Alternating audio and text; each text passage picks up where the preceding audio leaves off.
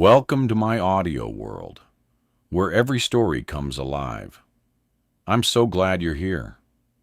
Get comfortable, close your eyes, and let yourself get lost in the mystery that's about to unfold. If you love a great story as much as I do, please hit that subscribe button, leave a thumbs up, and turn on notifications so you never miss a single chapter. Your support means everything to me. Now, let's get started. Prologue. The air buzzes with silence while I listen at your door. Soon, faint sounds emerged within the silence. The groan of truck tires on US 1. A woman laughing hysterically in the distance. The hush of waves rolling onto the beach. But nothing from inside your room.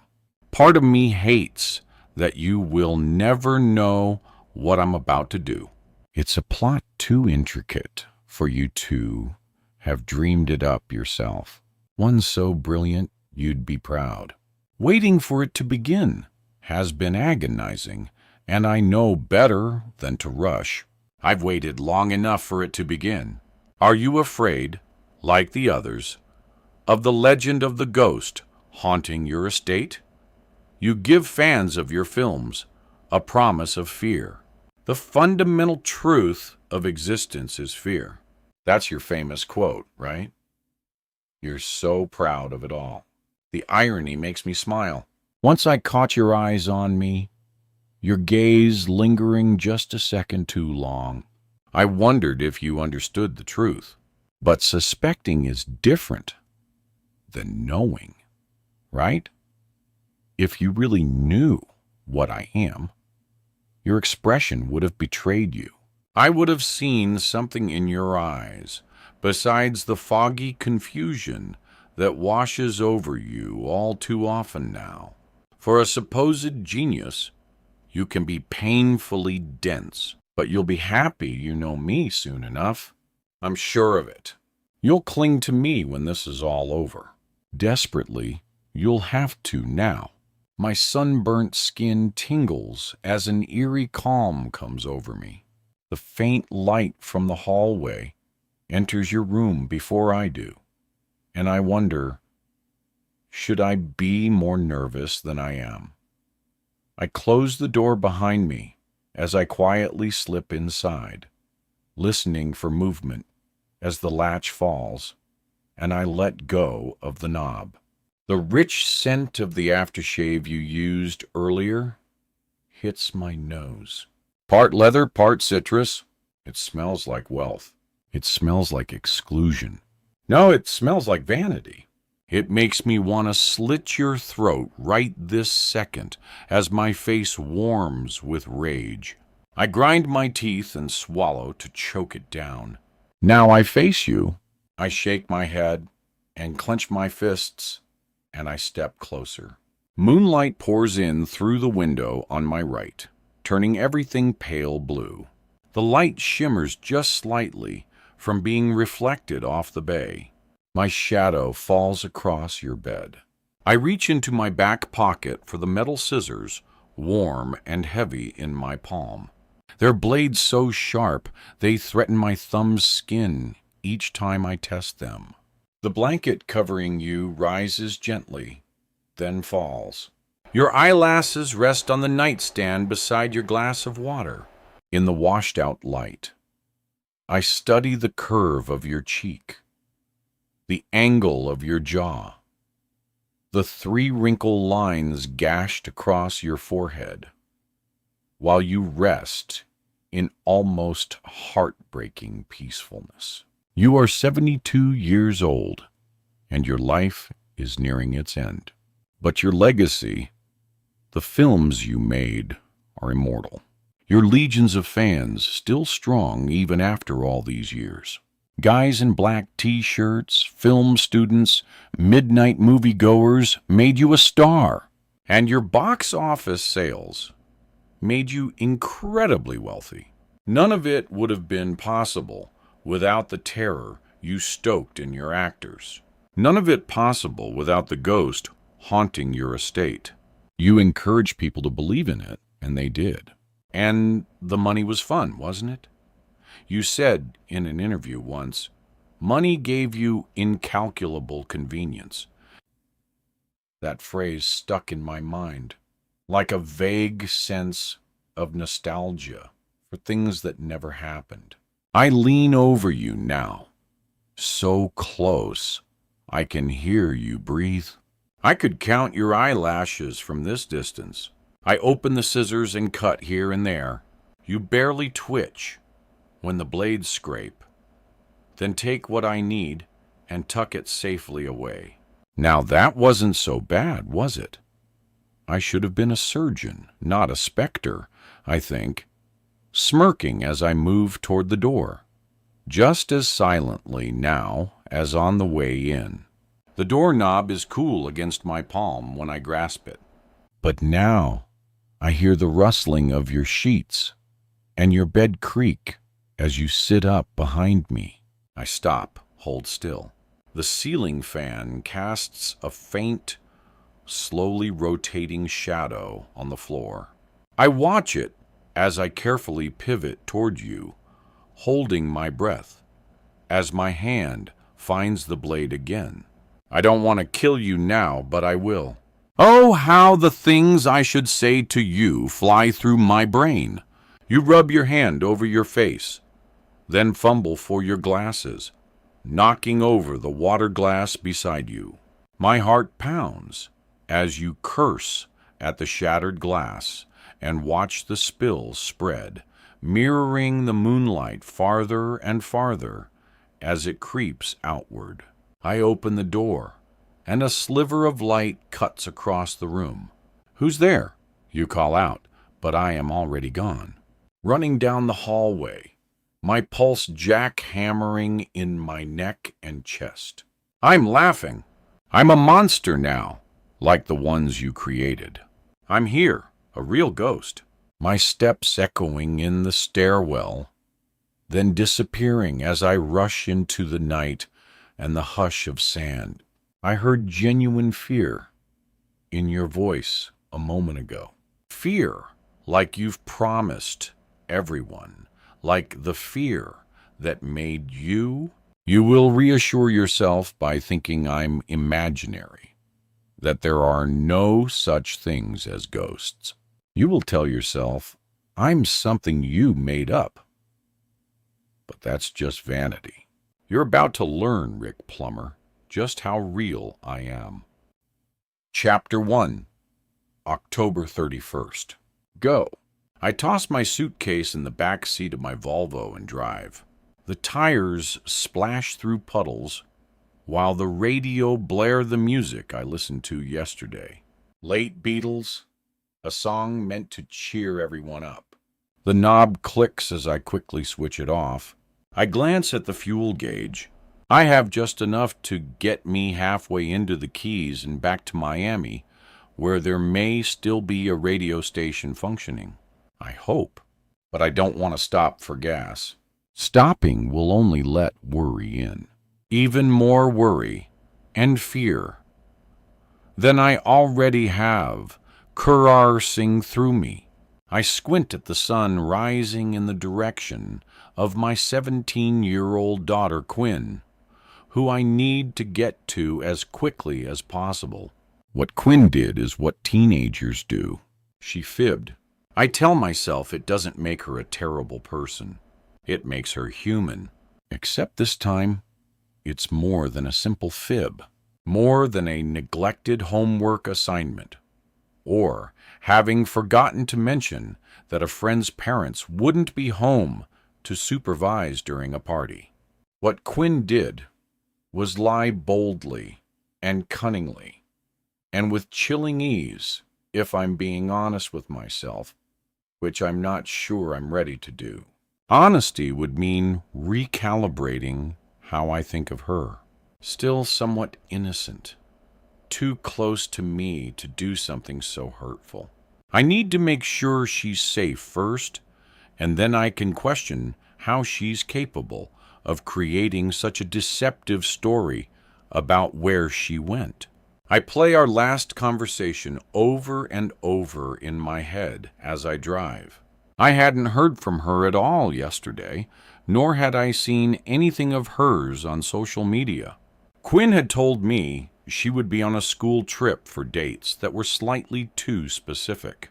The exact dates of the visit with her grandfather I'd forbidden her to take.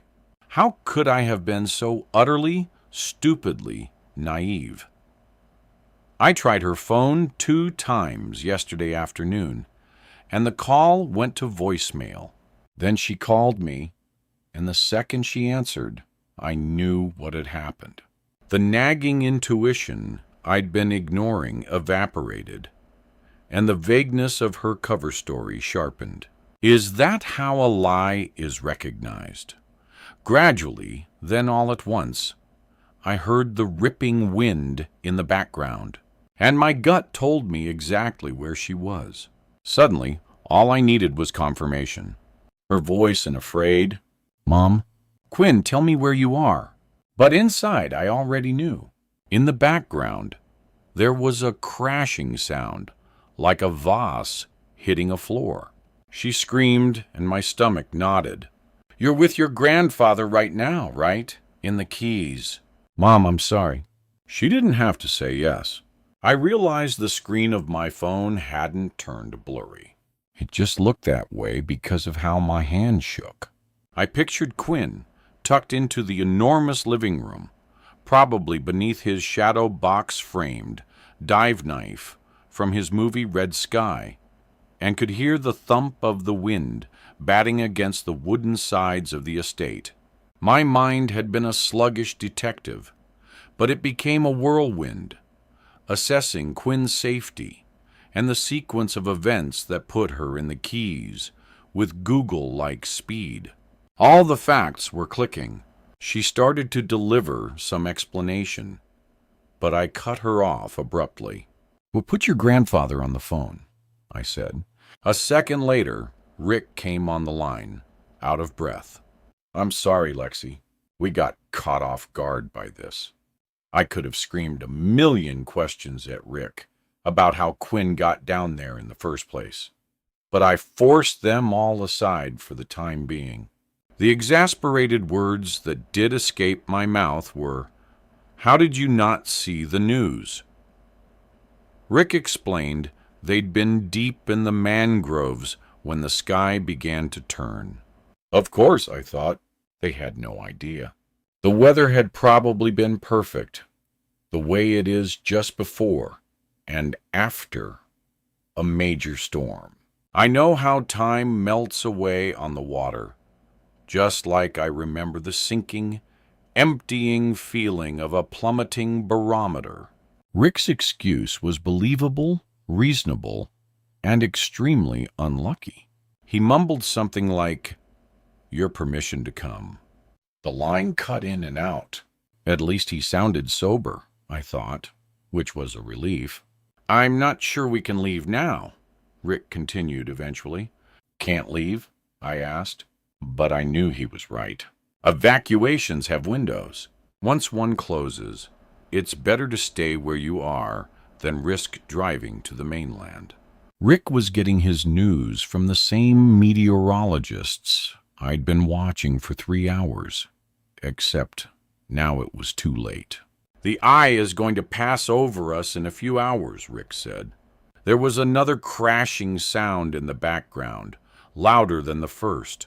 I scurried around, collecting my things into a bag, even as I heard the TV announcer say that no one would be going in or out of the Keys until morning.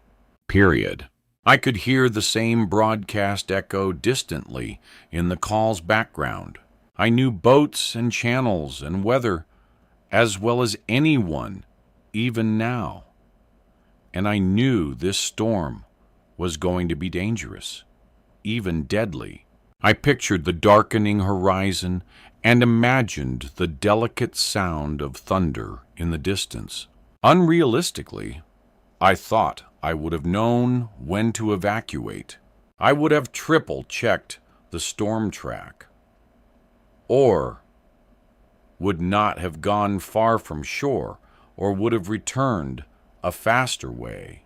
I wouldn't have allowed Quinn to come to the Keys in the first place, the last place on Earth I wanted her to be. If I'd been there, I would have gotten her out. "Here's Quinn," Rick said before passing the phone off to her. "Everything's gonna be okay, Mom." Her optimism terrified me. Of course, she thought the storm would turn out okay. She was 17 and felt invincible. To her, a hurricane seemed like an adventure, something she could tell stories about later to her friends, or maybe post about on Instagram. I wanted to scream that she had no idea how not okay Hurricane Stephen was about to make everything.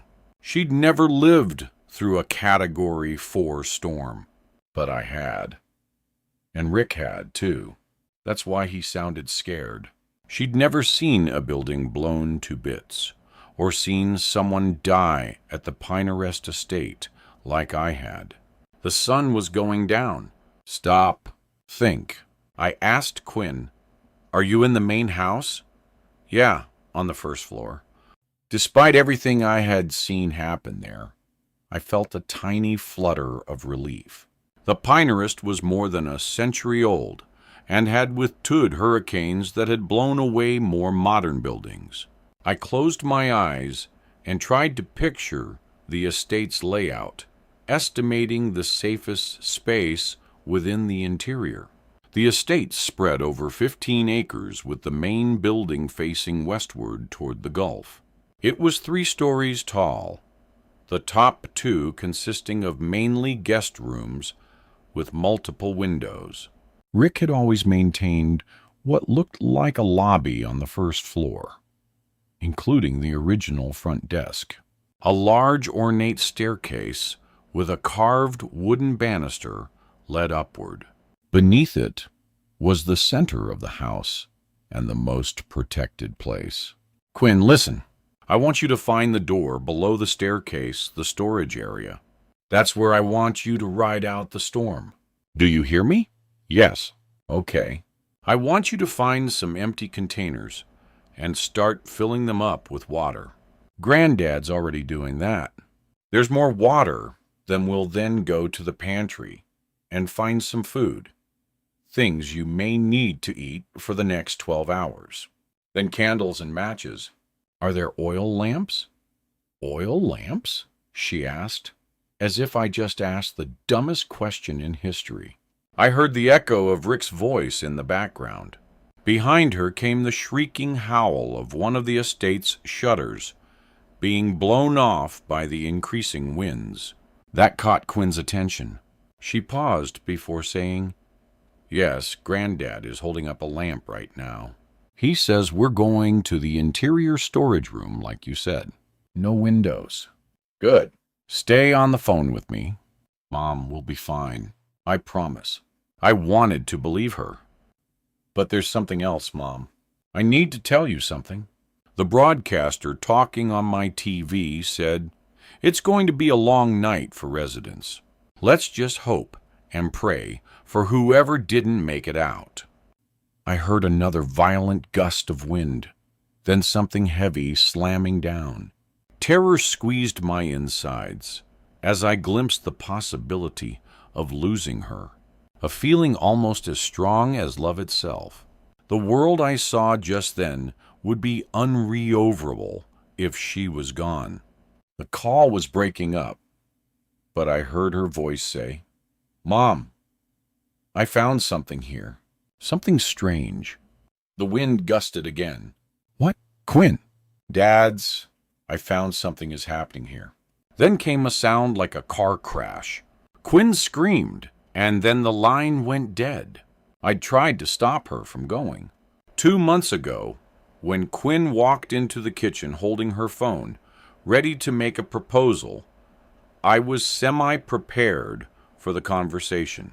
I'd read online Rick was going forward with developing a sequel to Breathless, but I probably would have guessed what Quinn wanted anyway, from the mischievous smile on her lips.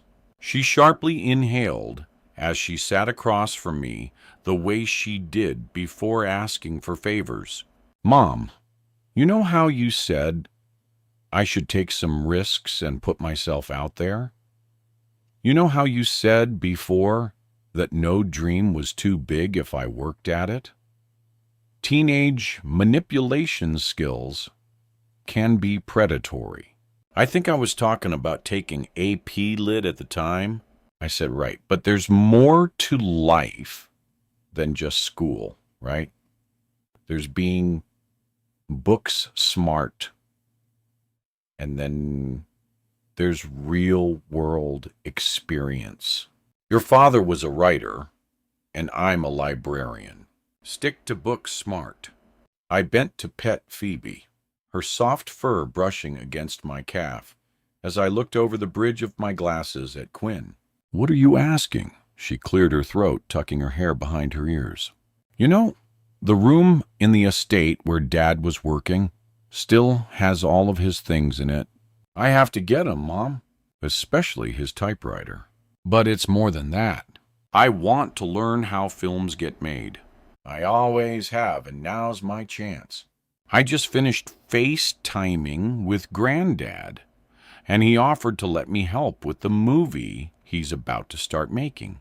He said production starts during my fall break, and that I could help with other parts over some weekends, and maybe during Thanksgiving break, and maybe a filmmaking story might look good on college application essays.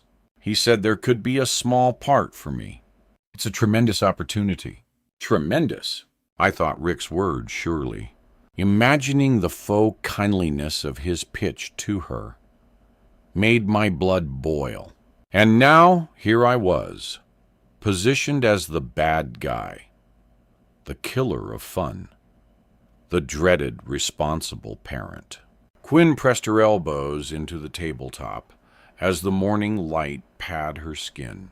Her blue eyes seemed so incredibly young. No, I said simply. She pushed away from the table as if I'd slapped her. What? Are you serious? You can't stand in the way of this chance. Mom, it could make me famous. She was thinking clearly, like the fame that destroyed Breathless's star, Mara Moretti, or the fame that had made Rick so very rich, or fame I'd tasted years ago, however briefly. No, I knew better than to let her admire fame. I'd watched it literally set lives on fire. I could and I would stand in the way. The Pinerist Estate's creepy relics and leftover props alone could have been enough for me to nix Quinn's trip.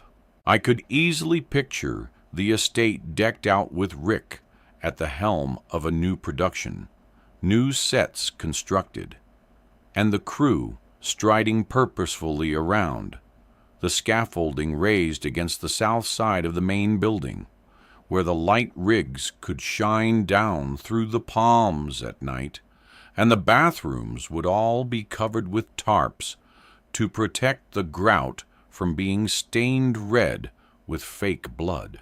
The props lined up in the trailers would look prepped for a serial killer convention. And Rick Plamer would be standing with his arms folded over his chest, leaning back on his heels, while he scared the inkeg out of everyone, relishing every cry, every scream coming from the cast and crew. No, I would never let my daughter set foot near that place. You just don't want me to spend time with Granddad, do you? She had me there. She looked in my eyes and could see she'd hit the mark. You promised not to be a helicopter parent, remember? This one's actually a pretty easy call, I said, willing myself to stay calm. No way you're taking part. Sorry. Oh, I get it. You got a star in a movie, but now are threatened that I might get the chance too. She coughed. Hey, I said, feeling the sting of a verbal slap myself. I know this isn't a cool decision, but I have to protect you. Yeah, right. Well, you're doing a great job, that's for sure. I'm completely and totally protected. I'll just tell Granddad, no, I'm not allowed. Fine with me. Or maybe you can explain. Oh, never mind. You're too scared to even have a conversation with him. It was a low blow, and she knew it, even if scared was probably the right word. I hadn't spoken to Rick since Cam, his son, my husband, disappeared more than a year earlier. Rick had reached out several times, but I'd angrily ignored his calls, blaming him for the senseless loss. Blame that only made sense in the twisted logic of grief, but that I'd stubbornly held on to anyway. I deleted all of his voicemails, but I listened to one twice. He'd had too much to drink and was rambling. You and Quinn are all I have left. I want to make sure you're taken care of in the future, he'd stammered. Maybe it was his sincerity that caught my attention, tugging at my heartstrings. I nearly called back, but wasn't ready to have a conversation with him. Either way, Quinn and I were busy moving and moving on, and the pace of life then was so incredibly fast. I had other things to think about, and now Rick and I were estranged.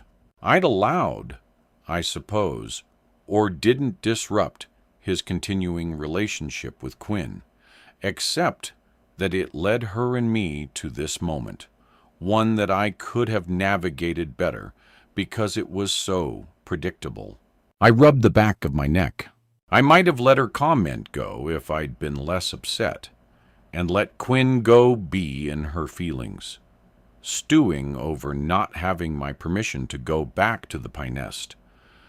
But I knew that sharp barbs covered proportionate hurt when it came to teenagers. If she'd walked away right then, we'd have ended up resenting each other over the exchange. And I knew she wanted to go to the Keys for other reasons, but didn't want to say them. I put my hand on her forearm before she could leave the table. I know what that place means to you, but you have to trust me. I'd let you go if I thought it was at all safe. Believe me. Her eyes brimmed with tears when she looked up. Would you? You never did let me go, even when they searched. I wanted to see for myself, because how could Dad have just... She made a motion with her hands of air dispersing. Vanish was what she meant. Maybe they missed something he left there. I wish they had. How do you know, Mom? You don't. Did I know he was gone? Or was I so tired of us both hurting last year that I had needed her to move on? My head dropped. It has been a conflict between us from the moment we got the call that Cam was missing. She wanted to go to the Keys to look for him. I'd said, no way. I grew up in the Keys. I'd seen enough boating accidents to know how search and rescue efforts went and how often well-meaning would-be rescuers usually got in the way. It was heartbreaking to watch, but it happened again and again. Family members flew in. They wanted to head right out onto the water to comb the area, unaware that the best way to search was looking down from a Cessna, and that the chances of surviving in open water decreased exponentially by the hour. When the Coast Guard found the boat Cam took out, they estimated it had been adrift for 12 hours. I had no idea how the accident happened, but it was apparent he was already gone. My chest ached for wanting to be wrong, but I knew the odds.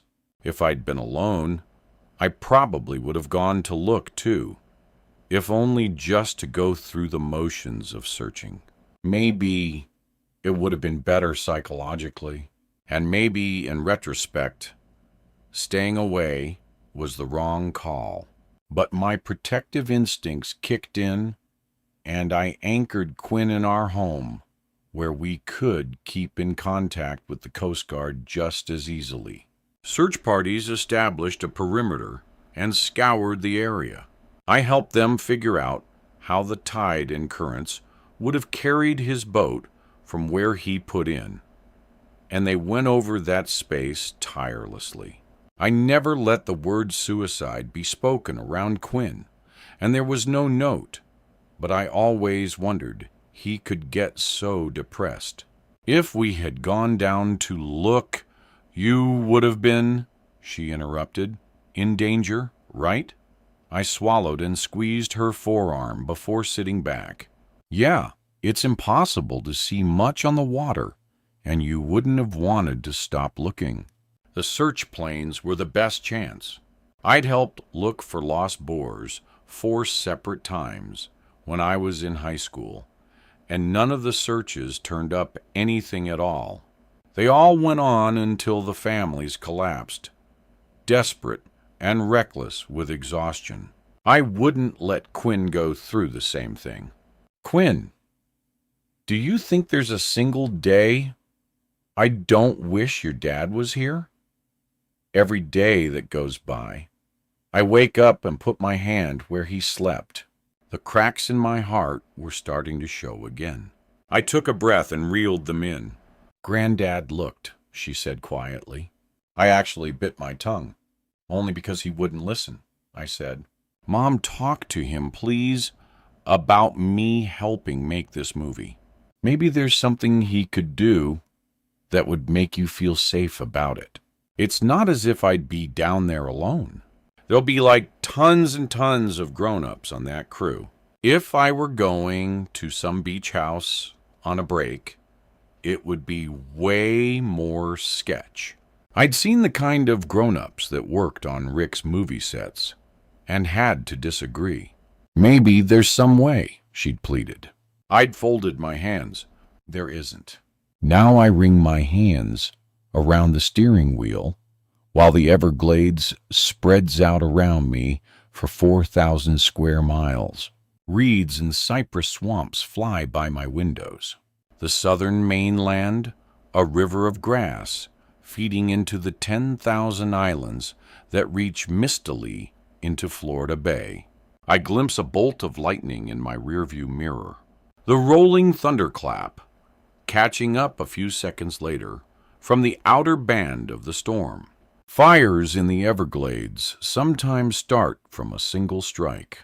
Blazes so enormous they can cloud Miami with impenetrable smoke before a downpour sweeps them away. Rain dots the windshield as I step on the accelerator and watch the Volvo speedometer sluggishly rise. When I bought this car, I imagined it would be the one I would teach Quinn to drive in.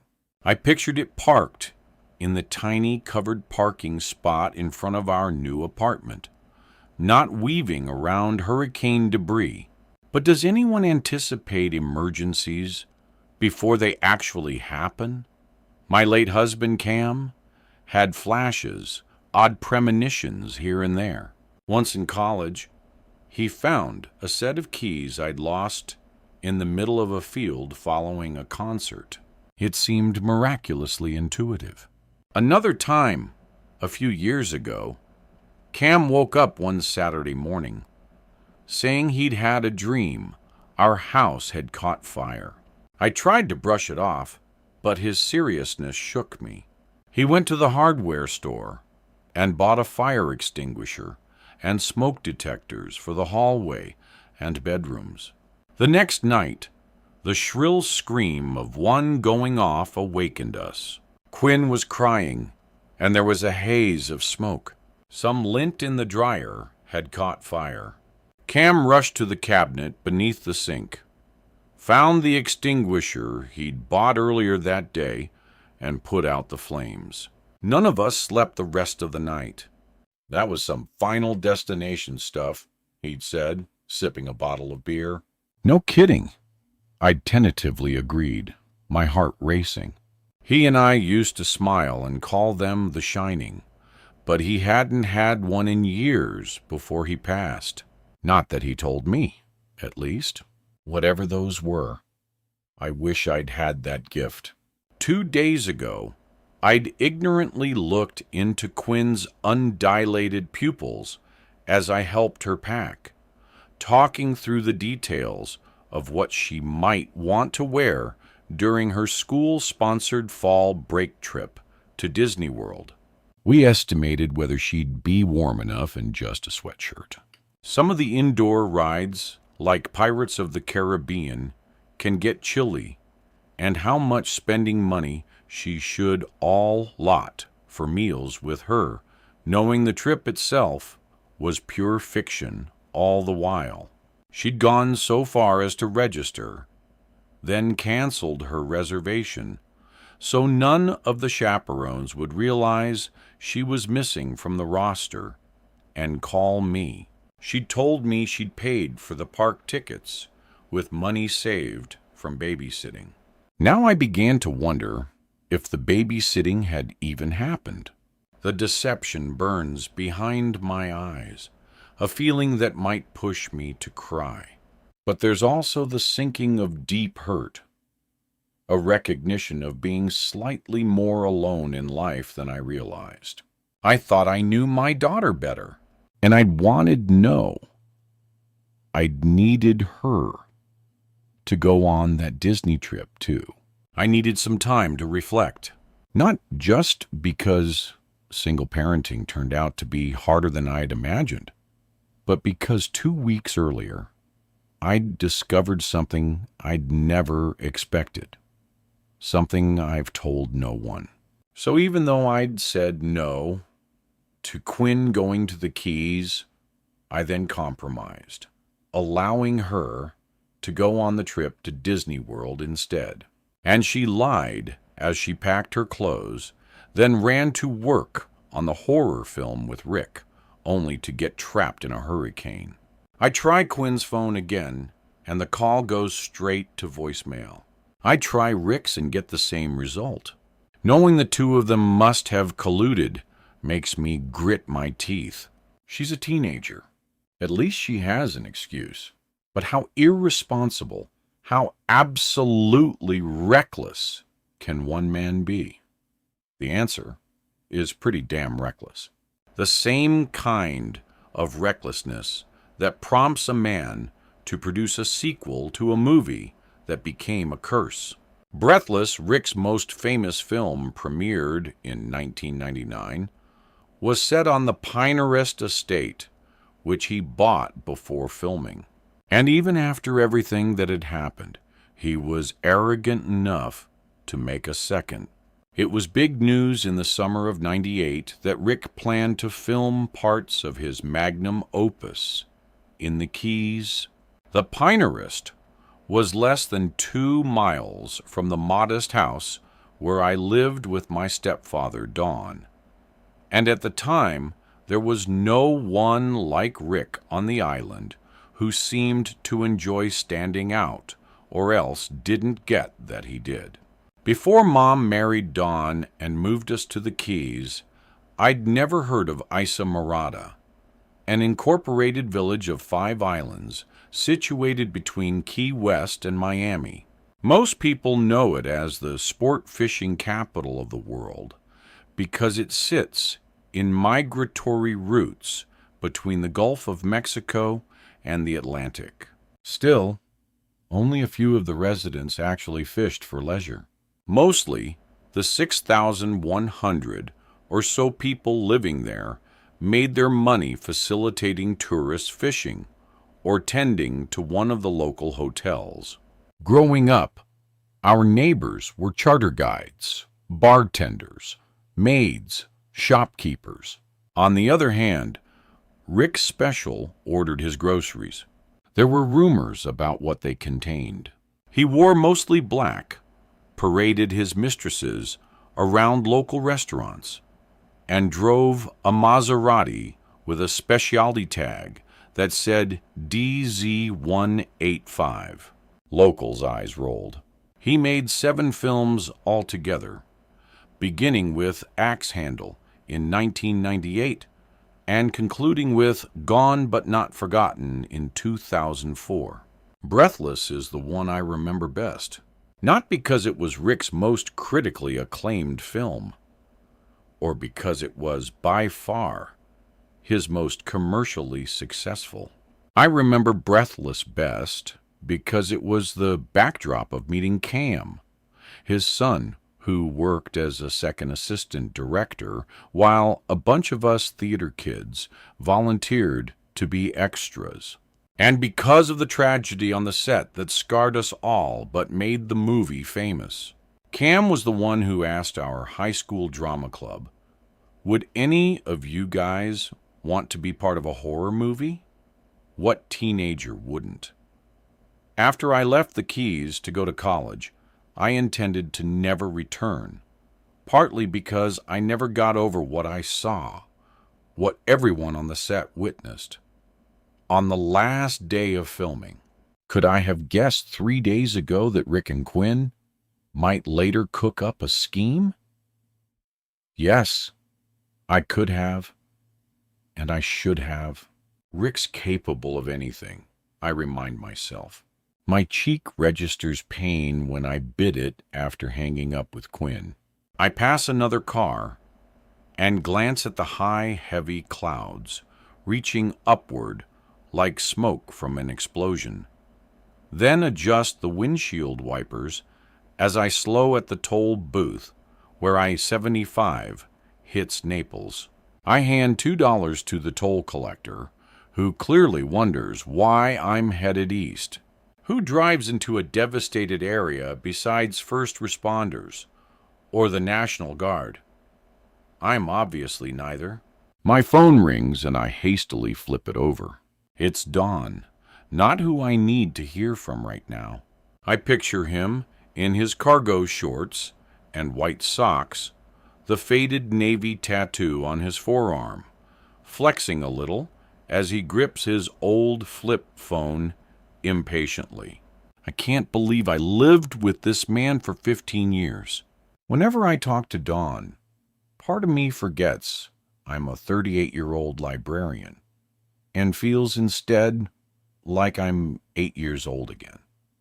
The age I was when Mom died, when Don became, oddly enough, my only parent. He moved to Central Florida to live among other retirees years ago. But he's surely seen the same images on television that I have and wants to make sure Quinn and I are safe and sound on the west coast of Florida. I hydroplane for a second and reset my grip on the steering wheel, then answer. Don, hi. Quite a storm, right? Bet you're glad not to still be living in the Keys this morning. Practical Don gets to the point right away. After my mom died, he was a taskmaster and nearly worked me to death at his marina, but revealed himself as a loving grandparent to Quinn. Have to wonder if the famous director got out in time and found a way to be reached by agents, fans, or whoever. I read he's making a sequel to the original movie. Don had been mistrustful of Rick Plummer since I first mentioned him in 1998. It's because he probably viewed the movies Rick made about serial killers and haunted houses and zombies as completely unacceptable forms of entertainment. He never forgave me for starring in one. I wouldn't know much about it, I say. Don's thoughtful in his own way, but I have no capacity to converse with him. We talk for another minute about the weather before he says something that sounds like, okay, and we hang up. Growing up in the Keys, I'd learned to go about daily life while watching forecasts out of the corner of my eye. But this was no usual storm. It was late, for one thing. Hurricane season was nearly over. By the time Hurricane Stephen spun to life, 18 other storms had already come and gone. So far, all had tracked right along their predicted paths. Everyone had gotten used to trusting the computer models and letting their guard down. Keys residents take pride in their toughness, tossing aside concerns about storms Dismissing alarmist forecasts were practically a local pastime when I was a kid, and I could see why. Even a Category 1 storm might only knock down a few loose tree limbs or tear into unsecured awnings. Sometimes it flooded the streets a few inches if it moved slowly enough. But that was what I missed. Stephen's speed. He was twitchy, edgy, an angry late-season storm that refused predictability. Fidians might have been over hurricane season, but that didn't mean hurricane season was over. For a week, Stephen had been headed directly toward Galveston, Texas, following a nearly straight line across the Gulf of Mexico. I'd felt bad for Texans since Harvey's flooding devastated Houston in 2017, and I'd envisioned sending positive energy westward. It's a little too woo for some people, but in my mind, protective energy was pink, like the stripe in my hair. Each time I glanced at a screen, Stephen strengthened first from a tropical depression to a tropical storm, and then to a Category 1 hurricane. On the day Quinn left, warnings began to post from New Orleans to Corpus Christi, only to see Stephen's eye veer north toward Pensacola. From southwest Florida, that still sounded safe, easily a 10-hour drive from us, and I'd assumed she would be far enough inland in Orlando that she might only see some rain and an occasional downed tree limb. If everyone connelled plans in Florida every time it rained, nothing would ever happen. Forecasters assured us that neither southwest Florida nor the Keys would take a direct hit. Stephen, they said, would be nothing but an occasional rainmaker. I hardly paid attention when Stephen strengthened again to a Category 2 storm and pictured newscasters rushing around the northern Gulf Coast, trying to plant themselves as close to the projected path as possible to capture the most dramatic footage. I radiated positive energy toward the journalists, too. I missed the headlines saying Stephen had again been upgraded to a Category 3. It had been a hot summer, the news had said, and the Gulf's waters were especially warm and nourishing to a storm that year. By Saturday afternoon, I needed to check in with Quinn. After half a dozen unanswered texts, I began to panic. That's when I finally got a hold of her and learned the truth. After the call with Quinn dropped, I was glued to the news all night. I read news stories, scoured every Facebook and Twitter post that went up. The Keys had no power. The streets were underwater. Some neighborhoods were being completely destroyed. I'd slept for a few minutes maybe, and then it was daylight. I shook my head to dislodge the bits of my dream about Cam. I miss him. I don't hesitate to admit that to myself, but I don't miss his angst, that Plummer family trait, or Cam's depression over his writing career, fueled by wanting to measure up to his father, the most famous horror film director in American history. Now, driving toward the place, I never wanted Quinn to go. I wonder, could the storm have blown the Pinerest apart? The Pinerest estate. The place has loomed in my memory for so long. It's hard to picture it in disarray, even if I know it's vulnerable to 100-mile-foe winds. I try to imagine the shutters blown off, the wide plank wood floors flooded, the steep, imposing roof in tatters. I think ahead to what I'll soon pass, the memorial beside mile marker 82. I didn't pay much attention to it as a kid, but the remembrance is suddenly startlingly relevant.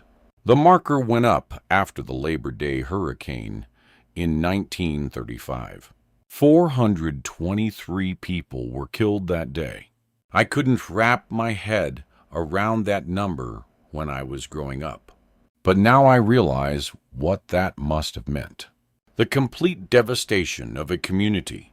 Whole families must have been lost. Some victims surely never found. Now the sameness of the road hypnotizes me. The tall reeds on either side sweep like curtains against the screen in my mind. I turn the radio on to distract myself, but find only static or fading signals. Last night, Quinn had meant to sound brave, to reassure me, even while the wind howled behind her. That baritone train-like growl that took me back to my own childhood in the Keys where I thought I had left it. It cried out in the dream that woke me this morning before there was enough light to let me start driving east, then south, to begin searching for them. Of course I realize the radio towers have been damaged or downed, just like the cell towers. I didn't know she'd lied, I tell myself. But there's no time to lament now.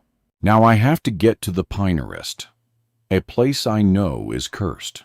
Quinn's words from the call replay in my mind. I found something here, something strange. What could it be this time? Chapter 2. 18 months earlier. I'm about to watch a woman die. I begin watching, as always, between thin wooden slats. Her name is Casey Lloyd, and she is stranded after a storm at the inn where she works. She's just taken her first shower in 2 days and tilts her head as she faces a mirror, brushing her still wet chestnut brown hair by lamplight. Her facial expression is somehow both blank and preoccupied, as if she means to conceal what worries her, even from her reflection. She stands and sets the brush on her vanity, then moves silently into her bedroom, her footsteps muffled by the fuzzy rug in her suite. The dampness from her hair darkens little spots on her emerald green nightgown, one that used to belong to me. She's about to be choked and then stabbed. And I can't look away. I want to watch this. I am Casey. Casey is me. It's always startling to see how young I was. In the background, the audience hears the heaving sound of breathing bass, deep, as if it's rising from the floor. It quickens as Casey moves closer. In horror films, that's a theme. The male gaze, the power of watching and observing. Weirdly, the audience and me lying in bed, complicit as any other viewer. I can practically smell the sweetness of her shampoo and the traces of the shopping mall perfume that clings to the fabric of her clothes hanging there in the dark. There's a slash cut to Casey's friends standing at the shore, their conversation muted by waves crashing before she opens the closet door and takes a quick step back. She hides half her mouth with her hands as her eyes widen, terrified. Her scream is loud and siren shrill. A man has been waiting, watching her undress and shower to prepare for bed. The horror of having been unknowingly observed all this time washes across her face just as she recognizes him. She falls backward, turning over her bedside table in an attempt to block him. She's feared he would come for her, and he has. He steps forward roughly. His point of view is also the audience's as he kicks the table out of his way. When Casey looks up again, her eyes gleam with a reflection of the knife the man holds beside his leg. It's a hunting knife, visible in silhouette, long and jagged down one side. She grasps for the phone so she can what? Call for help. She seems urgent but unsure. The man slaps the phone from her hand, and it lands against the bed. Her eyes snap up, show her surprise at his force, and with the soles of her bare feet, she pushes herself back across the carpet. The man, an actor named Doug Johnson, picks up the plastic telephone receiver and pulls the cord taut. It's the shade of beige, not seen since the 1990s. I remember Doug clearly, partly because he was Marla Moretti's boyfriend, the film's lead actress and actor, the slasher and final girl, dating, but also because the day he died started a wave of hysteria that still ripples through the film's legacy. I also remember Doug being a particularly lovely person, even after he murdered me. Casey shakes her head back and forth, mouthing the word no. Her shadow is cast on the wall behind her, distorted and wavering in the amber-colored lamplight. "Oh, God, no!" she cries, pleading. The receiver calls out in sharp-toned, off-the-hook beeping while the man wraps the cord around Casey's neck. The camera zooms in as she gasps loudly and her eyes widen. She struggles to slip her fingers underneath the cord, but the man pulls it tight. So tight, the slight bulge of her skin is visible around the plastic edge. She makes a choking, gurgling sound while her feet beat primally against the carpet. As her hair whips around, strands of it clinging to her forehead. The muscles in his hands flex. The tendons and veins are prominent. It's so real that even now I clench my hands into fists. Now Casey has the ferocity of a startled animal. I root for her, even though I know she has less than a minute to live. Her eyes, my eyes, flash rage as she squares her shoulders to face the man who murdered her best friend earlier that morning. She swings her fist, connecting firmly with the man's cheek, and screams a little, a kind of karatique sound that always makes me pump my fist. A pain-filled bellow rises from the man's throat, and Casey looks over her shoulder, then sits up, raising her hands as if to protect herself, even though blocking the knife will obviously be of no use. The blade rises, reflecting just a hint of the suite's rosy bathroom light. "Don't!" Casey yells. You don't have to, but the man evidently does have to, because soon the lilac wall splatters with her blood. Well, not her actual blood. It was a mixture of corn syrup, food coloring, and water. I watched Rick Plummer's assistant, Anne, make it, but it sure looked a lot like blood, even at the time. I had to wash my hair 3 times after the scene to get it out. On the screen, the telephone receiver's beeping grows louder. It sounds more insistent and plaintive, as if making clear the fact that Casey will never hang it up again. The camera pans to Casey's face, zooming in for a close-up of her eye. That's a clear homage to Psycho. A water droplet from her wet hair, which may or may not be a tear, even rolls down her cheek. Now my TV screen flashes as the southwest Florida sunset fades through my window. The royal palms languid, as if they've surrendered to darkness. I'm surprised I can watch the scene at all, having done my best to avoid seeing clips of Breathless since it came out. As far as I'm concerned, the only good things to come out of that production that summer were spending time with my friends and meeting Cam. I'm happy to leave the rest of my memories of it completely in the past. I snuggle deeper in the tangle of my bed sheets, find my phone, and text Cam. Breathless is on TV, I tell him before adding, don't the networks usually save it for October? Cam has been staying at the Pinarest Estate where the movie was shot, but I was happy to never go near the place again. The estate had become fairly dilapidated over the past several years. The relentless Floridian sun and salt air have taken their toll, and Cam planned to help Rick with repairs prior to putting it on the market, while at the same time finishing the last edits of his new book, a manual on how to survive a horror film.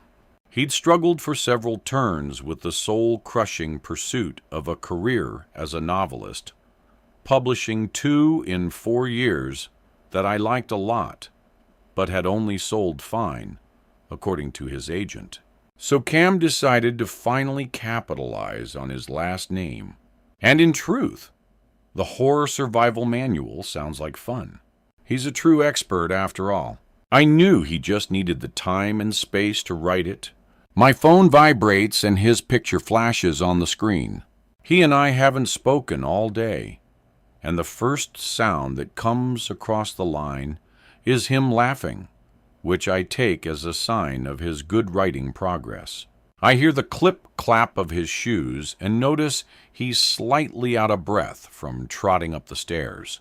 You usually turn the channel when that movie comes on. You're watching it. I guess knowing you're down there made me want to take another look. All of us look so young, especially Mara. I feel my toes curl up from embarrassment, like I'd been caught looking at something I meant to keep to myself, something shameful or taboo. The bigger Breathless became, the more tragic it seemed. But being on the set when we were kids felt so alive. Aside from watching murder being acted out over and over, hanging out with Cam and my friends that summer was almost like being at camp, except no one monitored our intake of questionable material. I remember the transgressive, almost sexual thrill of seeing the lights going down, then hearing the shuffle of play violence, then later, the screams. I had the same thought about Mara the last time I watched it. She seemed so worldly at the time, but was only like 24. How far along are you in the movie? I'm sorry to say you just missed my famous scene. Poor Casey hardly got to brush her hair. Your hair, you mean? I can hear him smile.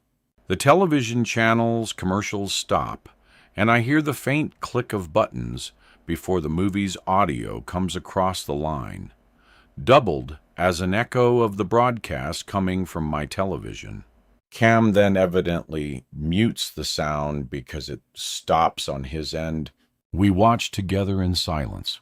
I don't say anything for a moment, and neither does he. You're right about the networks usually saving this for Halloween, Cam says. Maybe news of the sequel broke. For a second, I think he's joking before I realize his tone is completely even. I feel my head jerk back into my pillow. What sequel? What are you talking about? Cam hesitates. He's making a sequel to Breathless, and he's going to film it here. He's already got a crew scheduled and is starting to cast for parts.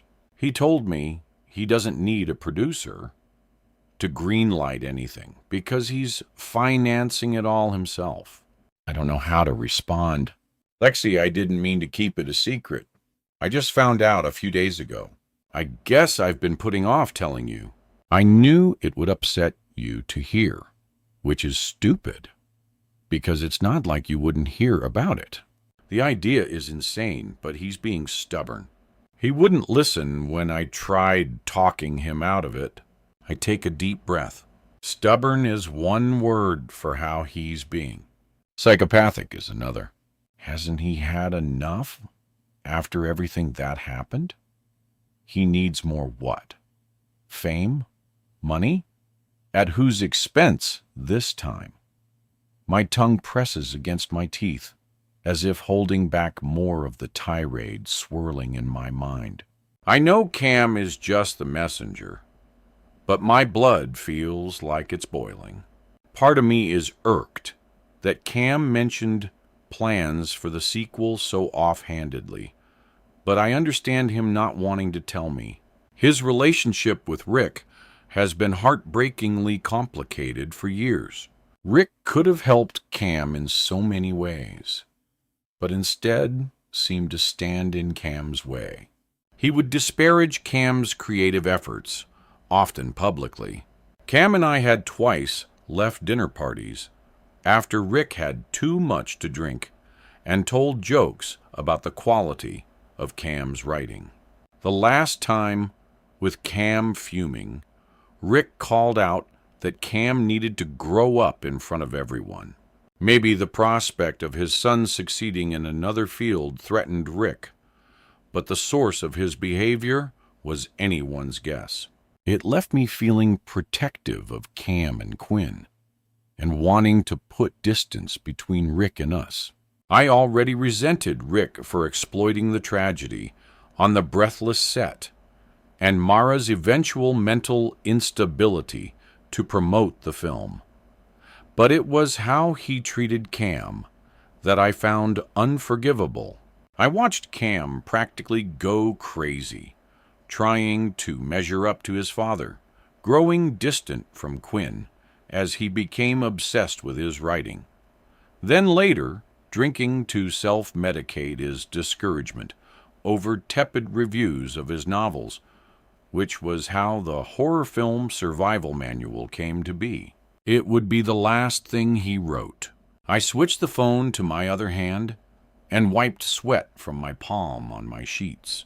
Just when I think I understand your dad's capacity to be outrageous, he moves the line farther. He's going to call the movie what? Breathless, too. That's the working title, according to him. Cam's steadiness gives the news a surreal feeling, and a laugh escapes me. The idea is legit enough that Dad's scrapped plans to put the Pinerist on the market for the time being. He loses money on it year after year now. An old building down here is really too much to maintain, and he's hardly here anyway. Mostly he stays in his little cottage at the far end of the property. And ready for this. Dad told me this morning Mara is interested in a part. Apparently she's flying down in a few weeks to go over the script. That's not possible, I say. Mara was a massive star when Breathless was filmed. But after Doug died, her life fell apart spectacularly. She gave slurry interviews expressing frustration about the lackluster investigation into Doug's death. She claimed to have seen a ghost on the set, which the media blew up into a sensational story about how Marlowe was losing it. She sobbed and yelled at reporters who acted patronizing, or seemed not to believe what she was saying, or worse, actually laughed in her face. "I know what I saw," she once screamed during an interview that quickly became infamous. The consensus was that she had lost her mind. Around that time, Mara started dating the guitarist of an 80s metal band she vacationed with in Mexico very often. According to the tabloids, they tattooed each other's names on parts of their bodies. After a party in Beverly Hills, Mara tripped down a flight of stairs, then was seen wearing an orthopedic boot in a grocery store parking lot the next week. There may or may not have been a sex tape, depending on whether the person visible in the hotel mirror was her.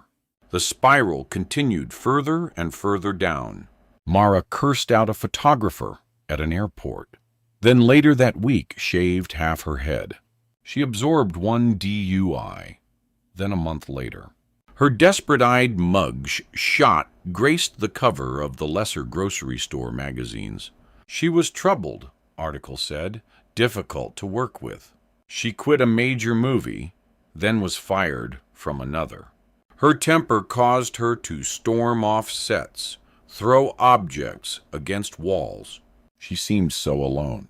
Rick told Cam he had reached out to her numerous times with no response.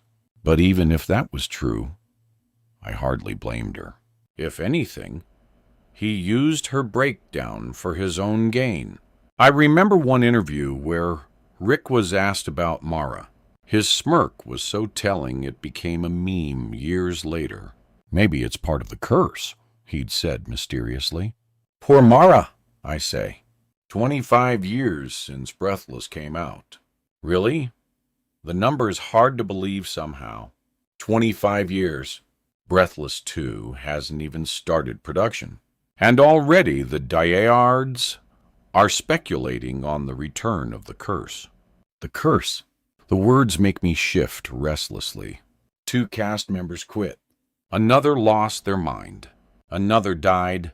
Rick had set out to terrify the actors in his film, to get our true and authentic reactions. Still, the curse itself was mysterious. Even Rick seemed surprised at some of what went wrong that summer. The broken riggings, the frayed cord that sparked and nearly started a fire, the malfunctioning special effects. He couldn't have engineered every mishap, even if he'd been trying to. Some events clearly happened while Rick was on set in another part of the estate. No, he couldn't have been solely responsible for the curse, even if he was who benefited most. Yet the curse became iconic to Breathless. They became one and the same, and the film would have never been such a wild success without it. Doug was buried, Mara spiraled, and Rick Campilli played up the ghosts in his haunted production in every press release, every interview, using the tragedies to promote his film, and it worked stunningly well. Disgusted, I kept my distance from Rick going forward, knowing what lengths he would go to for fame, and I wanted Cam and Quinn to keep that same distance. I run my hand over my hair and shift in bed. Did you ever think all those years ago that we would end up married? I ask, eager to change the subject. I don't know what I want Cam to say. We've known each other since we were teenagers. He was only my second boyfriend. It's hard to imagine a different life. Of course, he answers a beat too late, but with a hint of teasing to cover the lapse. I knew from the moment I saw you, everything would turn out like it has. He was 2 years older than me when we met. I assumed he would always be. How often had I thought back to this conversation? If he sensed even then what would happen. The accident that caused his death would occur the following day, 9 months before his book published. The irony seemed too cruel. The curse of the Pinerist so tauntingly real. By the following afternoon, he would be gone. I hear the clink of a bottle cap landing on a hard surface. I picture the bay and the bottle of beer on the nightstand, sweating from the humidity. Doug stalks his final potential victim on the screen, played by Mara. She looks focused, almost angry, as she presses a finger to her lips and squints deep in thought. Mara wears a red flannel shirt and rubs her arms, her expression shaded with worry. The volume muted.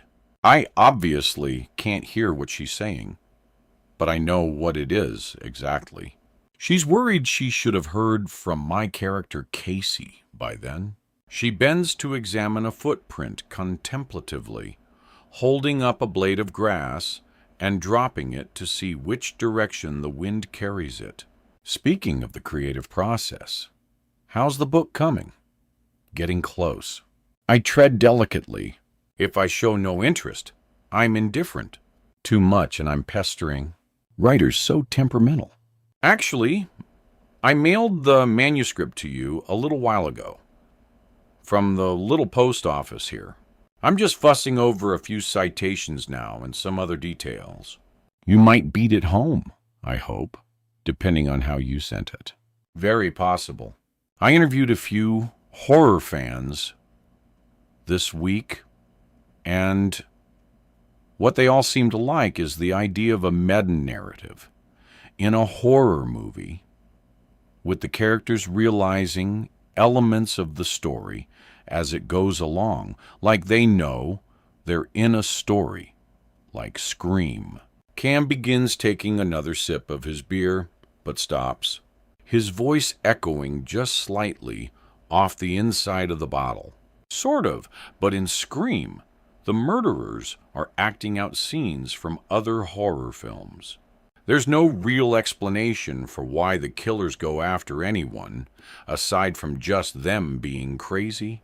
This will be more like How to Survive by mastering the genre's themes. Did you know horror is the only genre named for the feeling it aims to elicit? He says, I had never thought of that. It's true, and there's something archetypal about it. Kids can describe the villains in scary movies they've never seen. The monsters become urban legends, probably because we're all afraid of the same stuff. When we were teenagers watching a movie about teenagers being stalked, it added a charged undercurrent to the air. Fascinating, but edgy, making us jump when someone entered a room. Prone to yelping when a voice sounded behind us. My eyes refocus on the TV screen where a truck's headlights switch off. Like being isolated, I say. Exactly. I like movies where the place looks normal enough, but you can tell something is off. Like the neighborhood in Poltergeist, being on an ancient burial ground, or how the suburbs in Halloween look creepy because they seem deserted. Usually, characters have to retreat to somewhere remote, then get cut off from anyone who could help. Marooned in the Arctic in The Thing, stuck in outer space in Alien. I know what he means. A place appearing off in a way that's hard to put your finger on. Those places trigger a kind of unnameable fear. Maybe one waiting deep in the collective unconscious, ready to be woken in space. No one can hear you scream, he mutters. Stop, I say. I'm half laughing, but my voice breaks. It's not like that here, he says. Maybe not now, I think. And I didn't ignore some blatant creepy warning on the way down because I wanted to make the best of this vacation or start minimizing strange stuff I can't explain. The levity in his voice is a relief, but a second later, his tone settles back into seriousness. You know what happened after the shoot was an accident, right? And Mara blaming everyone and seeing things. She was not in her right mind.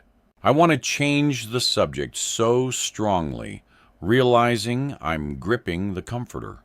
I release my fingers and adjust my position in bed, summoning the enthusiasm to say, there's probably no place better to work on a book about horror than on a haunted estate, right?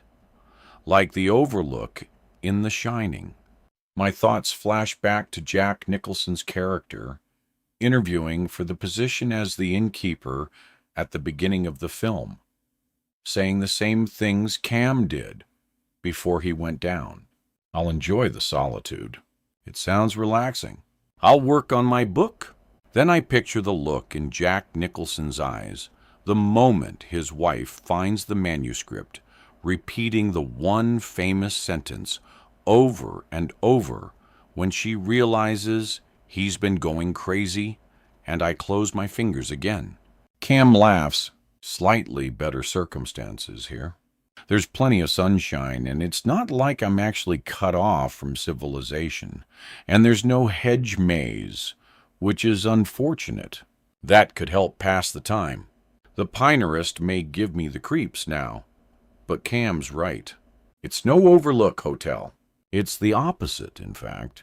Strip away my fears and the stories I've heard, and I know Cam is essentially in paradise. There's a hammock strung between two palm trees where a person could look out onto the gently rippling waves of Florida Bay. Who wouldn't want to write there? You enter in what used to be the lobby of an old hotel. The front desk made of carved wood. A bell still sits on top.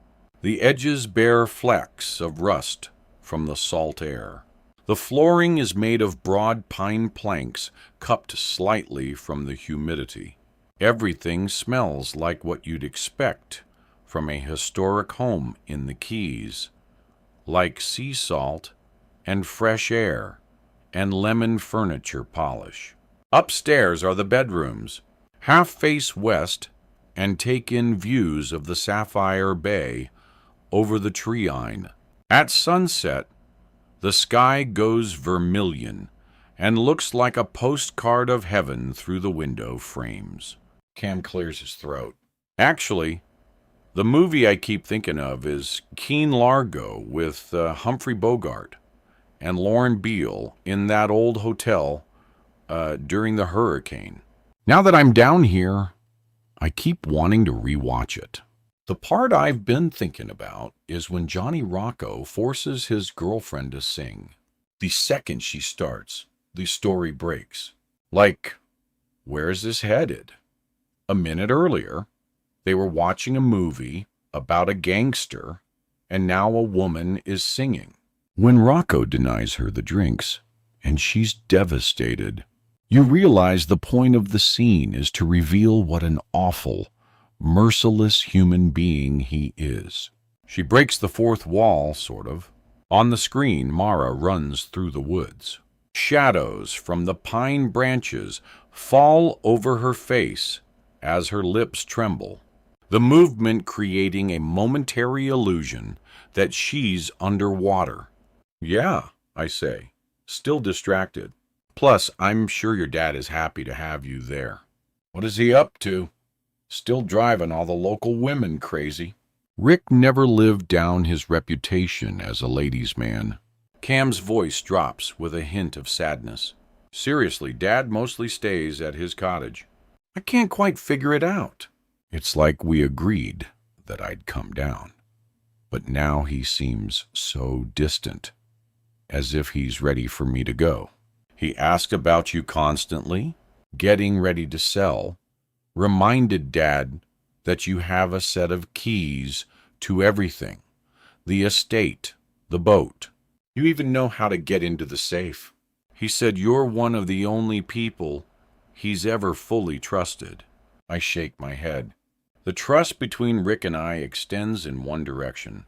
We talked a little more about the business of the house, Quinn's grades, and when my school year is scheduled to start back up. I hear him yawn. Then he groans a little. What? I ask. Oh, nothing. Just some indigestion.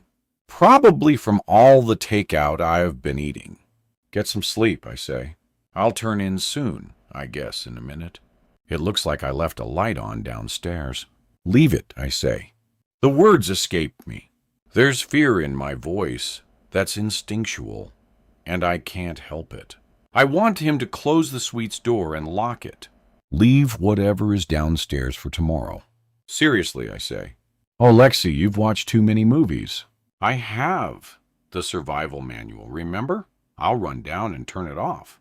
It'll take 2 seconds. I'll stay on the phone, I volunteer. Just a few days till I'm back, he says as a way of declining my offer. I've gotten a ton of editing done. Believe me, I'm looking forward to being home. After we hang up, I tuck the covers under my chin, my eyes settling again on the movie.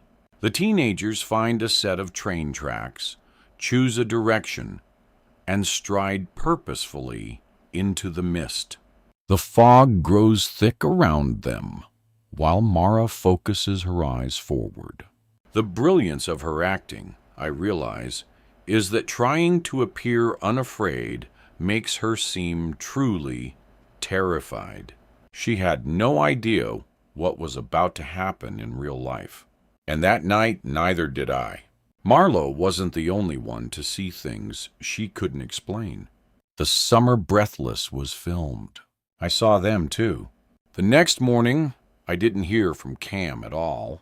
The first call came midday from Rick while I was at school. He left a message asking if I'd heard from Cam, which shouldn't have alarmed me on the surface. Even from opposite sides of the estate grounds, they communicated so poorly, it was completely believable they would fall out of touch. His message shouldn't have troubled me, but it made my insides tighten, my breathing speed up. The phone rang again just as I stepped outside to return his call. He sounded panicked. "They found the boat, Lexi," Rick said. "Capsized. Carried a mile offshore by the current." "A mile?" I covered my mouth with my hand. "He was on it? Are you sure?" Already, hot tears were filling my eyes. "No one's sure about anything right now. That's just what the Coast Guard called in. The boat was gone this morning. He takes it out sometimes."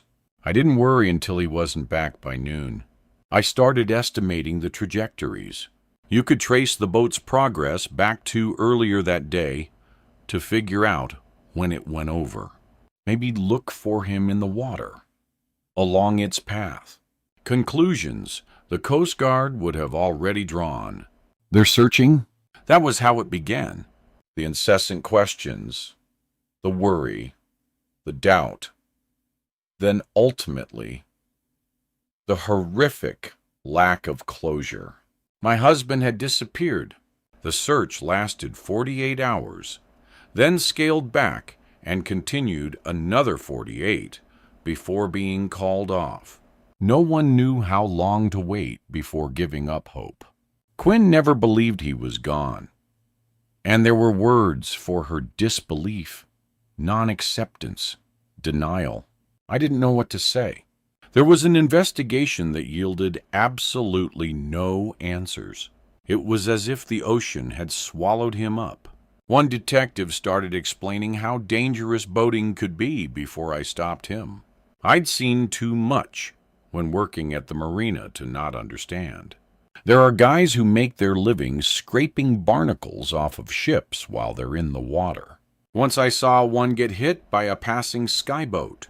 When I was 16, I helped pull a man out of the water who got wasted the night before and fell asleep below deck on his cutter. A storm blew in, and between the rain and waves, the boat sank with him stuck in the cabin.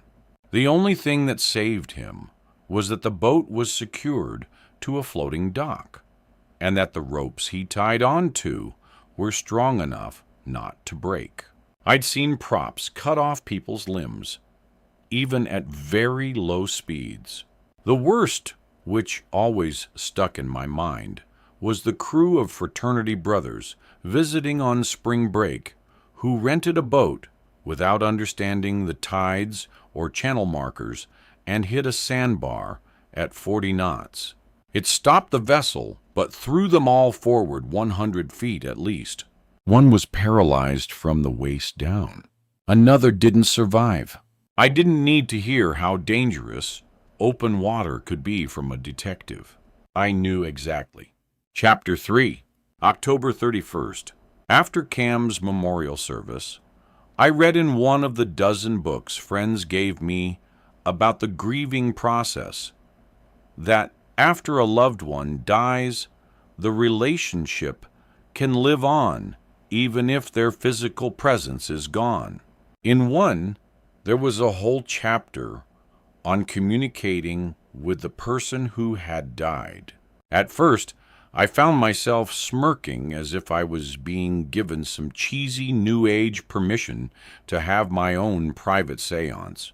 But as I kept reading, I remember my whole body starting to relax.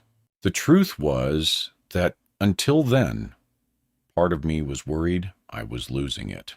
The book said, if you ask people really candidly if they communicate with someone who they've lost, some of them will look at you curiously, but others will show recognition in their eyes before calmly nodding to acknowledge it, even if they can't admit it out loud. The book said, some people see a presence in particular objects. Rainbows and butterflies were the examples that tie them to their person. Others hear a specific song and feel the person who's passed on. Not quite their ghost, the book said. More of a transmission from the other side. And sometimes the grieving continue the conversation. The idea made perfect sense, except I don't have something conventional, like seeing a sparrow, or hearing the song, Imagine, to help me recall my relationship with my husband. I have memories of a book he wrote that happens to be a slightly tongue-in-cheek manual on surviving horror films. After his death, I helped edit the manuscript before sending it off to his publisher. Cam mailed the draft the morning before he disappeared, but it didn't arrive for a week after Rick told me he was missing. When I opened it and started reading, it felt like I was reading some sacred communication from beyond this world. Those first weeks, the hardest time. Those pages were the closest I could get to him. You don't think people will buy this as an actual survival manual? I'd asked one afternoon after he'd just started the project. Sunlight streamed in the windows of our Southwest Florida home. I could hear Quinn in the next room, her voice in perfect sync with a song from the soundtrack to a musical she'd listened to 100 times. But just you wait, she sang. Cam smiled coyly. What do you mean? It is an actual survival manual. I remember laughing out loud. Cam, if anyone pulls this book for advice on how to stay alive, they're in trouble. He leaned back in his desk chair, the one that had always squeaked. That day, he wore the soft old t-shirt he went running in. He folded his arms behind his head. Lex, he told me, there are probably worse sources of information. Now the sunrise reflects off a CD on my dashboard, blending into a rainbow along the edge. Around it are Quinn's fingerprints in the dust, which I should wipe down, but won't until I find her. I blink my eyes and wish. Just drive. It'll be hours till you can help her. Right now, there's no one to call. I know I'm not the only widow who talks to their late husband in their head. Sometimes, like now, it feels as if he's right there. This, what you're doing right now, is essentially the plot of Aliens, he'd say. I'd take the bait and ask, of course. His smile would crease the place between his eyebrows, making him look deep in thought. He always saw things differently, imaginatively. The summer we met, we would lie in his bed and try to read each other's thoughts. I haven't met anyone so magical since. Aliens, he'd explain, starts as Ripley is found years later by a salvage ship, the only survivor of the first expedition. She learns a human colony has been established on the very planet she'd escaped. Earth has lost contact. Sleepless at night, she returns to the planet for a search and rescue mission. And what choice did she have? Since so much time has passed, many people she knew are already gone. Okay, I mean, she'd left the past behind her, escaped it. But then she responds to a distress signal, going where exactly she knows she shouldn't.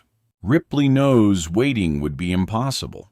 She knows she couldn't live with herself if she didn't go. Except, I don't have a platoon of Space Marines to help keep me safe.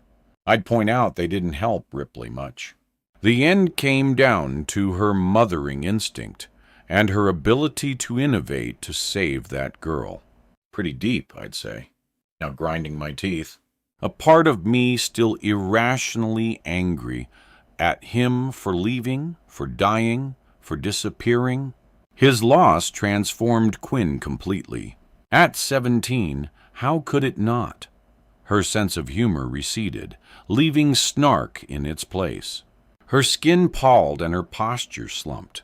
One day, I came home from work to discover she dyed her hair jet black. The light inside, the essence that made Quinn flashed with terrifying infrequency, just long enough to be recognized and stuffed away again. But then, like a seasonal change, the cloud over her seemed to lift. Her voice emerged over meals, curious and thoughtful. One clear winter morning, I heard singing from her room and opened the door to find her head bopping, 2 white earbuds in place. She squealed and tossed a pillow at me. Maybe we'll make it after all, I thought. Maybe we can survive what happened. That was before she told a lie I thought she was incapable of. I wiped my eyes and returned my focus to the road. I reached for my phone to check for new messages. Of course, there are none. The ringer is switched on with the volume turned up as loud as it will go. As I lay the phone on the passenger seat, I realize I don't know whether I packed a charger while throwing things into my bag. I tell myself Quinn will have hers. Then remember, it will do me no good because she has a different type of phone. I press the button on the side of mine. My battery still has 52% life. Probably more than enough, I reason. I won't be in the Keys long. The tires rumble as they catch the road's edge. I straighten the wheel, startled. Focus. If you crash this car, you won't help anyone. The windshield dots with Stephen's final whisper as I drive across I-75. When I lean forward, I see what I'd expected. Clouds breaking apart, edges of a sunrise the color of cherry blossoms. A ribbon of blue sky appears on the horizon, high above the weather. The paradox of a high-category hurricane is that after the outer rain bands pass, the weather that follows is often stunning, all the clearer to see everything that has been demolished. My phone rings again and again. I check whether Quinn is calling. No such luck. This call comes from Luke. I don't know what to call him. The man with whom I've been having an undefined relationship for the past 5 months. I silence the ringer, then bite my lip as the phone vibrates in the passenger seat. It dings a second later, signaling he's left a message, which I decide to listen to later. Then the phone rings again. "Oh God, Luke," I say aloud. His persistence is a double-edged sword. It's why we have any relationship at all, but also why I keep backing away. I picture him in his white t-shirt and the blue ball cap he always wears.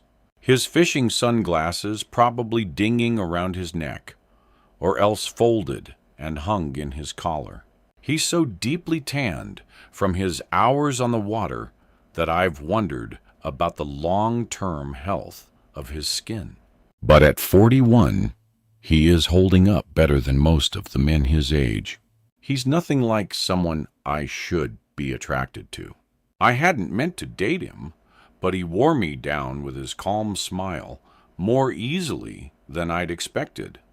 Could he possibly have some information about Quinn? Maybe she's come home, and he's standing there beside her.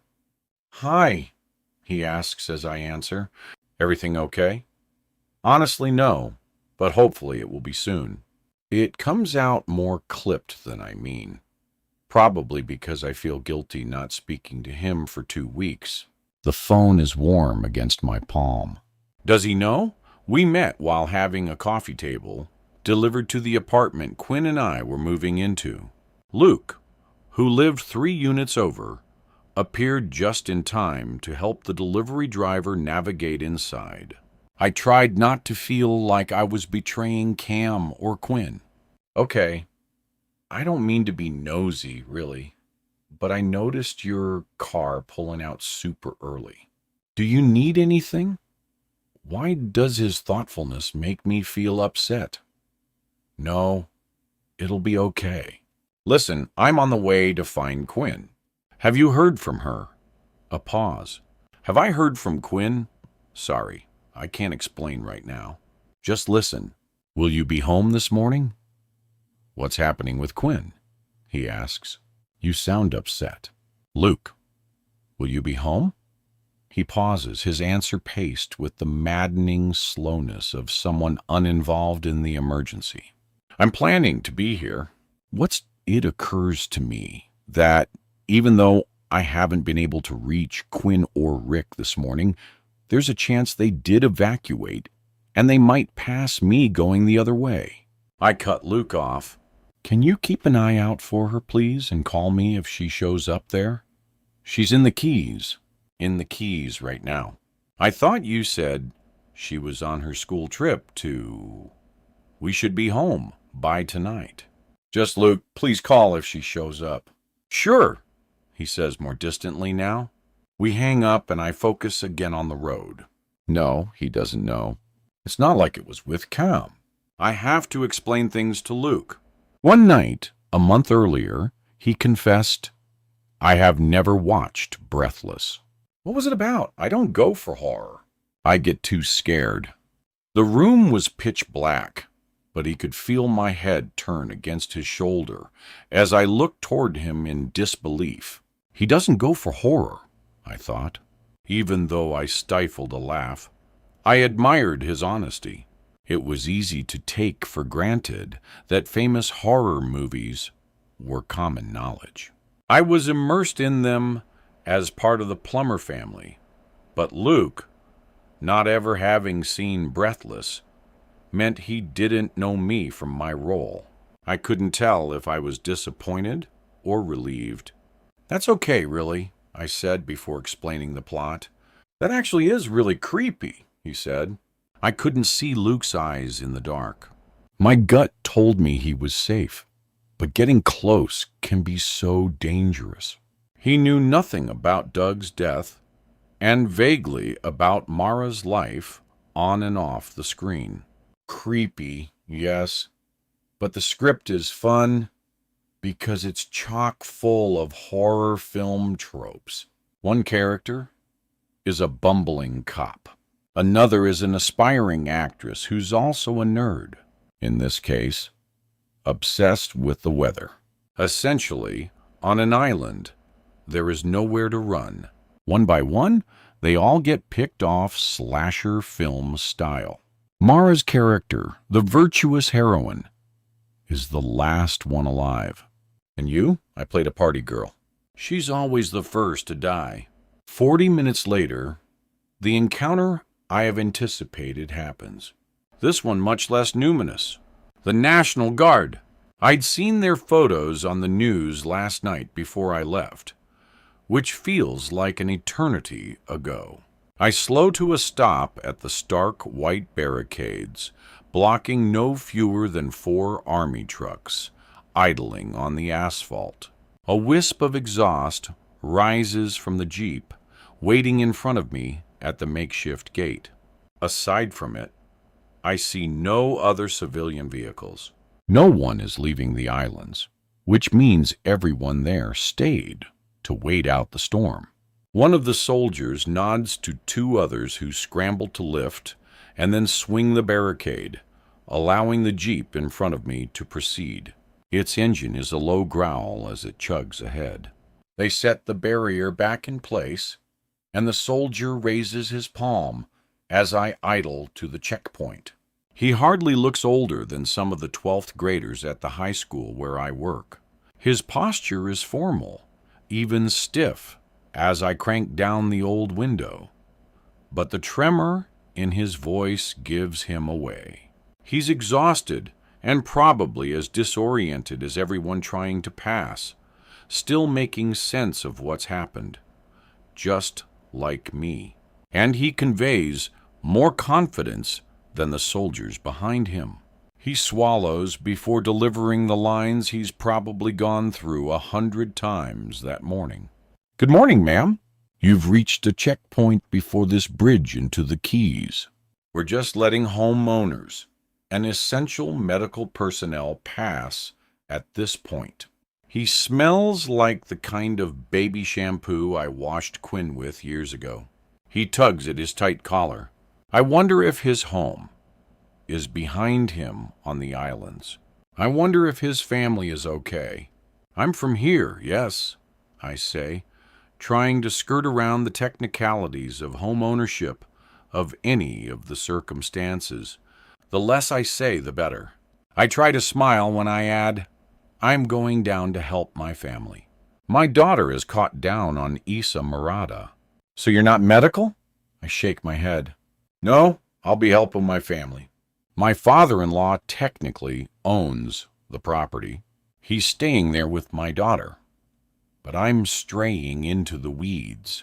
The soldier squints even more deeply while he processes what I'm saying. A bit of white powder from a donut he'd just eaten clings to the lower corner of his bottom lip. "Please," I say. "I lost contact with my daughter last night." He glances at the others, one of whom makes a questioning face. "Can I see your license?" he asks.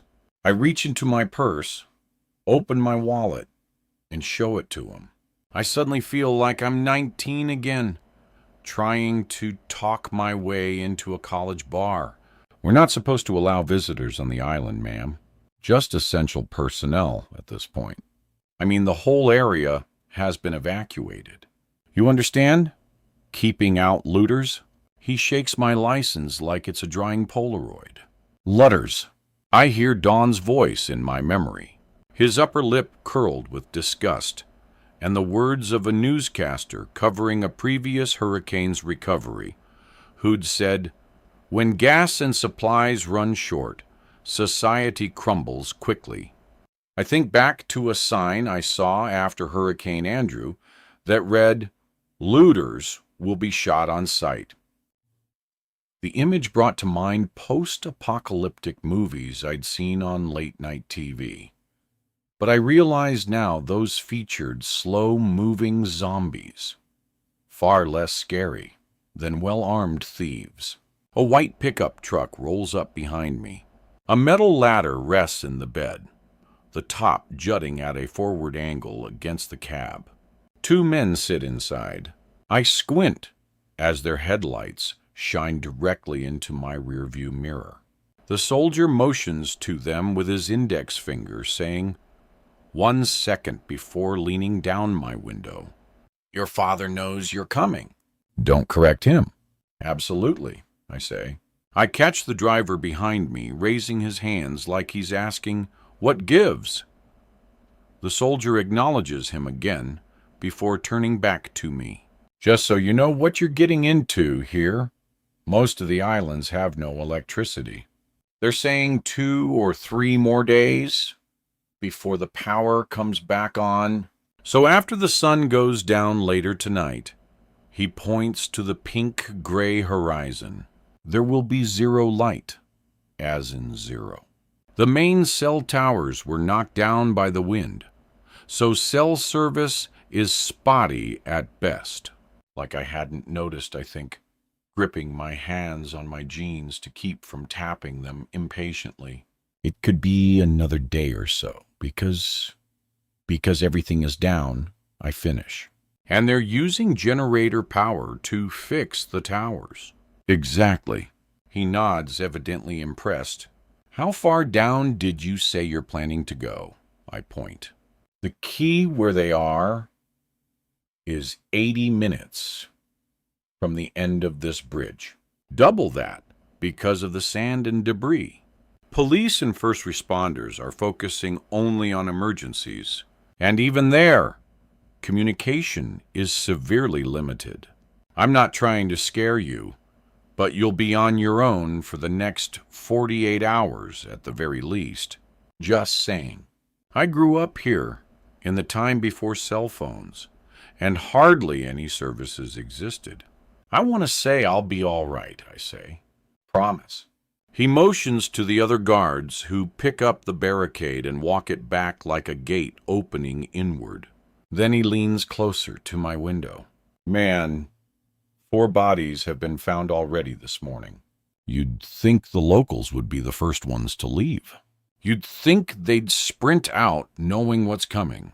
But it's the tourists who flee. The residents are the ones who are stubborn. Structures collapse. Cars get trapped between trees. People try to walk. Debris hurling in at more than 100 miles an hour. The way his tone changes makes the hair on the back of my neck stand up. And for the first time, I take the warning seriously. A look passes over his face that I can't describe. His eyes are wide with fear, but there's something else. Maybe it's curiosity. When people take their lives in their own hands like that, there's nothing any of us can do to help. Like in any good horror movie, I believe this is my warning. The exchange, when the audience starts to think, stop! No, turn around. But me, I'm going forward despite it. How could I not? Cam would have pushed the wave of brown hair out of his eyes. But those characters have a choice, he'd have said, to turn back. The Amityville Horror, an American Werewolf in London. None of them knew what they were getting into. They didn't understand the risks ahead of them. You do. That's your advantage. Let's hope so. I'll be careful, I say, waving to them both as I drive on. I'm running on minimal sleep. I can say and think whatever I like. Let's hope so. Cam would have agreed. But it is starting to look like the perfect setting of a horror movie. Granted, this isn't the creepy backwoods or gothic suburbia, but this would definitely count as cut off, isolated. It's not much different in some ways than being in outer space. Remember how in space no one can hear you scream? I roll my eyes. Another favorite location is a haunted house with a mystery, he'd add. Stop. With evil burned into the walls. Really stop. I turn the radio knob, trying to find a new station. It's all yacht rock halfway through the dial. Steely Dan singing Dirty Work as I chug up the first bridge. The sun has risen a few degrees over the water, burning away the morning mist. Isa Marada, under normal circumstances, is objectively one of the most beautiful places on earth. A truth I completely took for granted when I left at 18. The fishing and bird watching are some of the best. Everyone is tan. Crystal clear water surrounds tangles of mangroves, perfect for fishing. The sandbars are lined with boats, laughter carrying to the beach on Saturdays. Growing up here distorts your sense of the world. For starters, there's no winter, so all images of snow, of people wearing coats, all holiday carols require imagination. That most people around on a day-to-day basis are visiting. They're beyond enamored with the place. They're ecstatic about it. Locals often see no reason to travel anywhere else. They can be protective of the islands they treasure, to the point of suspiciousness, and treat anyone who hasn't lived in the Keys for a decade like an outsider. Now, the first thing I see on the back end of the bridge is a 40-foot sailboat resting on its side in a grocery store parking lot. The sail itself lies unfurled across the black top. Its mast has snapped, the end resting against the hood of a maroon van. The van's windows are all shattered, shards held in place by a loose film of gray tint. I touch the brakes because I can't look away, and the Volvo skids in the loose sand at the bottom of the bridge. The bravado I'd felt as a native evaporates. The tremor I heard in the guard's voice a moment earlier was completely appropriate. I cut the wheel and start forward again, dodging a shopping cart in what seems to be the road, though it's hard to tell. It stands upright somehow, its wheels mostly buried.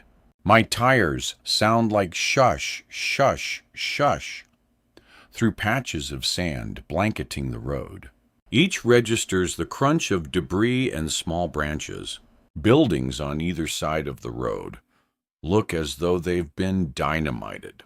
Cinder blocks scattered at odd angles across wet gravel parking lots, their former functions incarnable.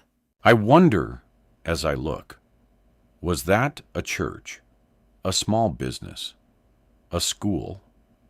It doesn't matter now. I'd been concerned about flooding, but I can see the real problem is not being able to see the edges of the roadway at all. The soldier was right. The drive is arduous, a never-ending strand of power lines running down one side of the road, a series of sandy parking lots on the other, limbs and leaves everywhere. On my left, 3 beach cruiser bicycles tilt languidly across the gravel, a chain still running through the frames. There really was no warning when this storm hit. Rick had been right. There may have been time for nearly everyone to drive out at the keys, but not to secure anything. The wind might turn into a missile. His comment from just before the phone cut out yesterday echoes in my head. Or maybe it's just now that I can hear it. Your permission to come. Had he been saying that he thought Quinn had my permission to come? Or that he knew Quinn didn't? An hour later, I push the brakes as I come down the last bridge before the Pinerist. At the bottom, a light pole lies on its side, and the streets are half covered in sand. Someone runs into the road and waves frantically as I approach. She looks wild-eyed as she wrings her hands and looks around, her clothes stained and disheveled. I know who it is. I recognize her immediately. Mara! She's so thin, her collarbones are visible from this distance, beneath the tangle of her dark hair. I roll down the window, then cut the engine, the rushing tide audible in the distance. Lexi, she asks, backing away from my Volvo wearily, as if I might lurch into her. The sunlight hits her eyes. She blinks and tries to shield them with her hand. Oh my God, it really is you, isn't it? What are you? Clearly, she didn't make it off the islands. But why is she out here? The urgency in her eyes makes my heart accelerate. Mara, what's going on? Are you okay? Are you here with him? I don't answer, but my expression must show confusion, because Mara's features turn dark and terrified. She presses her hands to her face. Lexi, Rick tried to kill me. Chapter 4. Summer 1998. The weekend filming started. The marina's side door creaked, its hinges rusted by years of salt air. A gust of warm air followed Don into the office as he turned on the television that sat on the marina's office counter. He'd quietly become obsessed with President Clinton's protracted legal drama, concerning himself with details about who might testify before Ken Starr's grand jury next. Some friend, he muttered about the witness as he picked at the masking tape holding the remote's AAA batteries in place. Recording conversations with your friend. What's that show? You like the world? Liked, I said. The real world. And that was years ago? Don nodded at the screen. Real world right there. He mused about patriotism and loyalty for a few minutes before bursting back outside to help a family of tourists lug a cooler the size of my bedroom onto a pontoon boat. I read once that people sometimes fantasize about having a different family, imagining they were switched at birth somehow, and that their real family was out there, a family with whom they could be themselves, who understood them, and who could help develop their ideas and talents. Creatives often feel this way. Painters, poets, actors. I managed a few ensemble parts in high school theater productions when I could sneak away long enough to make rehearsal. Some part of me was hoping that when I got in front of the production crew for Breathless, I'd meet my kind of people. I clicked off the TV and glanced at the wall clock. I had 3 hours left to do a full day's work. Politics was a distraction. What I needed was a beat to help me focus. I slipped the Miseducation of Lauryn Hill into my Discman, put on my headphones, and pushed play. If social media had existed then, I would have seen the poolside photos, trim bathing suits, and vermilion sunsets of my classmates' weekends. But the version of the Keys I saw was from behind a splintery desk between the aisles of Sunshine Hardware or the bait and tackle shop. My paradise was lying on the musty sofa in the tiny break room, daydreaming about the world north of where I was. My Saturdays started at 5:30 with a blur of reservation slips and lists of equipment to prep. I watched graying skies swallow stars at sunrise.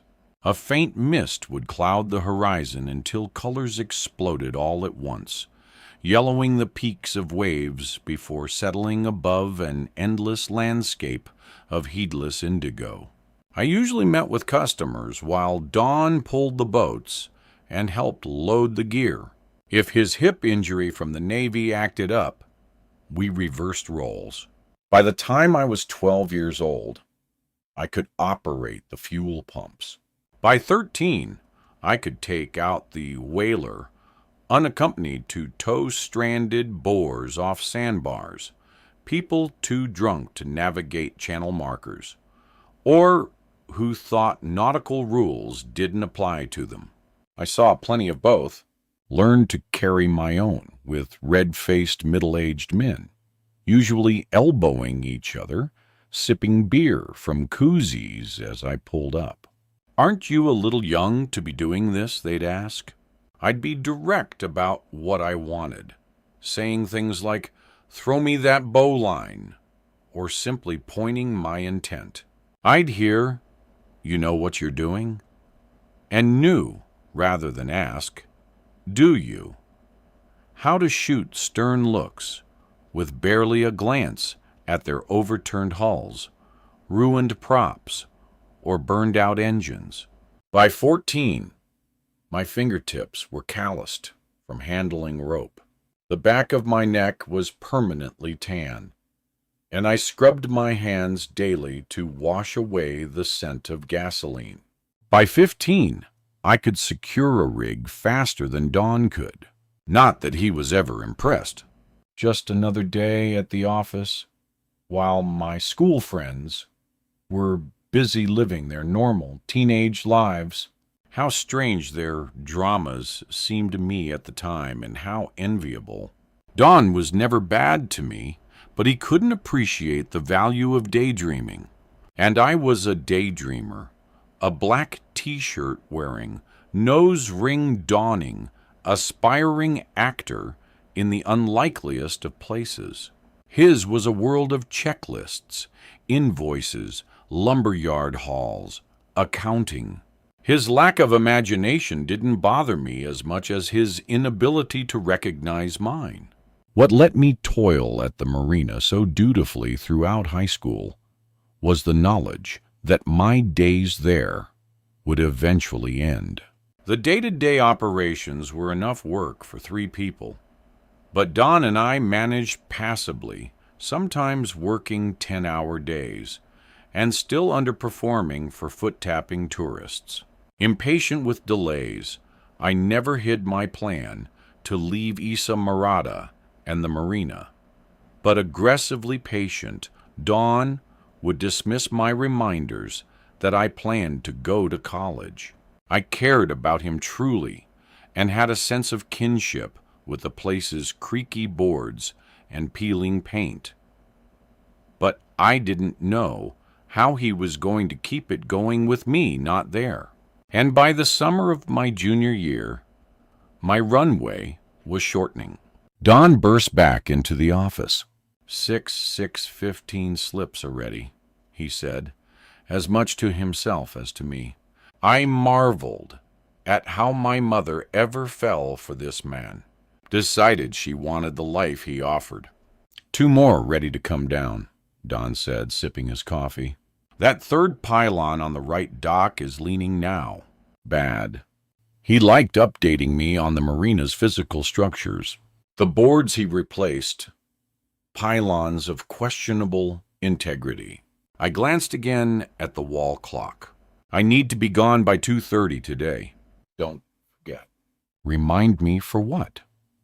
It's a theater production, I fibbed, implying it was a school function. I hated dishonesty, but there was no choice. Don would have seen being an extra in a movie as self-indulgent. He would never have let me go if I had told him what we were really doing. He set down his coffee cup. Over the summer? Yeah, most of the theater department is doing it, I said again, skirting the truth. Someone involved with the production, looking for beach scene extras, had contacted the department. H, he said. He raised his ball cap, scratching the back of his head before retreating onto the dock. Don didn't pay me. I wasn't an employee. I rationalized that I was more of a volunteer, and volunteers don't have to beg for time off. At 2:15, I straightened the day's receipts into a neat stack beside the cash register, grabbed the bag full of clothes I'd packed in the pre-dawn dark, and ran out the side door to meet the friends I'd asked to pick me up. Behind me, the screen door clapped shut as loud as a firecracker. I prayed Don wouldn't hear, wouldn't change his mind, and try to make me stay. I waited beside the road in the shade of the gumbo limbo tree, the shadows of its moon-shaped leaves waving across the gravel around my black Converse. I heard my friend Jessica's car before it appeared, a black Ford Probe with dark-tinted windows she named Dracula. I wasn't a mechanic, but I knew an engine's death rattle when I heard one, and just hoped Dracula had enough life left in it to get us to the Pinerist estate.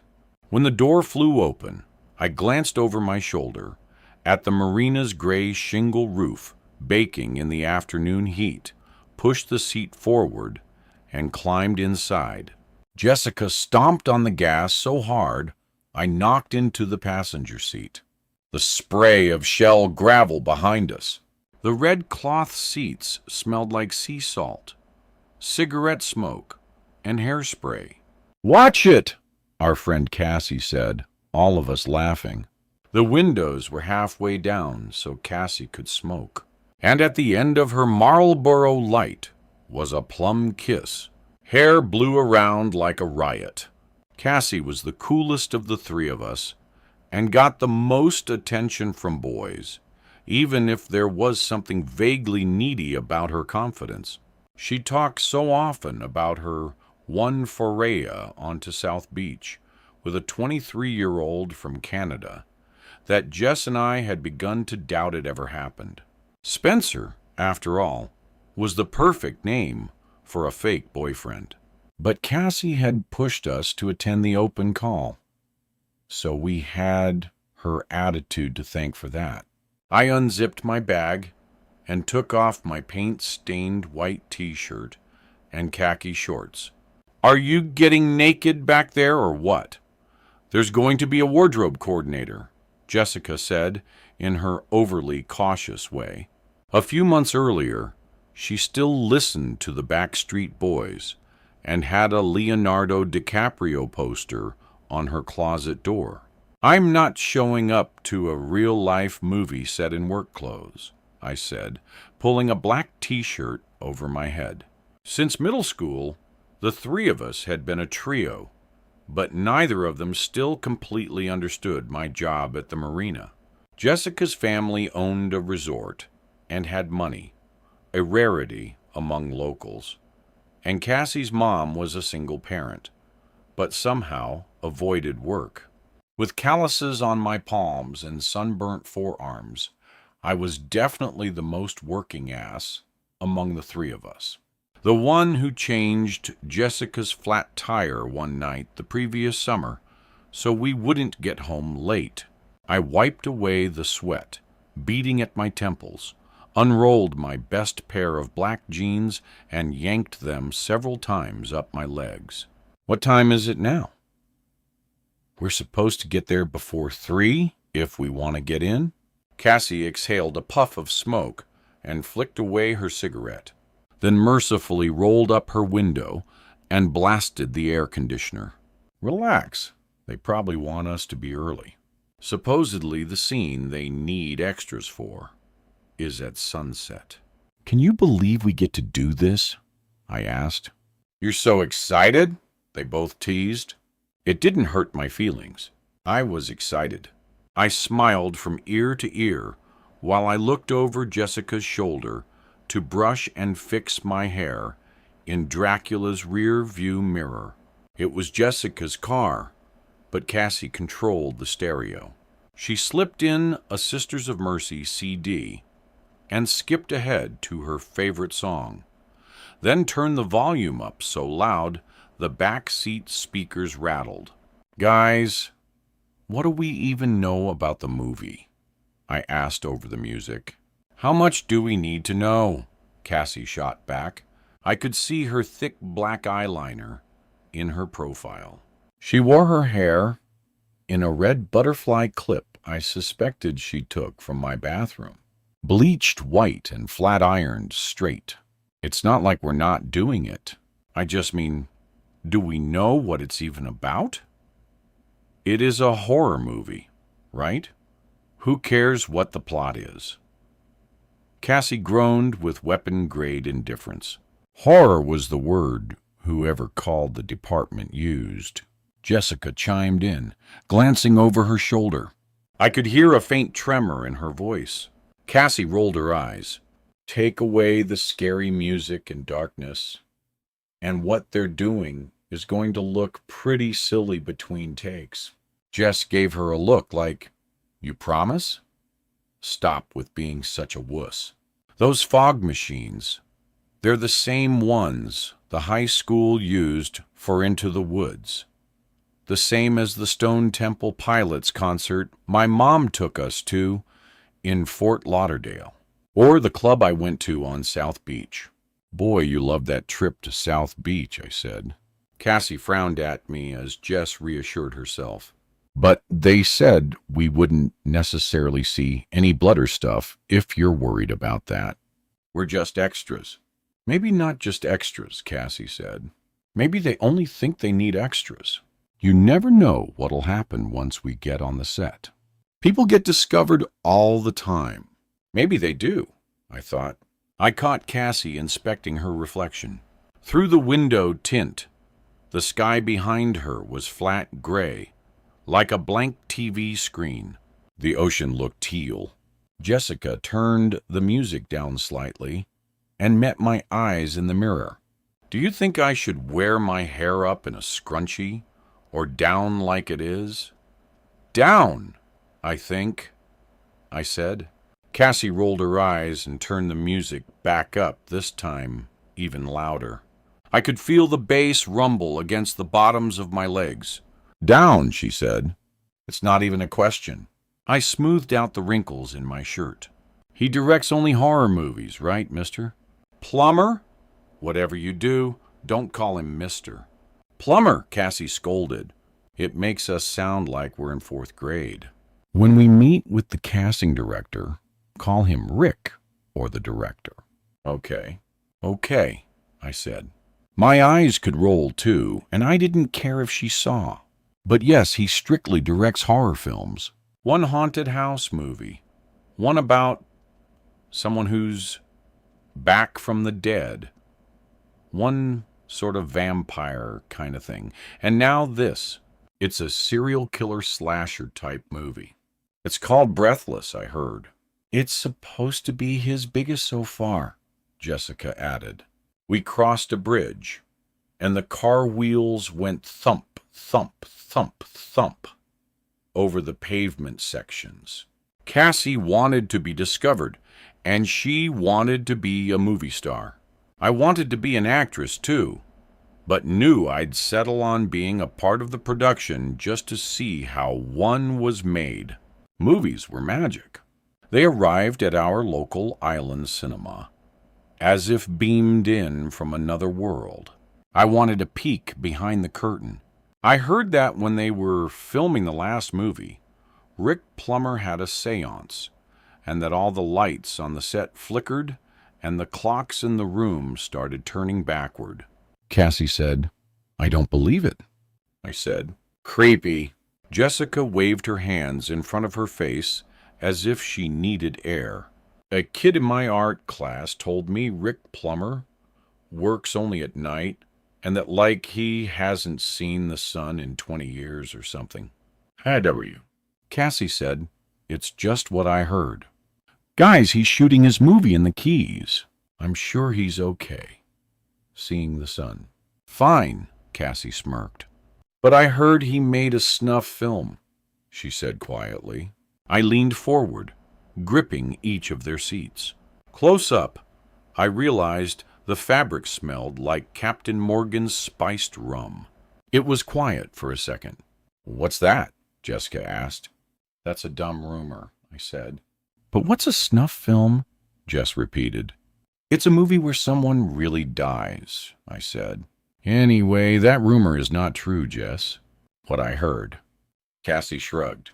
It's going to freak me out just to be in the Pinerist, Jessica said, looking at us both. In a good way? I mean, you guys haven't ever actually been inside, have you? Cassie and I shook our heads. We'd grown up hearing the locals murmur and narrow their eyes at the mention of the place, muttering of strange folks and stranger goings-on before it was a hotel, and then left abandoned. Even now, it had the feel of an urban legend, a haunting. Locals always said it was cursed. My mom told me the director bought it, Cassie said evenly. Bought the Pinerist? Jessica asked. Is it even still considered a hotel? By the way, the person who called the department and asked about extras was actually the director's son. He's an assistant, but he's like 20 years old and in college or something. Assistant director, Cassie adds, and Cam is his name. Cam? I thought fleetingly as Cassie raised her eyebrows. I could tell from her expression that she was already plotting to meet him, and based on her confidence when it came to striking up conversations with boys, I didn't doubt she would. At least I would have Jess to hang out with while Cassie flirted. Not that I blamed Cassie. There weren't very many interesting boys living in our stretch of the Keys. Visitors inspired imagination, telling stories that made faraway places sound exotic, like Toronto or New York. They made you feel like you could leave Florida and go anywhere. Almost there, Jessica whispered before the volume of her voice rose. Wait, what's up with all these people? They're all here for the shoot. A line of parked cars stretched along the side of the side street that led to the estate, the rear of the last one nearly touching US 1. On the other side of the road, a group of kids hopped out of the back of an old Toyota parked facing the other way. "You didn't think we'd just pull in the main driveway, did you?" Cassie asked. She pulled down the visor for one last look at her makeup. "Come on, Cam, or whatever his name is, probably called a few high schools. Who wouldn't want to be in a movie? Nothing else is going on down here." My heart sped up.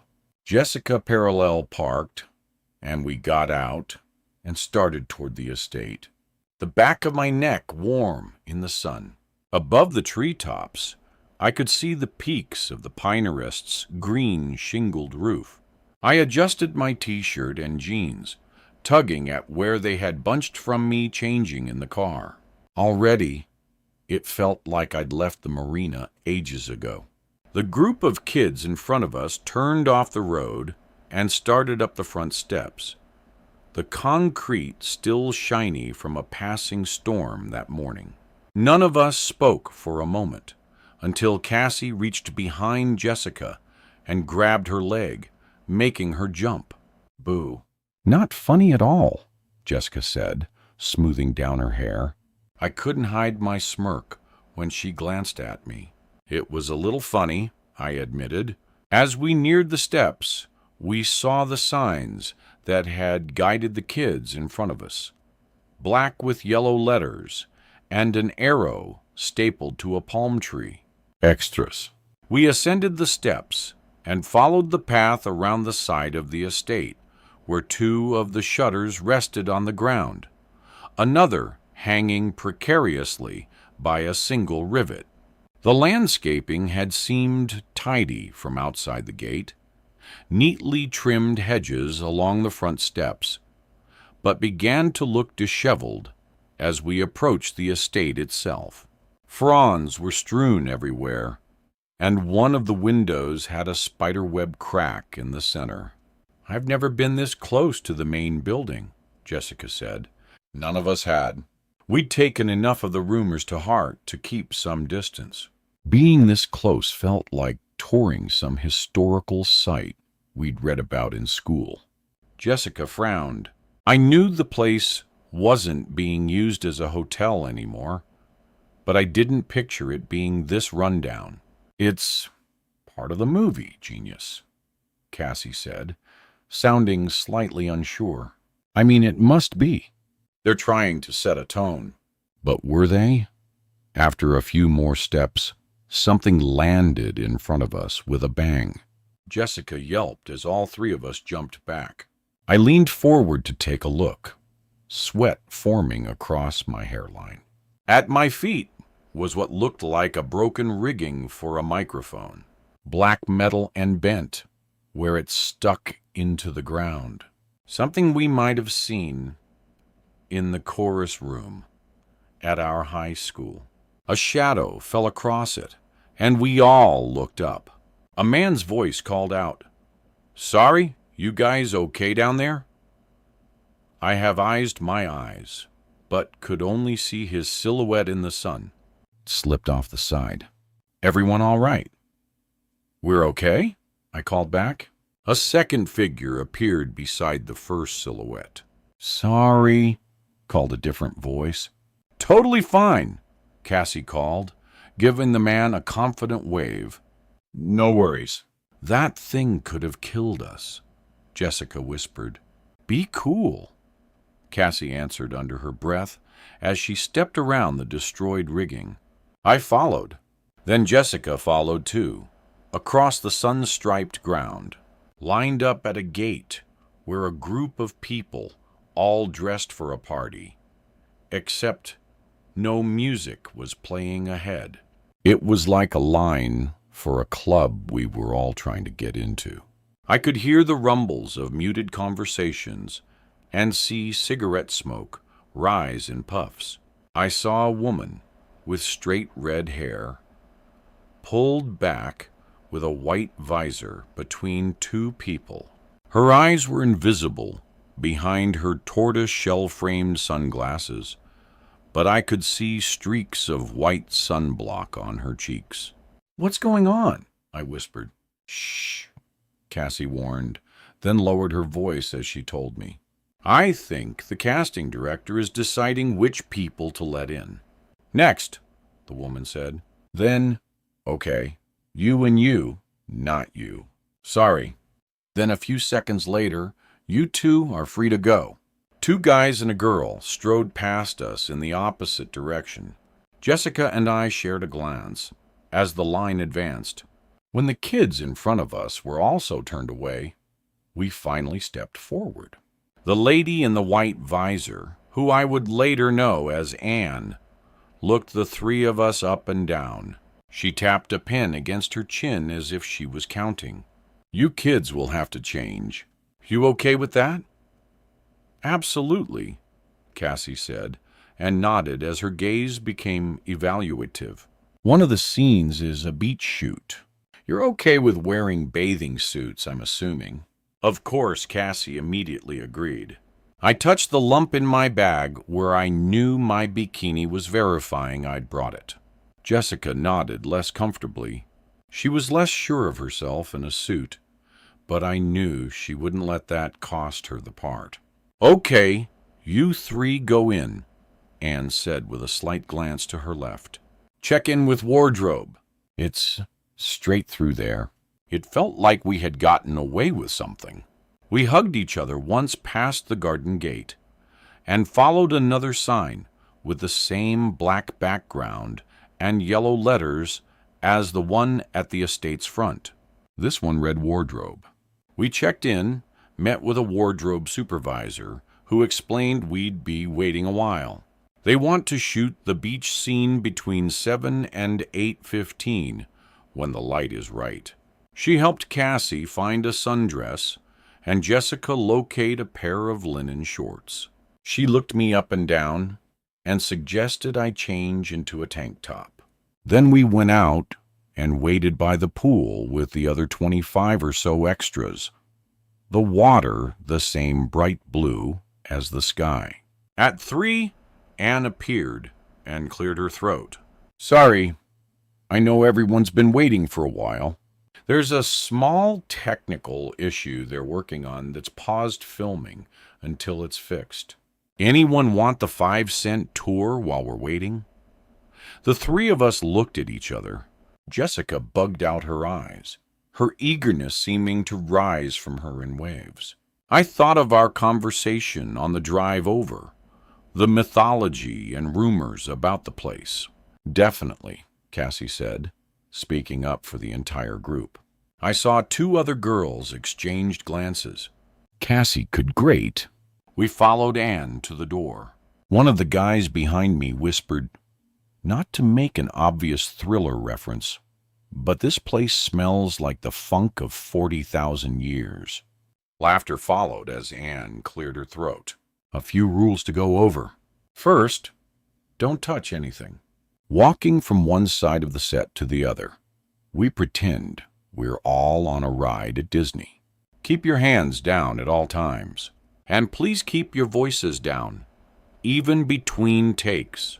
Random noise can be distracting. Did you see the props as you came in? Our team has wizards that make normal household items look pretty menacing. I felt my muscles loosen a bit, reassured that I wasn't about to be startled. Nothing to be afraid of, I told myself. Anne looked at her watch, then led us into the lobby. Some of you know, the original Pinterest was a hotel. And speak easy. The first floor was a restaurant, and the second was for gambling and socializing, and added air quotes around the last word. A shipping executive built it in 1921, after watching repairs to nearby wooden structures following a tropical storm. He built his estate out of brick. You may have noticed the turret. He wanted a Victorian with steep, gabled roofs, bay windows, and stained glass. There are 6 bedrooms total, with 6 bathrooms, all upstairs, all with sash windows that open by sliding up. Of course, the windows slide up and not down, I thought. Around the other side of the lobby, I spied 3 crew members crouching over a camera, evidently addressing the technical issue. All 3 wore baseball hats turned backward. Anne's speech began to accelerate, like a tape being played slightly too fast. She caught the eye of one of the cameramen, who gave her a thumbs up, then looked again at her watch before continuing. It has open water views, 2 large public rooms downstairs, 2 second-story balconies, and large stained glass windows. The floors are made of Dade County pine, a hardwood impervious to termites, but is actually extinct now. The exterior doors are cypress, and the staircase is mahogany. I looked up at the largest, most ornate staircase I'd ever seen. I thought of the iron railings outside, nearly saying it all looked like something from a movie. "Well," Jessica said, while Cassie gaped at one of the designs in the woodwork. Even she was impressed. Celebrities and gangsters stopped for a visit on their way to Havana. Hemingway, Tennessee Williams, Truman Capote all stayed here, probably because it was the first hotel on the island with electricity. She named dropped without breaking stride. I knew most of this history already, but I hadn't caught a glimpse of the inside, and I hadn't known about the pinerist having the first electricity. I tried imagining the utter darkness of nights down here without it. Anne turned on her heel and gestured with her index finger for the group to head back out to the pool deck. Around 6:45, she came back around, passing out contracts and blue big pens. After everyone signed, she collected them into a folder and stepped onto one of the chairs. "Okay, you guys, listen up. We're ready in about 10 minutes. The producers, obviously, don't want the details of the movie to get out, hence the non-disclosure agreements you just signed. I can tell you guys the basic plot if anyone's interested." Under the shadows of the eaves, a slight breeze blew through the fronds. All of our eyes were focused on her. Anne smirked. "Okay, then. Here are the basic elements. There's been a hurricane. There is no power and no phone in a creepy hotel. An unexpected visitor arrives. And of course, it wouldn't be a horror movie without a skeptical police officer and a few murders, twists, and turns, right?" I glanced at Cassie, who smiled. Anne went on, reading from a page attached to a clipboard. A skeleton crew of caretakers, mostly local teenagers, stay to tend to a hotel during a hurricane and are without power on the island. On the night after the storm, they're eating dinner by lamplight when they hear a loud knock at the door. It's a young woman alone and panicked. She was caught on a sailboat in the storm, and everyone but her drowned. So the crew takes mercy on her, welcomes her in, and gives her something to eat. Pretty soon, though, they start noticing inconsistencies in her story. When a police officer stops by to check on them, he takes her statement and says he will call in a report. But one of the crew noticed the story she told the cop doesn't fit what she said earlier. He suspects there may not have been any sailboat or drowned crew. In a lightning flash, a crew member sees the body of the police officer in the yard. The crew is super freaked out and plans to confront the young woman, but they arrive just in time to witness. "Well, that's all you get for now." A few groans rose from the group, mixed with smiles. Essentially, what we're creating today is a beach scene that's a flashback to just before the storm hit. It's supposed to look idyllic, almost dreamy. There will be a small bonfire on the near side, and a few guys will be fishing back toward those trees. She motioned towards some fishing poles leaning against the fence. You'll be arranged in place as we're getting ready for a shot. Stay as still as possible until Mr. Plummer says action. Jess shoots me a look as she smirks and tenses up her muscles. Any questions? No. Great. Glancing at the fishing rods, I raised my hand. Ma'am? Cassie hissed at me through a nervous smile. She reached to pull my arm down, but it was too late. I'd already caught Anne's eye. She pivoted on her foot and smiled with her mouth, but not her eyes, sighing in a short huff. Yes, it's nothing. Cassie volunteered eagerly. But I shook my head and spoke up. Ma'am, I don't know much about the setting for the movie, but if it's set in the Keys, you'll want different lures attached to those rods. Anne was chewing gum, but stopped, glanced over her shoulder, then looked back at me. And why is that? I paused before answering. I could feel the eyes of the other extras on me, because those are for saltwater fishing. Most saltwater fishermen don't use them anyway, but they especially wouldn't if they were casting on the island's west side. It's too shallow, and the water's more brackish. She narrowed her eyes and nodded slowly. Then the pace of her chewing resumed. Unless you mean for the characters to not know what they're doing, I said. Anne issued a quick nod, then pointed at the rods. Already, a production assistant was scrambling over. You're from around here, I'm guessing. I am. Yeah. And what's your name, miss? Lexi? Well, thanks for the tip, Lexi, she said before turning away, her folder tight against her chest. I'm going to remember you. Chapter 5, October 31st. Mara's years of hard living are plain in the lines on her face, and there's a vacancy in her eyes, like she's perpetually searching and exhausted by it. Yet even in her frantic state, Mara Moretti is unmistakable.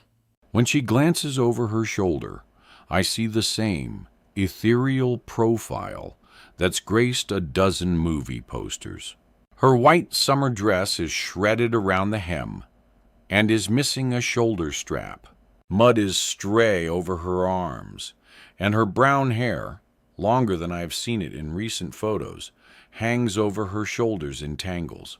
But it's her eyes that strike me. They seem to quiver as she looks me over, reminding me of how suspicious she's always been of me. Rick saw his chance to kill me and he took it, she said. I step onto the washed-out road and face her, the two of us engulfed by the post-apocalyptic quiet. Rick tried to kill you, I repeat slowly, sounding incredulous. I can't help it. Mara has a track record of being dramatic, and part of me is still caught in my race to find Quinn. She steps back, the mistrust plain in her tone, demanding, Did he send you to find me? I know you too are family. I raise my palms. What? No. I'm here to find Quinn, my daughter. I lost touch with her during the storm. I'm not sure whether to tell her that Rick and I don't speak, that I don't trust him either. Oh, that's a very convenient excuse for you to be in the Keys. Little Lexi always showing up at the last minute to save the day. Always helping her father-in-law with anything he asks. Always skating by the skin of her teeth. I rest my hand on the car door.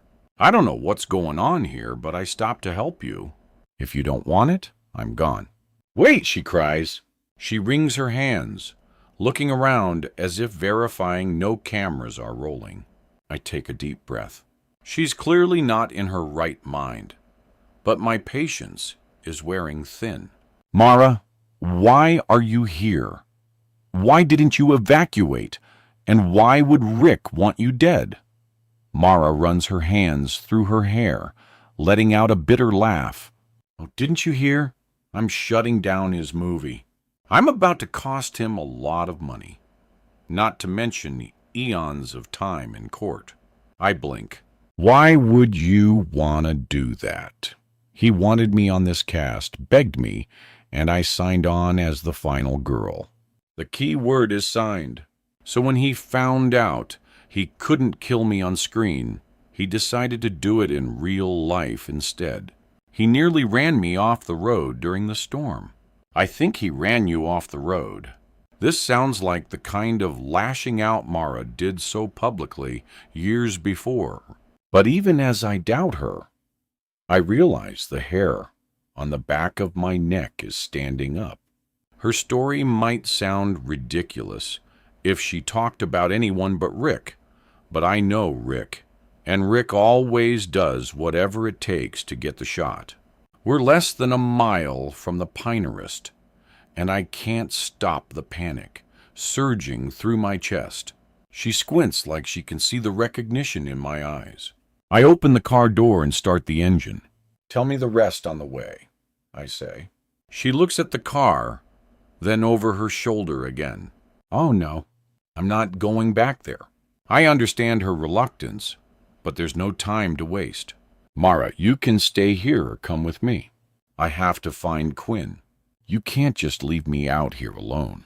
I shift into drive, then hit the brakes as the car lurches forward. Mara, get in. She makes the sign of the cross as she opens the passenger side door and drops into her seat. I don't want to believe Rick's capable of this, but I know better than most what can happen to people in his world.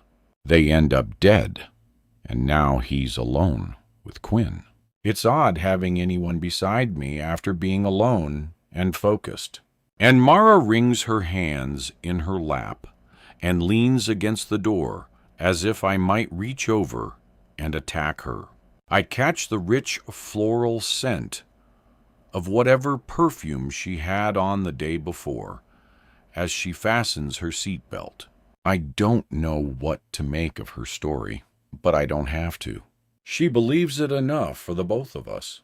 Whether or not her account is accurate, her fear is real, chillingly so. We find your daughter. Then I'm going to the police, she says in a shaky voice. Fine by me, I say. She was getting on a boat with him as I left. My heart thumps as I take in her words. It was impossible not to think about Cam's disappearance last year, but her story fits what Quinn and Rick told me on the phone. It was how they missed the evacuation window when the storm shifted course. What happened last night before you left? I asked. Aside from complete pandemonium, Rick and I fought, and everyone told me I needed to calm down. But I would not calm down. He walked out and took your daughter with him. I started packing and couldn't find my phone, but pretty soon everyone started packing, saying the storm had turned. A few people offered me a ride, but I waved them off.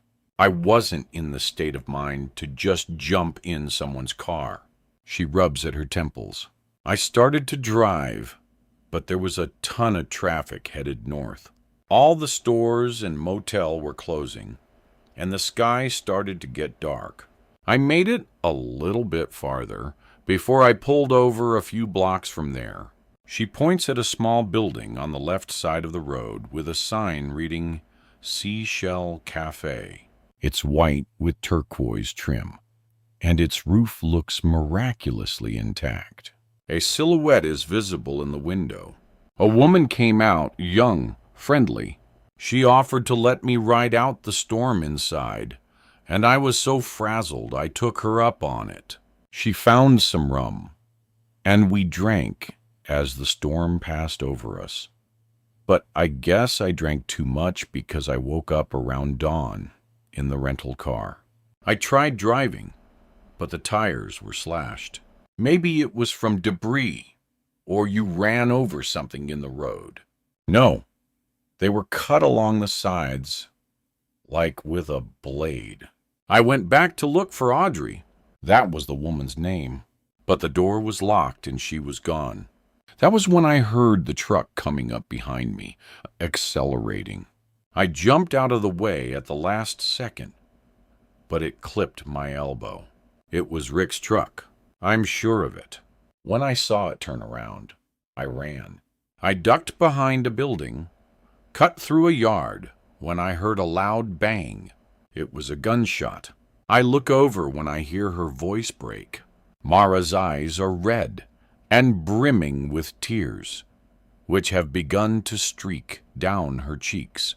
She looks at me expectantly, like she's trying to gauge whether or not I believe her.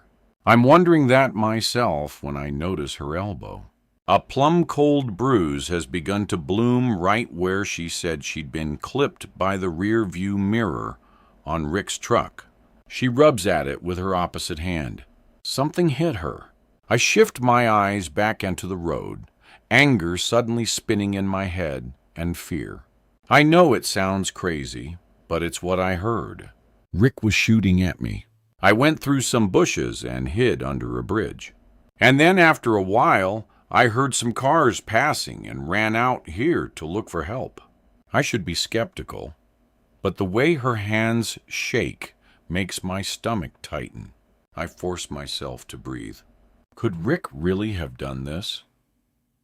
When I see the Pinterest's roof, I swallow and rub my eyes. I'd been running on a kind of grief-fueled adrenaline up to this point. But now that I'm here, I hesitate. It's both paradise and the worst place I know. I think of how my stepfather avoided it. I picture him folding down the newspaper he was holding. The summer breathless was made. I come around the corner onto the side road leading to the Pinterest when I see Quinn standing in the middle of the drive beside Rick's old white and red pickup truck. "That's the truck!" Mara shouts, pointing, but I don't respond, and my eyes suddenly sting with tears. Quinn wears a t-shirt and a pair of green khaki shorts I could have sworn I donated before moving to the apartment. She looks somehow taller and tanner than just a few days earlier. The road beside her is submerged in water, rippling from stray droplets that fall from the trees. Closer toward the estate, palm ferns and shingles lie scattered around on the sand. I park and rush out of the car, then wrap my arms around my daughter, not bothering to close the door before I breathe in the miracle of her. Time slows down, and for a few seconds everything, all the destruction around us, the mystery of what she said she'd found, feels fixable. She smells the same as when she was a child. Rising in my chest is the same mix of exasperation and relief as when I searched through a public supermarket when she was 3, and when I combed every dusty inch of a country fairground when she was 7. She's older now, but my protectiveness never subsided. Don't ever do that again. I'm sure I said back then, don't you know how worried I was? Mom, I'm okay, she says quietly now. Mom, I hear her, but I need to hold her for a second. I'm okay, she says more impatiently, returning my embrace with a quick squeeze before releasing. There's a word stuck in her mouth. You lied, I say. Tears fill her eyes. I know it's bad. I'm sorry. I'm so sorry. I glance over my shoulder at my parked car, where Marlowe looks on. Why would you do that? I ask. Quinn's hands clench as her voice rises. I didn't think a hurricane would hit. They were starting production on the sequel, and I just really wanted... Her voice trails off. Mom, I found something you need to see. It's Dad's. I don't have the capacity to look at whatever she found. Later, I say, we'll be back in the car, momentarily with 4 hours to process what happened. And I know why she came. It wasn't just the chance to be in Rick's movie. She never believed Cam died. That was why she healed so fast, shifting back from being moody and abrasive to being her old self. She came down here looking for proof he's alive. But whatever she found, I'm not strong enough to handle. Quinn looks past me. Is that Mara? It occurs to me that she hasn't seen her since before the storm. I just found her 5 minutes ago. She said she was attacked after she left. We don't need to sort out what's happened. I just want to help get her to a safe place and get out of here. Where is your granddad? Inside, she motions. Great. He and I found the center of the old house last night, just like you said. Around sunrise, he made me stay inside where it was safe, then came out to look at all the damage. But Mom, I need to show you. I brushed my fingers through her hair, already sticky from the salty air. For the first time, I look up. I catch my breath and feel my eyes widen, a bead of sweat running down the inside of my arm. I found Quinn starts before seeing my reaction. Mom, what is it? I can hardly believe my eyes. Behind Quinn, the windows along the estate's front are cracked in jagged angles, the sun reflected on the fragments. Most of the trees in sight are snapped in at their bases or turned over, their roots helpless-looking, baking in the late morning heat. The landscaping is upturned. Limbs and rocks were strewn about, and shutters lie on the ground. One, I swear, the exact same one as 25 years ago, hangs on by one rivet. A piece of metal sticks up from the bottom right, where the microphone fell from the roof. The one that startled Jessica, Cassie, and me that day. It's nothing. It's just that the estate looks just like the set did for Breathless. Almost exactly. Above us, branches are creaking in the gentle breeze. What's the psychological term for numbness from anxiety? The one my grief counselor taught me. Derealization. When things are too much at once, you float above. Just taking this in for a second, I say. Suddenly part of me wants to see Rick. I want to read his expression for clues about whether he's messing with us. His reputation has always been taking actors to the edge, capturing their true, authentic fear, raw, unfiltered terror. Other directors tried the same process with varied results, the Blair Witch Project being the most notable, but Rick was the first director to do it in horror. He said in an interview once, "Remember Alan Rickman's expression when he fell at the end of Die Hard? It looked real because it was. He didn't know when he was going to drop." Audiences loved Rick's results, but actors hated his process. And the list of cast members who refused to work with him again was long. But then, wouldn't you have to be a little crazy in the first place to agree to let Rick scare the hell out of you whenever he saw fit? I know it's impossible, but somehow everything about this situation feels engineered. I know, of course, that Rick can't arrange a hurricane. He may think he can do anything, but even he can't accomplish that. What I'm seeing right now is just a coincidence. But still, my unease grows. Quinn's eyes brim with tears as she steps beside me. Do you think they'll tear it down? It's damaged beyond repair now, isn't it? This is how teenagers break. They're tough until the instant they're not. She opens her mouth to say more, but it's a voice over her shoulder that speaks. It's all my fault. I turn my head. Rick Plummer emerges from around the corner of what remains of a wrought iron fence, a branch snapping beneath his foot. He wears blue jeans and the same leather vest he's had for years. He's more weathered than the last time I got a good look at him, my mind whirling to remember. When was it really Cam's funeral? His hair was even whiter, and he's let his beard grow in, which makes him look even more like Donald Sutherland. A comparison I know he enjoys. "Hello, Lexi," he says, his tone cool. "Hello, Rick," I answer, my tone matching his. The sun streams around him on the porch like it was a light he'd put in place. He's already grinning, his smile somewhere between playful and wolfish. This is the way of charming people. They act like everything is easy, including forgiveness. I'd have called you if I knew the storm would change course. I didn't think there was anything dangerous about being here. No one did until yesterday afternoon. Of course I wanted Quinn here.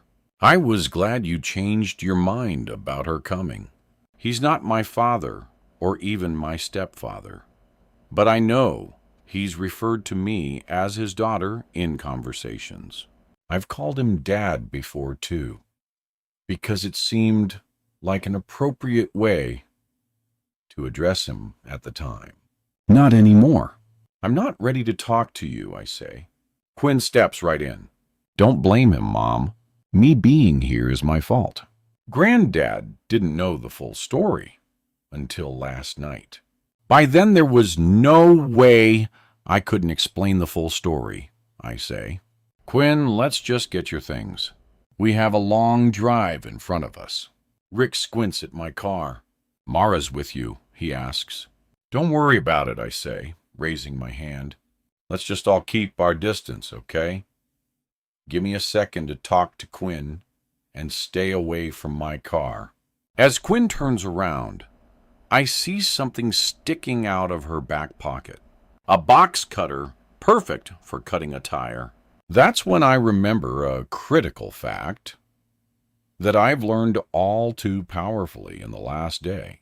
Quinn lies. Chapter 6. Summer 1998. Well, there's Beetlejuice, but that's pretty obvious. The Banana Boat song, not exactly horror, has horror elements. Please. Fine. It was day 2 of shooting Breathless.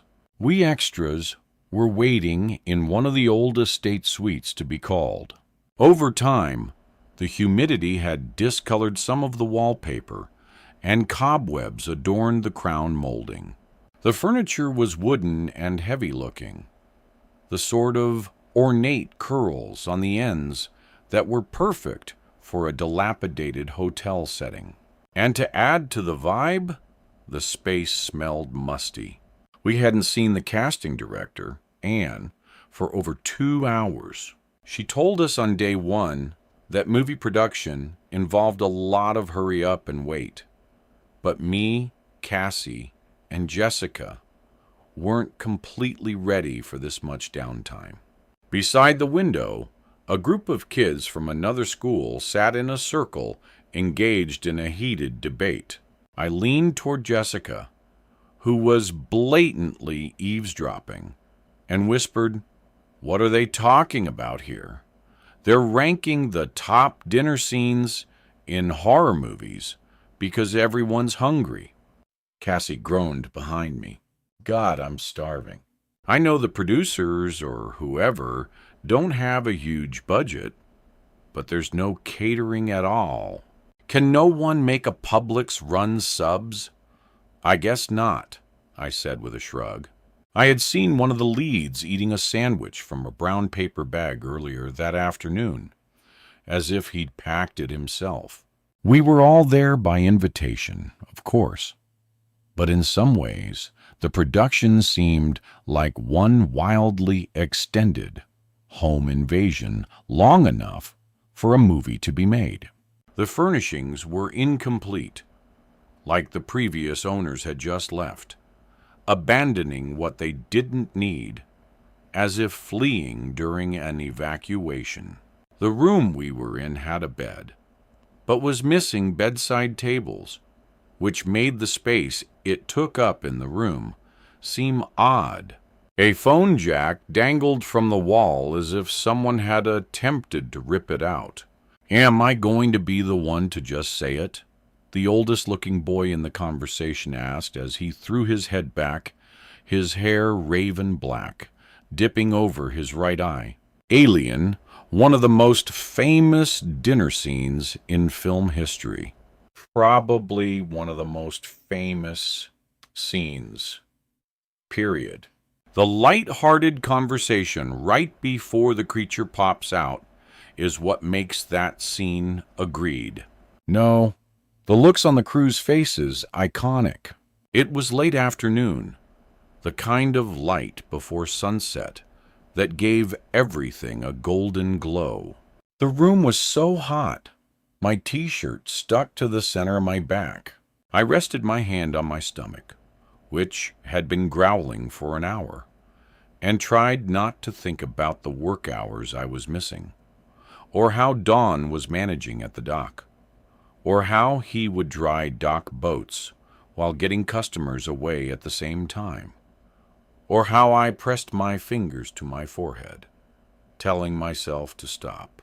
What about the pub scene in American Werewolf in London? One of the girls asked. She had on fishnet stockings I envied, and wore eyeliner so thick it made Cassie's look discreet. Did they order food, though? Someone answered. True. I don't know if they even sat down. Oh, the Jiffy Pop Drew Barrymore makes at the beginning of Scream. Not a meal. Plus it burns. Wait. We're forgetting the Chinese food scene in The Lost Boys. I'm leaving. Cassie turned and told me, we've been here all day and may literally die. And I can't take this conversation. I'm waiting 2 more minutes, and then I'm out of here seriously. There was a knock at the door, and the casting director, Anne, stepped through. Her presence alone commanded a sense of purpose, and the boys jutted out their chins and straightened up. One stood up off the floor. Everyone was quiet. Anne pushed her glasses up her nose and scanned the group until her eyes rested on me. You're Lexi Kennedy, correct? I drew in a breath, then looked at the others, Cassie's palm pushing on my back. Yes. Would you come with me, please? I shrugged at my friends. I've done something wrong, I thought. Or Dawn found out I was working on a horror movie and called to tell me to come back to the marina. Anne held open the gate as I shuffled behind her. The anguish of being singled out for anything at 17 weighing me down like cement. We wanted to have a word with you, please. Is everything okay? Her sandals clicked on the floor. Quite, she said. I followed her past a cluster of potted palms, into the dark and cool lobby, then down a half-lit hallway to a door she knocked on twice. From inside? Yes. The first time I saw Rick Plummer, he dangled from a chandelier.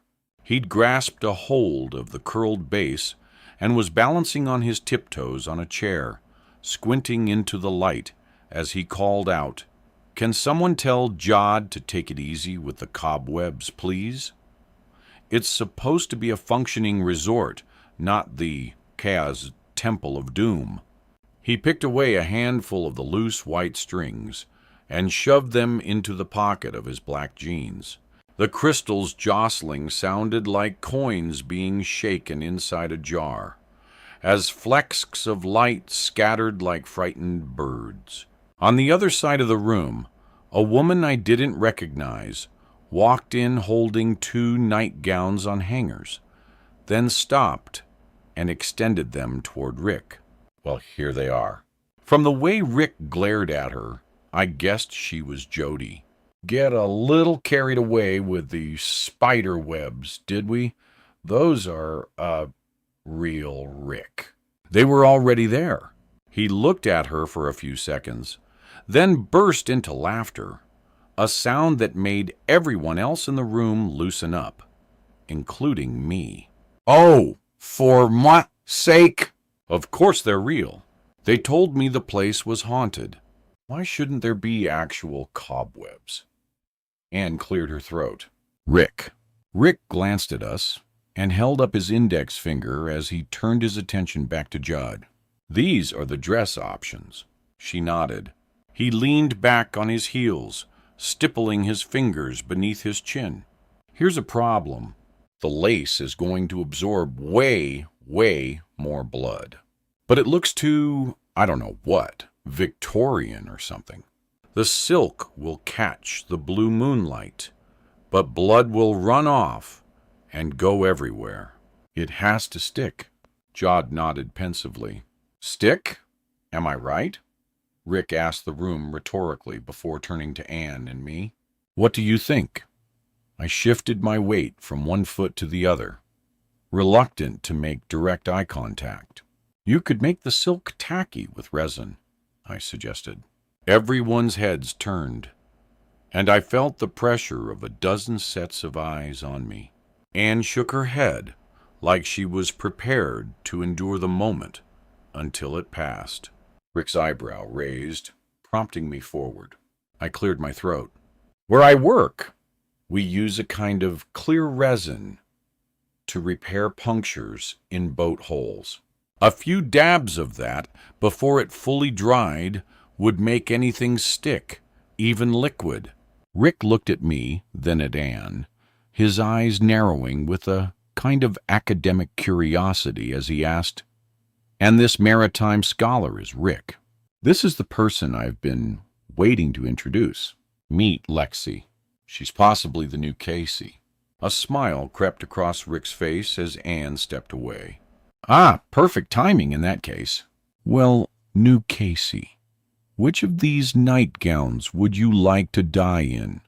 I must have given him an incredulous stare for being so completely caught off guard, part of me wanting to run back to the room where we'd been waiting. What was Anne talking about? Rick's brow furrowed. Too soon for nightgown decisions?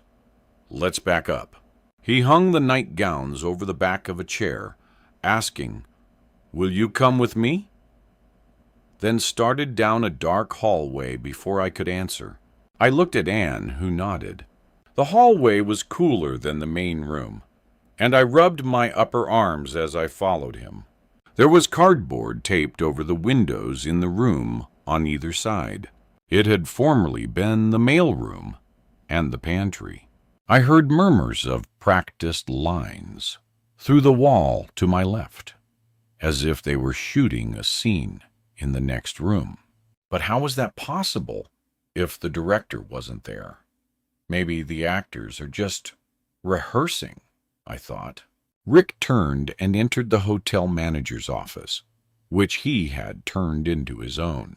On the walls were taped pieces of scripts, maps of the island, and stapled Polaroid photos of actors arranged like the collection of a serial killer. Rick checked his watch as he sat behind an ornate desk. Lexi, right? I nodded. He motioned toward a metal folding chair, the kind that sat in my high school's cafeteria. Sit, please. Apparently, you've shown exceptional poise. He spoke with an odd familiarity that made me unsure how to address him. Mr. Plumber, Rick, please. He waved his hand. I'll cut right to the chase. You're an extra in this film, but Anne recommended you for an opportunity.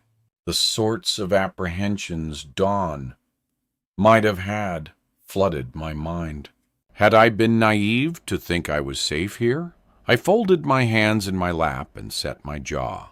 What kind of opportunity? I'm offering you a different part, a much larger role than you're currently in. He paused. An actor who had previously been cast in the film cannot fulfill her contract. There's an opening. The word opening sounded ominously vague. Had the actor quit? I rubbed my hands together, picturing my friends passing the time in the tiny waiting room. Is everything okay with the other actor? I felt the need to clarify. Rick smiled mysteriously and leaned back in his chair. Some people have very vivid imaginations, I suppose. But yes, she's quite well on her way back home as we speak. Oh, okay. Lexi, I don't have long to fill this spot. For about 2 days' work, you'd take a starring role in this film. Your name would go on the poster. You'd be famous. People would kill to have this chance. He's right. Eyebrow rose. I had the out-of-body sense that this meeting wasn't happening. That there was no way I was being offered a starring role in Breathless. My friends and I had just walked onto the set the day before, but everything around me was vividly real. The musty office, the creak of Rick's chair, the worn wooden floor under my sandals. Cassie was going to be so pissed. Through the wall, I heard more conversation followed by nervous laughter. Well, Rick asked, "What's the role? You know how I work." I can't tell you too much, but, well, you saw those 2 nightgowns. One of them, he eventually gets covered in blood. Rick shrugged, then rested his elbows on the desktop. Precisely.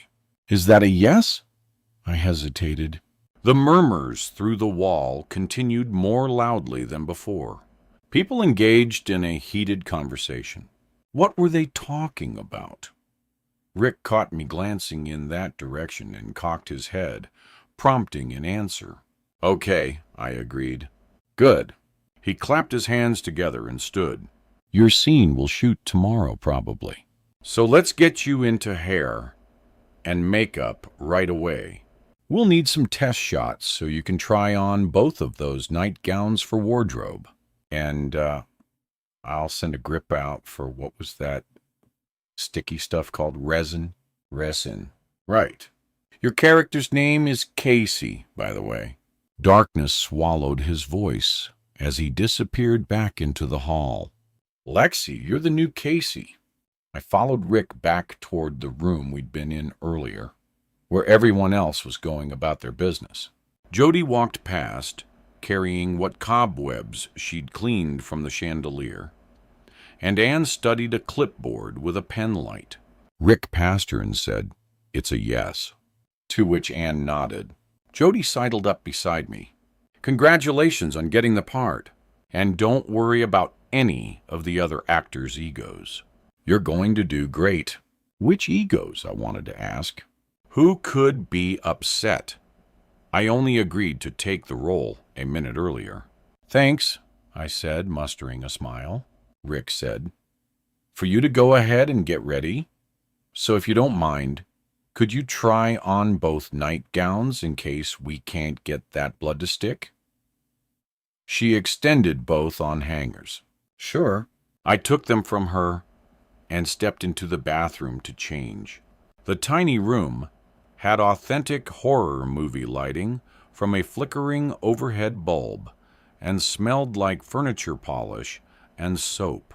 I could hear the crew laughing through the door as someone told a story about the lights suddenly going out during a shot the day before. I couldn't catch every word, but the laughter was slightly mischievous and contagious. That blood went everywhere. I found myself smiling as I took off my clothes and slipped on the nightgown and straightened my shoulders to have a look at myself in the mirror.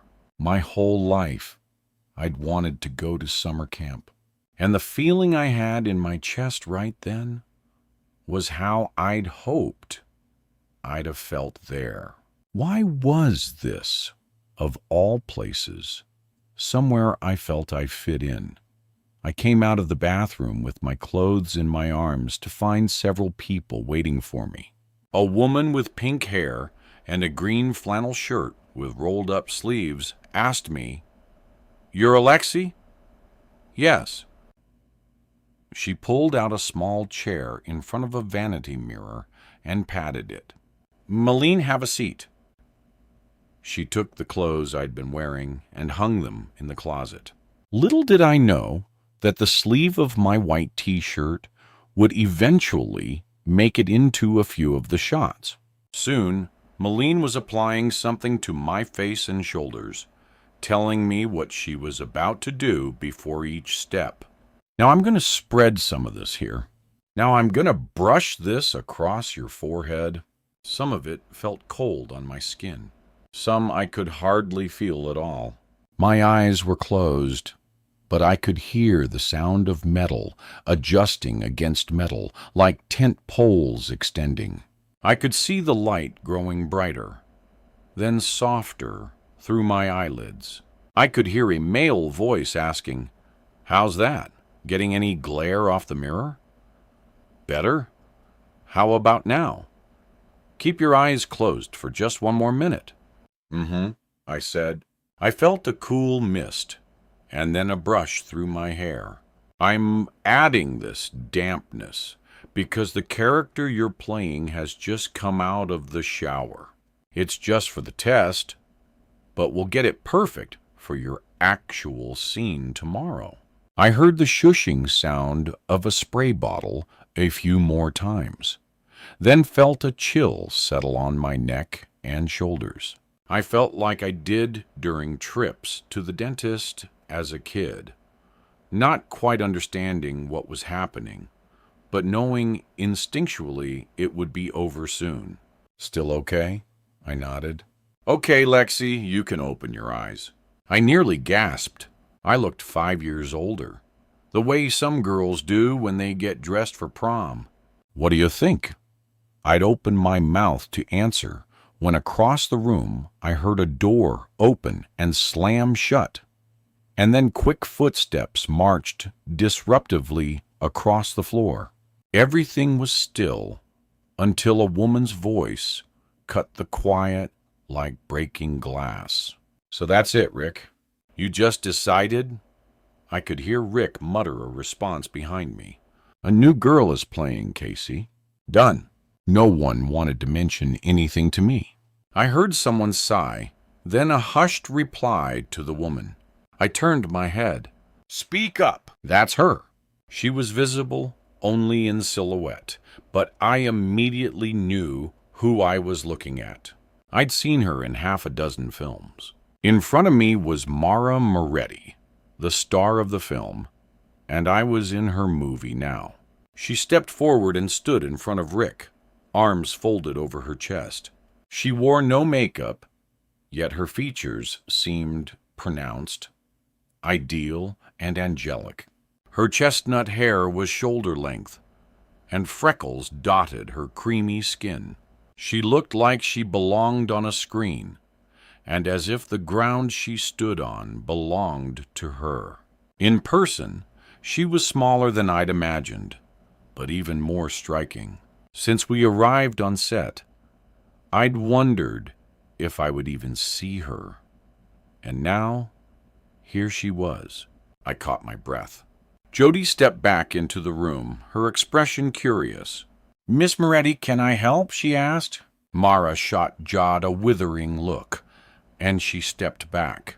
Rick took a step toward her, hand extended, a smirk on his lips. "Lexi, let me introduce you to Mara Moretti. She's just learning about your new role in the film." I had just met Rick 3 minutes earlier, and already I realized he was unafraid to ruffle feathers.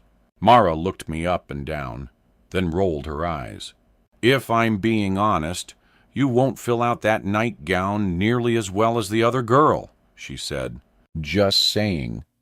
My expression contorted like I'd been slapped. Everyone, standing in the darkness around the edge of the room, pretended not to watch, but I was sure they'd heard every word. I took a half step back, my calf knocking against a chair. Rick came and stood beside me. The room's silence was a soft buzz in my ears. "Marla," he said delicately but firmly. "Aren't we better than that?" There was a pause before Marla's expression melted. Her chest rose and fell with a quick heave, and she shook her head like she was disgusted by the 10-second earlier version of her. She grabbed my limp hand and shook it. Her mouth twisted like she'd gritted her teeth. Oh, God, sorry. I'm Mara Moretti. I haven't slept in a while, so don't mind me. And you look just fine. She squinted. Actually, better than fine. You look nice. Nice. I wanted so eagerly to take in her compliment, even as another part of me was dizzied by how abruptly she'd changed character. She certainly was an incredible actress. It was then that a loud, horrific scream sounded through the wall. I jumped and my heart leaped into my throat. Rumbles of conversation carried from the next room. As they grew louder, I could make out the exact words. I have mixed feelings about it a bit. Jumping out to scare someone out of their wits doesn't seem like a kind thing to do. The man, who I'd later know as Doug, said as he appeared, rubbing at his temples. But it's all in good fun, I suppose. It's not like they didn't know what they were getting into working with Rick. Someone mentioned my name? Rick asked, smiling. Anne shook her head, clicking off her pen light. I could feel the energy change for the third time in as many minutes. Was this what movie sets were like? A young man, blond, maybe 25, pushed his way into the room. He wore board shorts, flip-flops, and a t-shirt bearing a hotel logo I didn't recognize. I realized later he was playing one of the innkeepers. Mara turned and looked him up and down. The man stormed over to Rick, his voice loud and shrill. You didn't want to say anything before that. That guy. Mara made a circular movement with her hand saying, "Speed up." Doug. The guy looked back and forth. Was he complaining to Rick in front of Mara Moretti? He coughed. Sure, yeah, Doug. The dude who jumped out of the curtains. You didn't want to say that was an actual take or to look out or something? I didn't know we were rolling. We're always rolling, Rick said. Well, he freaked me out. That's the idea, genius, Marlowe said. You realize the film is about a murderer? Rick asked with patronizing calm. Snickering came from the dark. Just scaring us like that? That's cruel. I mean, if it was some other genre, maybe, but this one? Rick stroked his beard. My boy, I can't think of another genre where authenticity matters more. A look of disgust washed over the actor's face, his color draining slightly. This is sick, he said as he turned and stormed out of the room. The world is sick, love. I'm just holding up a mirror. A door slammed. Too many rookies on this set, Rick, Marla said, then cut her eyes toward me. No offense. None taken. Mara rested her hand on my shoulder. Good luck, new Casey. She turned to Rick before sauntering away. Have my assistant fetch me when it's time.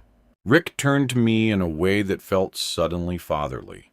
Of course, I don't tell the actors what's about to happen. I'd be robbing them.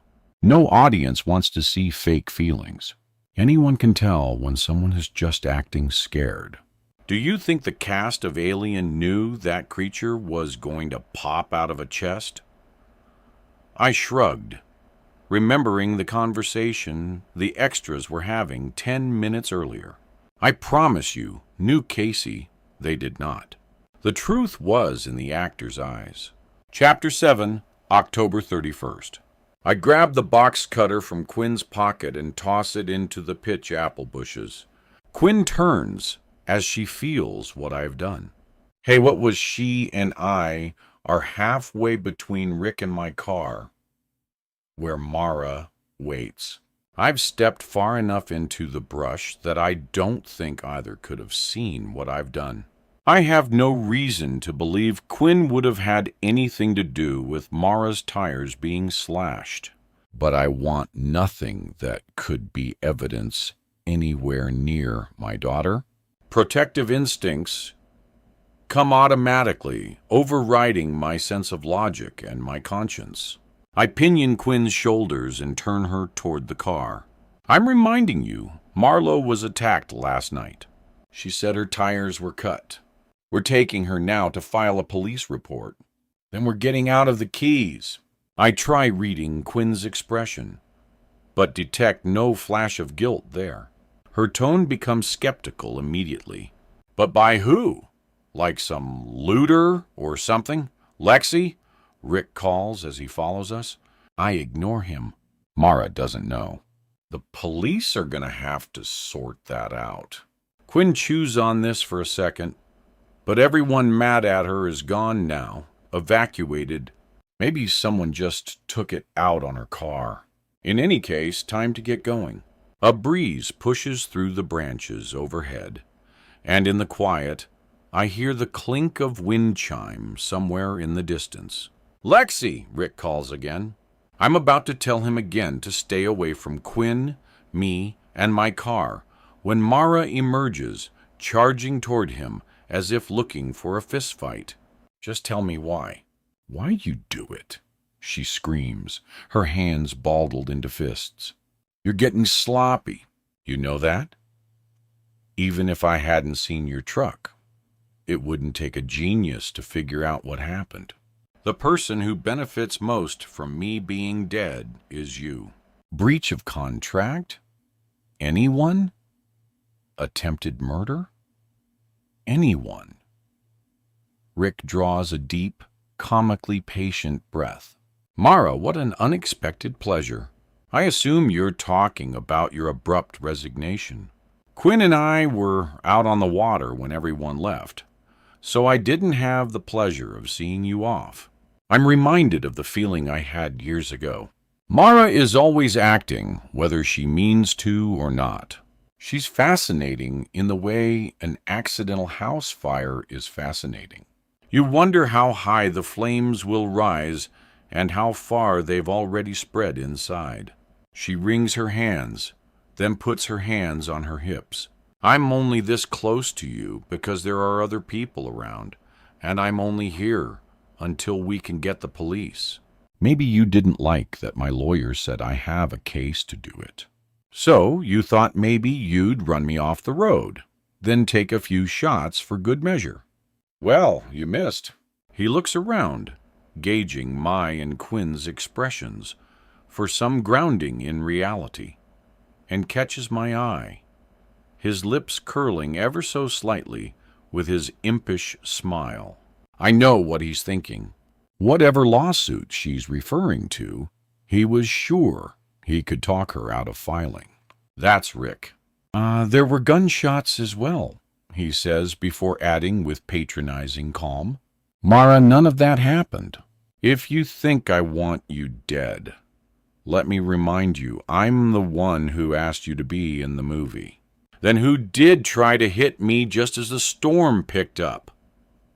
I can't guess. It was your truck. Pretty damn recognizable. You're just terrified you'll lose all your money once I get the movie stopped. She looks at me. Did he tell you he financed all of Breathless 2 himself? Could that be right? My heart accelerates. Movies are so incredibly expensive to make. Would Rick have gambled so much? Of course he would have. Rick coughs into his hand, clearing his throat. I know this is a line from a horror movie, but don't be ridiculous. No one tried to kill you. Stop smiling, she says. This isn't a joke. But he can't stop smiling. Everything for him is both serious and not. Even fear. He turns to me. Mara is no longer happy with her role and has been asked to leave the production. How do magazines put it when there's a breakup? We've amicably decided to part ways and wish each other the best going forward. Off, Mara says before turning to me. He cut my part down to nothing. I'm in, 2 real scenes? The role is barely a cameo at this point. I'm suing to stop the whole production. Without me in the lead, it's round blank anyway. You're lucky to be working at all, I think, after everything you've gotten into. Rick folds his hands on his chest. I've said this 100 times, but the part would have been great for you. A fitting role considering your extracurricular activity. It's different than you're used to, but fans would have loved it. The Party Girl. That's for debut actresses, and they're always the first to die, Mara says, then mutters something I can't quite hear. What? Rick asks. I said you deserve to lose your movie after the way you treated me when the first film came out. Huh. Rick leans back on his heels. So that's really what this is about.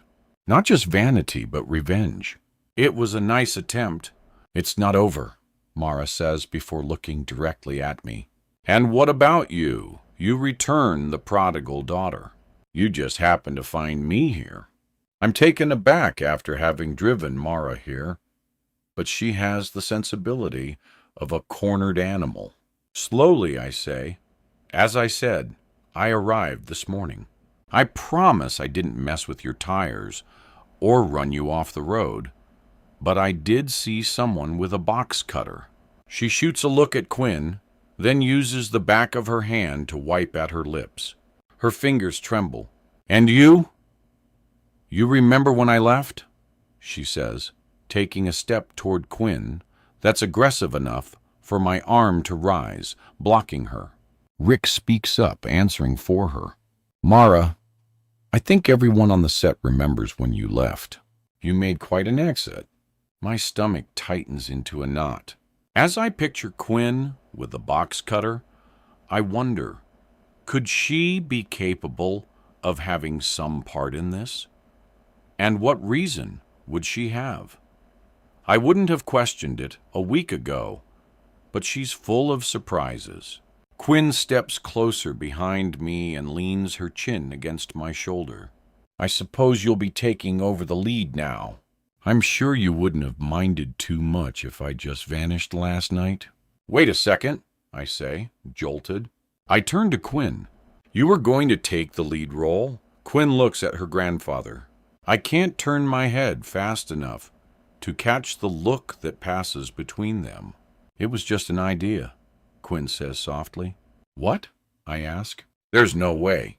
I was intrigued, I guess. Oh, I bet you were intrigued. I'm the final girl, Rick, Marlowe says. I'm made breathless. The lead part is mine. No question. I catch an unreadable glance from Quinn. Lexi, Rick begins. No, just no. Think of the story she can tell at college. The part can be tailored specifically for her. Although it's your call, I suppose. Letting her miss a once-in-a-lifetime opportunity. Suddenly, I'm so angry that my skin burns, despite everything going on. I don't raise my voice when I get upset. I lower it. I step toward him now like I mean to poke him in the chest. Quietly and calmly, I say, You don't get it, do you? I don't want Quinn to experience being stabbed to death, even if it's on film. Do you know what that does to a person's dreams? To their sense of what's safe, of what's real, and what's not? I don't want that for her, and I don't want to watch my child die, even if it's on screen. You of all people should I'd stopped, but not soon enough. There are tears in my eyes, some because of my losing Cam, my husband, Rick's son, and some because I know I've strode carelessly into a place of deep hurt for Rick. I do understand. Believe me is all he says. You're not exploiting my daughter, I say after a moment. He nods solemnly, then raises his hands as if extolling calm.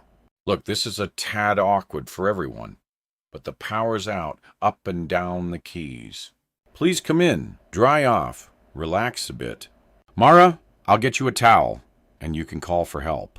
He sweeps his arm, inviting her in farther. Mara peeks behind Rick, as if someone might jump out at her. I can't tell if Rick believes part of what she's saying, but her emotion feels completely authentic. I think back to the bruise on her elbow. Or you're welcome to stand on the front porch until the mysterious truck comes back for you, but I'm going inside here. I unlock my phone and hand it to Mara. Call the police. We watch as she presses the numbers on the screen. 911. Her eyes darting around. From the tiny speaker, I hear 3 tones and a recording. She scowls, her teeth gritted. It's just some error message. All circuits are busy or something like that. She hands me back my phone and I check the time, seeing that it's nearly noon. I also notice that my battery power is down to 11%, which I know I should conserve. Then I guess you're riding with us, I say. Unless you're staying here. Thank you. But hell no, she says, running a hand over her hair. A breeze blows in through the open window facing the water. When I glance over, I see an expanse of blue sky opening over the tops of the palm trees. Every part of me wants to get Quinn in the Volvo and get back to the mainland. But what can I do? I think back to her car, parked at the odd angle in the street. I want so badly not to believe her, but his old F-150 is easy to identify. How can I say no to someone who's just been through what Mara has, even if that person is Mara? I start calculating the time it will take to drive her to the sheriff's substation.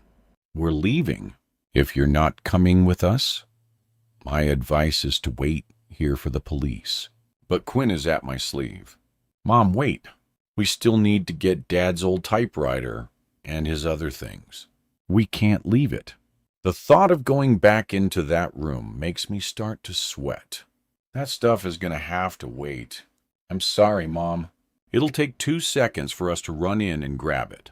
The thought sends a chill up my spine. They're just things, Quinn. Jesus Christ, Mom. I'll go with you if you're so scared. I turn on my heel. Hey, Quinn clenches her jaw. I can tell she knows she's gone too far. I have to remember, I'm talking to a teenager, a human with no developmental concept of risk. She'll find the slimmest of margins to get to what she wants. I admire the determination, while it scares me to death. She's been talking about retrieving Cam's typewriter since the week he passed. I forced myself to breathe. What are the odds that whoever attacked Mara is still hiding in the estate now? Slim, but there's no way I want her setting foot inside. I say something I regret, even as it leaves my lips. No, I say I'll go in. But she leans closer to me, close enough that only I can hear her whisper. Mom, no, I want to go with you. I found something I want you to see now. Someone hurt Dad. She lays her hand on my shoulder and continues. Granddad wasn't with me the whole night or early this morning. When my gaze flicks back up to Rick, his expression has changed. Maybe his intuition tells him he's being talked about. It's the first time I've ever seen his facade fail him. Mara sees it too. Quinn, he says. Don't leave me alone, Quinn asks me, her earlier confidence now shaken. He's hiding something. Chapter 8. Summer 1998. You're dead wrong. Jess shook her head with absolute certainty. It came out on some great reward. Sorry, it's on catching up. I have catching up. The day after being offered the new part, I was again sitting on the room floor where the extras for Breathless waited, listening to Cassie and Jess argue about which Deep's Mode album featured the song Somebody. A thunderstorm had blown in, and the sound of rain pounding against the windows, combined with the occasional gust of wind against the old walls, made the Pinerist seem even more ghostly than it already did. Parts of the house may have been reconstructed, but the room we sat in had floorboards so splintery that pin-pricks of light peeked up from below. I hugged my knees against my chest when a crack of thunder made us all jump. Anne had offered me a lanyard that gave me more access to the set, but I decided not to ditch my friends. But Cassie and Jess had been arguing for long enough that I'd caught a few of the other extras shooting looks in their directions. "Guys, please," I finally interrupted. Cassie stretched inside to disguise her annoyance. Jess folded her arms, her expression pouty. "Just let me finish. If you'd be quiet for 1 second, I can explain. It's on Catching Up with Deepez Mode. Because Catching Up is a compilation with a bunch of their singles. But the album it came out on was some great reward."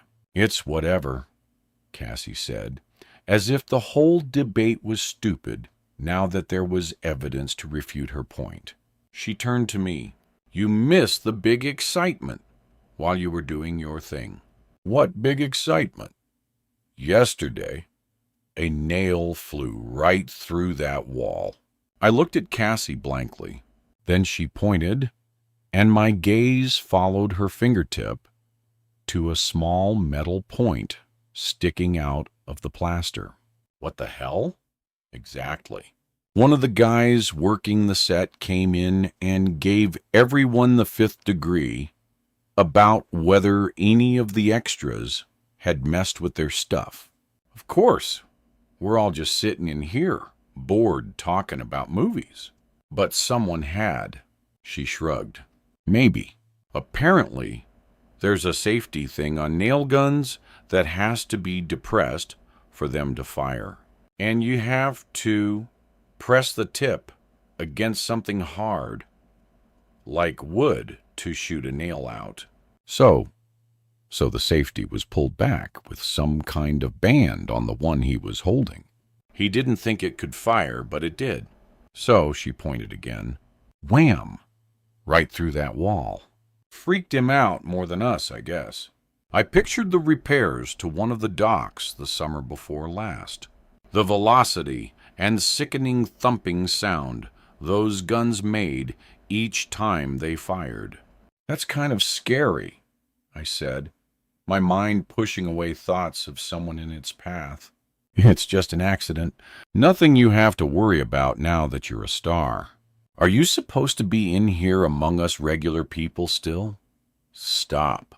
I'm supposed to get some kind of briefing or something, but honestly, I'm feeling a little guilty about not helping Dawn." Cassie blew out in a puff of disbelief. "Well, that makes sense.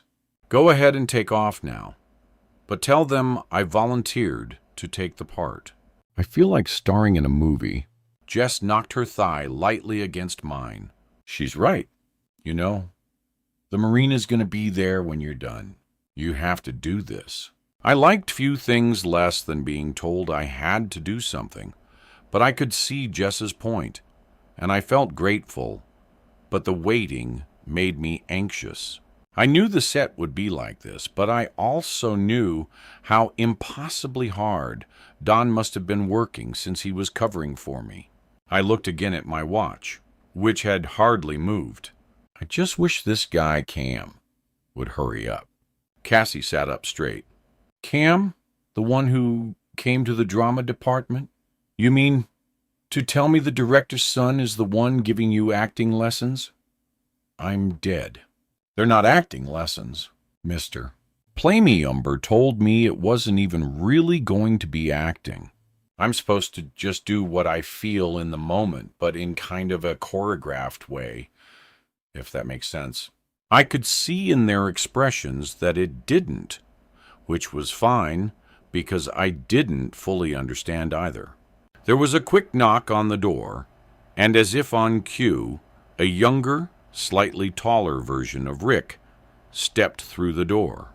He wore torn jeans and a black t-shirt, had sandy chin-length hair, and scanned the room right to left before asking, Lexi." I raised my hand, and he nodded, smiling before walking over and reaching his hand down to help me up. I could feel Jess's and Cassie's eyes on me and wanted to tell them to stop, whatever they were thinking, to just stop, because I was nervous enough without the pressure of their gazes. I'm supposed to show you around the set and tell you a few things about the shoot today. Ready? He sounded genuine, which was a departure from the kind of sincerity with a motive feeling I got from his father the day before. I waved bye to Cassie and Jess and followed him into the hall, rolling my eyes as Cassie flashed me a big thumbs up while Jess tried to cover her hand. Two assistants hurriedly approached just as we entered the hall, Cam and I leaning back to let them pass. One carried a severed arm, and the other held a metal bucket in each hand.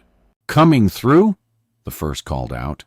"The props can seem a little weird if you're not used to this kind of stuff," Cam said as we started again. I didn't mention that I'd seen more blood splashed over docks than I had so far on the set. He pointed at two black boxes fastened to the top of the banister, each with a few small separate bulbs visible inside. "Those strobes will flicker to make it look like a lightning flash. They add the thunder later." I thought of the real thunder that had made me jump a few minutes before. Most of the scenes are supposed to be at night, so sometimes the lighting accentuates shadows on faces and the sides of walls, or looks like the moon if they have to reshoot during the day. He pointed overhead as blue-toned lights popped on. With the windows blacked out, it might have seemed like faint moonlight if the chatter of extras wasn't filtering in from the lobby. "Oh, hey, Dave," Cam said, exchanging a wave with a man carrying a butcher knife as he led me out to the pool deck. They're set up to shoot upstairs and working in the kitchen area, so it's a little quieter if we walk around the outside of the estate to where you need to go. Take a walk." "Sounds good."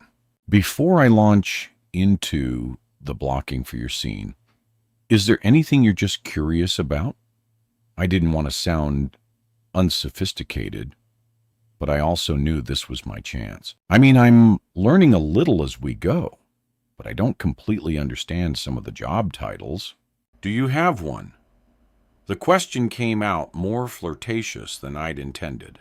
Cam shrugged and smiled. Dad doesn't have an enormous budget, so everyone's doing a few jobs at once. Technically, I'm the second assistant director, but that doesn't mean much in this film. I'm here because I can do a lot of behind-the-scenes stuff without being trained. I was supposed to intern at a newspaper this summer, but Dad needed the help, so here I am. Another smile. I liked that he seemed to take things in stride. Unlike the goofy beer-drinking boys I knew on the island, and I understood helping out his family, even though he had other plans. Cam had a winsome confidence about him that made it seem like everything would be easy. I wondered if that came from growing up well off. We passed through a gate and set out onto the grounds.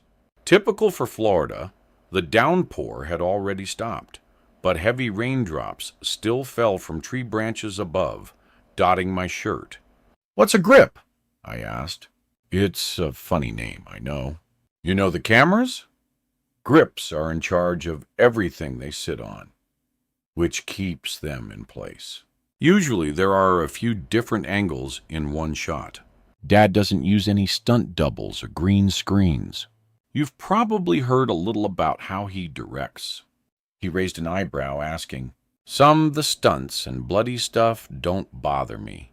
I've stepped on nails, gotten plenty of rope burns at the marina where I work." I turned my palms up to show him my calluses, and his eyebrows scrunched down. "Ouch," he said, his voice lowering a little. From somewhere in the distance came a blood-curdling scream. We both stopped walking for a second. "That happens sometimes," he said apologetically. "Some of the effects get added later, but it's pretty minimal. The fire is a real fire. The actor's falls hurt. It can be pretty hard on the cast, but luckily, no one's been injured so far."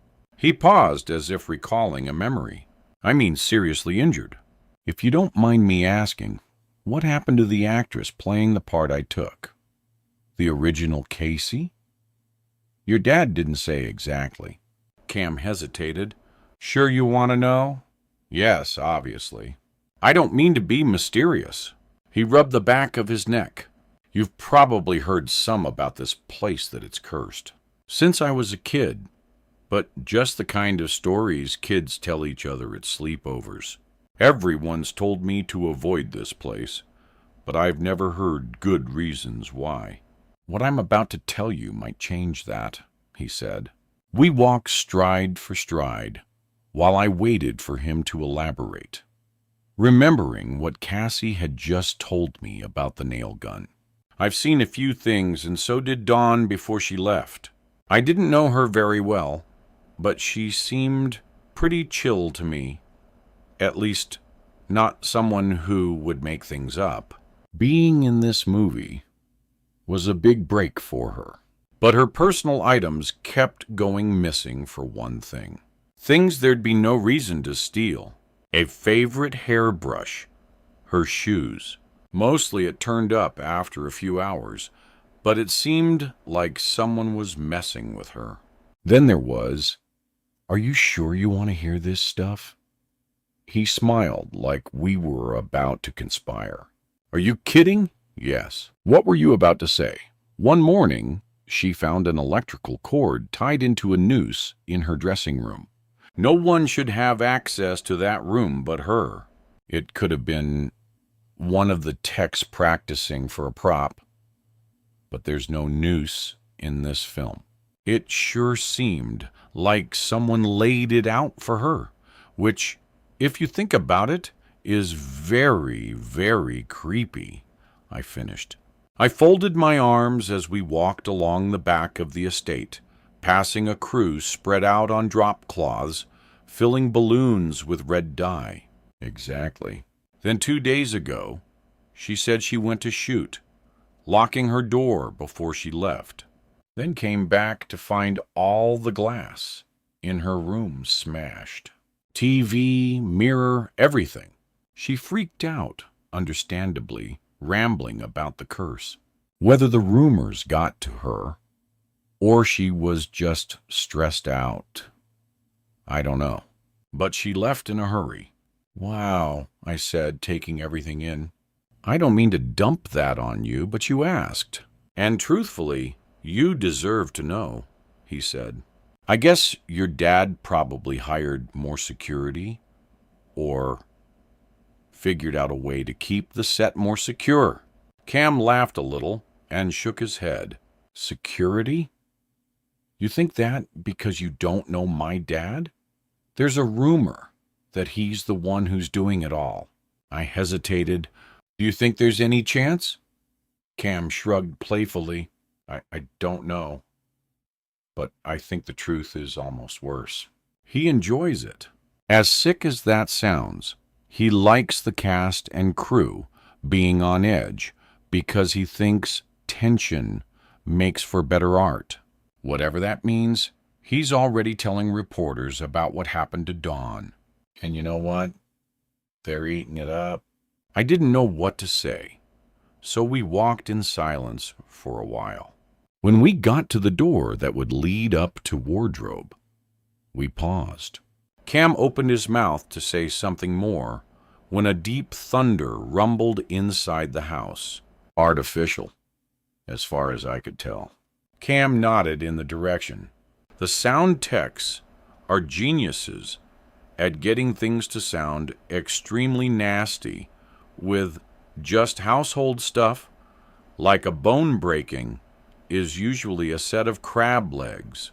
Last year, they made a monster eating a person's sound by twisting a head of romaine lettuce. Sorry, I said. I couldn't help but laugh. Maybe I needed to release some tension after hearing about Dawn. But Cam laughed too. No, I get it. It sounded funny to me the first time I heard that too. It's a lot of fun to watch. You should come out too. He stopped himself. Was he about to invite me to Los Angeles? I'd go. I realized somehow I knew I would. I'd known him for less than 10 minutes and realized I'd go to California with him, no questions, without thinking twice about it. What was happening? I swallowed as I paused at the door, wanting to extend the moment. So, what about you? I asked. You wanted a regular internship. You don't want to go into the family business. You don't beat around the bush, do you? I guess I don't. No, it's interesting, but not exactly for me. I'm more of a writer. I'd never heard anyone say that they wanted to write for a living, but I didn't want to admit how blue-collar I felt. So I smiled and nodded as if he'd just said the most natural thing in the world. Cam nodded at the door. His voice softened. So let me tell you a little about how it will go upstairs. You'll go into wardrobe and then to makeup, probably for about 15 minutes each. Then someone, probably Anne or my dad, will place you on the set. You'll stay kind of frozen while the crew test the lighting and sound. I mean, you don't have to stay mime still, but try to stay put. Then, Dad will say action, and everything will start. You'll walk from the bathroom to the bedroom and start getting ready for bed. Your character is a little on edge because of the hotel's unexpected guest, but you'll be trying to keep yourself calm because you just want a good night's sleep. He paused, then added bashfully, then at some point, you'll tangle with a serial killer.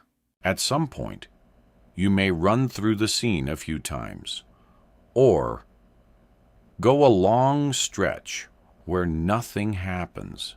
Most of the actors just try to stay in character. Dad likes the jump scares to be real. I think it's too nerve-wracking, but it's his method. Truly, you can back out of it if you feel uncomfortable. I'll be all right, I said. I thought back to the actor's exasperation the day before. He described the process as cruel. Cam shook his head a little as a smile crept across his face. It's anxiety-provoking. I get it. But, this is a horror movie. Some things are inevitable. I turned the door or knob and looked up the dark stairwell. Meaning? His smile widened. Meaning not many characters survive Dad's movies. At any moment, someone might jump out and kill you. Chapter 9, October 31st. A serpentine vein is now prominent on Rick's temple. Now wait a second. Even if something did happen to Mara last night, which, frankly, I have no reason to believe. I had nothing to do with it. His eyes shift around to Quinn and me. Nor did I have anything to do with Cam's disappearing last year. And honestly, how dare you? How dare you even insinuate otherwise? What gives any of you the nerve to assert I would? Because you created the mystique, right? I interrupt sharply but calmly. You played up every unexplained and tragic event happening here to promote your work. Are you surprised you're suspicious? Drop the righteous indignation and just tell us where you went this morning. I need to do no such thing, he replies, his tone returning to its usual cool timbre as he glares at Quinn. I shouldn't have to remind you I was with you in the main building. After the worst of the wind passed while you were asleep, I went outside once or twice, briefly, to have a look at the damage to the estate. The sun wasn't fully up, so I went back out for a long walk this morning. You might have noticed there's a lot to check in the 10 acres, including my cottage. The cottage itself is a nondescript beige in mode for Florida builders around the mid-'80s. What's striking is how usual it is. Hardly where one might expect a famous horror director to reside. The last time I was inside, it didn't appear updated, but wasn't run down either, existing in that strange time warp of appearing neither new nor old. I remember what Cam told me last year about his father, keeping to himself. You've been staying at the cottage for a while now, I say. Rick blinks quickly, like the question has caught him off guard. I have been, but so what? It feels like he's leaving out some information. Why? You always adored the main house. You built the cottage a decade ago for guests. Why move in there yourself? I can sleep wherever I like, he says. But since you asked, I was keeping the main house clean and ready for re-ad drafts and then filming. No one's been up in the guest room since last year. Quinn interjects, then looks down as everyone turns their eyes toward her. I went upstairs yesterday afternoon while we were closing up the house. She glances up at me. He hasn't been letting anyone up there during filming. The cast and crew weren't staying in the guest rooms. Rick's face flashes genuine surprise. Rick, what are you hiding? I say we try the police again, Mara says insistently. My cell is dead, Quinn announces. Rick taps his pocket. Mine too. Mara's expression says she doesn't believe him. And I'm not sure I do either, even though his phone being non-functional is plausible. I check mine, even though Mara had already tried to call for help. It looks like there's a signal, but no bars lit up. I have a little charge left and want to save what I have for the drive home, but I'll try again if you'd like. She nods. If you saw what I did during the drive down, I think you'd know we shouldn't bother. I think back to what the soldier said when I entered the keys. We're on our own. While Quinn tugs at my sleeve, I redial 911 and get the same error message as Mara. You need to see what I found. The call won't connect, I say, pocketing my phone and letting Quinn lead me toward the front entrance to the Pinerist. Mara calls out that she doesn't want to be alone with Rick, but now I'm too curious about what's driving Quinn to fully care. Rick may be dangerous, but he's not crazy enough to hurt her when we're so nearby. Besides, I've heard Mara scream before. If something happens, we'll know. I hear Mara continuing to berate Rick. Then take a deep breath before Quinn and I step over downed branches along the shaded path between seed trees. I look back toward the road as the wind brushes in.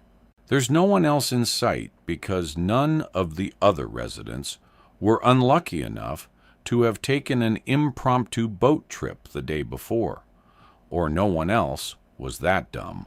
They all saw the weather forecast, took calls and texts from relatives, or checked their email. Then they got the hell out of the Keys when evacuating was still possible. I remember the expression on the National Guard soldier's face, and a chill runs up my spine. Here's what Cam would say. First, the warning from the guard. Now we're here in this remote, desolate location. What comes next? I duck beneath a circuitous branch, then push inside the front door. Daylight fights its way inside at the far end of the lobby. I flick the light switch, but of course nothing happens. I see Quinn and Rick's efforts to board up before the storm. Slats of plywood nailed up at odd angles, and a few bits of whatever cardboard they could find. Puddles splay out in places where rainwater blew in. Something about the darkness of the interior during the day makes the lobby seem larger than it is. People are afraid of the dark, Rick told me once years ago. They project all their fears onto it. Shapes get transformed and distorted.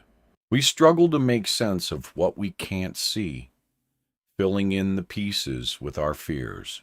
As we make our way toward the staircase, I hold Quinn's hand, our footsteps squeaking through the water on the floorboards. We pass what used to be the front desk from when the Pinerist was a functioning hotel. Rick kept it in place because he liked it. "Come on, Mom," she says, tugging. She can feel my reluctance. "I'm coming," I say. Places hold a presence. Amityville, Texas Chainsaw. 100 examples when going into buildings like this are bad ideas. Part of me wants to call Cam's name as I look around the expansive lobby. I swallow. This is ridiculous. I think get up the stairs and see what Quinn's talking about. Do I really think the place is haunted? That I'm about to see a ghost? I think to Cam, remember that chapter in your manual titled "Not Listening to Your Intuition," about how characters put themselves in terrible positions when they should know better? You mentioned The Silence of the Lambs. I picture Clarice Starling entering the house of Buffalo Bill near the end of the film. She's there to ask him a few questions, but notices some clues about his identity. Spools of thread, and then finally a moth. By the time he asks about suspects, she readies her pistol. Only the audience can see Bill's revolver laying on a stove in the next room, just out of her sight. She should have had her gun drawn from the time she knocked on Bill's door. Part of her already knew he was the killer. "Ready yourself if you're so nervous," Cam says in my mind. I look around, scanning the room. I hate guns, so it's not like I can just retrieve one from my car. A lamp? Not useful. A side table I could detach a leg from. Possibly a piece of the broken glass scattered across the floor. I'd more than likely cut my hand. Then my eyes settle on it. The knife that stabbed me in Breathless hangs in a black shadow box above the mostly ornamental fireplace in the foyer. It's the one Mara couldn't find during her scene because it was already in her killer's hand. I'm no weapons expert, but I happen to know it's a dive knife, a serrated edge for cutting fishing line, meant for emergencies. Maybe to tap on an air tank to get someone's attention. It wasn't designed as a weapon, but it'll do. "Mom, what are you doing? Hang on." Regardless of the arguing outside, someone cut Mara's tires, and if that person is still here, I don't plan on encountering them unarmed. I stand on my toes to pull it off the wall. The box is heavier than I'd thought. The wood is thick, and I see the top is covered with a coat of dust. I flip it face down on the floor, pop open the back, then pull apart the plastic straps that hold the knife in place. I know it has value to someone, a collector maybe, but that's unimportant now. "Sorry, Rick," I mumble. The long blade gleams in the faint light as I test the weight in my hand and switch the knife to my other hand so I can grasp the banister, then step over the rope Rick had strung up across the stairwell. "I'll go first," I say. Cam had looked down the stairs, these stairs, during our last call when he'd stayed here, and he'd noticed a light had been left on. What had he seen? "We're going to the room at the end of the hall," Quinn says. "The one he used as an office." When we reach the landing, I see a branch poking through a window down the hall, warm air wafting through the rupture. I hear the early afternoon call of crickets and wipe the sweat from my brow. Without air conditioning, The temperature is only slightly cooler inside than out, and I notice it heat up even more as I move on to the second floor, kicking aside shards of broken glass as I go. Beside each door is a small gold oval, preserved from when the Pinerest was a hotel. Instead of a number, each bears the name of a native bird written in cursive. Osprey, pelican, heron. Cam's room during the summer we met, his first in the Keys, was ibis. I haven't been upstairs since he and I were teenagers. It's the room where we first kissed, where I first let him undress me. I assume it's empty, but I push the door open. I have to look. The shades are drawn, but everything appears intact.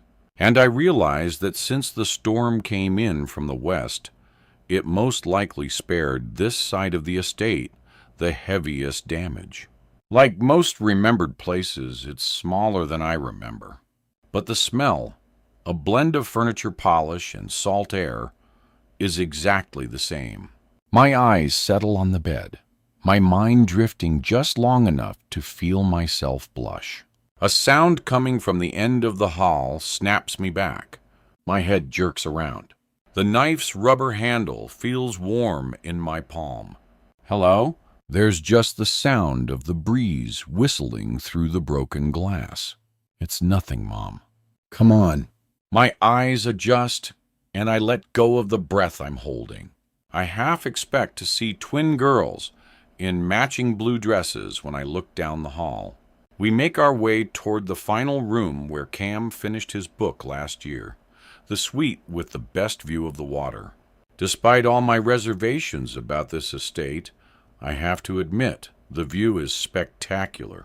He could watch the waves from the second floor, the tide roll in and out. The suite's door is open, and the room is filled with light. Shattered glass covers Cam's desk, and loose sheets of paper blow around everywhere. Below the bay looks tranquil, like a child on best behavior after a terrible tantrum. Bits of glass and fronds from the trees crunch under my shoes. What are we looking for here? A paperweight with Hemingway's face rests at an angle. A lamp is on its side, the bulb broken, the filament so vulnerable seeming, emerging like a bud. I recognize some of his things.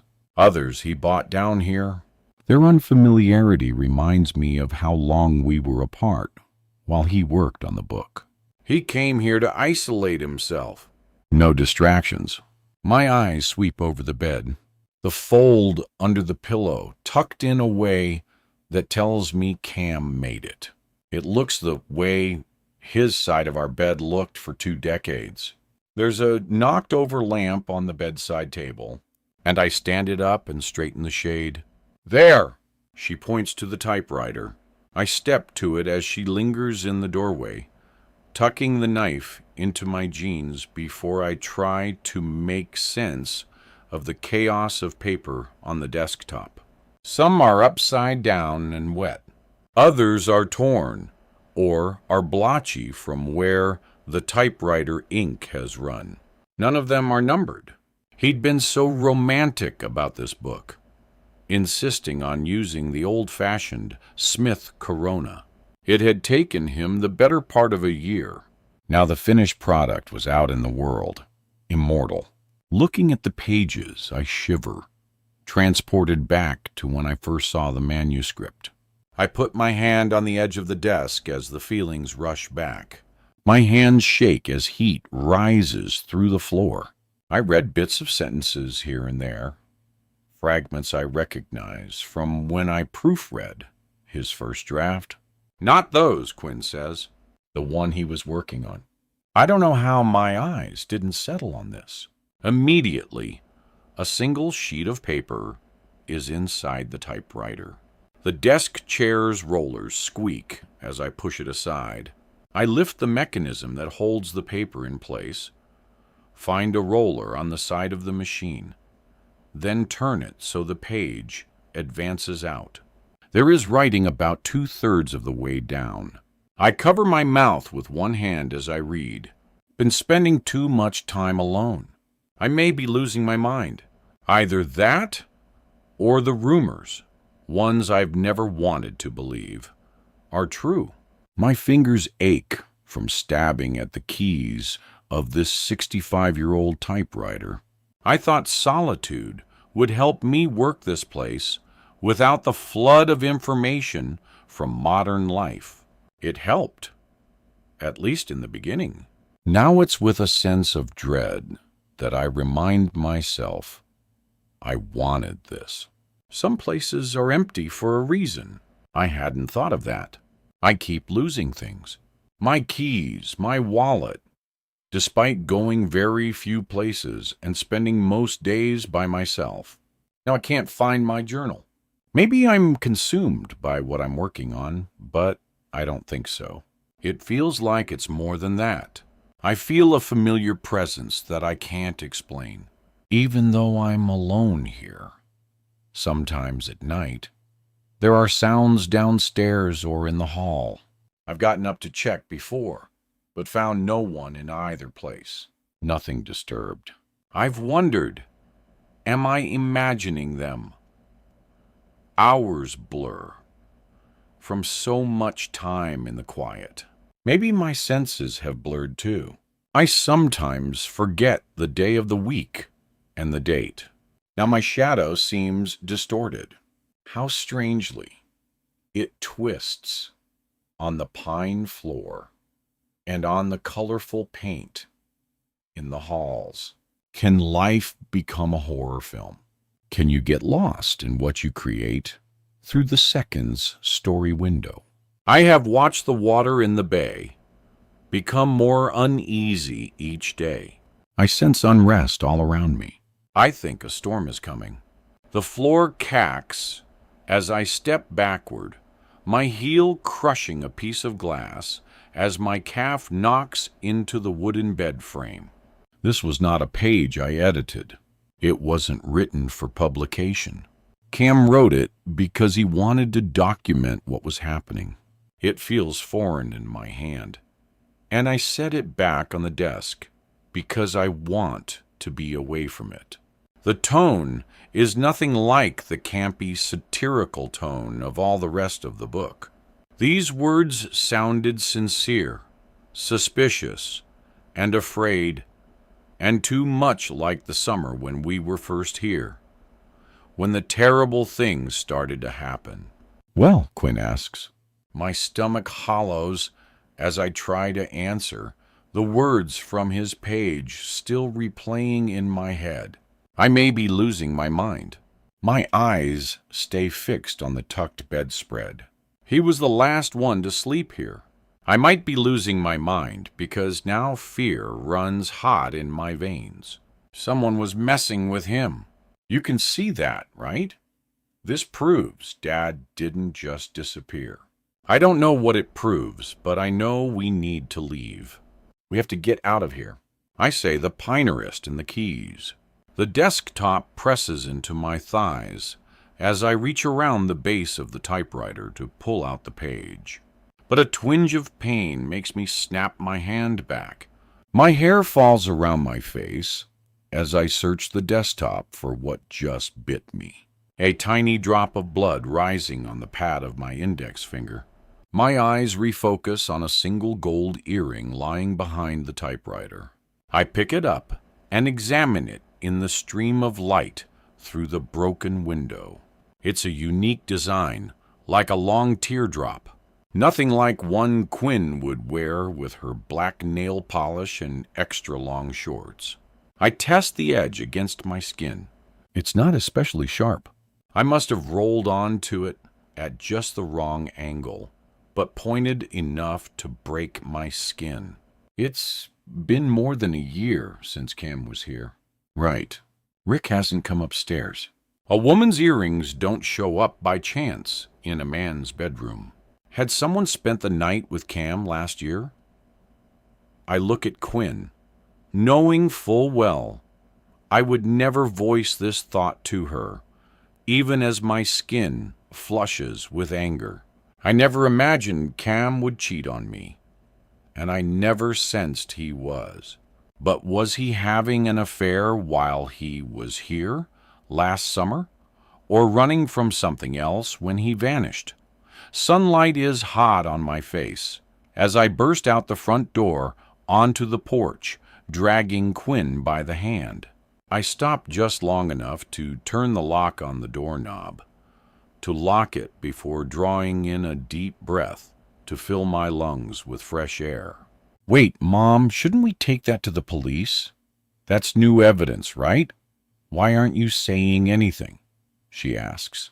I'm too confused and furious to string words together, but manage the self-restraint to not vent about my suspicions to Quinn. From the porch, I can see Rick and Mara.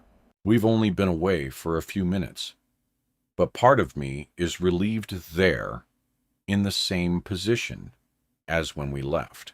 Him trying to explain something while Mara shakes her head. You're sure what you heard was a gunshot? I hear Rick interject, smirking. I lived in New York City for 15 years. I know what a gun sounds like, just like I know your truck, she says. Quinn is beside me. That was a journal entry, not part of the book, Mom. We can't just run away from this. Quinn grips my shoulder, spinning me to face her, the urgency in her eyes, confirming why she's here. She accepted Rick's invitation as an opportunity to look for clues about Cam's disappearance. My heart aches for her. I drop my voice, trying to keep myself steady. Call it running if you want, but yes, we're leaving this place, and we're leaving now. Do you need me to remind you that you shouldn't have been down here to begin with? She yanks her wrist away from my hand with angry force. But we're here now. We're not leaving without showing what we found to the police, or without Dad's things. Let's go. I step off the porch, but she doesn't budge. You're that ready to move on? You've got a new boyfriend now and can just walk away from what happened. That's unfair. You know it's not like that. Now come on. Why? So? You can just bury your head in the sand? Like you're so good at doing? This comment stops me dead in my tracks. She'd meant to hurt me and did. Her accusation cutting to the bone, even if she didn't know it would go so deep. Years ago, I did the same thing. I know that. I denied what I saw, and then I got out. I'm not sure I ever forgave myself. Now it's happening again. Quinn. She looks up and away, but doesn't answer. I step back onto the porch, breathing slowly to try to keep calm. I rest my hands on her arms. Listen, you're not wrong, but it's not the time to sort through everything. We need to get Mara to the police, get to a safe space, and report this ourselves. I need you to help me now. Okay. She doesn't answer. Quinn. Okay.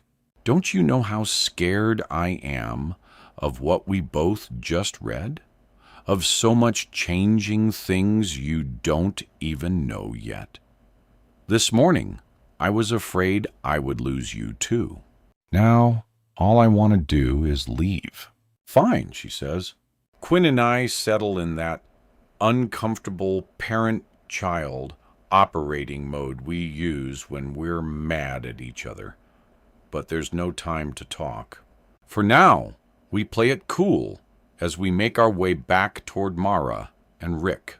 Well, Marlo pulled her hair back, but her eyes are still as wild as they were earlier. Did you two find whatever it was you were looking for? Not exactly, I say, purposefully avoiding eye contact with Rick. But it's time to get on the road. The sheriff's substation is about a mile north. I don't know what to expect there, but I'm sure they'll keep you safe. I picture the sand-colored building with the green roof and shutters. Unlike a few of my friends, Snagged by petty crimes as teens, I'd had no reason to go in and had always driven past without looking twice. I don't even know how I can leave now, Marla says. Rick looks at her confoundedly. The tire's on my rental. It's not moving anywhere. He shrugs and pets his jeans pocket before extracting a key and tossing it to her. Here the crew brought down another rental from Miami. I was going to move it closer to the house anyway. Just drop it off at the airport. She grips it in her fist and glances at the white, compact sedan. Fine. Quinn runs into the cottage to retrieve her things, then emerges a minute later. She tosses her bag in the trunk, glances at Rick, then climbs into the back seat. Mara drops into the passenger seat, and I hear the zip of her seatbelt. I nod at Rick because I have nothing to say. Maybe we'll talk again, maybe we won't. Really? Rick asks, his tone like a teenager who's angry because he's gotten in trouble. I get in the car and drive off, catching a quick glimpse of him in the rear view mirror as he turns and heads toward the dark cottage. Just a few minutes to the station, I vowed to Mara, just to have something to say. I feel like I do when I'm at work at the high school when a student needs my help. They've forgotten money for lunch and need to borrow $5, or they're having a tough time at home and need a few minutes in a quiet space. Except now the stakes are vastly different. She stares straight ahead, her silhouette calm and unreadable. Dramatic people can drain you, but I remind myself that this is a woman who survived an attack. She needs to get to the police and be taken safely to her car. Giving her a ride is the least I can do. Did she really hear a gunshot? A flicker of doubt flashes through my mind. My foot leans on the gas. The road hypnotizes me for an instant, with the heat waves coming off, and I wipe the back of my wrist across my forehead. I feel the press of fatigue from not having slept, and wonder if I should let Quinn drive part of the way home. We pass another building that looks as if a bomb went off inside. Glass and bits of colored plastic are scattered around what remains of the front lawn. The other side of the building looks untouched. A picture from another day in paradise. Mara clears her throat tentatively. I know you're in a hurry trying to get home, so thanks. Really, this won't take any time, I say, trying not to tap my fingers impatiently. Occasionally, I glance in her direction, the sun-baked road and the downed trees flying by in the window beside her. Mara, how long had you been down here in the Keys?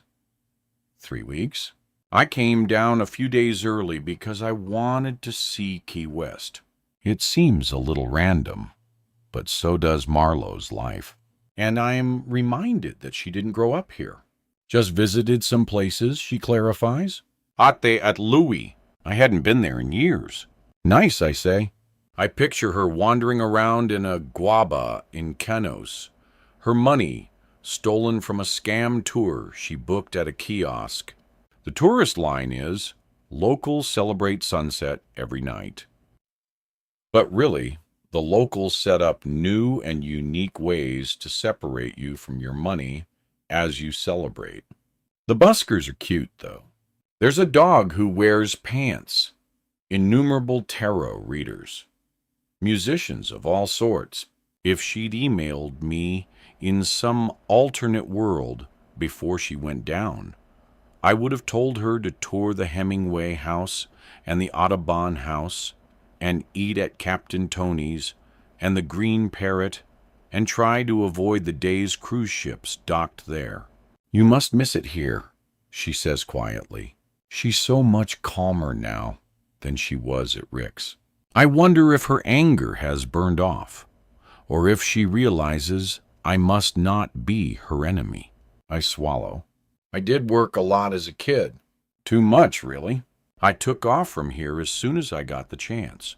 I'm sure you were sick of all the people like me who come down and don't know what they're doing. I shrug, thinking of the guys from New Jersey, Philadelphia, or Indianapolis who thought they were masters of the sea because they understood finance or law or watched The Greatest Catch. Most of the time, it was pretty amusing. Other times, it could be slightly dangerous. Yeah, I look at her. She's fragile and tense enough, so I don't want to go into it under the circumstances. Boats sink every day at marinas. It's more dangerous than most people realize. Maybe she does realize it after the explosion that took Doug's life. Maybe Mara realizes the dangers all too well. Quiet strikes me as we drive. No buzz of boat engines or rumbling on trucks. Just the dead calm of a deserted space. As we make our way up US 1, the tires catch on sand that spilled onto the road. I slow as we come over the next bridge, passing a dive shop where a dozen bright yellow air tanks rest in the parking lot as if they'd been tossed out the front door. Beyond a patch of Australian pines stands along the coast. As a teenager, I walked there with boys vacationing from faraway states. New York, Connecticut, Michigan, places that sounded exotic then. I wondered what brought them to our island when they could have gone anywhere. They might share a kiss and feel their warm hands on the sunburn beneath my t-shirt, watching the steady lights of ocean vessels on the ghostly horizon. I tell her, I camped on that beach with Girl Scouts when I was a kid. I searched those dunes with flashlights, looking for crabs after sunset. I hear her cough, and when I look over, I realize she's sobbing. Mara, are you okay with making this report? It's just a little farther. No, I don't know. Coming here early was a mistake. I didn't expect to wake up alone in my car, or get caught in the storm, or any of this. I'm not tough like you. She fidgets with the string on her dress. You were always so strong, even back then. When you stepped on that set 25 years ago, you were fearless. I nearly laugh, caught off guard. I searched the mirror for Quinn's eyes, but she's looking out the window. I'm glad I carried it off, but you were pretty tough on that set, if you remember. I started as an extra. You were the star. A shadow falls at an angle against Mara's cheek as she looks passively at the wreckage around us. I should have known better than to come back to the Pinerist after what happened to Doug. Rick wanted everyone who threatened him out of his way. She mumbles like she recalls the fragments of some woeful dream. She looks down at her hands, and the hair on the back of my neck stands up. I swallow, not wanting Quinn to hear this, but feeling like she should. Maybe hearing someone else's impression of Rick will finally show her how dangerous he is. I think of the skepticism Mara faced over the years, how terrible it must have felt to be doubted. I feel my heart speed up and force my attention back on the road. You think Rick had something to do with the accident back then? Her eyes flash in surprise. Just a flicker before she waves my question away. No, actually, Rick's the only filmmaker I've ever trusted on set, if I'm being honest. Back then, I broke down to him about what was happening all around. The accidents, the broken and missing things. And I wasn't the only one. You know, that's why Dawn left. The original Casey. I lose my breath for a second. I knew a little. What Mara's saying makes my stomach tighten as history shifts in my head. She got spooked, left before filming her scene. That's why Rick needed someone else for her part. She looks at me. You hear those stories, those old rumors about how some film sets are cursed? I always wondered if Breathless was like The Exorcist. I say automatically, practically quoting Cam. I stop myself from saying more. Exactly like The Exorcist, she says. Darkness was all around that film. You know, two of the actors who get killed in the script died in real life before post-production. 7 people associated with that film died. Ellen Buren had a permanent spine injury when her harness broke. Linda Blair had a mental breakdown. Come on! The words slip out of my mouth. I'm serious. Objects levitated in the room when William Blatty wrote the novel, not to mention the unexplained fire. Everything except Reagan's room burned. Mara says, a little trans-like now. It delayed shooting for 6 weeks. Some sets were known as cursed. When Landis was filming the Twilight Zone movie, a helicopter crash killed several people. Or The Wizard of Oz. Of course, that was just a rumor. I want her to please stop talking, but I know she's not wrong. I can't count the number of blog posts and YouTube videos that have been made about the filming of Breathless and about how Doug died. The folklore is fuel for curiosity. Mara's word doubted at every turn, while Rick, all the while, poured that fuel on the fire. I swerve to avoid what looks like a washing machine flipped upside down. Sand has accumulated in tiny dunes around 2 palm trees that have blown over. Emerald green fronds sticking up at odd angles. Mara's voice continues to rise. I'm not crazy, Lexi. It happens. Films get cursed, especially horror films. And it just makes them more popular, doesn't it? The curses just publicize them. It all becomes part of the legend. The topic feels like quicksand. The harder I try to get out, the faster I'm getting pulled in. It's like I'm watching a scary movie through my fingers, exploring and avoiding simultaneously. I try to interject, but Mara talks over me. Maybe this whole place is cursed too. I only came to restart my career, and now I'm barely making it out alive. The Pinerist. I know what happened last night and what I saw on that set. I saw a ghost. Stop, I cry, the sound coming out more forceful than intended. Now Quinn sits up straight behind us. Her eyes dart back and forth between Mara and me. The pine crest isn't cursed. What happened was just a bunch of weird coincidences that Rick played up. And what happened at the end of Breathless was an accident. Whatever happened to you last night was something else entirely. Maybe Rick was involved, maybe not.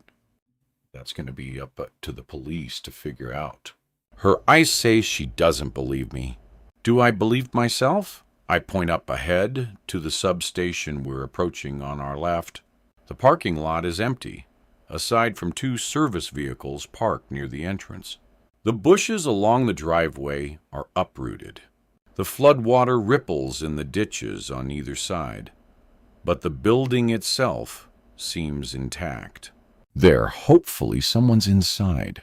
Mara pauses, stumbling over her resistance to what she wants to say. I need to ask you something, and I need you to be honest. Her voice is shaking. My nerves are on edge from raising my voice, but I answer calmly. What is it? Another pause. Then do you remember seeing a little boy on the set of Breathless? Before I can respond, a patrol car pulls behind us, its brakes squeaking as it slows to a stop. The sun reflects off the windshield at an angle that makes it impossible to tell who's driving. When its blue lights flash, I jump. Mara looks over her shoulder, a vein throbbing in her neck. He's coming up here, she says, a slight tremor in her voice, as if we're kids about to get in trouble. We haven't seen another moving vehicle since we left Rick's cottage. But this cop is acting like he's pulled me over. It's the third or fourth time I've spoken to an on-duty cop, but I know Mara's led a different life. She wrings her hands in her lap as the thump of the cruiser door closing hits us. She's muttering as if rehearsing what she means to say to the cop. I was leaving last night. Didn't want to stay the night here. Slash tires. I reach for Marla's hand, but she moves it away. And I wonder why she's working so hard to keep her story straight. We have to tell him what we found upstairs, Quinn says behind me. Marlo looks at her, but Quinn's words don't seem to register. Soon, I answer. The cruiser's blue lights flash, reflecting off the broken windows of a one-story home across the street. When I catch a glimpse of the officer's face in the rearview mirror, I realize it's familiar. My gut remembers him before my mind does. A wave of disappointment rising from where I stored high school acquaintances. I sigh. Marla's head turns, her eyes a little frantic. What is it? I know him, I whisper, rolling my eyes in a way that would put Quinn to shame. Knew him? I mean, a long time ago. I roll down the window, and he leans forward, peering into the car. The sweetness of whatever body spray, or whatever he's recently used, hits me as my mind searches through memory fragments for his name. Maybe he played baseball or had a class with me. Morning, ladies. Well, almost good afternoon. His blonde hair has thinned but spiked in the same teenage way, and the beginnings of a belly budges over his belt.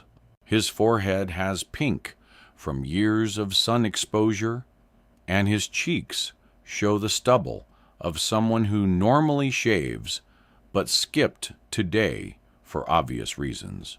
He looks older than the National Guard soldiers, with touches of gray around his temples and eyes betraying fatigue that rivals my own.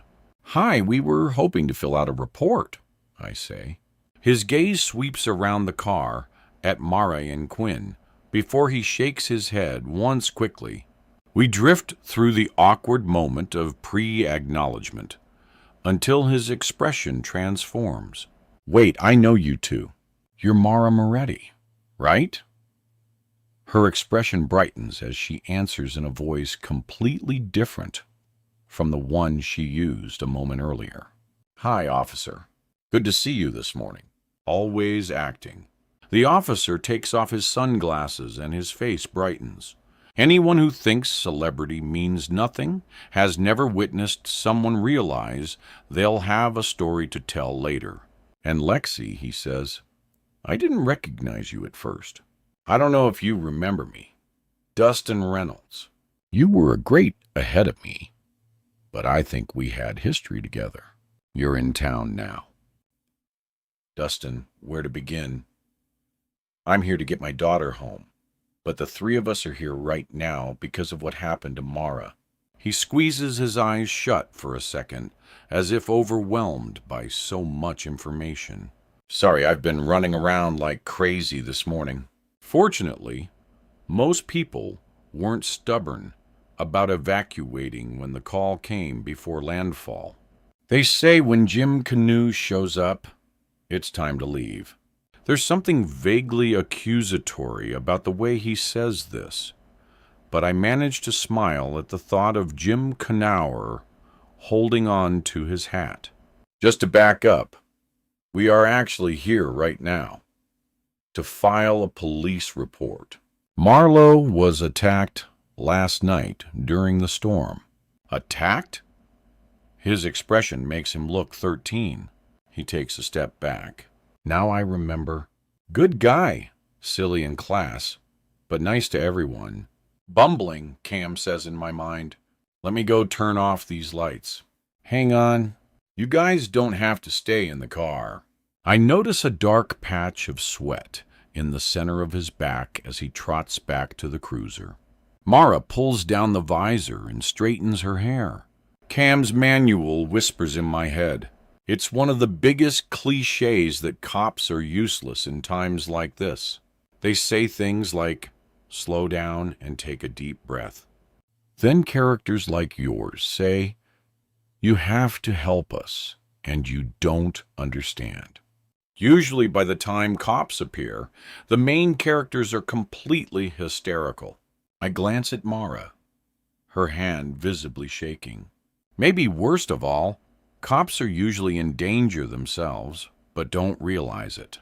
When they die, the main character usually seems to feel a mix of terror and frustration. A sense like, I told him so. I tell myself to stop. A breeze tilts the branches of a poinciana tree that survived the wind. A scattering of red blooms on the ground below. The blue sky is so mid-morning perfect. It seems computer-generated, as if all of this is part of some production or surreal dream. Dustin as an adult cop. The hurricane. The earring. Mara's attack. Dustin returns, flips open a notepad, and clicks a blue ballpoint pen. I hear a muted snap as Mara flips her visor up. Then the jostle of her car door opening, then closing. She explains everything to give him a full picture of what's happened.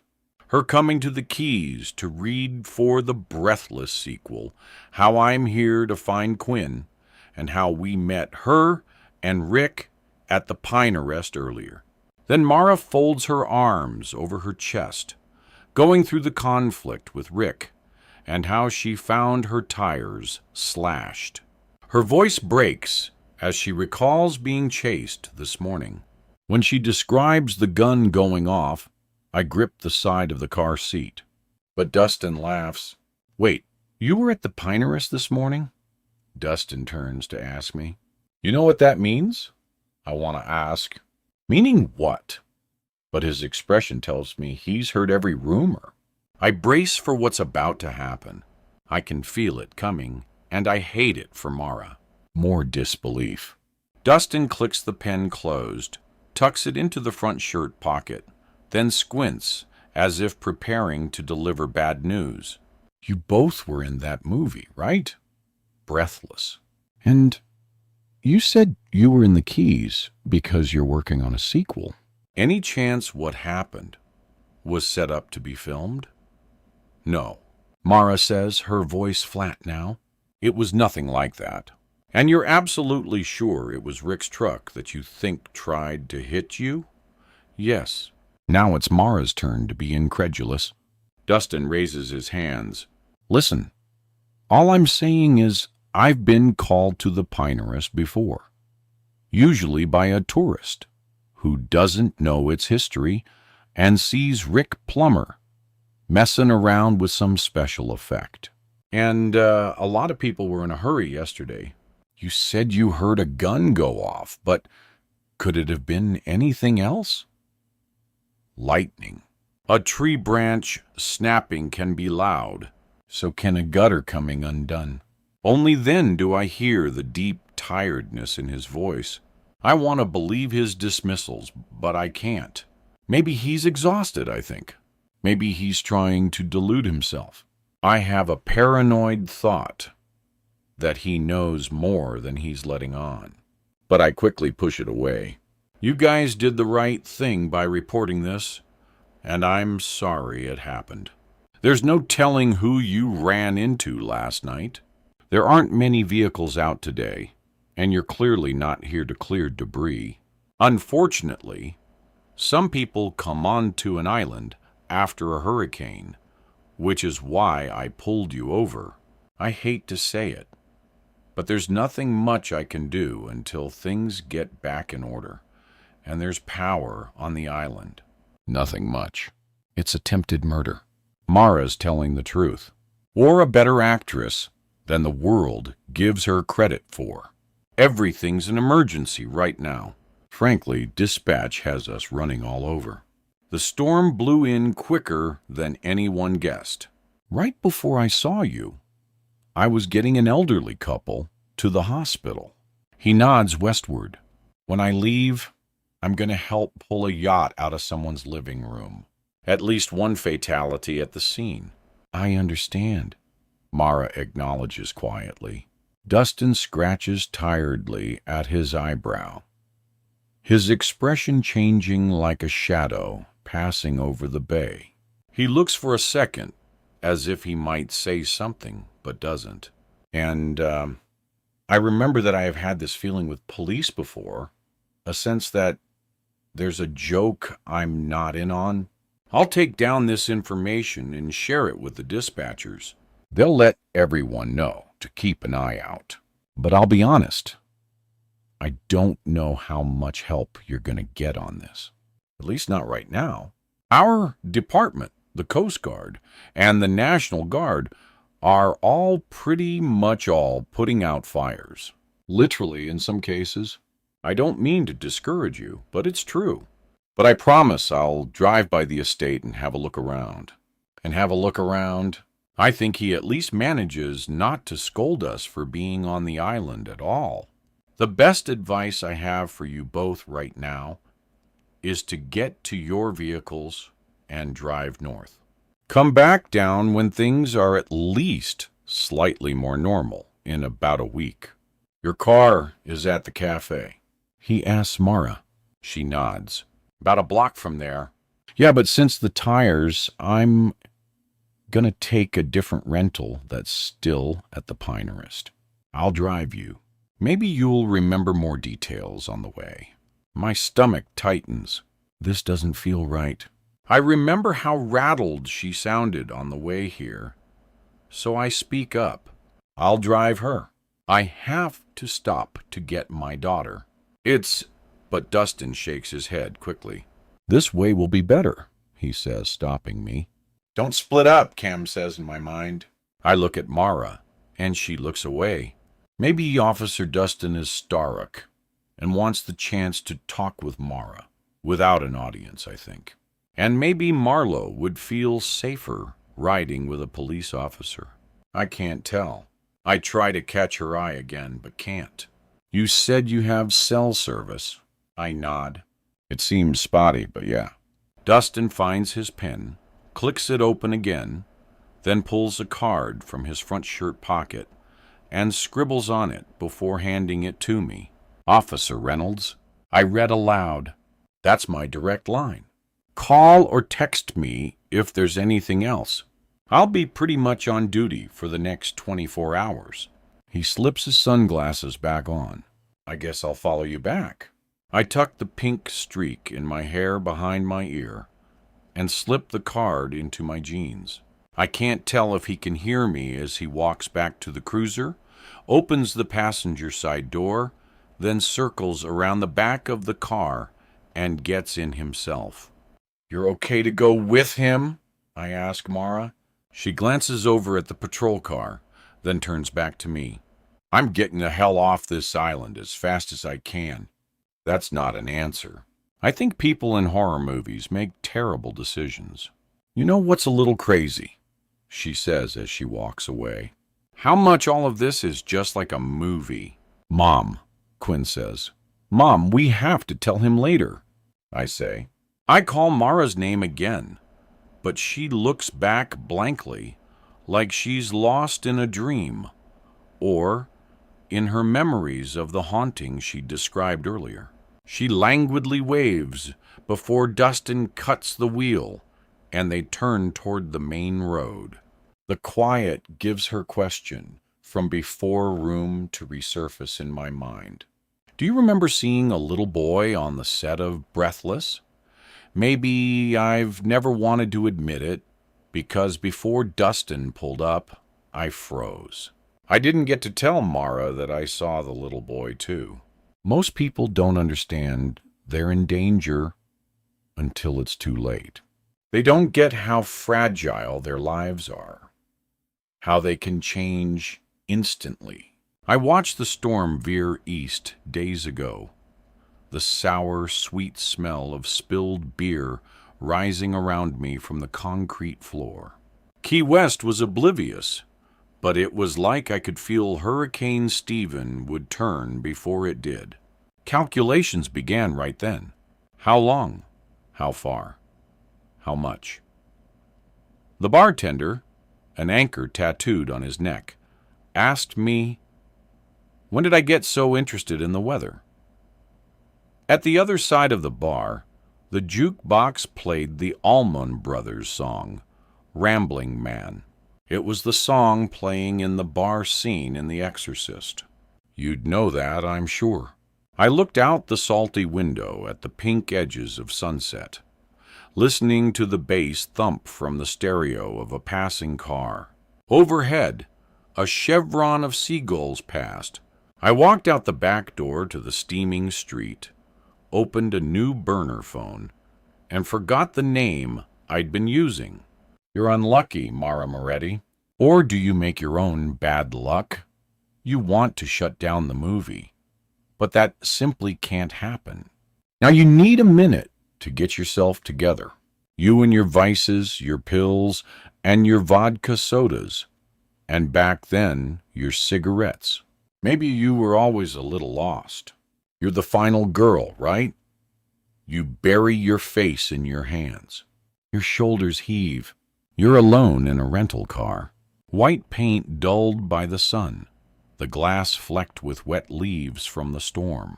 The island is so still a day later, but debris is everywhere, and I'm careful as I approach, stepping on fronds and shingles, not to leave tracks in the sand. I grab the passenger door handle just as you start the engine. I drop beside you before you can touch the gas. Your eyes go wide. Are you relieved to know you're not crazy? At least you have that now. But when you see the gun, you open your mouth to scream. I press it to your neck until you quiet.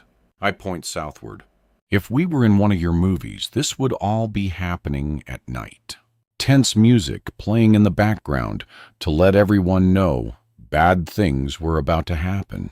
But now, there's just the sound of broken tree limbs crunching under the tires, the air conditioning rushing through the vents, the harsh glare of daylight. You're crying, shaking, your hands around your face, like you're trying to push away reality. No, no, no, you say again and again. You really shouldn't try to run. You keep ignoring me.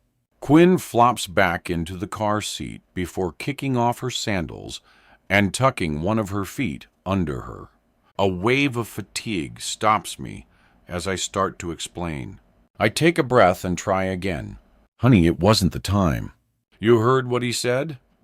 Come back in a week when things have calmed down. So what? We just say nothing now about what we found. She's exasperated and I don't blame her. I touch her shoulder. We'll report it, I promise. I don't know if it's evidence, but I'll make sure the police have another look at it and around that room. After we get home and the power is back on here, we'll call and schedule a time to file a real report. Her chest rises and falls as she makes a hopeful face.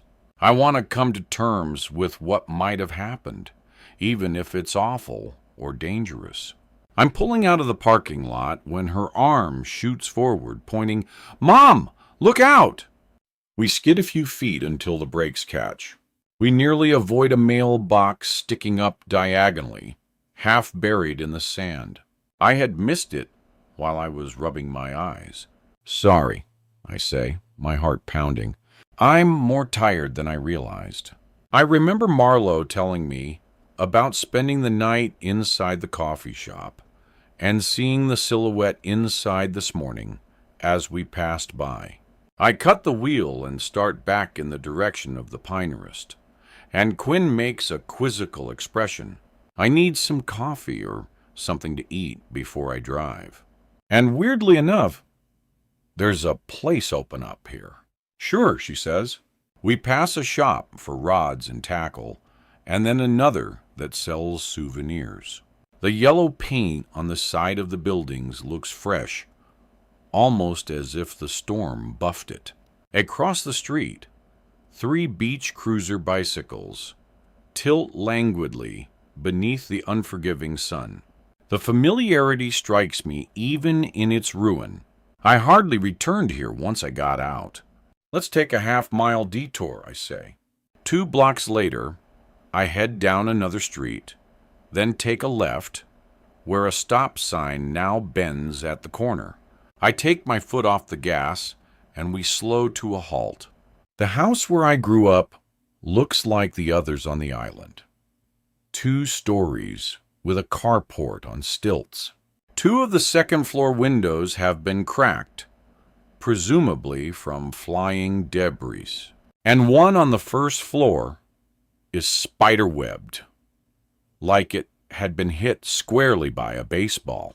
Duct tape reflects the sunlight, and for just a second, the surface seems to shine.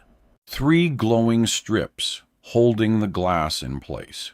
Your old house, Quinn says, sitting up. We've been by, but I didn't realize how close it is to the Pinehurst. Close enough that your dad and I could walk and meet halfway. The upstairs windows haven't been tended to. I notice most likely whoever lives here now didn't have a chance to secure them, a fact that makes my stomach sink at the probable mess inside. Quinn asks, "Do you think there's a connection between what happened to Mara and what happened to Dad?"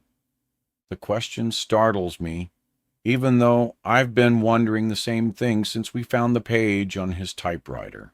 I hope not. I look for the last time at my old house and turn the engine back on. The willow I climbed, as a girl languidly hangs like it's been made drowsy by the sun, its fronds scattered about on the ground. This is just a place I happened to grow up, I remind myself. A bedroom where my mother once tucked me in at night, a kitchen where I ate my meals, and a living room where I laid on the floor and talked to Cam on the phone. My eyes sweep over the driveway that I pulled out of when I left. Then I drive away, the crunch of gravel noisy beneath my tires. I take us back to the main road, and a little farther down, I see the sign for the Seashell Cafe. I start to park in front, but the lot is coated with sprays of sand, downed branches, and shingles from roofs. I see a dark shape move inside and circle to park in the back, where the structure must have partially blocked the wind because the pavement is clear. "Come in with me?" I asked Quinn, slumped in her seat. "Do you mind if I stay in the car?" I'm not hungry. The front door, which stands open, is fewer than 30 feet away, but I still feel uneasy. "You don't have to eat. I don't want to be a part." She groans and follows me in. Beside the door is a chalkboard decorated with pastel letters reading, "We survived. Come in for a cup." A surprisingly ornate illustration of the sun completes the picture.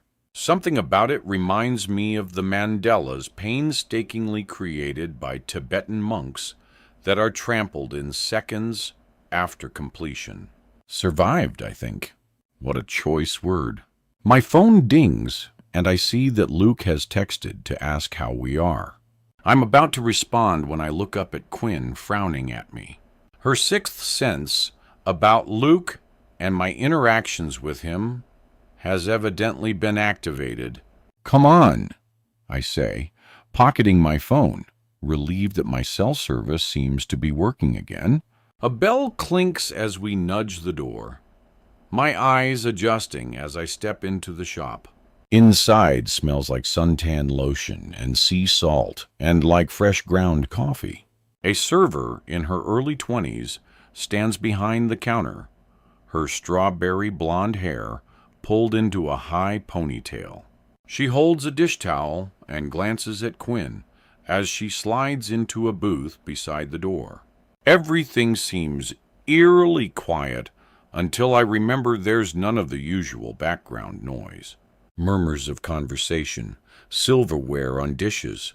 "You came back," the server says, showing a slightly chipped front tooth as she smiles. "I watched her car pass by earlier. Her being so observant strikes me as odd before I realize she's probably as weary and on edge as everyone else. The smile I return must convey my curiosity about how she's made coffee without power, because she adds, "We have a propane camping stove that came in handy." "One large cup of coffee, then, please." It's just the three of us. I take a seat at the counter and glance at her name tag, Audrey. Then I remember Mara's story. The rum drink, the blackout, waking up in her car. "I'm lucky you're open," I say. "Actually, we may have an acquaintance in common. Were you the one who helped out Mara Moretti during the storm?" Audrey pours the cup, then sets it on the counter in front of me. Guilty as charged. She'd pulled over about a block away when the storm started getting bad. I think she was waiting for the rain to slow down, but it was only going to get worse. So I brought her into the central office here. It's not much, but safer than being in her car. She was pretty rattled, so I had a drink with her.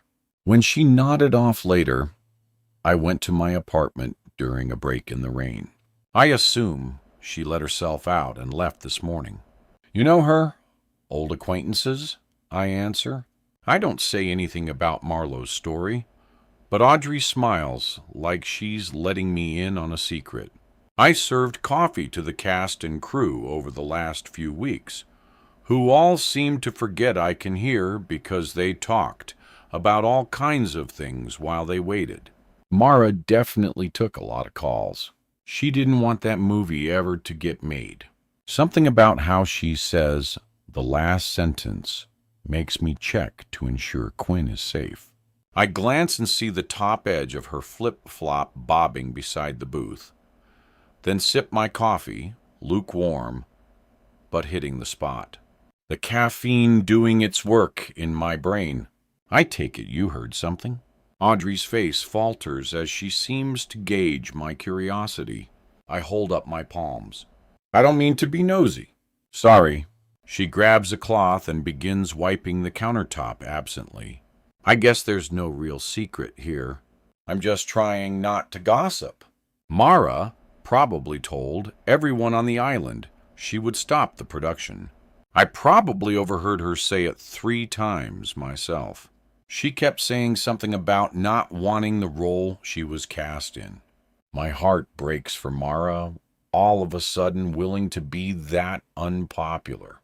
But honestly, she wasn't the one who hated the film production the most. Not at all. This makes my ears perk up. I try not to sound too inquisitive. "Who do you mean? The local cop office or something or other? The blonde guy? He hates Rick." She obviously means Dustin. I blink in surprise and start to imagine why when I think who hasn't hated Rick at certain times. I'm recalling how angry I was at him earlier when Audrey goes on. "Listen, Mara Moretti told everyone who listened she was going to get a lawyer to shut everything down, but I could never tell how serious she was. And at least one person legit rolled their eyes in her face. But when the cop, sorry, I forget his name, when he talked about hating Rick, it made the hair on the back of my neck stand. He wasn't specific about what happened between them in the past, but whatever it was drove him crazy.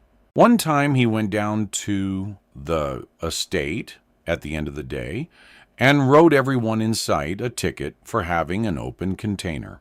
That's ridiculous in the Keys. He was just trying to mess with them however he could. If there hadn't been real fear in Mara's voice and eyes earlier, I'd have chuckled at Dustin strutting around absurdly ticketing crew members for hoisting celebratory beers. After all, there is not much to do in Isa Morada once the sun goes down. Drinking is a local pastime. A few beers on the dirt road beside the property is hardly enough to draw the attention of the police. I can't resist trying for a little more information. Rick's a regular here, too. Interns got the coffee when they started making the movie, but before that, Rick came in every day, always leaving enormous tips. Audrey twirls her hair. The consmate charmer, I think. I noticed the cuts on her hands, the taut tensions inside her elbow. She may look young, but working down here has toughened her. Audrey acts like she wants to tell more, but is nervous about doing it. Her voice brightens when she says, "Actually, this shop is amazingly lucky. Hardly any damage last night. I didn't know what to expect when I came back this morning." "First hurricane?" I ask. She nods. Somehow hadn't factored those in when I decided to move down from Cincinnati. My exhaustion may be making the coffee seem more delicious than it is, but I don't care. I'm content to chat just to savor it a bit longer. "Why here?" She smiles mysteriously and shrugs. "The romance of living in the islands, I guess. I went all the way to Key West, but the bar scene was too much. I got caught up with a rough crowd and woke up a few too many times on the floor. Not the best season of my life, and not how I'd pictured myself living when I moved. I wanted my life to be less bleak, not more. I guess a lot of people hurry to get away from where they're from. Don't I know it? So you left Key West?" She smiles. "I met a guy working as an EMT down there. He shoved someone off me one night who wouldn't take no for an answer. Maybe a little too roughly, but it was nice to have someone looking out for me. He said he'd lived in this part of the Keys for a while, and I remembered liking this area when I stopped here. So when he asked me to come back with him, I said I would." "That's my boyfriend now." She points at the chalk drawing. I'm impressed. "I don't mean to talk your ear off," she says, resting a hand on her chest. "I'm Audrey." "Not at all," I say, now feeling a little guilty for prying earlier. "I'm Lexi. I'm glad you made your way back." It's a lot quieter than Key West. "Will you guys stay long?" "I don't really know." He wants to get out as soon as we can afford it. He wants to study graphic design and has incredible talent, even though he never went to school for it.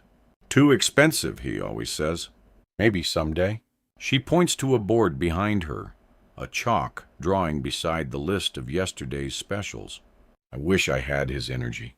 Maybe she reminds me of a younger version of myself. Scrappy, hard-working, dreaming about getting away from this resort town.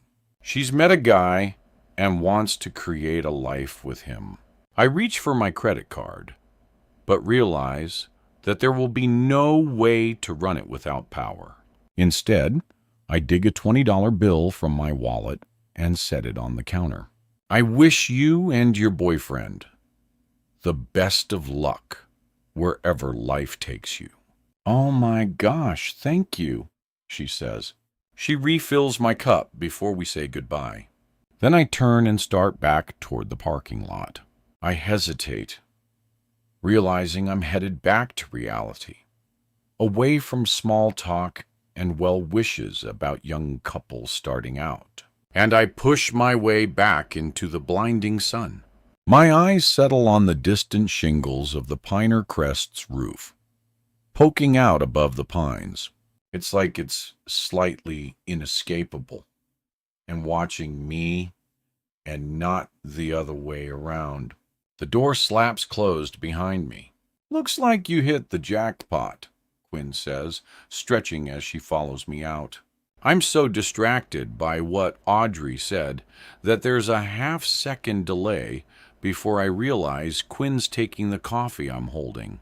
I have no idea what to think about Audrey's take on Dustin, nor can I imagine what he could have against Rick, aside from the inconvenience of the cast and crew drinking near the estate. But how much trouble could they have been, especially in a tourist-driven economy? Still, her emphasis on the word hate lingered. We climb into the car, but I turn to Quinn before I start the engine. I have to ask you something. When I pulled up this morning, you were holding that box cutter. I didn't mention Ed in front of anyone because of how it looked. My suspicions are reignited by Audrey's assumption that Mara had already left. She bites her lips sullenly, her eyes staring forward. Where did you find it? I prod what could have cut Mara's tires. You know that. Tell me. Quinn wrings her hands and looks out the window. I know how it'll sound. I take her by the shoulder, her eyes teary and fearful. Tell me. It was in Granddad's truck. Okay. My stomach tumbles into free fall, maybe because this makes so much sense. I struggle to find the right words when a loud sound shatters the silence. Quinn grips my arm. It's a gunshot. Stay in the car! I yell at Quinn before running back to the cafe entrance, my footsteps crunching over the palm fronds I'd parked around back to avoid. Hello? I call into the dark space, but there's no answer, no sign of Audrey. Did she hear the shot and run? How did she leave so quickly? I look around for the source of the noise, but everything around is chaos. Buildings half torn down, tree limbs scattered everywhere. I'm circling back toward the Volvo when I see it. 2 blocks away, but recognizable. The faded white paint of the rental car Rick had tossed Mara the key to earlier, parked at an odd diagonal angle at the edge of the street. My heart beats so hard, my pulse throbs in my ears. From the direction of the Volvo, Quinn calls. Mom, stay here, I say, the air still seeming to swallow my voice. It tears at me to leave her even for a minute. But I don't want to push her toward danger, and I have to see what's happened. The white car seems less than 100 yards away, but it's hard to tell because of the mess strewn everywhere. I rush toward it, my unease mounting until my hand clasps over my mouth. The passenger side door hangs open.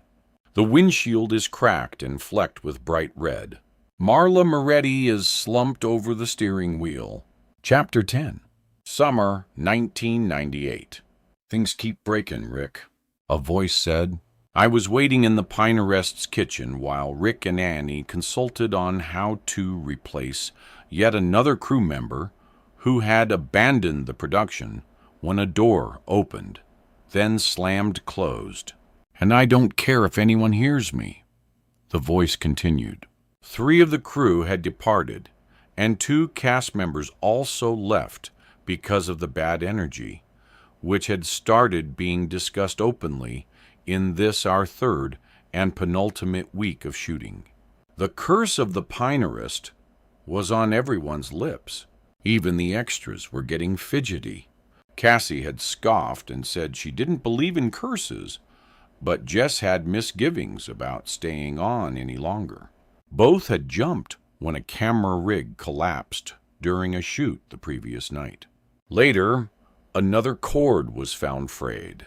The wire inside shooting sparks beside a time-worn curtain. Doug had rushed in with a fire extinguisher and covered the area. Afterward, Cam told me confidentially that he wasn't sure what was happening, but that he'd never seen anything like it. At this point, I think Dad wants to finish this thing now before anyone else leaves. He's not scared? I'd asked. Cam shook his head. I think in some twisted way, he likes watching the cast freaking out. He doesn't get scared, but that's just him. I folded my arms and held my tongue, trying not to dislike the father of the man I was falling for. I was still working at the marina in the mornings, but the filming for my big scene had been delayed to nearly the end of the shoot, giving me hours and hours to spend on set with Cam. I could see an actress with red curly hair placing her hands on her hips from where I sat in the kitchen. The mirror in my dressing room is smashed, and there are shards of glass everywhere. You found it like that just now? Rick's shadow moved across the wall as he leaned to touch her shoulder. They're all like that now. I can't take any more of this. It's an old house. It's just settling, probably. Things get hot because of the lights, and then are cooled by the fog machine. This is not from the house settling, the woman yelled. There's something wrong here. Really wrong. We're at the end, dear. Rick told her the last full week of shooting. Good thing, because I'm on the next bus or boat or hydro oil off of this island, she muttered before storming off. Rick bounced a little on his heels, his giddiness showing before he followed the actress to see what was going on. This is getting better each day. She's practically hysterical. Anne shook her head at him, then came over and sat beside me, sighing as she hugged her clipboard to her chest. The air was thick, despite a fan oscillating in the corner. The card table's surface was sticky, with some kind of special effect goo, which I wiped off the back of my arm. Do you mind me asking what you think is going on? Her weary eyes alone were an answer. She didn't know either. Breathless is the third film I've worked on with Rick. The budget we're working with is less like Pet Sematary, more like Plan Anne from outer space. You just kind of have to go with things, you know? It'll all be over soon. She was too smart to be so tuned out. Anne was either kidding herself or too afraid to recognize the circumstances around her. Sure, I said. She stood and started toward the door. It's almost time for your scene. Go ahead and get dressed. You can hang your clothes in the closet there, she said, pointing. More like undressed, I thought, eyeing the nightgown we'd chosen for wardrobe to lay out for me. I'll be back in a minute, Anne said before striding off, studying a list in her hand. This was the scene I'd been building toward all summer, since first putting on Casey's costume. I started to answer her when another knock at the door on the far side of the room interrupted me. Oh, it's Doug, someone hollered. Doug, a few people called, the way Norm was welcomed on cheers. I'd seen him around for weeks now. A tall man with a slightly British accent and a warm smile. Marla's boyfriend, I heard someone whisper. Good afternoon, everybody, he said. He stepped into the now crowded room wearing a denim button-down and cowboy boots that clapped softly on the hardwood. He waved politely to everyone before extending his hand to me. Casey, he asked, smiling. Bits of brush were glued in various places to his chest. I could see what I assumed was a painted-on scar, jagged across his cheek. That's me, I said.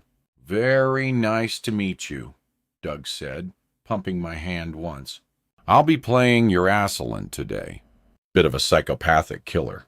Someone chuckled. I've done this 100 times, but just let me know if anything feels off. Rick likes surprises, but between you and me, I'll likely be in that closet there, he pointed, or coming from that hallway. I'll probably be going your way about 10 seconds after we start rolling, I believe. I think the basic plan is for you to grab the phone and for me to knock it from your hand. You'll hit me, and then I'll make like I'm strangling you. Oh, and are you right-handed? I am, I said. I was starting to feel slightly dizzy from so much information at once. Cam and I had walked through the blocking on more than one occasion, but now that it was actually happening, my mind was reeling. Rick approached us in the hallway, his deep voice unmistakable as he came in the door. Great, great. You two look ready. 5 minutes, everyone. Someone handed Doug a dive knife that he toyed with before half closing the closet door, then leaning in, listening to the hinges. Rick showed me where he wanted me to sit. Then all the assistants retreated, voices lowered, and I could hear the crew's footsteps around, heading in a dozen different directions.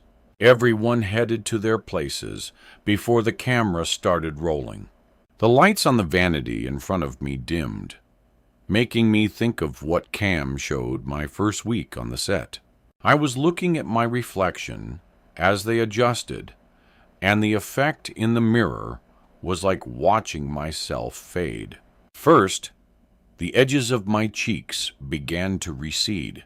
My brown hair, then my face, became invisible.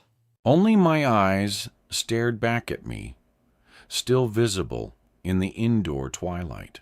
It's only a movie, I told myself. Breathe. There's nothing to be afraid of. I won't really vanish.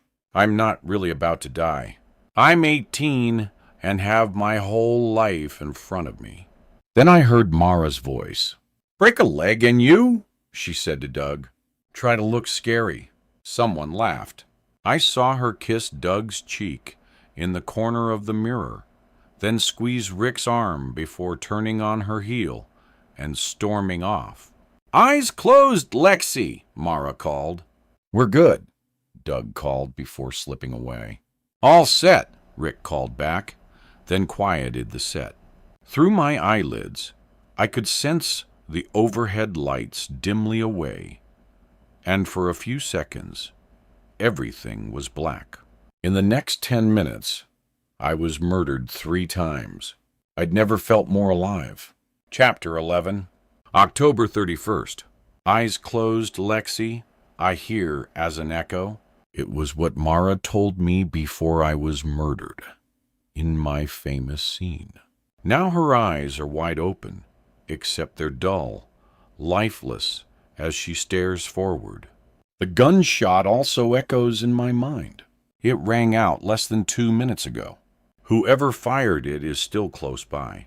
I feel a prickle on the back of my neck as the rest of my body goes numb. Am I imagining it, or am I being watched right now? I turn and run back to where I've left Quinn, my mind spinning from the horrible surreality of what I've just seen. I run back to the car, climb inside, slam the door, and lock it. Mom, is everything okay? Quinn can already tell it isn't. My eyes dart around as I start the car. I'm prepared to stomp on the gas if I see someone, but I need to call Dustin first. My hand shakes so violently that when I finally pull his card from my pocket, I can hardly dial his number into my phone. He answers on the first ring. Reynolds. Dustin, it's Lexi. We were just with you. I'm talking faster than I can think. The pace of my speech blurred by fear and denial of what I have just seen. Back up, he says. You're where now? We're at the coffee shop in the middle of the island, I say, my exasperation edging toward hysteria. Marlowe's car is a block from here. You must have just left her. Dustin, she's dead. Beside me, Quinn gasps. In the distance, a police siren begins to wail. Quinn spirals in front of me. What? She says, her voice breaking wildly. And she can't be dead. That's wrong. It has to be. She was just with us. Dustin arrives in less than 2 minutes. His patrol car lights flashing. He's making a call as he pulls up, then puts away his radio and closes the door, sending an echo across the sun-baked parking lot. I walk with him to the car and watch as he looks inside, then follow him back to his cruiser, where he makes another call. Disbelief blurs his expression, my sense of time, everything. Did Dustin understand what Mara had seen? Had she shown him her tires? He looks angered by what he's about to ask. The excitement he'd flashed earlier from talking with a celebrity having drained away. He pops his thumb like he's clicking a pen and takes a statement from Quinn and me. Her hands clench and unclench as she talks about going inside the coffee shop, then coming out to the car. Dustin goes inside the shop and calls out several times, then comes back outside, shaking his head after a few seconds. No one's here. She said she was just about to close. Maybe she left, ran when she heard the shot. Maybe. I think. Do you happen to know where Rick was when this happened? I don't know, I answer, even though all I can think of is Quinn finding the box cutter in his truck. I called this in. What little help there is should be on the way. He steps away, and moments later I hear brakes squeak. Then more doors close. When Dustin reappears, his expression is stiff and formal. Another officer came up to secure the crime scene, but there's no medical examiner anywhere on the islands. I need you two to follow me back to the Pinerist. We need to talk to Rick and find out what he heard. Let's go. I start the car and follow Dustin's cruiser onto the road, passing Mara's white rental car and an unmarked vehicle now beside it. I put my hand on Quinn's knee, and she puts her hand on top of mine, her expression terrified. As of right now, she's the only one I can be sure had nothing to do with what happened to Mara. Do you think he took Mara straight to her car after we watched them pull out? She asks. I think so, I say. As far as I know, Dustin was the last one to see her alive. I lower the air conditioning temperature until chilled air pumps through the vents as the tires thump rhythmically over the old girders. The sun has crossed the meridian as we ascend the bridge, radiating heat. The Pinerist sits on the west side of the quay, but on the other, a roof lays in pieces. A dock juts raggedly into the ocean, snapped like kindling. Mara may not have known the difference between acting and living, but I do. But what happens when your life begins to resemble a script? The evacuated keys, the bumbling cop. It feels so unreal. We enter the Pinerist's gates, park, and walk past the old house toward the cottage.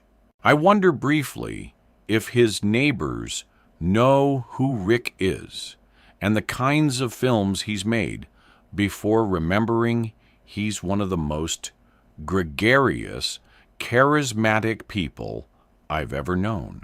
I realize he's probably had anyone who will listen over for dinner parties and cocktails. Rick descends the front stairs, a white towel wrapped around his hand. I look past him out to the bay, where the water is still in the afternoon sun.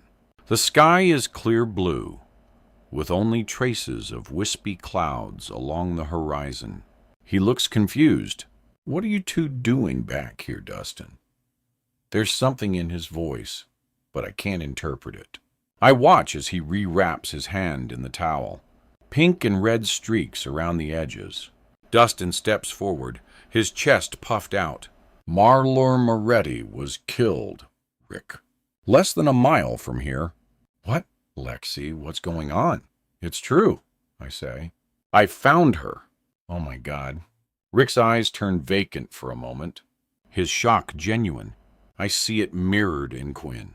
No, it can be found on me as well. I took a report from her in which she said you meant to harm her. I can't believe this. I need to ask. Shut up for a second and drop the cop act. Dustin, Rick barks suddenly, his facial expression cycling through the first edges of pain. He looks unsteady, like his legs might buckle beneath him. You were taking her to file a report, he says to me. Then, Dustin, you brought Mara back here to get the other rental car. I think I heard the engine start, Rick says. You think? Dustin asked sharply, his aggression surprising. How long ago? Rick's gaze begins to cloud. He taps his fist against his lips. Come on, Rick. A woman is dead. Try harder. Have you been here in this cottage? No one else has come or gone. Just me. No, no one has come by, he answers mildly. He's taken this in. Give him a second, I say to Dustin. I'm not so sure, Dustin says. He tightens his jaw as if grinding his teeth. He's usually got everything all figured out. Let's go inside, Rick suggests, leading us. I notice Dustin's hand rests on the holster of his pistol. We enter a foyer that smells strongly of coconut sunscreen and vaguely of alcohol. Beyond it, odd shadows spill across terracotta tile. The furniture is modern without being uncomfortable or the tacky pastel I associate with the keys. The walls are decorated with contemporary paintings that probably cost the equivalent of my librarian's salary. Stainless steel appliances make the kitchen look like a showroom catalog. I can hear birds calling outside, the distant tear of an emergency vehicle rushing somewhere, maybe to the scene of where Mara was found, I realize. When Rick closes the door behind us, I jump. He suggests we go into the living room, and we do, spreading out on his L-shaped white leather couch while Quinn disappears into a bedroom. I hear the shuffle of his footsteps down the short hall. Then his bathroom door closes. Dustin stands at the foot of the couch, clearly not intending to sit down. So tell me what happened starting yesterday. Ms. Moretti had been staying at the estate. Rick goes over the timeline, starting with Mara working with the cast and crew earlier in the week, then showing back up with Quinn and me that morning. I feel waves of sadness and shock from knowing Mara's gone. Gone! That make me want to throw up. The afternoon light reflects dully off Dustin's handcuffs. A cold shadow passes over his expression as he listens. At the substation, he said he'd been awake for 24 hours already. Maybe what I'm noticing is his exhaustion. Or is it something more? And there's absolutely no way what happened with her tires or the gunshot she heard was part of your little production, a piece of the film being shot at the estate. Maybe to take advantage of the wreckage after the hurricane. Absolutely not. Quinn returns and perches herself on the far end of the sofa, with an eye on the doors, as if she's waiting for better news to arrive. Did you tell him about what I found? Quinn asks. Dustin looks at Quinn, and then back at me. Why am I reluctant to share it? Because the situation is so nightmarish already, and because I'm more frightened than I want to admit. Dustin speaks directly to Quinn, looking over my shoulder. And what's that? Evidence that my dad was murdered last summer. Quinn answers in a matter-of-fact way only a teenager can. Rick's expression darkens as the words reach his ears. He doesn't want to believe Cam was murdered, and neither do I. It's a prospect that's too starkly threatening, too terrible. And yet, how can we not consider it, especially now? Maybe this is the right time. What's the evidence? Dustin asks her. He's taken the tone cops use when talking to teenagers, as if trying to lull her into some kind of confession. A letter left on his typewriter upstairs. It looked like part of the book he was writing at first, but it isn't. It sounded more like a diary or something he wrote, saying strange things were happening. It's from right before he died. His expression softens slightly, but perceptibly, and I remember his skepticism when Marla and I met with him earlier. I can almost read his thoughts. A teenager found a letter. "This was found in a room in the Pinterest?" he asks simply. "Yes," Quinn answers, either unable to read his disbelief or not acknowledging it. Rick nods, adding softly, "I'd blocked those rooms off. No one's been in his writing room since last summer, as far as I know. So apparently it's been there since then." Dustin rubs his hands over his face. "The detectives went through that space last year." "I believe so," Rick says. "You believe? You think this is great?" Dustin coughs. "No one goes in or out of that room for now." "Okay." It's unclear whether that's relevant to the current investigation or a separate matter, but it should be left undisturbed. Someone will likely take a look in the next few days. Rick nods. Quinn shakes her head. "That's it. Maybe you don't understand how the keys are operating right now, but never mind." Quinn interrupts. She stands and walks out onto the deck, pulling the sliding glass door closed behind her. Dustin clears his throat. "Ms. Moretti told me a few other things before I left her at her car that will be part of my report. She told me she planned to stop the production of your next movie, Rick, and that you tried to stop her. She said you've sunk a lot of your own money into the film and would stand to lose it all if she went through with it. Something about breaking your contract with her. Ring a bell? It's a little distasteful to speak about it right now, isn't it?" Rick asks. "But I can assure you Marlowe didn't have a case." "Sure," Dustin says dismissively. "Just something she mentioned." "What happened to your hand, Rick?" Dustin nods at the towel. It's funny to hear the question from his mouth, his suspicions so clear. I'd been wondering the same thing. "I'm starting to find this insulting, Dustin." "The cut is from brush I was clearing," Rick says, beginning to loosen the towel. "Would you like to see?" "That won't be necessary." Dustin holds up his hands. "A lot of brush to clear."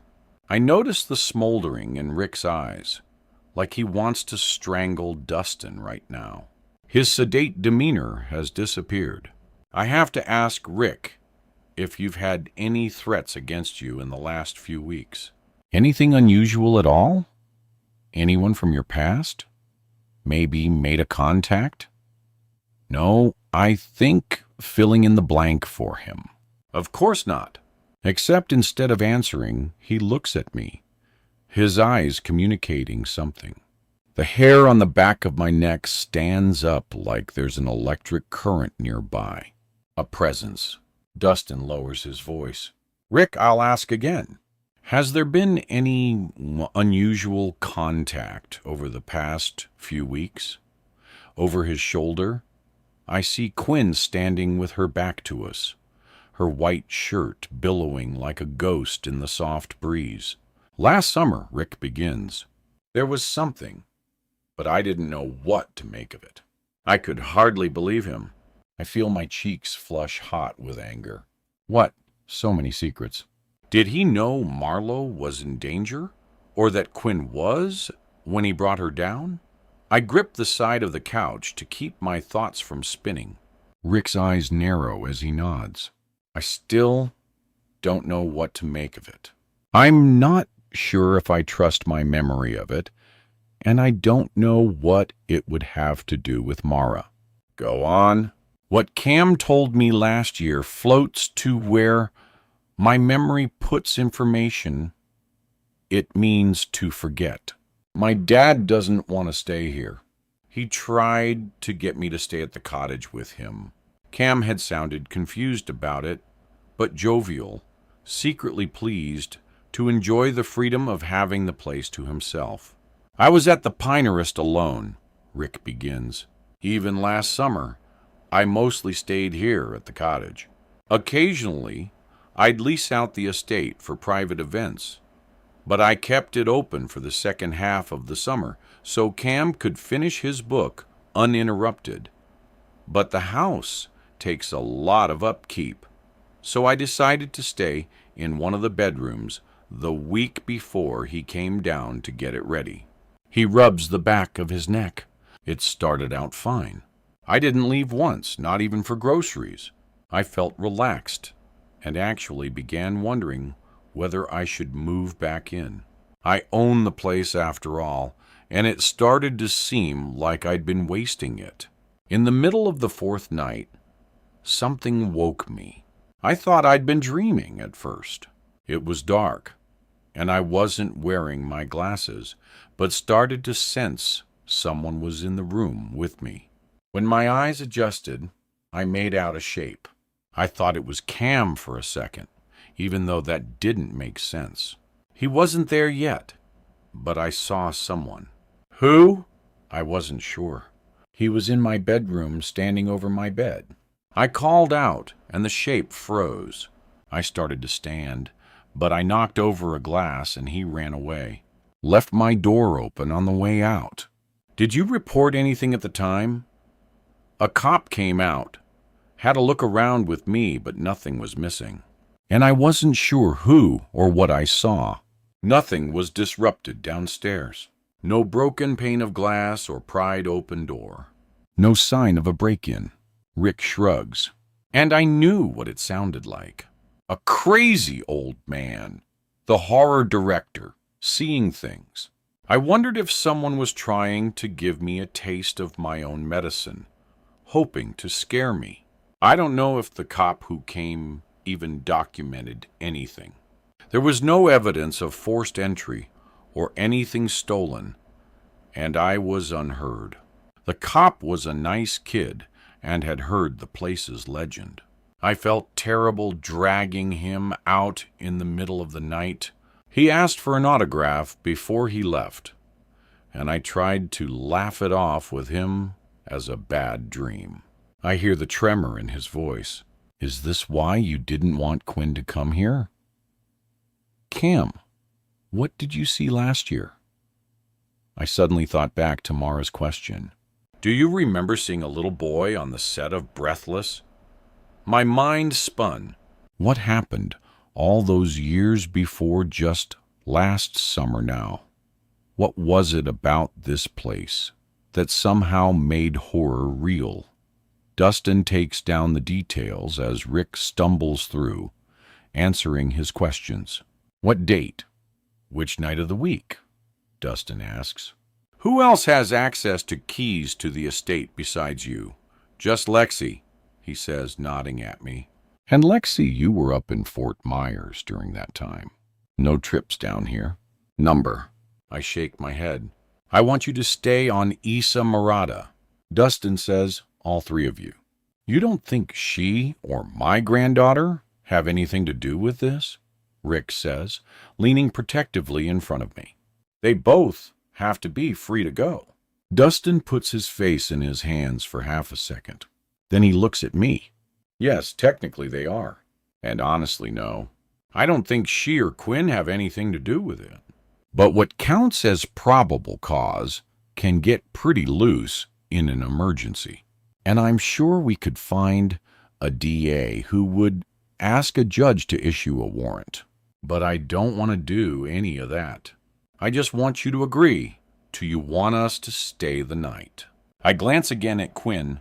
Unfortunately, Dustin says, the other factor is that you're probably safest here if you want to know the truth. Here he nods solemnly. I hate to say so, but it's true. The keys in both directions are the Wild West right now. If you start driving north, I have no way to know where you are and no way to protect you from whoever's out there. He nods toward the door. Probably tomorrow morning will be a different story. Crews are working on the towers. Unless I heard power may come back by morning. He looks me directly in the eyes. Even if I didn't need your help, I would strongly recommend spending the night. You have the safety of locked doors and of being together. I'll be on patrol for the next 12 hours and won't leave this key. Any sign of trouble, and I'll be back here in minutes. I want to object, but the feeling is like pulling over to make room for an ambulance when you're running late. Dustin isn't asking us to stay because he wants more to do. Mara has been murdered. Her killer is somewhere outside. I think until a few minutes ago, all I wanted was to get Quinn out of the islands. But he's right. Everything is different now. Okay, I say, the word coming out bitterly. Rick grips his hands together. I don't like this situation any more than you do. Trust me. Dustin again rests his hand on his gun. I feel my muscles tense as his eyes shift back and forth between Rick and me. I lean forward. Before you said there were things plural, Mara told you when you dropped her off, I say. Oh, yeah? Thanks for reminding me. One would be of interest to you. She told me that 25 years ago when her boyfriend was killed in that boat explosion here. In fact, the one at the wrap of Breathless. She said the last person she saw on the boat before it went up in flames was you. I feel dizzy for a second. My chest tightens. Dustin, his head. Sound familiar? Chapter 12. Summer 1998. About an hour after my scene, I changed back into my regular clothes and set out to find Cassie and Jess. My skin as flushed as if a heater had been left on. Tourists who described the Keys as having a sea breeze obviously never spent much time on second stories. A week earlier, I'd watched Rick Plamer wipe sweat from his forehead and quote body heat. When the temperature rises, the suspense begins. Heat raised tensions every summer, not just in the movies. I saw how snappy people got when the summer got to them. Irritable, edgy. I felt a measure of relief as I pushed open the back door, as if I was escaping something when I literally ran into Anne. Your friends said to tell you they were headed home for the day. They didn't know how long you were going to be. Great, I thought. I felt like I had abandoned them without meaning to. I didn't mind walking the 2 miles home, but I'd been eager to tell them all about the scene.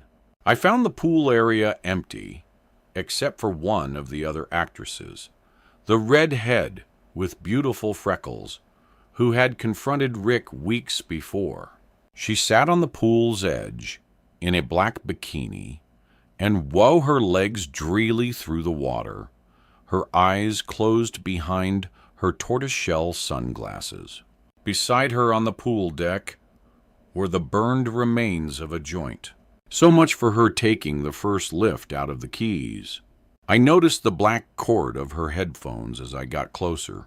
She seemed to have a boyfriend when the shoot began, but I hadn't seen him in several weeks. She straightened when she sensed my shadow, scowling before shifting her expression into a polite smile. She pulled out an earbud, letting it drop to her side. Yes. My feet shuffled backward, the grit of sand between the bleached tile and my sandals. I realized I didn't know her name. Sorry. Do you know where Cam is? Asking made me realize it was him I'd begun looking for. She shook her head as she picked a leaf from the pool's surface, then wordlessly replaced her earbud and resumed her trance. I passed empty lounge chairs where traces of coconut lotion still lingered in the air, pushing open a wooden gate, then snapped my hand away. The pain made my eyes water, and a single drop of blood rose at the base of my palm, where a splinter had lodged. I remembered hearing a warning from childhood about how splinters travel through a person's bloodstream to their heart, but told myself that was nonsense. There was no way to remove it with my mouth. So, I jammed my hand into my pocket and continued to a side door that led to the kitchen area, which was locked. I listened for signs of activity, but heard nothing. I shaded my forehead with my hand to peer through the glass, but saw no movement in the downstairs hall, just a bright oil painting of egrets and the pale green rug lit ruby red by the glow of an ancient exit sign. A sense of isolation washed over me, as if everyone had departed abruptly. I paced to the service entrance, pushed the door open, and found myself in a short hallway. "Hello," I called. The throaty chug of an ice maker was the only sound. That was when I heard my name. I turned to see Cam leaning against the trunk of a banyan tree, a paperback resting on the leg of his jeans. "I watched your big scene." "You did great for it being your first time," he said. He stood, and I could see once again how much he resembled Rick. Same straw-cold hair, same jaw. Later, I'd learned that his parents had been divorced for less than a year, and while he still spoke to her often, you'd see no trace of his mother in his face. He moved the bookmark to mark his page and slipped the book into his back pocket. "You're leaving?" As soon as he asked, I realized I didn't want to. I didn't want to find something to eat in my refrigerator or start laundry for Dawn. I wanted to stay in this crazy, dysfunctional, bloody, wonderful world for its final 2 weeks. When I explained how my friends left, Cam smiled. "Well, then why not stick around?" he asked. And that was how we started really talking. We talked and talked about everything, about how he was reading on the road and what he wanted to write one day, about how I helped run the marina and couldn't wait to leave the Keys. We walked the estate, the shoreline, the house, and the words flowed effortlessly between us. When we covered the last square inch of the pine wrist, landing right where we began, Cam turned to me, his voice sure, hopeful. "Want me to drive you home?" And I nodded. Before we left the set, we ran into Rick, out of breath, but with his signature trained smile. Cam leaned in. "Dad, everything okay? You seem a little preoccupied." Rick flashed a smile. "Do I? Not to worry. It's absolutely nothing to do with you." He ruffled Cam's hair like he was a little boy, and not a young man already in college. Rick seemed to read the inquisitiveness in Cam's eyes, then cleared his throat. His smile looked sad before he said, "I got some news earlier today. I'm still trying to make sense of it, that's all. Probably nothing. People come out of the woodwork sometimes, don't they?" Then Rick was off, his voice echoing off the hallway as he called out directions. Cam and I exchanged a glance as we intertwined fingers. There was no time to worry about what Rick meant. We drove to the end of a street where there was a particularly nice view of the water, abandoning all thought of turning toward home, and started a conversation that lasted 24 more years.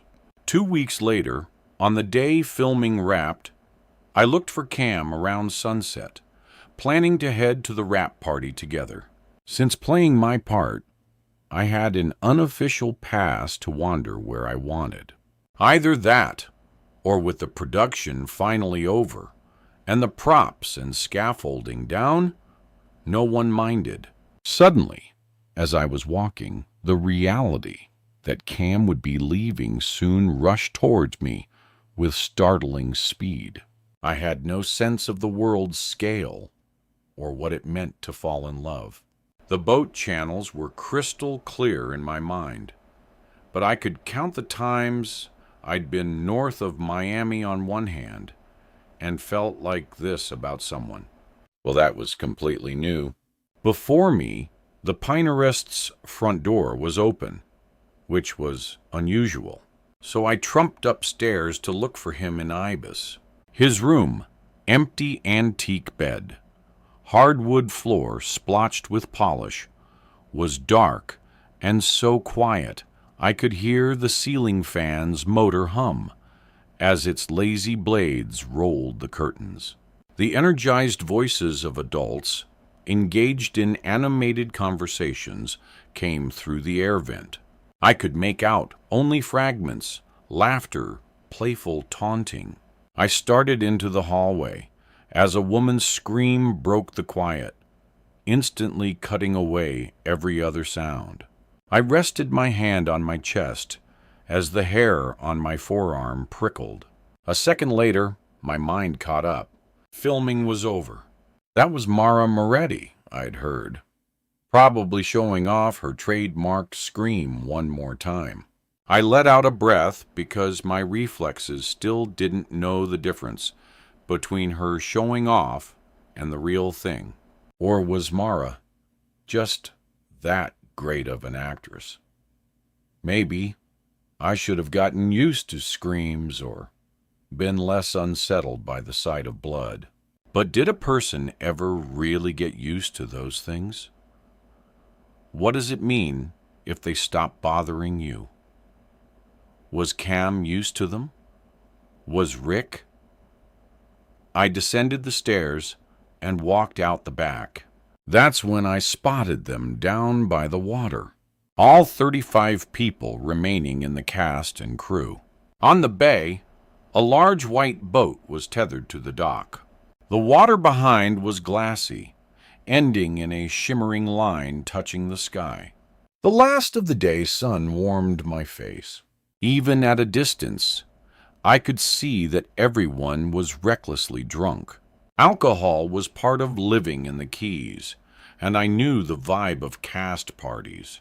But the scene in front of me was something else. Someone had run an extension cord out to 2 large speakers that were thumping music so loud I could feel it in my chest. Near the water, 2 people I recognized from the crew chased each other with sparklers until one stopped and aimed a bottle rocket at the other, then lit it. When it barely missed, they both doubled over, laughing.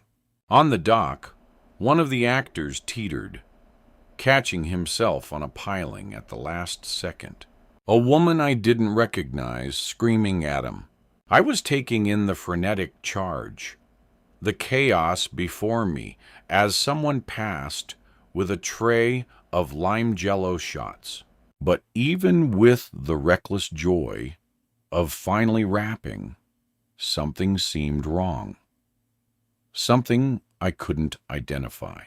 There was a buzz in the air. A man with a gold Sharpie asking people to sign a clapboard as a souvenir. The old kind, with the scene number written in chalk, walked past as Mara brushed her hair from her forehead. She was stretched out on a lounge chair someone had pulled over from the pool area. When she turned, I saw that her other cheek showed a bloody gash of stage makeup, which had begun to peel at the edges. Her scream from a moment ago forgotten. It was sometimes strange to see an actor out of character. Their shifted identities unsettling in a way I couldn't name. It was starting to feel like a very bad dream. I steadied myself, scanning the scene intently, looking for Cam. A moment later, I spotted him standing beside his father. Rick's eyes were invisible through his sunglasses, and the sunset reflected in the lenses. He usually dressed with a quirky formality, but now wore a black polo shirt. The heat had worn him down. Days of shooting outside had turned his forehead pink. His beard had grown thick, as though he was too busy for any grooming whatsoever, and was the same obsidian color as his shirt, I noticed. He swished a tumbler of amber liquid in his hand, which I'd learned meant he had finished work for the day, as the people around him began to laugh at something he said. Rick was the sort of man whose jokes people laughed at, whether they were funny or not. It was the casting director, Anne, who saw me approach. She waved me forward as she touched Rick's forearm to let him know I was coming. Her touch, I noticed, was very familiar. Cam saw me then and closed the distance between him and me in the yard. He took my hand. "Well, hi there, you two," Anne said as we approached, more as an announcement to the others than a greeting. Were Cam and I being recognized as a couple? It felt that way. Mara pinched the stem of a full wine glass, wobbling dangerously. Rick took off his sunglasses and hung them in his shirt collar as he stepped away from the conversation. "You're just in time. It's been a long few weeks, and everyone's a little strung out, so I was thinking of taking the boat out." Interested, Cam and I looked at each other. "Sure," I said. "Maybe." Cam answered at the same time, then looked at me. "Dad rented it through the end of the week." Rick motioned out toward the bay. The sun's reflection in the water was knife-shaped and blindingly bright. Anne told Rick, "Lexi's the expert on boats here. Maybe we'd better let her drive it, at least off of the dock." Rick swished the liquor in his glass and smiled as if puzzled, then finished his drink and shrugged. His eyes looked glassy. I knew what a drunk tourist looked like. Cam whispered in my ear, "I don't think he knows how to start the boat, let alone get it away from the dock." "I can hear you," Rick said, his head turning sharply. "Well, it's no matter," and began, stepping forward with a nervous laugh. "Why not let the expert handle it?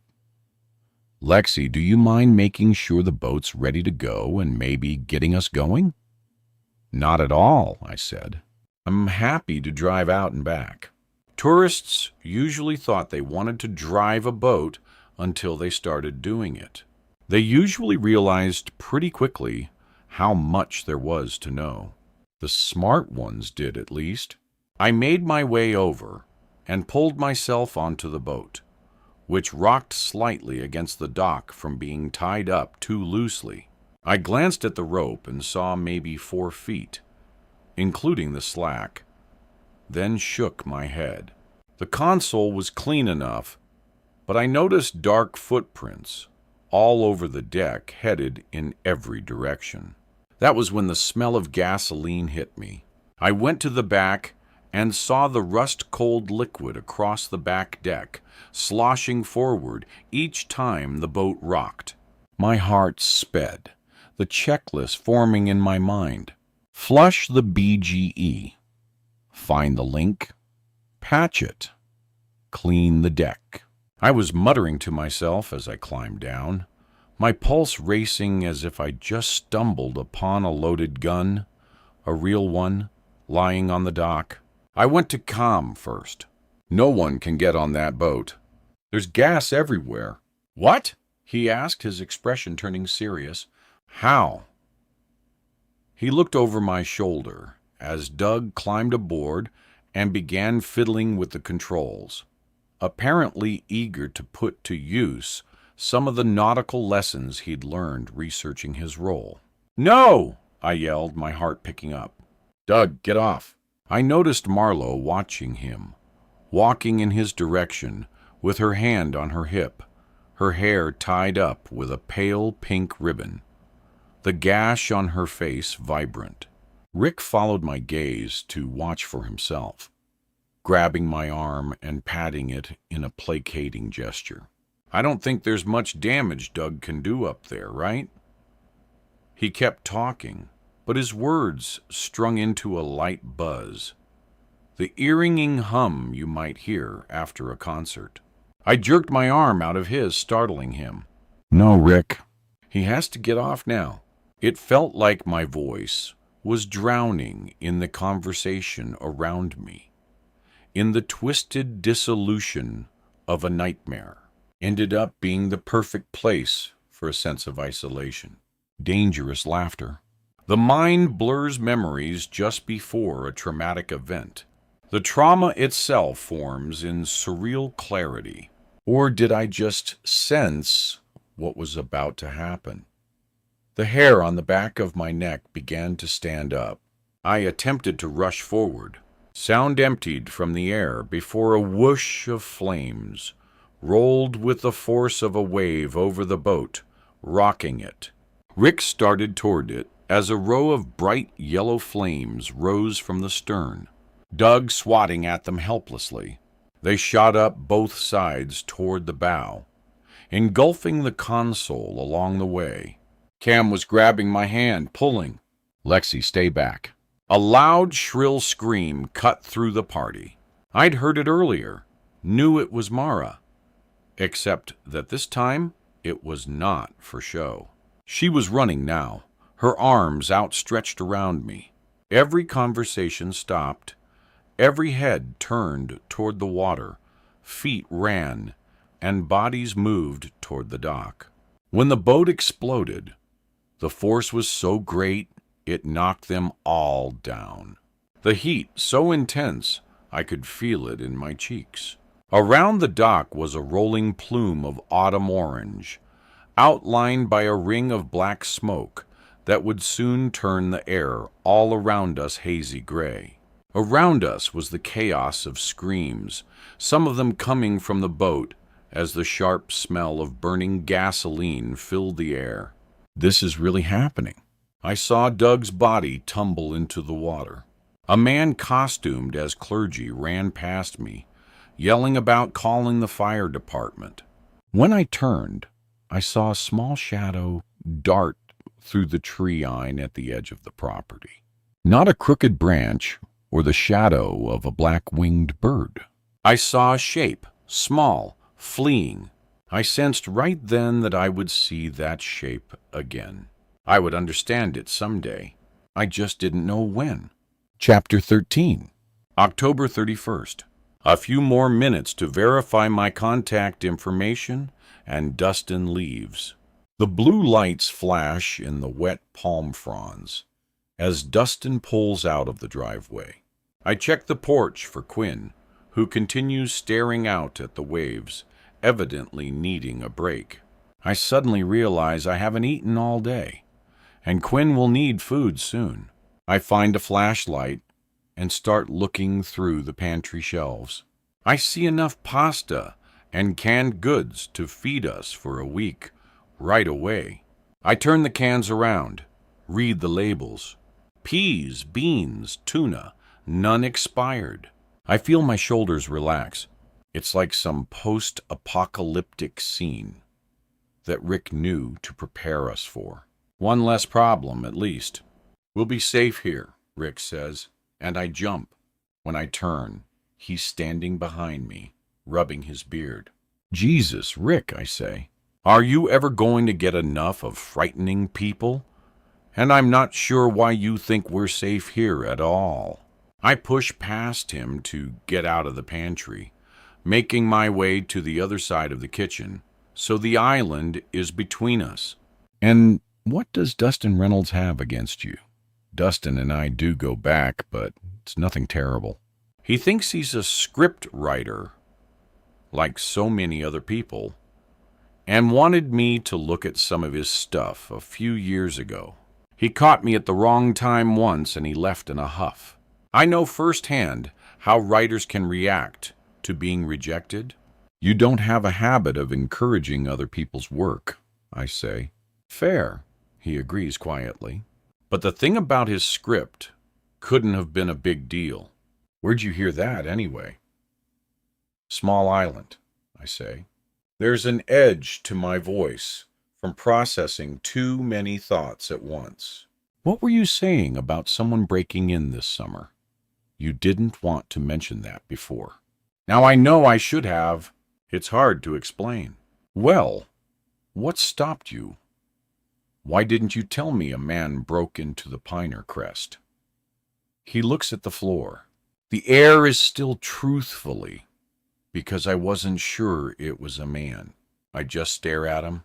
Part of me thinks, oh, please, but not all of me. I've seen too much now.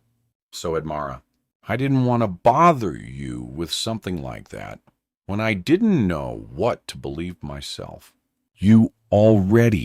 I already. What? You already had enough on your plate, picking up the pieces, and it's not like we've remained close. A stab of sorrow hits my chest, sharp and fast. Rick, what is going on? A sough escapes from my throat. Mara made a point to tell Dustin I was the last one on the boat before the explosion at the wrap party for Breathless. He waves off the concern. That's only because you were the only one who knew anything about boats. It was a miracle he looks at me, then pauses for just a beat. Got off in time. He finishes vaguely. Meaning what? We'll get answers soon. He says, the police, Dustin, will be patrolling tonight. We'll be fine here. I just wish. He sounds wistful suddenly. I mean, it's terrible to say, but I wish she'd finish shooting all her scenes.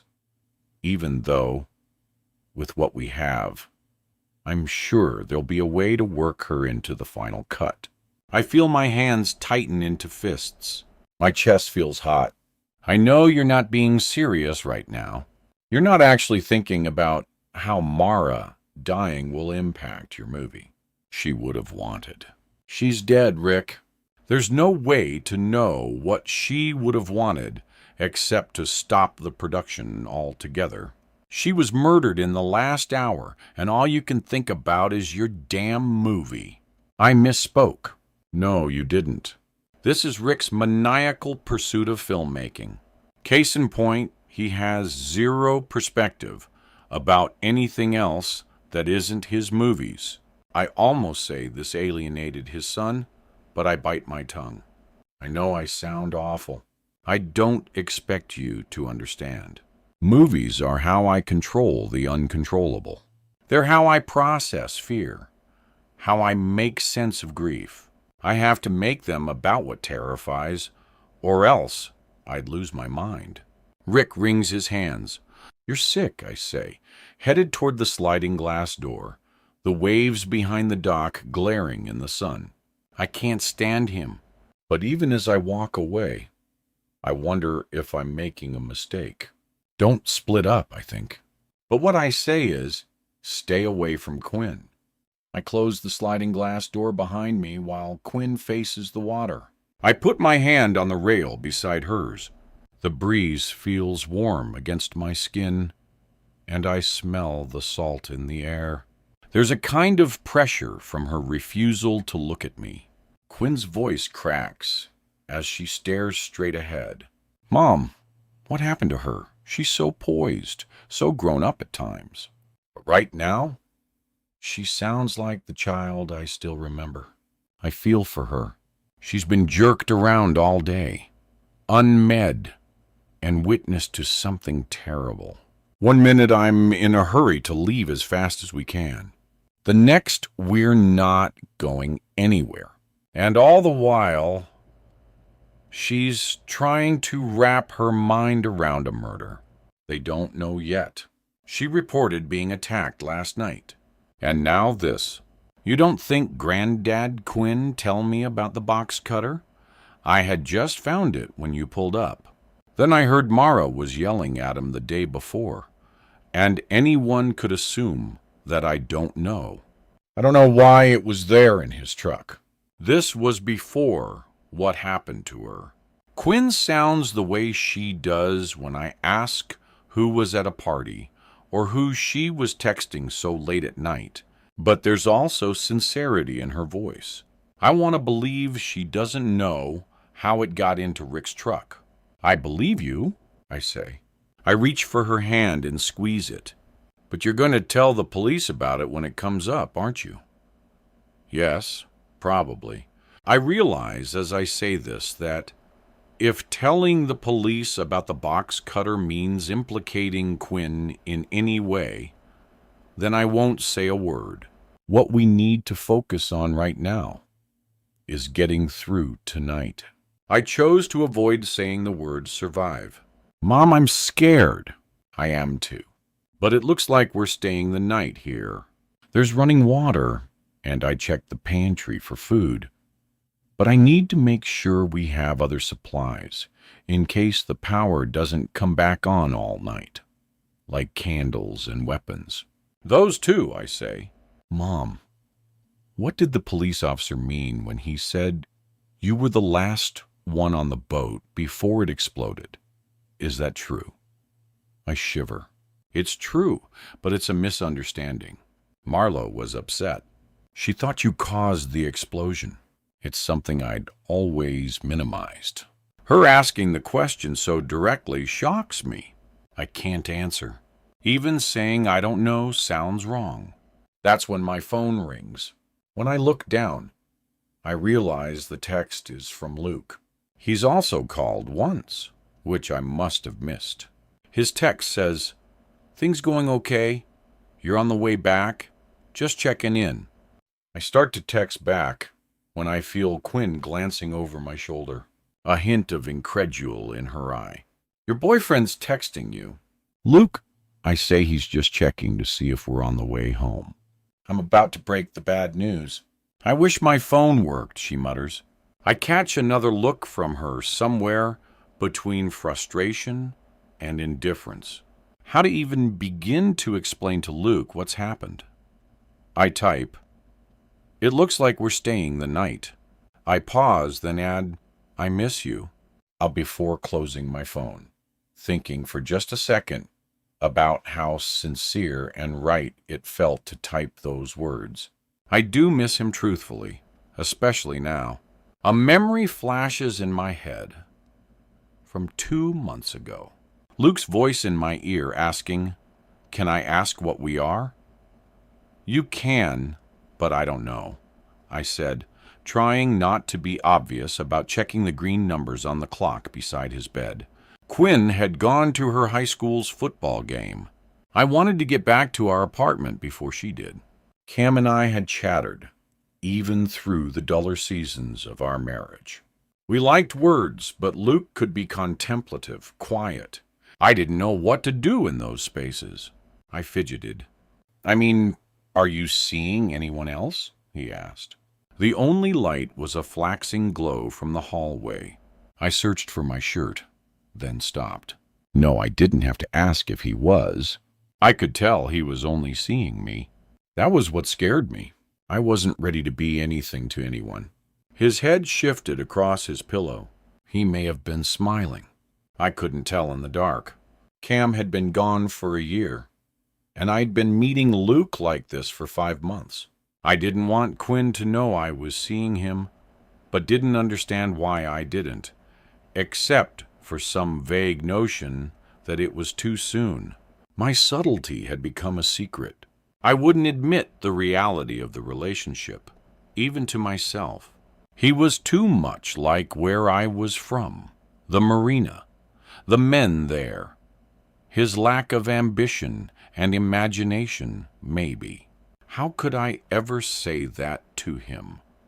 I suspected he knew and was hurt by it, but chose me anyway. I hid behind not being ready. He wore a saint, Christopher medal on a thin silver chain that dangled as he sat up. He said, "I want us to be more than this. I haven't read as much as you, and I don't come from a famous family, but I do care about you a lot." I sat on the edge of the bed and pulled my jeans on, then walked briskly to my apartment, leaving his words unacknowledged.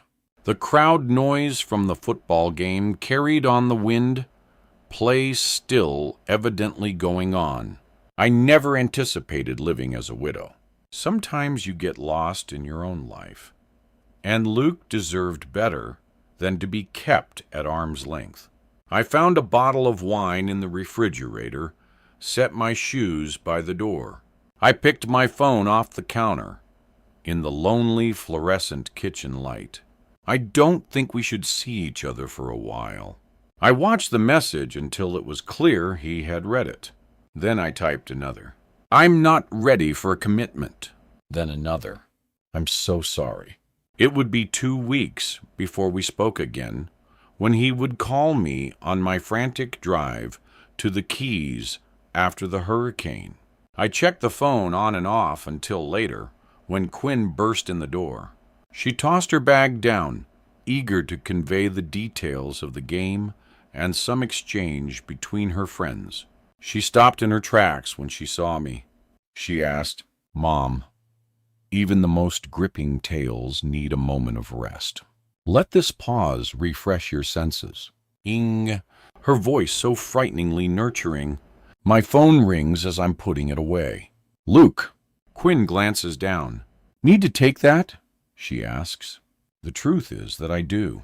Luke's persistent and still prefers old-fashioned phone calls over incessant texting. He'll just keep calling until I pick up. And talking with him right now is nothing I want to do in front of Quinn. I tell Quinn I'll be right back. Step off the porch and walk around the front of the cottage. My battery is at 7%, so I better make this fast. I dial his number. My shoulders tighten when he answers. Just calling you back, I say. I wasn't sure the call went through, but had to try. I guess this is what spotty cell service means. Signals might come for a time, then drop. What's going on down there? Quinn and Rick are safe. But it's not good, Luke.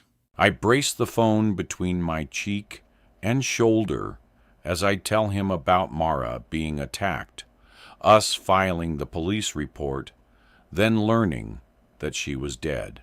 Where are you now? Outside Rick's cottage at the Pinerist. Rick's inside. Quinn's on the back porch.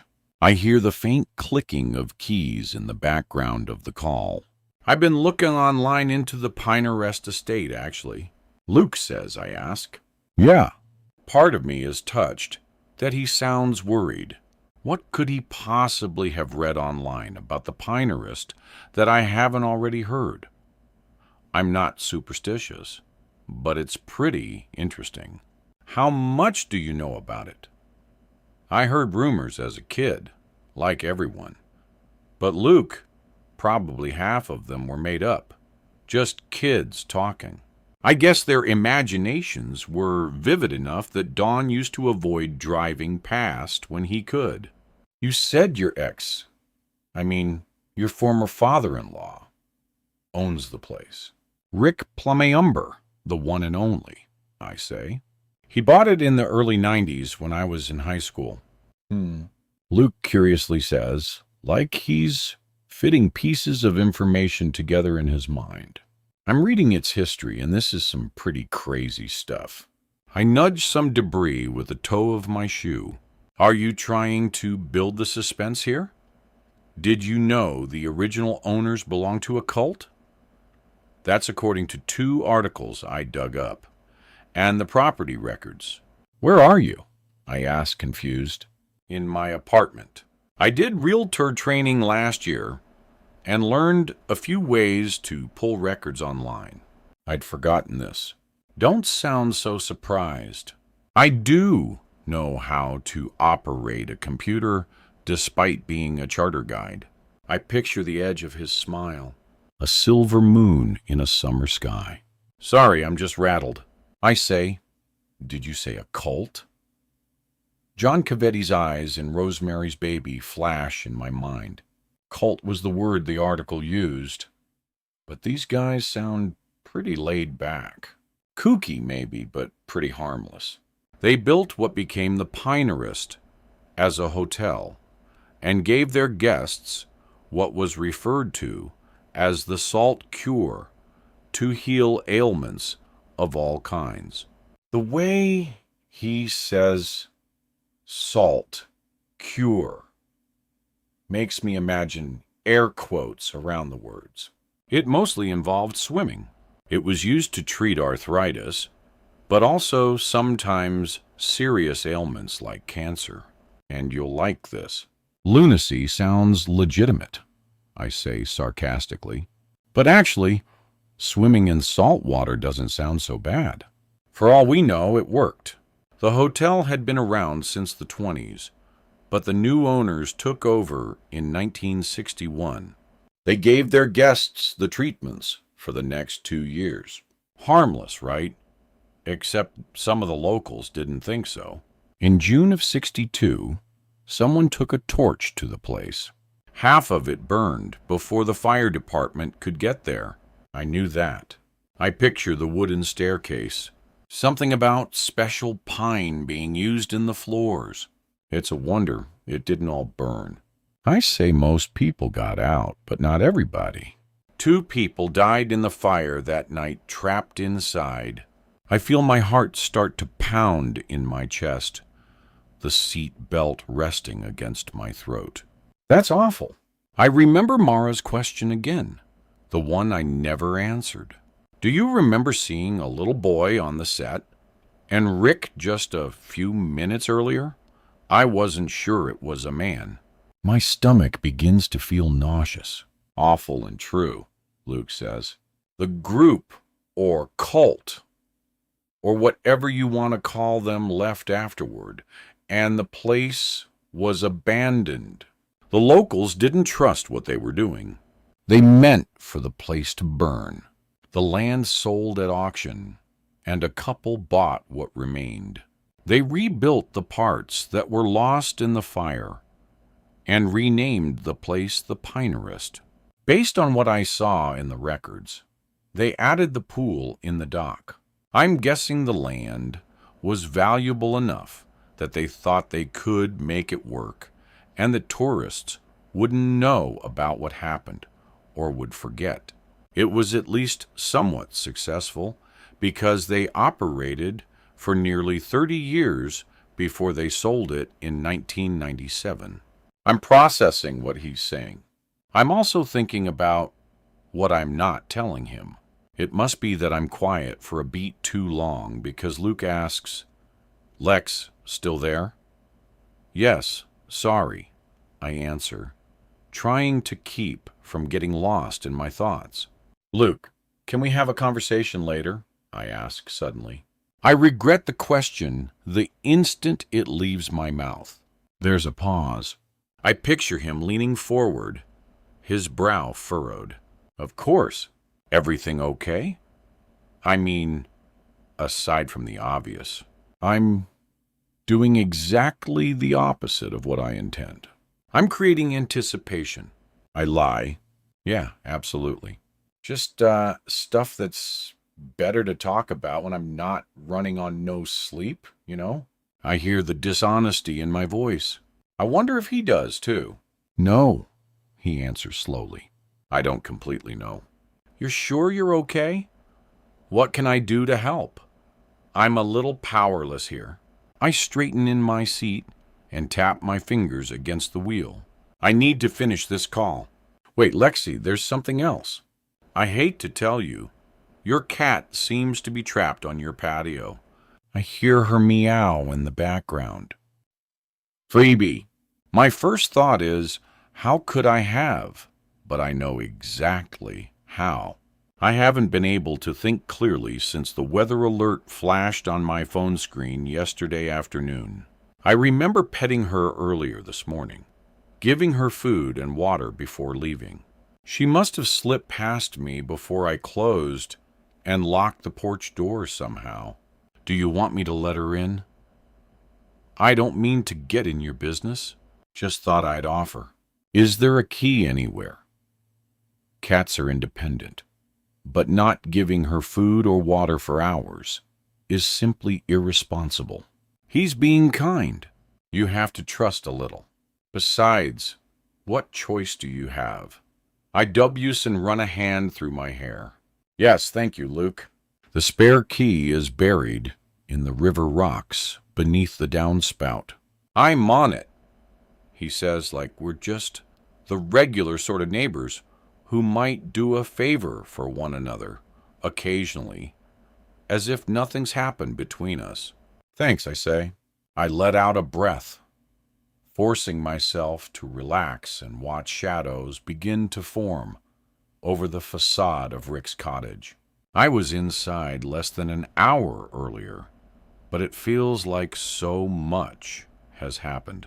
I think of Dustin Reynolds claiming he'd been called to the Pinehurst estate by tourists because of Rick playing with special effects, and of Luke saying 2 people died there. I remember Rick years ago boasting that he couldn't believe how little the owners had asked for the Pinehurst. He planned to retire here eventually, which I suppose is exactly what he did. Like an ancient burial ground, Cam said about settings in some movies. Like a place can hold on to evil. Can a place hold a memory? I realize I've always believed it could. Just like the memory I have of what I saw at the Pinehurst, of the explosion that killed Doug when I was Quinn's age. Luke only knows part of the story. More than 2 people have died here.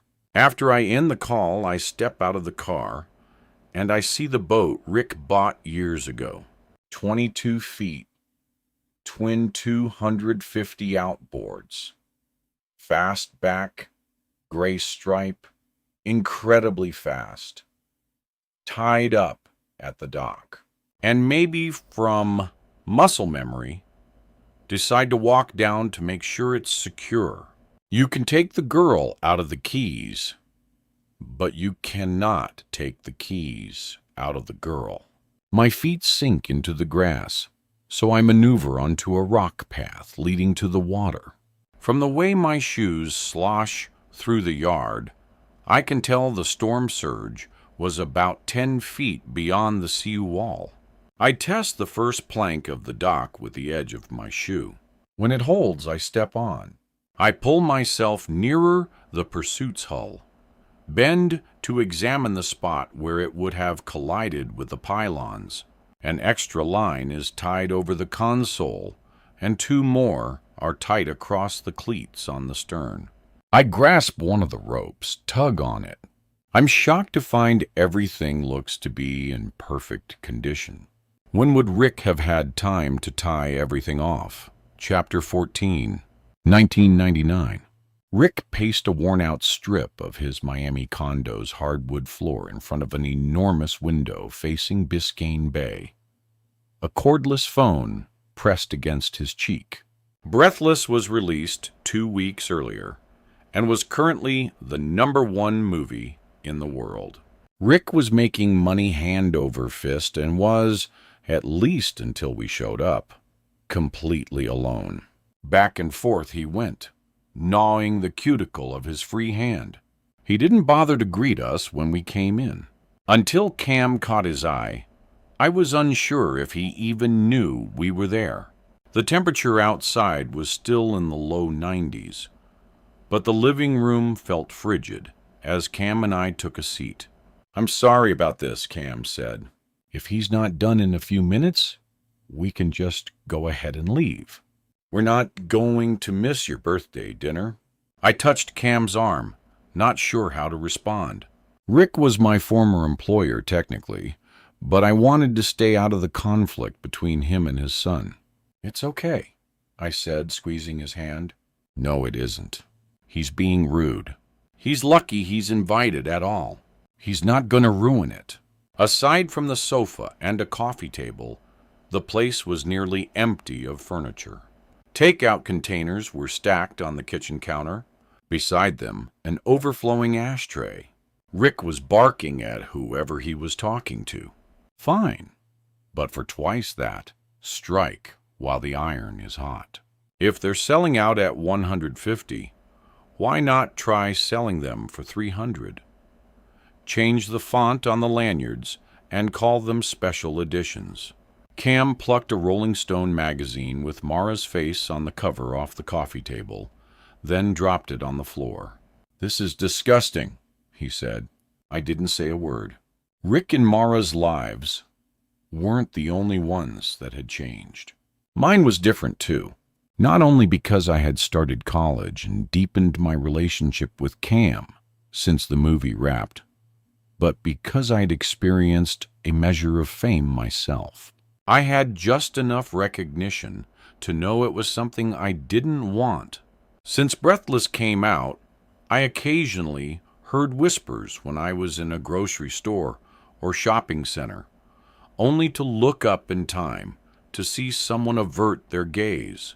People made stabbing motions at me a few times, which made me smile once, but became less and less amusing each time afterward. I'm looking forward to this being over, I told Cam after my most recent encounter.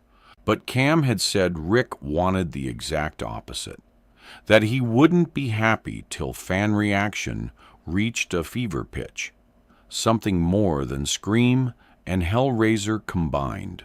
That desire was on full display in front of us. The phone beeped as Rick hung up. He walked over to us with a searching look in his eyes, as if trying to remember exactly why we'd come. "We're running late," Cam said. "What were you so busy talking about?" "There's a VIP promotion the studio wants to do for the midnight shows. The tickets will come with souvenirs, little pieces recovered from the actual dock." I felt my stomach turn and turned my eyes to the expanse of water beyond the window, trying not to think. His new place occupied the 20th floor of the high-rise and had a view like I'd never seen before. "You're not serious," Cam said. "That's actually insane. You're talking about the dock where a man died, where Doug died." "Exactly." Cam shook his head. "They're just little pieces of wood in envelopes. I'm promoting my film. This is part of it. I have no respect for using other people's pain to make your little movie successful." "It's not a little movie anymore, is it?" Rick asked. I felt so uneasy. I leaned forward, wondering if I was about to get sick.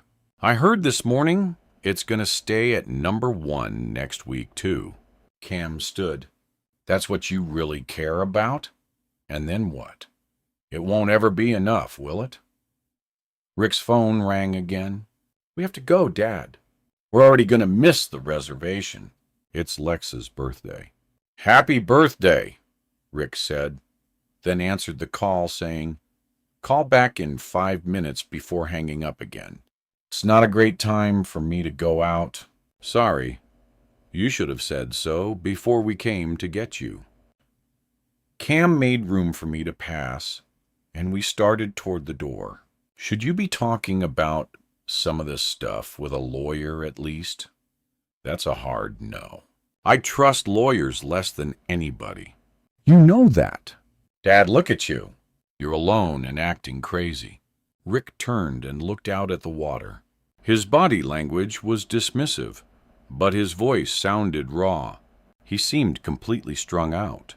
"Filmmaking is my passion, and I'm not apologizing for it. It's your obsession. There's a difference. Know what? Drive is something you never understood. I didn't set out to make a successful film. I wanted to make the biggest horror blockbuster of this decade, and it won't grow if I'm shy about it or too scared someone's precious feelings might get hurt. The deal I made with the actors was that if they gave their all, so would I. And they gave their blood, sweat, and tears to that movie. Literally, the ones who survived. At least I'm not afraid to be ambitious, Rick said under his breath. What did you say? Cam stopped in his tracks. Rick arched his eyebrow as his phone began ringing again. You heard me. I'll be working. Go enjoy dinner. I watched Cam's jaw clench before he turned and asked, Would you wait outside for me for 1 minute, please? Sure, I said, then waited beside the elevator. Through the door, I could hear them shouting at each other. When Cam emerged, his eyes were black with rage. He apologized several times and shook it off so we could have a nice dinner, but he never would tell me what was said. Chapter 15. October 31st. Rick tends to the cut on his hand, which I notice does indeed look like scratches from thorns. He looks up when I approach. Quinn's gone inside, but the only breeze is out here. You look troubled, he says. I'm still a little out of breath from trudging slightly uphill. Some part of me feels guilty for assuming he'd cut Mara's tires or had something to do with her death. You managed to secure the boat beautifully. It didn't move an inch. The knots are a mess, but they held by some miracle. I guess one of the crew tied it up. He looks puzzled. Lucky you, I say. I think back to how quickly he could alienate his own son and wonder who might have gone out of their way to do a favor for Rick. When we left his condo on my 19th birthday, it took 2 years before they spoke again. Cam didn't reach out again until we learned we would have Quinn. It surprised us both, and I knew Cam would need support. He deserves to know, I'd said. She deserves to be protected, he'd answered. I hadn't been sure encouraging him to reach back out was the right thing to do, even as he picked up the phone. Now I think back to everything Luke mentioned on the phone. How a cult operated the Pinerist for a time. How a fire burned half of it to the ground. Can I ask you a question? Why did you buy the Pinerist? Rick wipes the sweat from his forehead, smiles mischievously. Seems like an odd choice, doesn't it? It's a pretty long story. Go ahead, I say. It looks like none of us are leaving for a little while. Rick smirks. Fair enough. I'd vacationed down here a few times up near Largo. I met a woman who lived there named June. She had a connection to the place and brought me down here to show it to me. We weren't much of a couple, but I had never seen any place like it. Right away, I pictured shooting here. June? I ask. He nods dismissively. Cam's mom and I were on and off at the time. Sounds very Hollywood, right? I don't know what it sounds like, but I don't say anything. This was years before the breathless script landed on my desk. When it did, when I read the part about the evacuated island after a hurricane, I knew the Pinerist was the place. You could say I was a little reckless with money in the 90s and was flushed with cash. I made a call. He points back to the boat we'd just secured, as if to support his point. Truth be told, the property wasn't expensive. The previous owners couldn't keep it up and were pretty desperate to sell. It was run down at that time, if you remember. Their revenue per room went down year after year. By then, Cam's mom had fully moved on. I saw myself making a life here after the movie wrapped. And the woman you were seeing, June, we had a falling out. His smile fades in a way that makes it clear he wants to drop the subject. But I can't help but press just a little. Does she still live down here? I wouldn't know. It's a bad story, Lexi. She turned out to be not a very good person. She lied a lot about things that were obvious, silly things. One morning, I caught her stealing from my hotel room. I asked her to leave, and she didn't take it well. She visited unexpectedly during the shoot. It was a strange time, and we were in the middle of filming. I never believed half of what she said. I never knew what to make of her, honestly. A memory flashes through my mind of the time Cam and I ran into Rick on the set when he said he'd gotten some unexpected news. I wonder if that's what he's talking about. I wobble a bit and Rick catches my arm. Sorry I didn't sleep last night. Lie down for a while. I'll let you know if we hear anything from Dustin. Maybe, I say. I don't trust Rick one bit, but I can't see a reason he'd harm Quinn.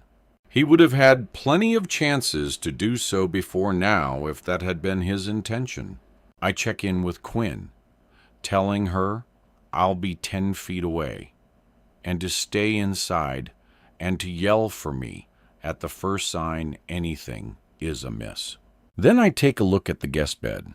Its housekeeper tidy cloud white. I slide the window soundlessly open on its track, then tug the curtains closed.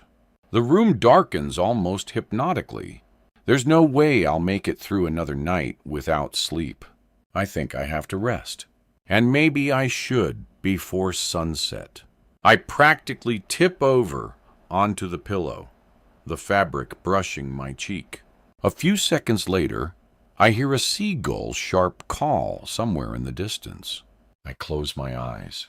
When I open them, I pull back the curtain and see the milky white sky. A scrim of clouds has blown in. Panic stabs at me, then recedes just as quickly when I remember where I am and why my stomach feels sick. Mara. I flirt with the idea her death had been a bad dream, that surely Dustin will return, shrugging, embarrassed, as he shares the news that he had been mistaken. I reach the nightstand for my phone, wondering if he's been in touch, and tap the screen.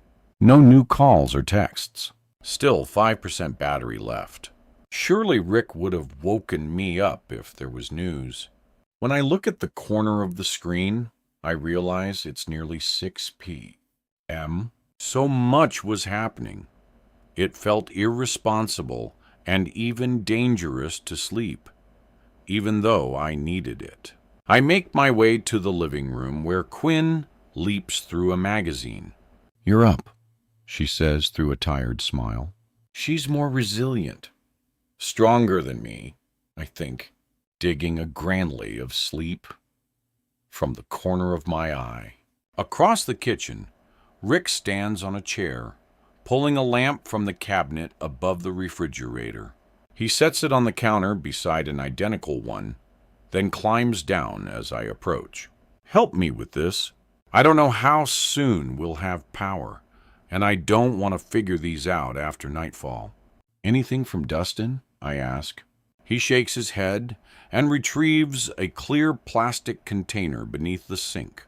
The sticker on the side says lamp oil. Thunder calls in the distance, the air still and warm, as I pad in his direction.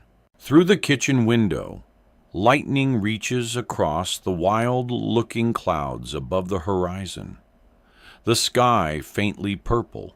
I tilt the first lamp sideways, while he unscrews the cap and pours in the oil, which is flax-colored and the consistency of a thin syrup. The sharp smell hits me, and we do the same with a second lamp. Then Rick stores the container beneath the sink again. He washes and dries his hands, then strikes a match, making a sizzling sound. He touches the match to the wick of each lamp, then lowers a glass cover onto both before carrying the lamps to the dining room table, turning the room a rusty orange color despite the early evening light. Quinn mentioned these last night. I haven't seen old-fashioned oil lamps since I was a kid. My family used to lose power all the time. It wasn't until living in a college dorm that I learned lights usually stay on. My roommate freshman year kept wondering why I wanted a flashlight by my bed. She laughed when I told her, "I remember you going off to school that year. It gets so dark down here. We're far enough from Miami that there's a sense of the ocean." His voice is gentle, and it occurs to me that of course he remembers that time. I was already with Cam. The shadow of my hair waves against the wall. I was never afraid of the dark. I guess I didn't know any different. Rick and I both pull out our chairs and sink into them. I glance over at Quinn facing the other direction, still reading. Rick notices the shift in my posture. "What is it?" he asks. "I'm still thinking about something Mara said this morning. She asked me something strange. She asked if I thought what was happening here, the circumstances, seemed like the plot of Breathless." Rick knowingly smiles like he's withholding sarcasm. "You'd have to tell me more." I walk through Marlowe's observations, linking them together, repeating a theory I don't believe. Maybe it does sound a little crazy. A hurricane that knocks out power. Then there's an unexpected visitor. After that, a skeptical cop takes a report. Then a death. Odd, right? Saying it to anyone else would feel insane. But Rick's contemplative disposition sets me at ease in explaining the theory. So, if that's the script, what happens next? I ask hypothetically. He sits still for a moment. She wasn't wrong. The sequence is heavy into the horror tropes of most movies. But I don't know. I'll answer that question with another. Do you believe in synchronicity? Events so similar, they can't be coincidental? My mind whirls back 2 decades to a psychology class, listening to a lecture about Carl Jung, and I ask in when situations co-occur symmetrically, meaning something? I guess I do, but would that apply to horror movies? Why not 2 horror movies, and especially on Halloween? And if we were characters here, we'd need no further proof that we were in the middle of a horror film. I love and hate this about Rick. He's so imaginative. He won't give a straight answer.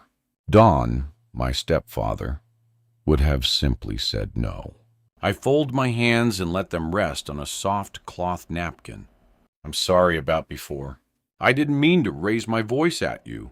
Completely understandable under the circumstances. You can see why I was reluctant to tell you about the break-in. Dustin and that other cop didn't know what to make of it either, especially in light of the stories about the cult. I ask, watching his reaction. Rick doesn't blink. The stories about the cult, if you want to call it that, are true, and about the fire and the people who died. Luke's description plays in my mind. The locals didn't trust what they were doing. They meant for the place to burn. Rick's chin lowers like he's shy, and all other sounds fall away. I had heard about the place being haunted the same as everyone else. Of course, part of me wanted to believe them. I played it up. I can't explain why, but I've always been fascinated with ghosts, haunted places. I've wanted to encounter the numinous all my life. I work in horror, after all. I thought the rumors might create an atmosphere during filming. He stops, touches his beard, then finally looks up at me. I never took any of it seriously until last year. Until the break-in or whatever it was. It wasn't just me. Lexi Cam told me he saw the ghost while he was working on his book. Rick lets go of the chair back and runs his hands over his beard, like he's releasing the memory and returning to the present moment. This was the week before the boat disappeared. I told the police about it during the investigation, but nothing came of it. Too many ghost stories around here for it to raise much suspicion. Maybe you didn't think to tell me. I think back to the night Cam and I were on the phone. The night before he vanished. Something had been off. I could feel it. This is being with Rick. Waves of frustration followed by charm. Maybe you both scared off burglars. The reflection of the flame wobbles on the face of Rick's dive watch. I don't think so. When I woke up that night, something about the experience felt different. I've had my share of bad dreams, and it wasn't that. I don't know how to explain it. The shape I saw stood still. It watched me. It felt familiar, if that makes any sense. Nothing was missing. But what would they be stealing, even if it was a break-in? There's hardly anything modern in the place, which is part of the charm. No electronics or anything like that worth pawning. Jewelry. He gives me a wry look. He doesn't wear any, and he's been divorced for more than 20 years. There's a safe in the office where I keep legal documents, but that's all. And it's tiny, more of a fireproof box. Even our housekeepers through the years knew that all that was inside were my papers. Whatever it was scared me enough that I packed my things and moved back into the cottage the next morning. When Quinn insisted on coming, I tried to say no, but she laughed it off. When I could see she was set on coming, I installed the cameras with her. Cameras? They mostly catch owls and raccoons and occasional key deer. Or they're supposed to, even if the power goes out. It sends a live feed to an app I can watch on my phone, like a nanny cam that never turns off. It's a little eerie watching it, actually, like some of those video footage films from the early 2000s, Paranormal Activity, The Blair Witch Project, movies like that. Not that there was much to see, but for now, it's cocktail hour, he announces suddenly, evidently eager to change the subject. And there's no guarantee of power anytime soon. So, glass of wine. I better not. One of us needs to stay alert. He's already selected a bottle from an overhead rack and is twisting a corkscrew into the top. One glass? He asks a tad mischievously. My doctor said it's healthy. Rick always kept better vintages than most restaurants. He walked Cam and me through a vertical flight one Christmas Eve that left me hung over for the better part of the holiday. Really, I'm okay. He calls to Quinn as he lets the wine breathe. Hungry over there? I'm starving. She drops the magazine emphatically and joins us to help see what we can find to eat. My mouth waters as Rick swishes Syrah around in a bulbous glass. And soon the three of us sit at the lamp-lit kitchen table, a board of cut fruit, cheese, and crackers between us. Our shadows play exaggerated on the wall as Rick tells stories and asks Quinn about her senior year. Beneath the cloud of Mara's death, it's a small joy to watch how hungrily Quinn still eats. For a moment, the scene approaches normally as if we'd chosen our circumstances, like we're just a regular family picnicking at sunset on the island. I'm laughing at one of Quinn's stories. When the noise starts, it begins as a low rumble, a slight vibration before deepening, like plate tectonics shifting. The three of us share glances as the lights flicker, then pop on all at once, as if they'd waited for the chance. The refrigerator emits several loud electronic beeps, followed by a high-pitched hum, and a breath of warm air from the overhead vent hits my shoulders. Power, Rick says. I look up. In a few minutes, that air will turn cool. I wonder if I should be more relieved than I am. Relieved that the police can investigate what happened more accurately, and that we won't spend the night fending off the dark. I should be thankful for the sense of order returning and reassured, but I'm not. Quinn rushes to her phone as if summoned, and seconds later calls. Mom, do you know where the charger is? Of course. I think her first concern is her phone. Rick drains his glass and moves to refill it. Maybe if they're able to communicate with you, the sheriff's office will be fine with you two going home, he says. Found it, Quinn calls. I picture the white cord dangling from her hand, the satisfying thump of her securing the plug into an active outlet, a lightning bolt icon appearing at the top of her screen. A thought occurs to me. You know those cameras you were talking about earlier? Think there's footage from them? Quinn shrugs. I'll check. Rick slides open the door, and the legion of other air conditioners turning on all at once sounds like a swarm of insects. The air temperature begins dropping noticeably, the sheen of sweat on my skin threatening to chill. Mom! Quinn's voice erupts, quivering with fear. No, with something else. Excitement. She makes her way between him and me and props herself onto an arm of the sofa. Rick leans in from one side. I lean in from the other. She raises her phone, and the screen reflects the overhead light like a mirror. Before my phone died, I downloaded the app that gave me access to the stream. I just used your login. Sorry, not sorry. So, now it's working, I think. And a bunch of notifications popped up.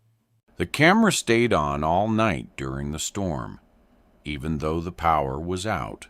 A horizontal line rises and lowers over the icon on her screen as the app loads. Then the screen changes to a menu, and one of the notifications pops up. What do those mean? I point. The notifications. There's an alert anytime something moves. The cameras start recording any time a motion sensor registers movement nearby. In the last 24 hours, they kept kicking on. No kidding. I think before something else occurs to me. What if there's evidence about Mara's death? Her words about hearing the gunshot run through my mind. Wait. Rick's body stiffens as well. He understands. Should we call Dustin? Is there any chance we're about to see the person Mara encountered? Quinn shifts the phone gently between her hands, then lays it on the coffee table like it's suddenly too hot to hold. I don't know why we didn't think of this before, Rick says. The cameras record audio too, when the sensor turns them on. If it's close enough to where she said she was, it may have caught what happened. Rick motions toward the phone. Does the app keep the clips after they play, or do they disappear?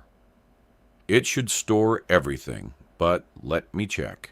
Quinn keeps the app open on her phone while she digs mine out of my purse, and with the last of the battery life, searches the app maker's website for instructions. The light of my phone's screen reflected in her eyes as she reads. No, it's fine, she pipes up. The clips are permanently stored until you decide to delete them. She touches the screen, scrolls down. The beaded friendship bracelets she and her camp friends exchanged last summer dangle from her wrist. 78 clips total, she says. All 30 seconds each. Rick whistles. They won't delete, Mom. Quinn implores. She and Rick sound confident enough that I lean back.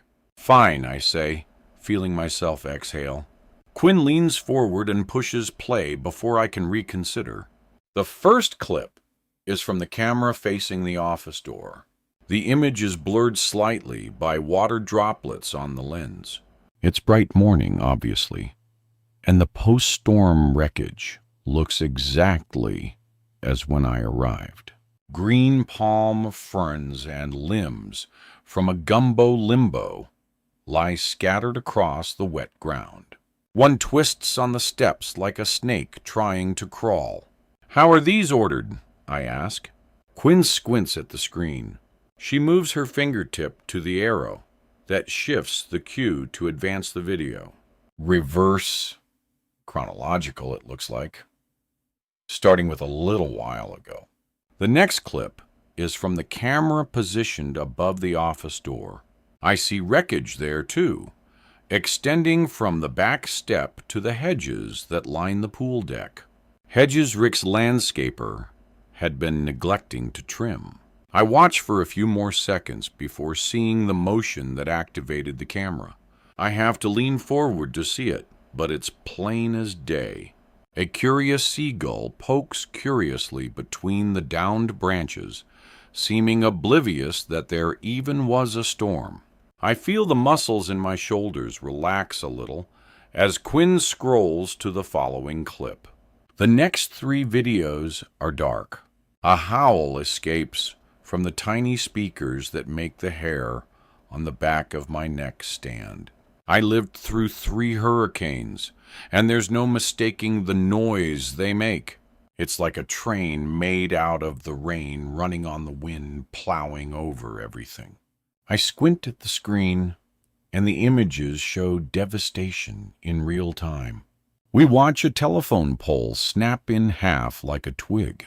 Another angle shows a house I passed earlier, near where I'd first seen Quinn. Patches of the roof blow apart, the remains falling into the wooded lot beside it. I check the timestamps on the clips captured throughout the night. 5:12 a.m. 4:44 a.m. 3:58 a.m. And imagine Rick and Quinn inside the center room during that time, while Marlowe was drunk, tucked in the cafe. I jump when my phone rings. Quinn glances at me before turning back to the security footage. But Rick starts to stand before I wave away his concern. I rest my hand on my chest and can feel my heart pounding. "Sorry," I say. I grab the phone from where Quinn said it a second ago and check. "Luke, battery life 3%. Calling back this soon." Intuition tells me why. Quinn and Rick stay glued to Quinn's phone as I step onto the porch and close the door behind me. It's gotten later than I'd realized. My eyes had adjusted to the electric light inside the cottage, but the sky now is darkening to a dusty pink as the crooked shapes of gulls pass silently overhead. I draw a breath and swipe my finger across the screen, hug myself with my free arm. "Hi, everything okay?" "Lexi, I need to ask you about something." "Are you alone?" The wind whips my hair around my face. I look over my shoulder, then back out at the ocean. Down the coast, lights blink like Christmas decorations in the distant dark. Yes, I know the timing of this call is bad, but this really can't wait. I feel the skin on the sides of my arms start to go numb the way it always does. During the big moments in life when I sense, like right now, the strangeness of the fact that what's happening is actually happening. Because I've known since yesterday morning that sooner or later we'd have this conversation. We needed to talk sometime, and right now is going to be that time. You know I wouldn't invade your privacy. I didn't mean to, and I'm only in your apartment because you asked. He says, "Luke," I start, but he doesn't seem to hear me. I wasn't snooping. I want you to know that. I washed my hands in the bathroom before I left just now.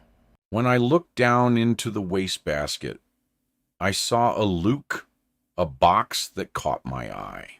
I couldn't help it, and I wondered why you would buy a test. "Luke, I'm pregnant."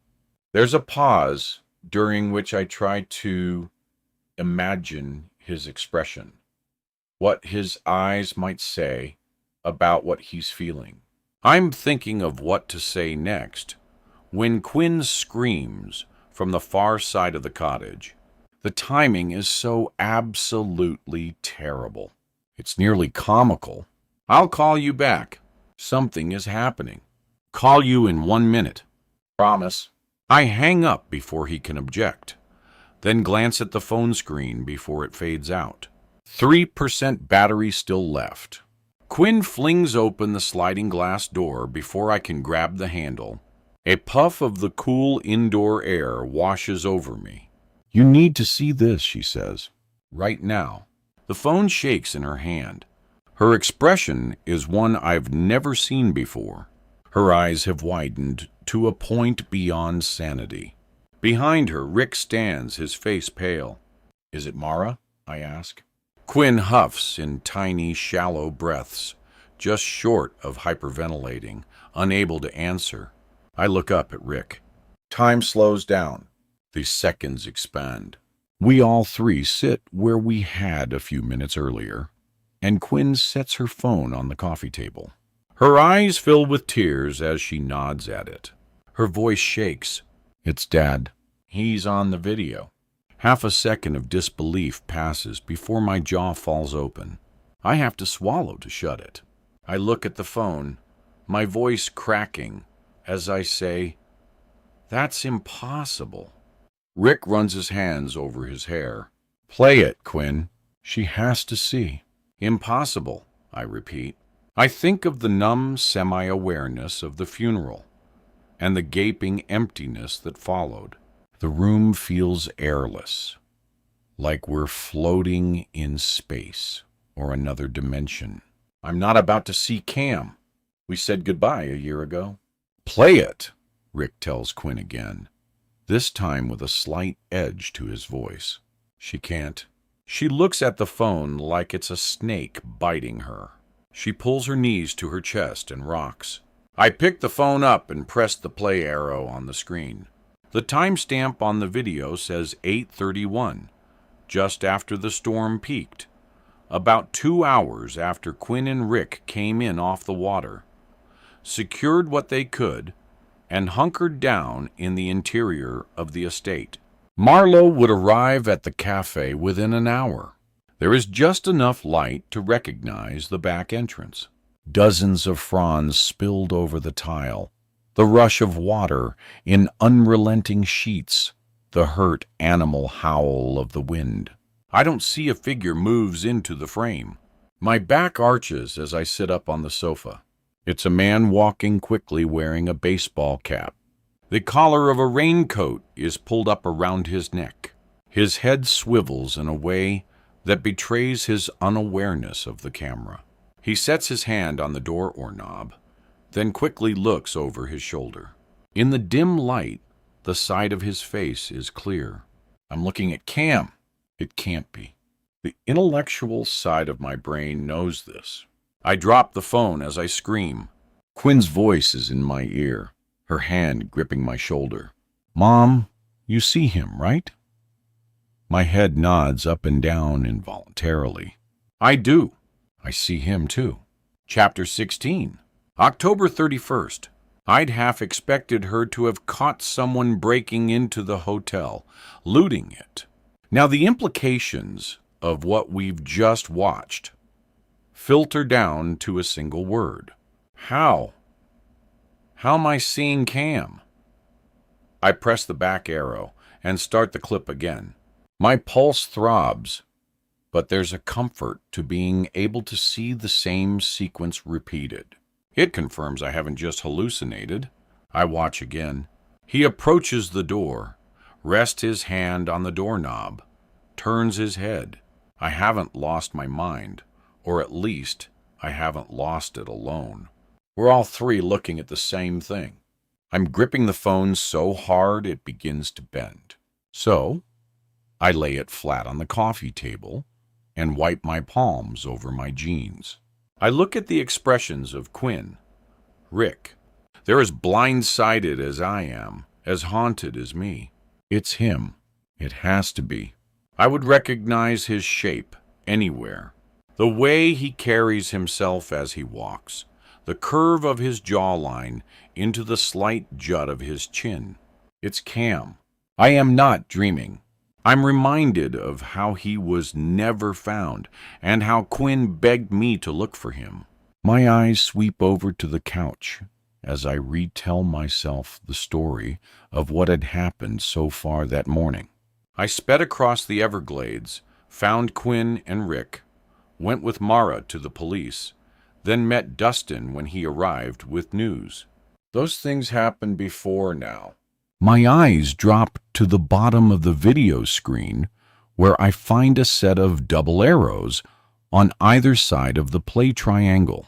I touch my fingertip to the first set and restart the clip, then watch intently again. How many more of these are there? 19. Quinn answers. Rick draws a breath as I skip to the next clip. The scene is even darker. This time, Cam opens the door and slips inside. Just that. I watch it several times before skipping ahead to the next. Cam leaves in the third clip, just as he did in the first one, except this time he seems to take extra care by locking the door behind him. He then pulls something from his pocket, a rag of some kind, and wipes down the door handle before leaving. Thoughts fly too quickly to explore. What we're seeing is not possible. But even supposing for a second that it is, I wonder what he's looking for at the estate. Where is he living? Where has he gotten those clothes or a car to get around? Why did he disappear? I shiver so violently. My teeth clatter. What if we're watching his ghost? I feel the pressure of tears behind my eyes. But a thought stops me. These clips, somehow both awful but precious, don't auto-D. But could they disappear if the phone loses power? What if I could never retrieve these again? I check the battery icon on her screen, and it's red. The battery life showing 3% from the charge, same as mine. Get your charger, I tell Quinn. She nods, rushes into the bedroom, and returns, waving the cord. She plugs it into the wall, then into her phone.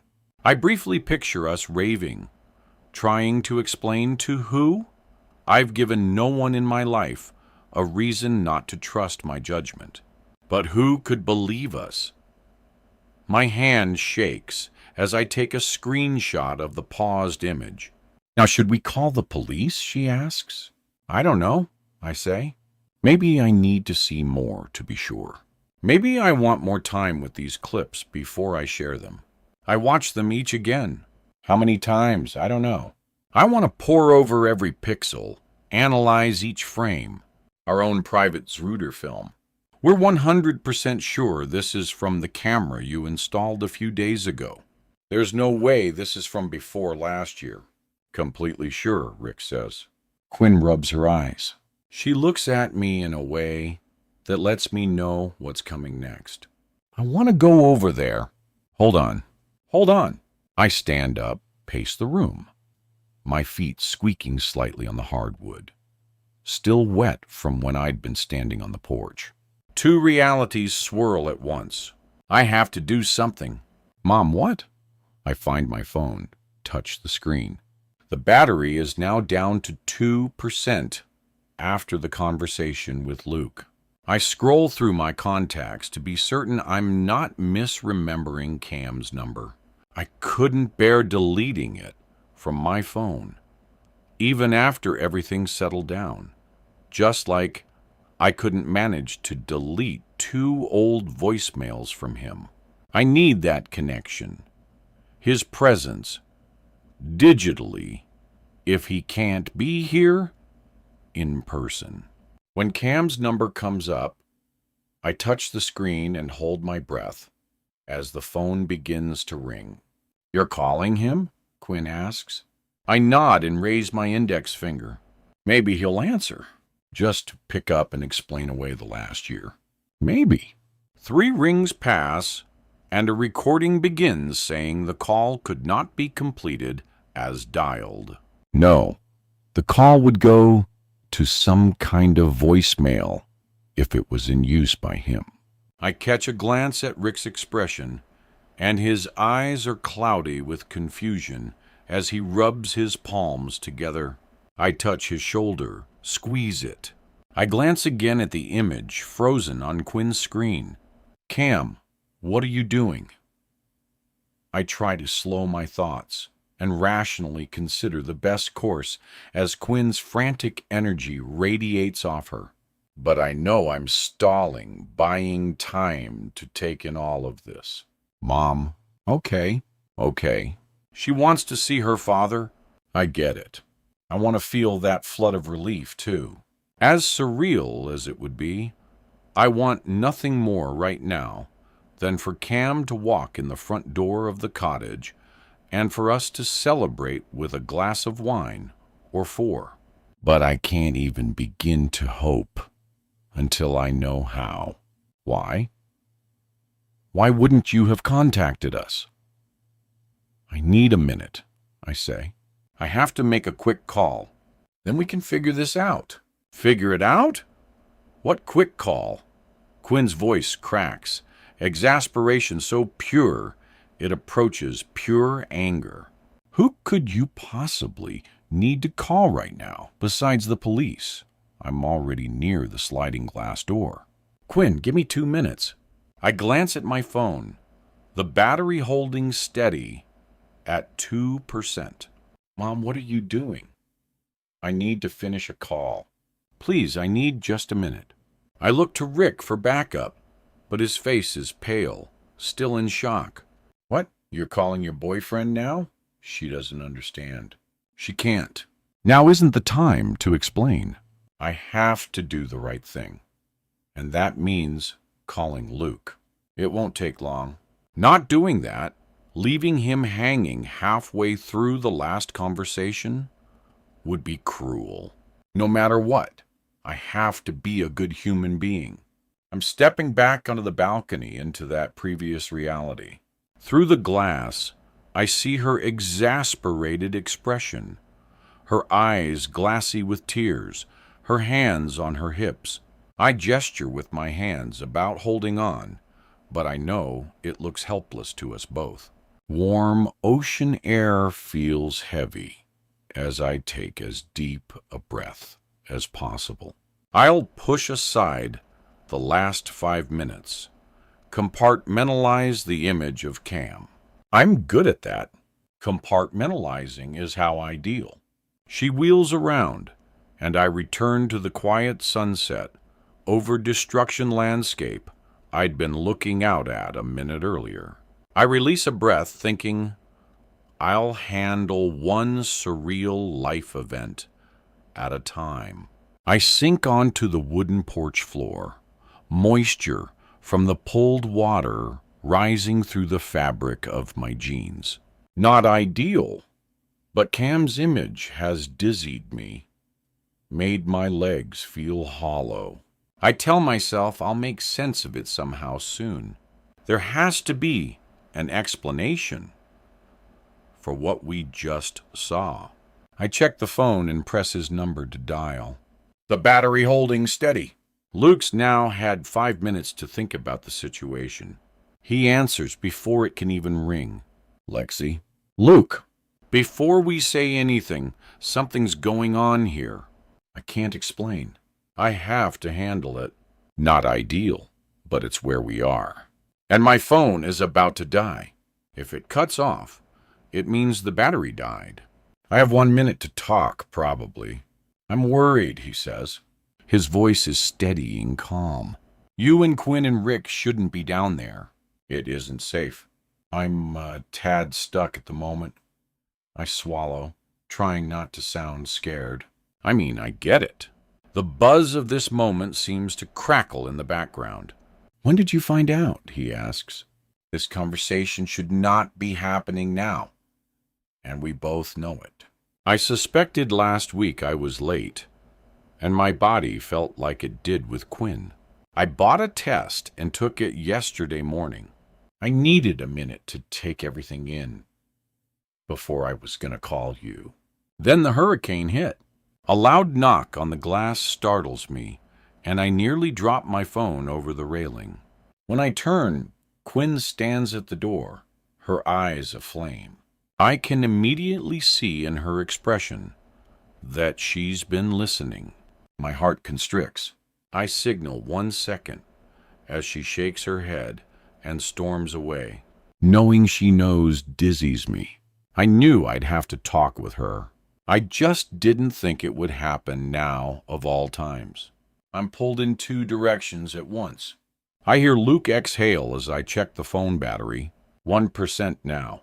I know this is when he might ask if I knew the baby was his. I'm bracing for the question when he says, "I wish I were there."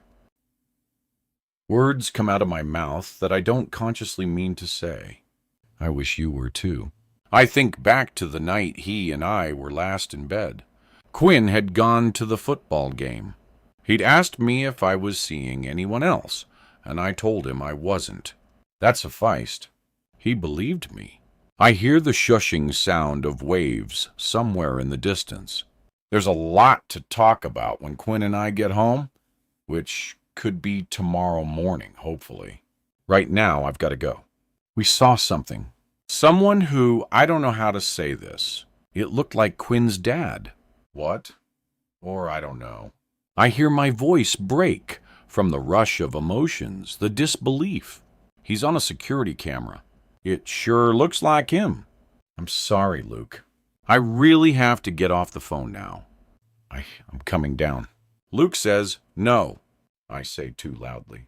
I know this timing is awful, but no. It's only a 3.5-hour drive tonight. I appreciate the gesture, but no. I hear him moving in the background of the call, keys scraping against a countertop. Listen, the National Guard has the keys blocked off at Marathon. Technically, they're supposed to be evacuating. Power and cell service are spotty.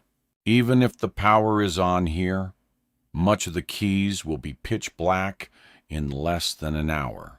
I appreciate the chivalry, but we'll have to talk when I get home. Try not to worry about it.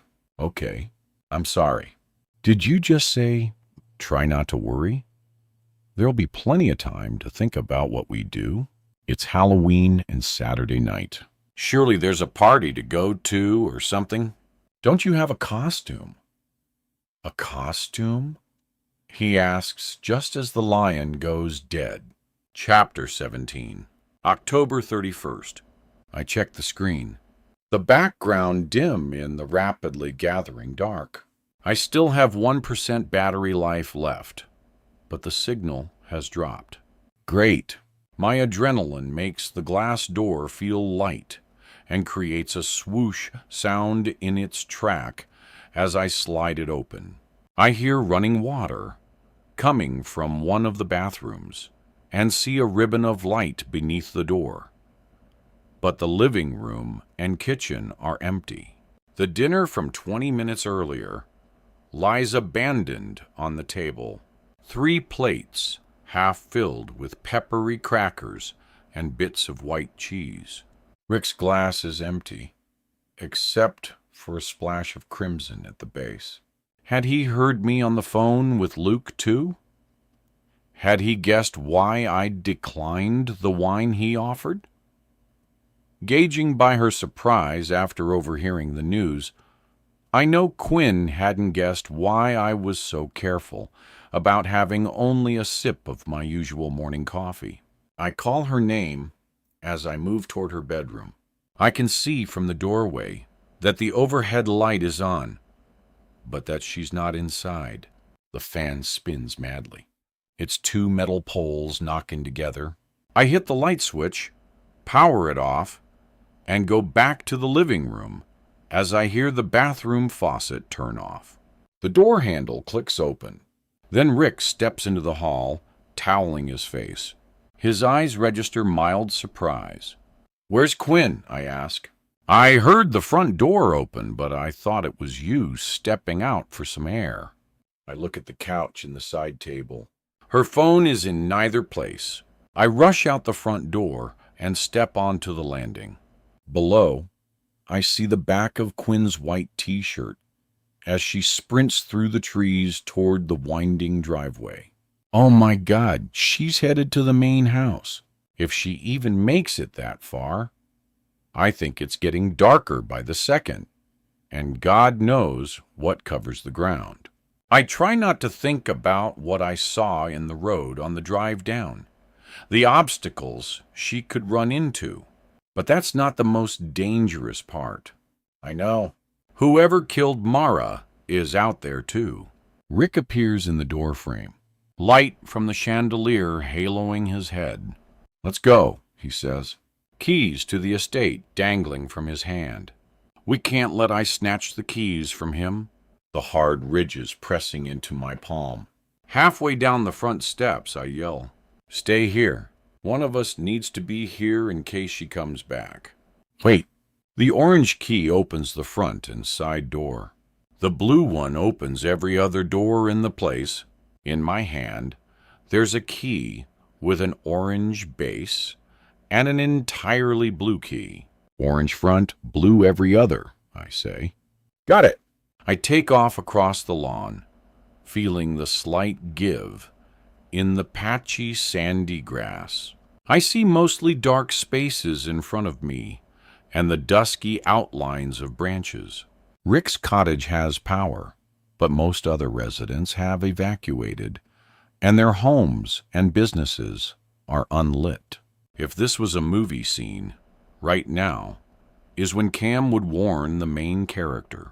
He'd say Quinn leaving is an irresistible bait, a lure the main character cannot not follow, an action that increases the danger and raises the stakes. It's what puts the other characters at risk. And you'd be right, I think, as my heart pounds about the danger, and that I'd follow our girl anywhere, especially now, into this dark. I yell Quinn's name, but there's no answer. The estate is nearly 15 acres. She could be turned around anywhere. I stop long enough to find my phone and touch the screen. I call Quinn's phone, but there's just her voicemail, asynchronously cheerful. Navigating through the dark, I avoid a tire, an anchor, then something that might be a swing set. I craned my neck, scanning the horizon for her, but seeing only the terrible blackness. It's like the night swallowed her. Before wandering into the estate, there is a gulf of considerations. Mine and Luke's. I could get lost, I realize. Or worse, I could trip over something, break an ankle. Just guessing my way forward is not accurate enough. The worries have to wait. I can't stay put. I look toward the rooftops outlined for guidance. During power outages when I was a kid, the brilliance of the night sky reminded us we lived on an island between an ocean and a gulf. But tonight's new moon offers no visibility or reassurance. Now it's a cloak over a haunted island. I think an island now inhabited by a murderer. The person who killed Mara. And who knows who else? Is it Cam? I don't feel like he's here, but were there parts of him that I never knew? The thought makes my mouth dry as I nearly run into the back of the Volvo. My hand finds the metal side, still warm from the sun. I use the shape to guide myself forward, sliding my way from the trunk to the hood. How far behind her could I have been? 3 minutes? 4? Just enough time to lose her. I scream her name into the dark. "Quinn, please hear me. Come back." I rub at my eyes, then hesitate, estimating a path along the side of the road, measuring the distance to the estate in my mind. 4 steps, the turn, then 2 more. And behind my eyelids are faint traces of color that remind me of testing out my senses when I was a kid, wondering what made it possible to see it all. If I had some battery left in my phone, I could use its flashlight to signal her, but there's no other option but to leave the truck running. Using my phone's flashlight function would give me maybe a few seconds of light, but use the last 1% of my battery. Not worth it. I pause as I steady myself, the way Cam and I would when we would make a break for it, caught in the rain in a car, before running to get inside. Different kind of dash now. The warm autumn night wraps around me as I wade forward, my hands extended to keep me from walking into something. My pulse pounds in my throat, but I force myself to stand straight, to act fearlessly. I have to find her. That's all there is to think about. I yell again, "Quinn!" Still no answer. I step over a branch, nearly setting my foot down on a board with nails sticking straight up. They miss the edge of my shoe by an inch. I stop. I have to be careful. This is like Bird Box. Sandra Bullock made it. So can I. I'm tempted to yell Cam's name into the dark, too. Somehow, I know I would sense his presence. But I also know what I saw with my own eyes. I hear movement above me.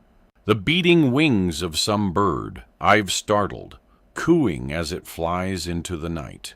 I can picture where I am on the grounds. A few more steps and I locate the edge of the walkway. Then feel what I assume are some of the stone steps leading to the front porch. I know there are probably 15 to 20 of them leading toward the front door. I strain to hear some movement, see some light, maybe from Quinn's phone screen. She must be using something to see by. A few more steps and I see them. A police cruiser parked in the driveway, its lights off. Behind it, an ambulance. Rick hadn't called them. There wasn't time. So what are they doing here? "Quinn!" I yell again. Darkness seems infinite.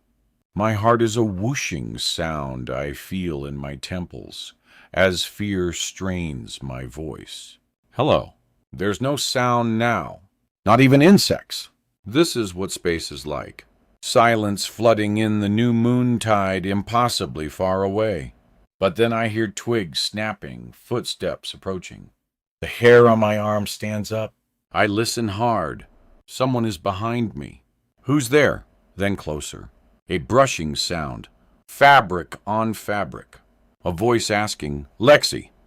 A cell phone's light comes on and points to the ground, illuminating the bottoms of black jeans, maybe black shoes.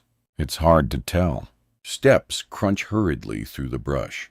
I thought that was you. The voice comes again, warm as honey. I slow my breathing and try to swallow. Questions burn as they take a few more steps. "I'm looking for my daughter," I say helplessly, into the dark. The phone turns upward, and blue-white light shows the bottom of a jaw, the soft edges of bleached hair. It's the girl from the coffee shop. Same clothes as this morning. Same chipped tooth at the edge of her smile. Except now the smile looks like a practiced expression. More nervous than sweet. A breath leaves my lungs. "Audrey, I didn't know who you were. What are you doing out here?" Her face glows ghostly in the faint light as she hands me a paper coffee cup. Her eyes look darker than they did this morning, as if her irises dilated to the edges of her corneas. "Sorry if I scared you. I thought it might be you walking up." Dustin stopped by and told me what happened. And honestly, I was worried about you and just wanted to check in. I brought you one of what you ordered this morning. He's here too. I'm so shook up about what happened to Mara. I figured you would feel the same. The cup is warm in my hand. Coffee is the last thing I care about right now. But I sip the drink without thinking. It's nothing like what I ordered. But who even cares? Audrey, listen. Have you seen my daughter? She was with me before at the coffee shop. Yes, she looks just like you. I think I saw her go inside. "Come on, this way," she says. "I'll take you to her." She points to the porch near the camera that caught the clearest image of Cam, then shines the phone's light at the steps as she pushes past, grabbing my wrist and tugging me behind her. I let her lead, unable to see a better option. At least I can see some from the light on her phone.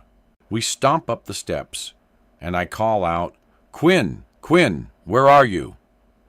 "Audrey, you sure went this way?" There are no lights on inside. Audrey reaches for the door when we reach the top. I nearly trip as she tugs my arm forward. She looks at me as her thumb presses the handle. I stop. How did you get that unlocked? My head spins as I climb the stairs after her. Do you have a key to the Pinerist? Of course not, she says brightly. It's just open. Everybody's inside. I remember locking it when Quinn and I left this morning. I reach for her shoulder again, but she feels my grasp, coming this time, and slips out of my reach. Everybody, Dustin, Cam. But she's in the hall before I can ask her to slow down. My heart beats so hard. It feels like it could explode. I'm missing something. Why wouldn't he have come to the cottage if Dustin was here? And why is there an ambulance? Where are the EMTs? I need to turn around and run back. I feel like I'm losing my mind, and that if I only had a moment to think, I could figure out what's going on. I stumble forward in the dark, keeping my focus on the light of Audrey's phone as it bobs into the lobby area.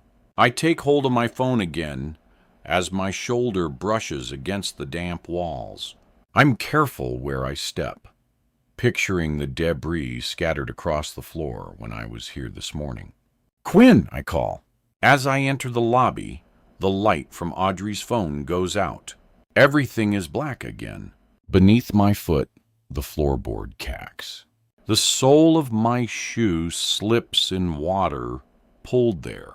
My skin prickles, rage and fear burning under the surface. I can see only the outlines of things in the faint light escaping in from outside. A wall, a desk. Hey, turn that back on. You're being stupid. A stupid character in a movie. I hear Com's voice. The victims in horror movies always go places the audience knows they shouldn't, that they know they shouldn't. My elbow knocks into something wooden. I rub it and drop the paper cup I'm carrying.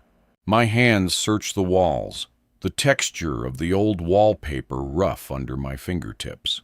Quinn, this way, I hear Audrey say. What way? I ask shilly now, or start to ask. I open my phone, but it slips from my hand as if I dropped it on purpose. I find the edge of a door frame with the side of my foot and reach my hands out. When I grasp my hand around the doorknob, it slips off, slapping down against my thigh. The sensation is so strange. It takes me a second to feel afraid. I take another step, then stagger to catch myself. I have to find my phone so that I can call for help. Audrey, Cam's voice is in my mind. Lexi, you have to focus. Try to get back to the front door. Get outside. Maybe Dad or someone will hear you if you yell. That coffee she handed, you had something in it. How many sips did you take? My thoughts lag sluggishly. They stutter. Just one sip. But I haven't found Quinn yet. I can't leave. I nearly trip on my own foot. Come! I try to call. If you're here, I think. Show yourself. The world blurs. My head spins faster. When I turn, the floor rushes up, smashing against my knee. Pain shoots up my leg. I grit my teeth hard, my jaw flexing. I want to stand. My heart races, but my eyelids turn heavy. Audrey has vanished. I press myself into a push-up position and try getting my left foot under me, but I topple onto my side. This time I hit my head hard. Everything turns sideways. Each time I blink, it looks like my eyes are taking a photo at a crooked angle. I can feel a knot where my skull struck the floor. I try to yell, but my mouth feels lifeless. My breathing slows into short, shallow bursts, and I feel like a caught fish baking on a dock, wide awake and paralyzed. I try raising my head, but it's impossibly heavy, a weight my neck could never support. My head crashes back against the hardwood, onto the same spot I knocked into earlier, and pain flashes over my field of vision. The light from Audrey's phone pops back on in the corner of my eye. I can feel the thump of her footsteps on the floor as it weaves toward me. She comes near, crouches down, inspects me curiously. The look on her face is blank, her eyes fully black, like whatever soul or essence that had animated her before is missing. Her smile has disappeared. She wants to verify that whatever she gave me earlier is working, I realize. The side of my cheek feels wet. I wonder if it's rainwater or blood. As Audrey steps away again, the faint bluish light like a halo around her as she types something into her phone. She keeps her eyes turned away as if she prefers not to look at me now. As her phone drops to her side, I see the outline of a black boot at an odd angle on the floor. I recognize it from earlier. It belongs to Dustin. Chapter 18, October 31st. My brain restarts. I open my eyes, but everything is black. I'm sitting upright, my head hanging down. Something rests against my face. Fabric warm from the heat of my skin. Air flows in and out of my nose, as if my body is just remembering what to do. My arms are behind me and my wrists burn. When I strain forward, they sting even more. I reach my fingertip around to explore the binding. Thick rope, slightly wet, the kind used to secure sailboats to cleats on a dock. My throat and the inside of my mouth taste metallic, and my head is cloudy, a haze of whatever drug I was given. But I'm still at the Pinerist. I can tell that from the smell of salt and wood polish. My guess is that I'm still downstairs, but not in the lobby, which means I'm in the room Rick converted to an office. The same place where he offered me the role of Casey. Down the hall was where I first heard him confronted by his terrified actors. Now breathless haunts us all. I'm tempted to try to whistle or call out to gain a sense of where I am through some sort of echolocation. My awareness shifts to my knee. The pain reminds me I hit the floor. Now everything has come full circle. Quinn and I can't die here on this set, which has somehow become real life. A film I couldn't escape, like a dream within a dream. Cam, I know I should have listened. Were you trying to warn us to stay away from this place? Like the psychologist in The Sixth Sense? Was that your ghost? Do you know that you're dead? I saw a boot in the corner, just before I passed out. It belongs to someone who tried to help. Dustin, who meant well.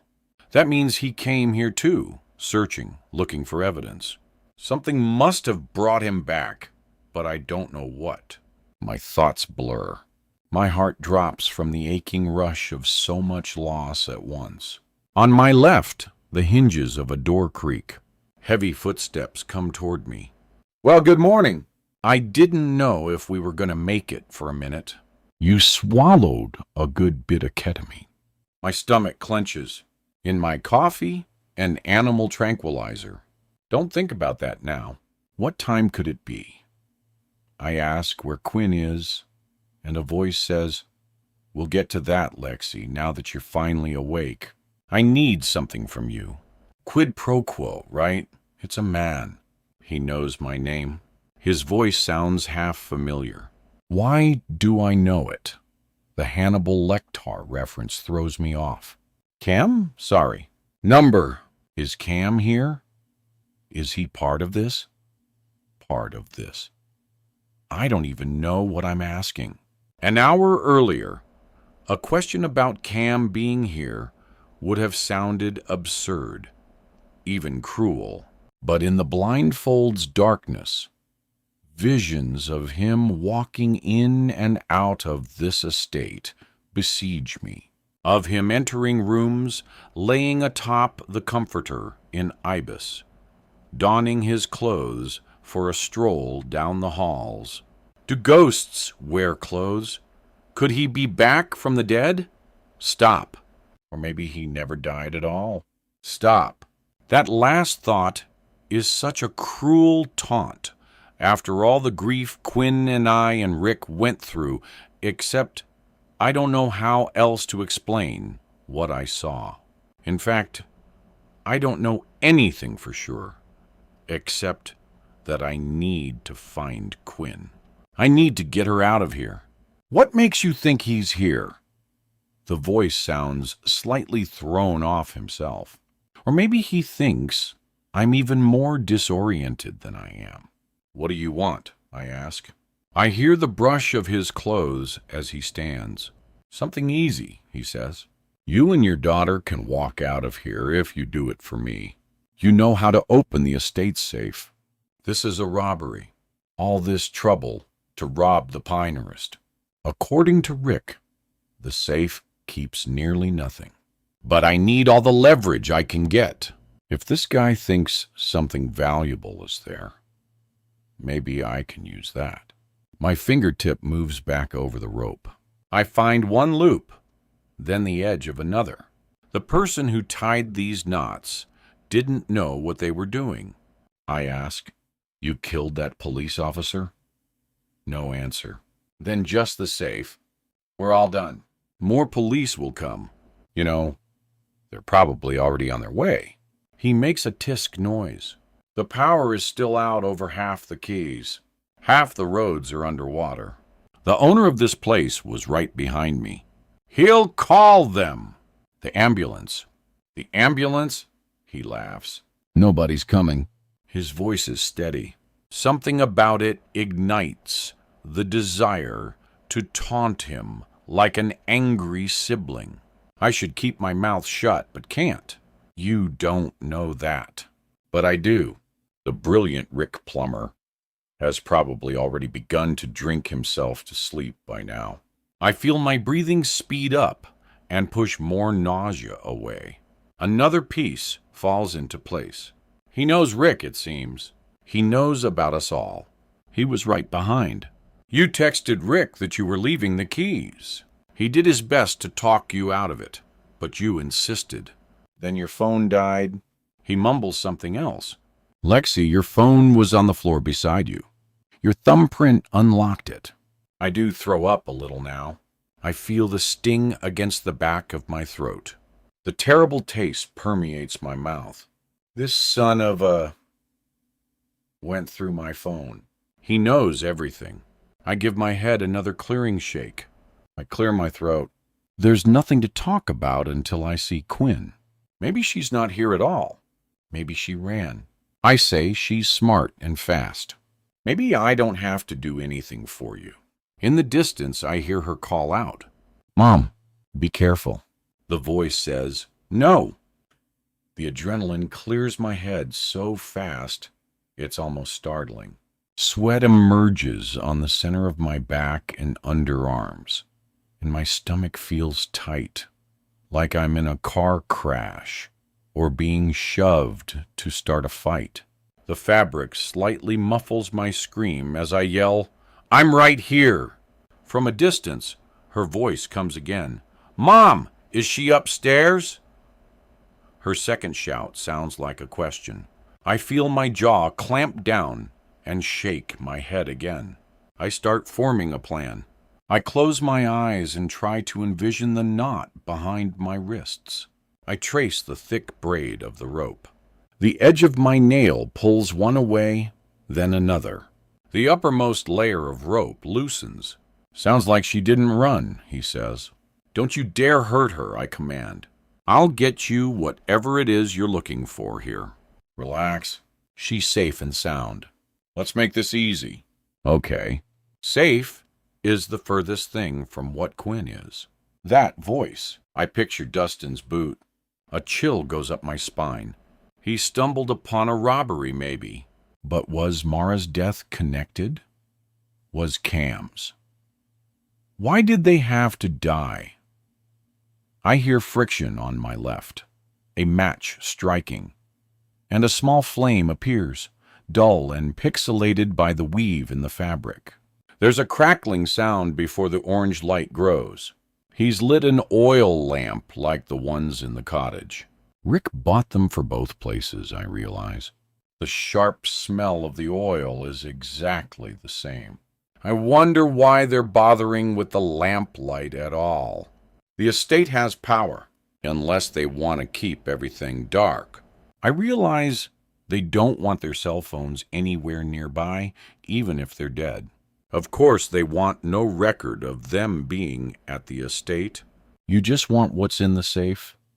I think I can get in. I lie. I know I can get in. The safe has a combination that Rick reminded Cam and me of every few years. It's Quinn's birthday. Oh, I'm completely confident you can. Old Rick sent you an email about it. Don't you remember? You read my email, right? He had access to my phone. He's obviously done a lot with very little battery life. I can try, I say. I've never done it before. It's the truth. But I need to keep this man talking to know he's in front of me and can't see my hands.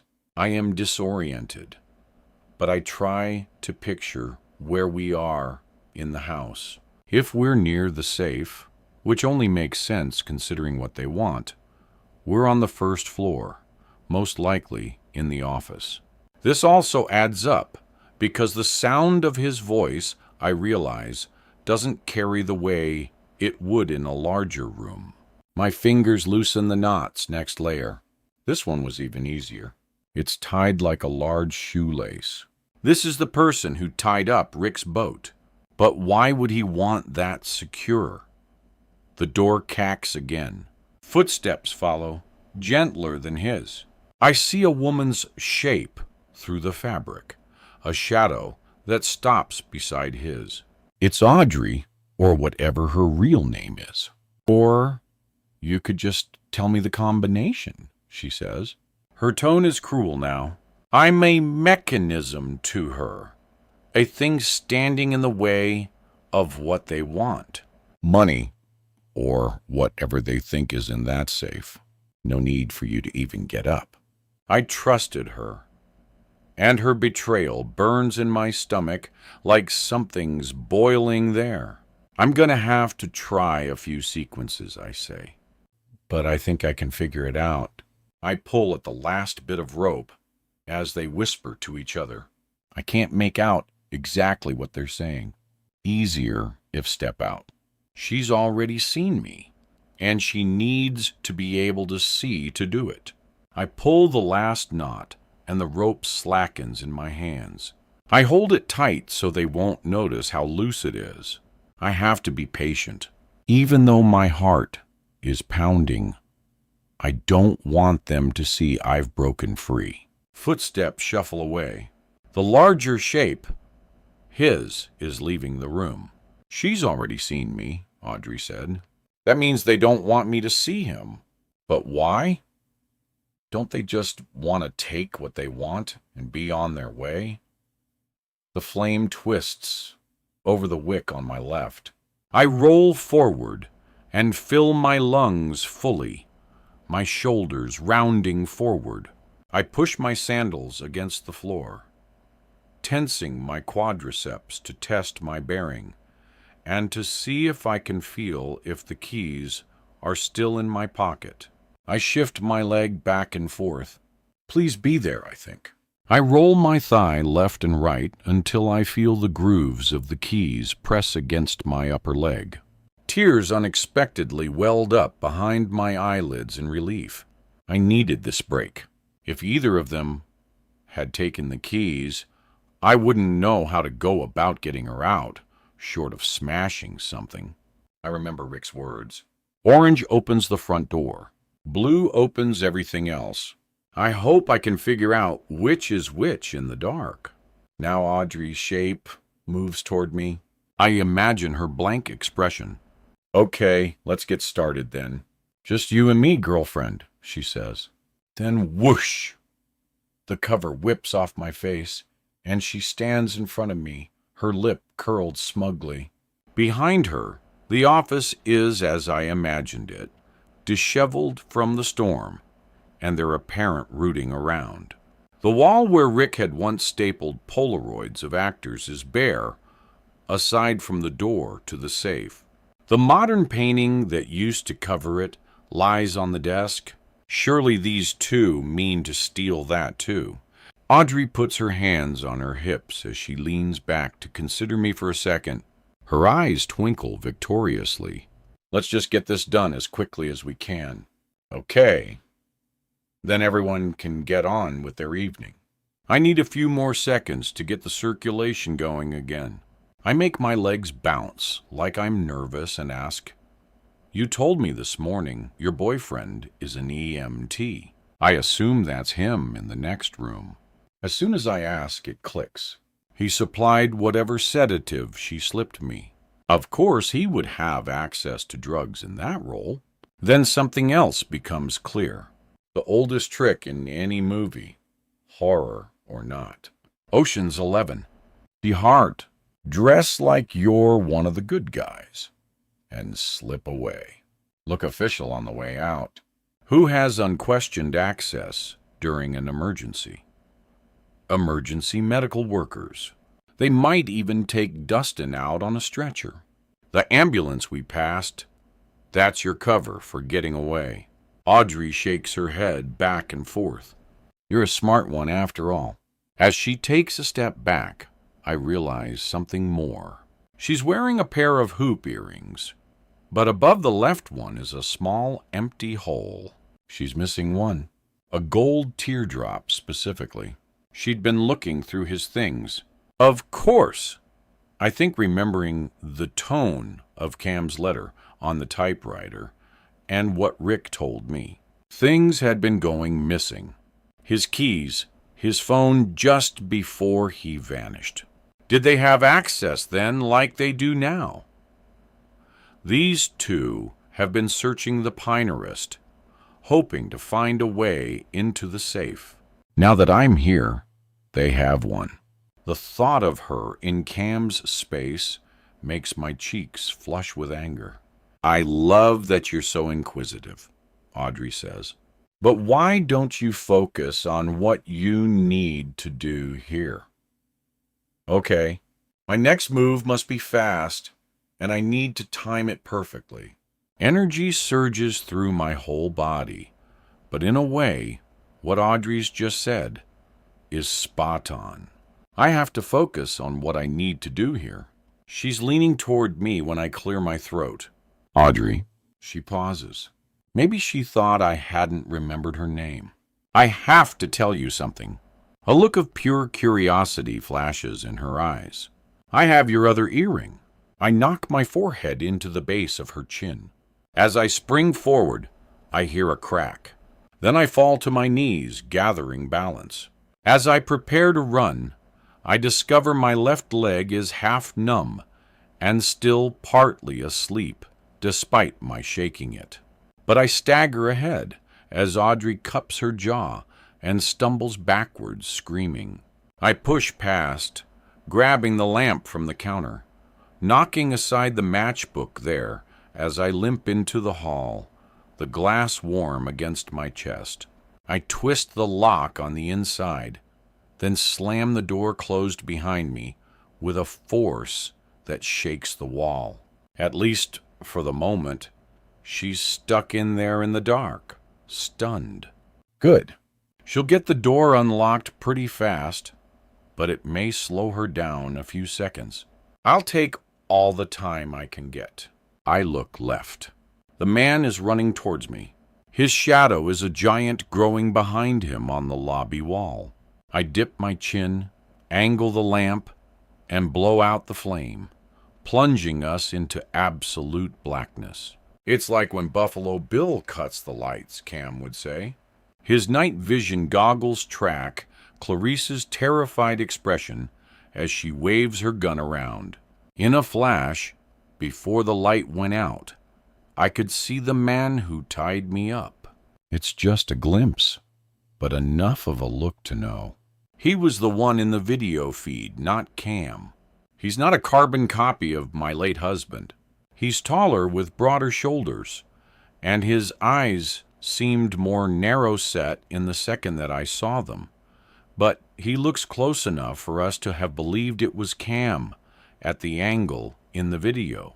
His hair is the same thick, dirty blonde, cut the same way, so it lands over his temples. His jaw and chin are identical. Now the soles of his shoes skid. A piece of glass crunches. My heart thumps so hard, I sense he can hear it. He pants somewhere nearby.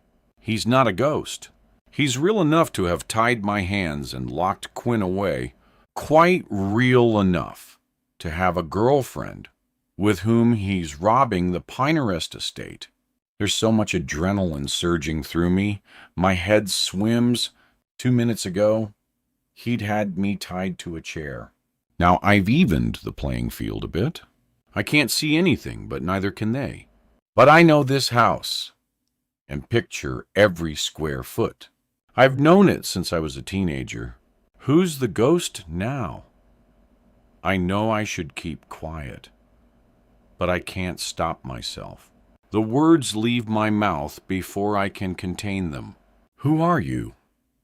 His shoes squeak as he turns toward my voice. My fists clench. Did you know Cam? You?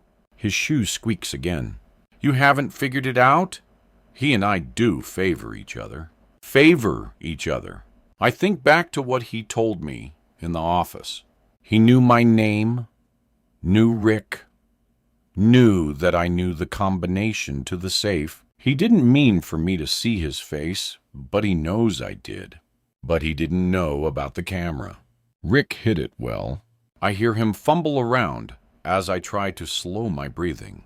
Without lamplight, darkness presses, like we're swimming in it. I keep my breath shallow, a soft sound that might be an echo from anywhere. I hear Audrey knock into something inside the office, trying to find her way to the door. Mom. Quinn's voice carries from upstairs. My head turns. I want so desperately to answer. I was right about where we were in the estate. If I've done nothing else, I've managed to throw him off. I move to the wall and set the lamp gently on the floor. I don't want either of them finding it until Quinn and I get out of here. Colin! Audrey shouts, afraid. So, you're Colin. Silence. Are you related? The summer of breathless. Did you ever see a little boy? His feet shuffle, but he doesn't answer. His shoe squeaks, then squeaks again. He's closer now. I picture his hands extended in front of him. You know Rick Plummer? I ask. The night he woke, startled by a ghost, I saw something. At first I thought it was Cam. Then it hits me. You're Rick's son. As soon as the words leave my mouth, I know they're true. I can't figure out how it's possible. Too much is happening at once. But I know they look similar enough that the sides of their faces look nearly identical in grainy footage. Even his voice favors. Feelings wash over me. My breathing accelerates to near panic. Listen, stop this right now. I don't know what you think you're doing, but it doesn't have to be like this. I can help you find Rick. I hear a floorboard creak. Your mother? She knew Rick? Cam didn't know anything about you. I didn't know anything. Another squeak, even closer this time. The earlier conversation with Rick flashes back to me. I put two pieces of information together, fit them into my memory of being here on the set 25 years ago. Your mother is a woman named June. Is that right? How much does Rick know about you? Rick had his chance to know about me. He's less than 10 feet away. You were here last summer, right? Rick said he woke up one night and saw you. What were you looking for? He said nothing was missing. No answer. Cam saw you too, I say. Then close my mouth. Cam learned a little too fast, didn't he? I just wanted to borrow his keys at first. Everything clicks into place so forcefully. I'm dizzy. Colin didn't know Cam would be working here last summer, so when he broke in, Cam was surprised. I don't exactly know what happened next, but I know now that Cam didn't take the boat out alone. I open my mouth again, but no sound comes out. My stomach aches as if I've been punched. Oh, Cam, I didn't want to let you off the phone that night. I move as I'm talking. You dumped him in the bay, didn't you? You son of a... He found out about you, saw you, so you killed him. I hear another step and slide in the opposite direction. That's when it occurs to me. He and Audrey have been breaking into this place for over a year. He knows it as well as I do. Audrey knocks into the wall, the counter, something. Then in the office, something crashes. He hears her mumbling, cursing to herself. I hear a brushing sound as Colin feels along the wall, and my jaw tightens. I can't play his game. I need to be smart. I'm talking to a man who has killed 3 people already, at least. Do I think he's going to let Quinn and me walk out of here? I force myself upright and draw in a breath. The room stops spinning momentarily. My fingertips find the thick, rounded edge of the banister.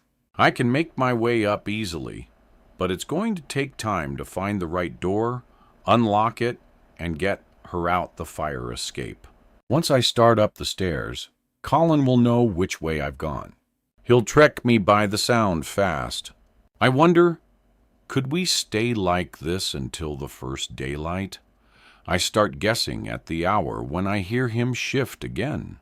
He's even closer than I realized. This is going to go so much faster if you play nice, Lexi.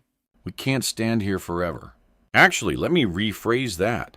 You can't stand here forever. You'll give yourself away eventually. I've been waiting for a long time. I'm good at it. Don't answer, I think. Don't say a word now.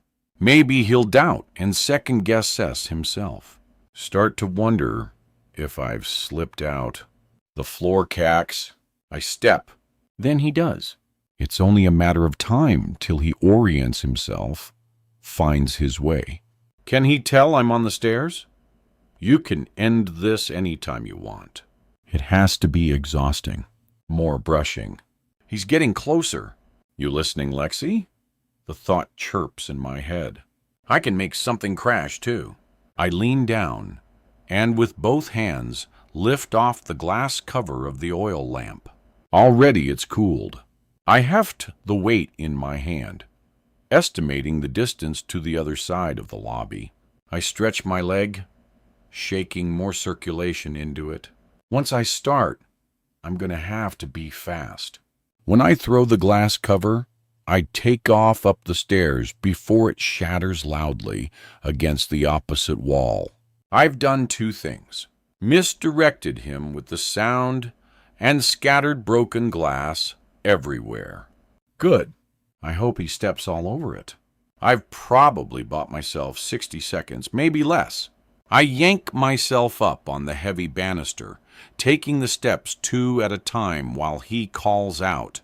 The stairs are slick under my shoes, nearly making me fall twice. I adjust my gait when I reach the hallway at the top. I picture the antique furniture, the creepy mirror halfway down the hall, the oil painting above the fire exit. There's just as little light as on the first floor, and I knock into an end table before I find my footing. My fingertips scrape the edge of a door frame, and I reach to my right, locating the other side of the hall. At least I understand where I'm going. I call out to her, "Quinn!" It comes out as a kind of stage whisper. I don't want to make it any easier for them to find their way up to me. Mom, I'm in here. It's so dark. I literally can't see my hand extended in front of my face as I step forward. I pass the first door on the left, then the second. Downstairs I hear them. Audrey's found her way to the office door, while Colin's voice is firm, like he's scolding a dog. Calm down. Breathe. Okay, go. In that, I don't hear the rest of what he says. Keep talking. I call down the hall. I'll come to your voice. Okay. I'm in a bedroom. The door's locked. Quinn says it's the last bedroom on the left side. I know which exactly. I looked in it this morning. I picture the plain white bedspread, the 4-poster bed frame, and the brass name plate beside the grooved door frame. It's where Cam slept. The Summer Breathless was filmed. Ebis, hang on, Quinn. My shoulder aches from where it hit the ground when Audrey tricked me. I slip on a damp patch of the hardwood, but catch myself. I can picture her on the other side of the door, her hands pressed flat against the dark wood. I'm just 3 or 4 steps from the door when I hear her. Mom, they locked the door. There's terror in her voice. I reach into my pocket for the keys. I know, sweetie. I slip on another puddle, and I lose my grip, sending the keys clattering onto the floor. It's like a bad dream where you get close to what you want, but mess it up right at the end. A nightmare about helplessness. I bend down and swipe my hand around, the wet wood vast as I search. Mom, hurry! My heart pounds in my head. I'm right outside the bedroom door. Mom, I'm coming, baby. Hold on. The edge of my pinky nudges the keys, and I reach farther, grasping them tightly. My hand searches around the ring for the key I need, the blue one. Then I stop. I hear a sound from downstairs. I see the distinct color brightening and understand what's happened exactly. Oh, hell. They've lit a marine flare. I hear it before seeing the light. A sharp pop, then a hiss. More of a fizz, really. It's been more than 2 decades since I've seen one, but I recognize the sound immediately. It's what happens after an emergency when you're on the water, when there are no options left. It's the last resort. You just say your prayers that no gas has leaked into the BGE.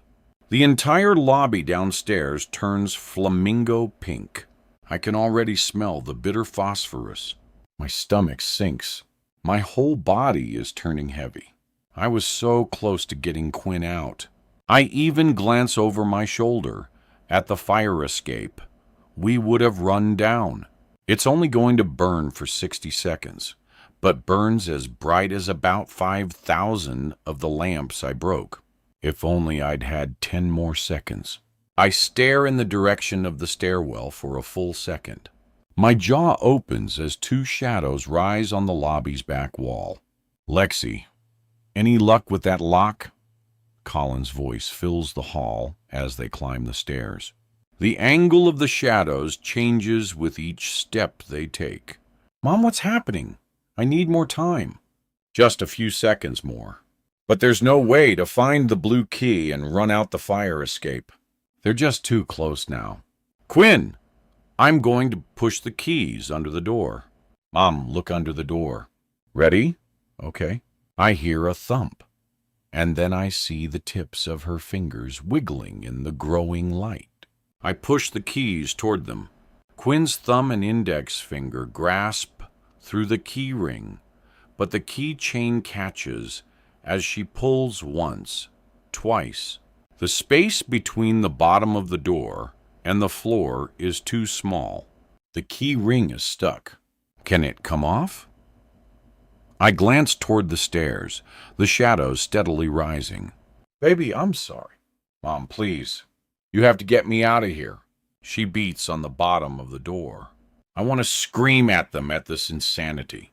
They're coming, I tell her. What about the window? I tried. It's painted shut. Even if I broke it, the fall is too far. She's right. From that height, a fall could easily break her leg. I glance again at the fire exit. Quinn, listen. Work on that lock. That's the only way. When you get it open, go left down this hall. Okay? Go out through the fire escape at the end. Do not go down the stairs. Understand? Colin calls. Oh, Lexi. Understand?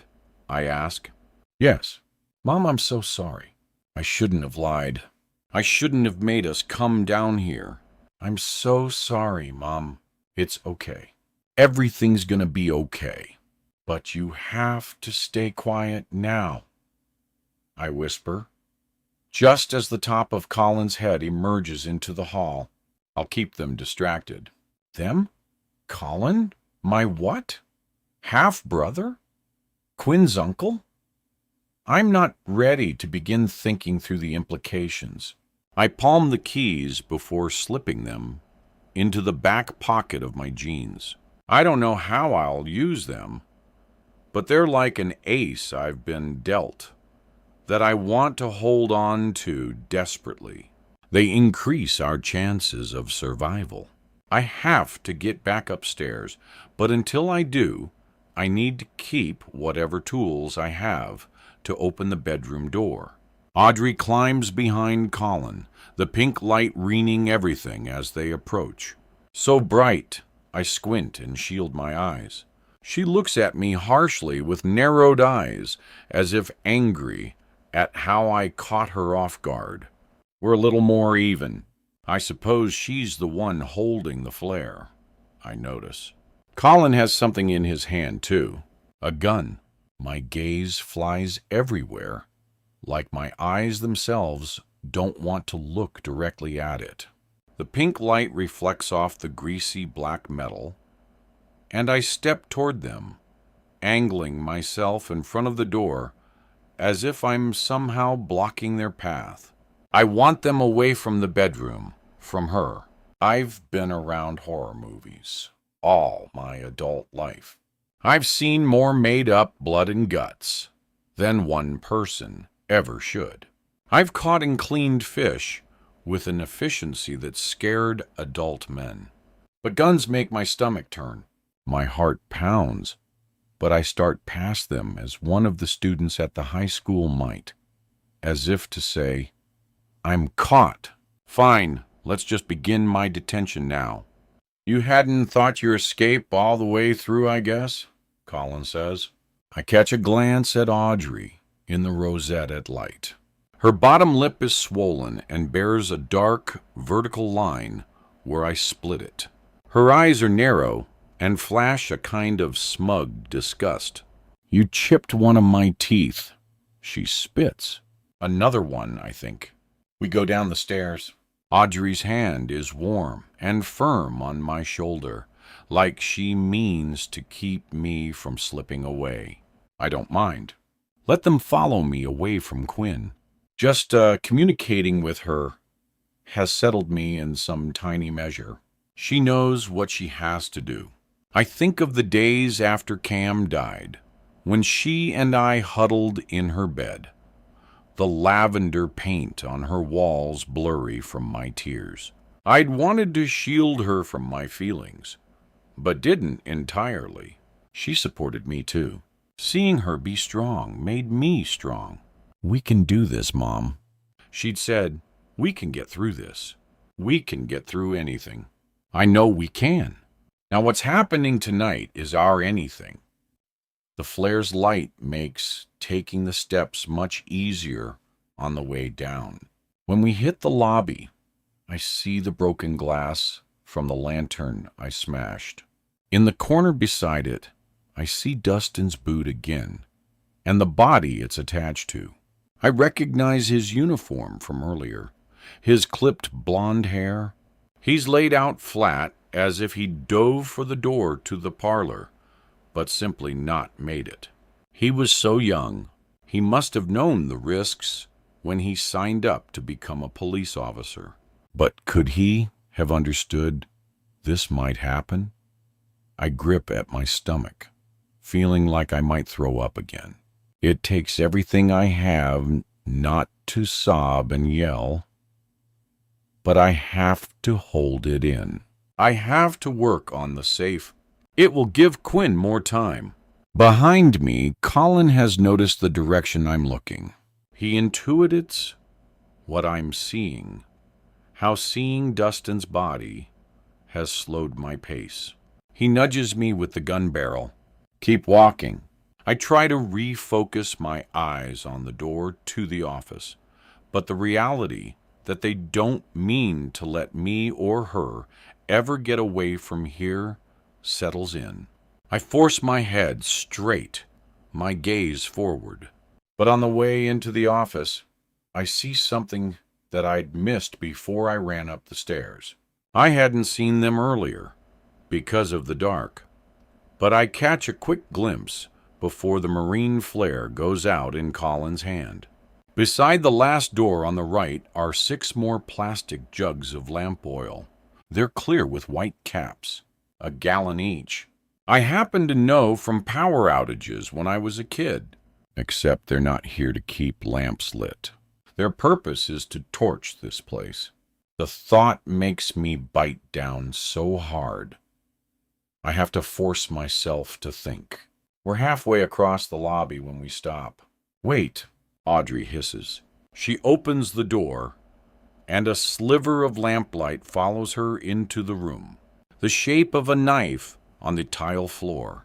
There's someone, here, she stammers as if to disperse hard news. The energy between her and Colin changes. I imagine his expression shifting behind me. I think it's another cop. Impossible, he says. Audrey wrings her hands before cutting an accusatory glance my way. Despite everything, I'm tempted to respond with a shrug, as if we are conspirators, each trying to play a part in this robbery. But I know it's not that way. I had to believe that Quinn would find her way out of that bedroom. But I knew there was very little chance I'd get out of the Piney Est alive, at least until 10 seconds ago. The twists to this plot we're living in just keep coming. Don't look at me, I tell Audrey. I'm not the one who's been using my cell phone. She juts her head toward the door. From the angle she's standing, she can't see the lobby directly, which means the cop can't see her, but she can't see the cop very well either. She gives Colin a glance. I try reading the look in her eyes. There's something like this is getting worse by the minute. She grabs my shoulder, then pokes her head between the door and its frame. Go. She insists you have to go talk to him. Me? Find out what he wants, then make him go away. I hear rapping on the outside door. Firm taps in a cheerful rhythm. What do you want me to tell him? I don't know what he wants. I'm playing dumb, but we all know this is an opportunity. Metal presses against the base of my skull. A gun at your head is its own kind of language. The suddenness takes my breath away as the pressure makes me lurch forward. I glance at the wall and imagine parts of me splattered where shadows play in the flickering flame. The possibility of how quickly everything could be over brings a wave of nausea from my stomach. Audrey leans close enough that I can smell the coconut in her skin lotion. She wrings her hands. She talks to me like she's trying to convince herself, but also like she's had too much caffeine. Say it's your family's place and you're helping out. Tell him you're fine. He's probably just checking on everyone. I'll do my best, I say. Just get him to leave. You won't like what happens if you don't. Colin nudges me again with the gun. Some ways of dying are fast, like falling from a second story. But other ways can take a very long time and can be extremely painful. The knocks come again. I wipe my palms over my jeans. Move, Colin says. He hands me one of the lamps to carry. I'm tempted to throw it back at him to run, but the gun is level with my ribs, and I know I wouldn't make it far. I hadn't understood the feeling of hate until now, but it heats my blood. It's so strong that if it was just me here, I might end this night right now. I might try for the door or reach for the gun and see if I might take one or both of them out of this world with me. But Quinn is upstairs, and this cop doesn't deserve to have his life risked because I'm coming apart. I want to call up the stairs to ask how it's coming with the lock. I wonder if she found anything to use in the room. Something metal in one of the drawers. I shuffle into the short hallway, stepping around a framed photo that must have dropped off the wall during the storm. A few more steps, and I can almost see the side door, my shadow cutting into the tangerine lamplight. A voice calls from the outside door. "Anyone home?" I stop. My heartbeat switches from pounding to jackhammering. I recognize the voice immediately. This I realize I did not see coming. I'm not about to talk to a cop, someone with training, a firearm, someone who could call for help. I'm about to talk to Luke. I don't understand how, but I'm sure of it. My mind spins through the calculus of this new reality. But there's so much I don't understand. I'm not sure where to begin. I touched my stomach. He came because of what I told him, which put him in danger, more than he could ever know. When Audrey instructed me to get him to leave, she didn't know how much I'd agree. I can't tell him what's happening, and I can't make Colin and Audrey aware I know him. They may not be able to see directly, but they'll be able to hear every word I say. I want Luke gone as fast as possible. Unless there's some way I make my way to the door with dreamlike slowness. He wears a police uniform and is shining a flashlight through the glass. The sight takes a second to absorb, but explains why Audrey thought a cop had shown up. The end of Luke's and my conversation flashes back. I encourage Luke to go out to get his mind off the pregnancy. Me suggesting he go to a party, that he find a costume. "A costume?" he'd asked. "It's Halloween after all." The flashlight beam finds me in the low light, and I see his eyes through the glass, somehow sad and hopeful at the same time. "Oh, Luke, how is this happening?" I turn the lock on the door handle and pull it open.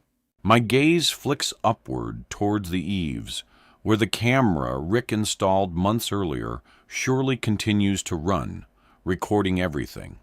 The realization hits before we speak. Luke and I will be actors now, starring in our own personal horror film. Except he doesn't know that yet. I swallow the irony and step delicately back around what used to be the check-in desk when the place was a hotel and give my head the slightest shake, willing my eyes to project fear. I learned about movies from Cam and Rick. Communicating subtly, I learned as a librarian. I purse my lips and speak with my eyes, trying to telegraph this thought. Something is wrong here. Please, please get it. The people behind me still think you're a cop, and them thinking that may be your and Quinn's only chance to get out of here. Luke opens his mouth, but I feign surprise that he's come, trying to make my voice as wooden as possible while not stumbling over my words. There's so much I want to say, but what comes out of my mouth is, "Hi, officer. I was just in the back. What can I do for you tonight?" His eyes refocus, some understanding washing across his features. He gets it, gets something. I don't know how, but he does. Relief fills my lungs. Luke coughs into his fist, blinks a few times. His chin dips, and when it rises, the side of his mouth becomes a smile. "Good evening, miss. I'm Officer Landis from the Isa Murata Police Department. The light from your lamp there, he points, was visible from the street. Just stopping in and seeing how you're faring. Power's not on here. It looked like it's coming back on. I can't say the lights are off because the place is being robbed. And I don't dare glance over my shoulder. My gaze stays fixed on his eyes while my hand searches the desktop for a pen. I need to blank with him, keep him talking. Things are well, you know. Power is still spotty. I guess I've got these lamps burning so I can see a few feet in front of my face. I force a clipped laugh. The tension in the room makes the air thick and warm. I can feel them listening. I ask, "How are things on the rest of the island?" Quiet, for sure. Almost creepy, I guess. No trick-or-treaters out this year, obviously. Probably the worst storm in 2 decades. Am I imagining it? Or is he speaking in a slightly southern accent? Luke. A ham. Yeah, I guess. No time for kids to be strolling around. Everyone will maybe have to wait till next year. He makes a slight movement with his chin, lifts his eyes towards the hallway, then returns them to my gaze. I angle my body so my back blocks the view of my hand from the hallway to the office and extend 2 fingers with my left hand.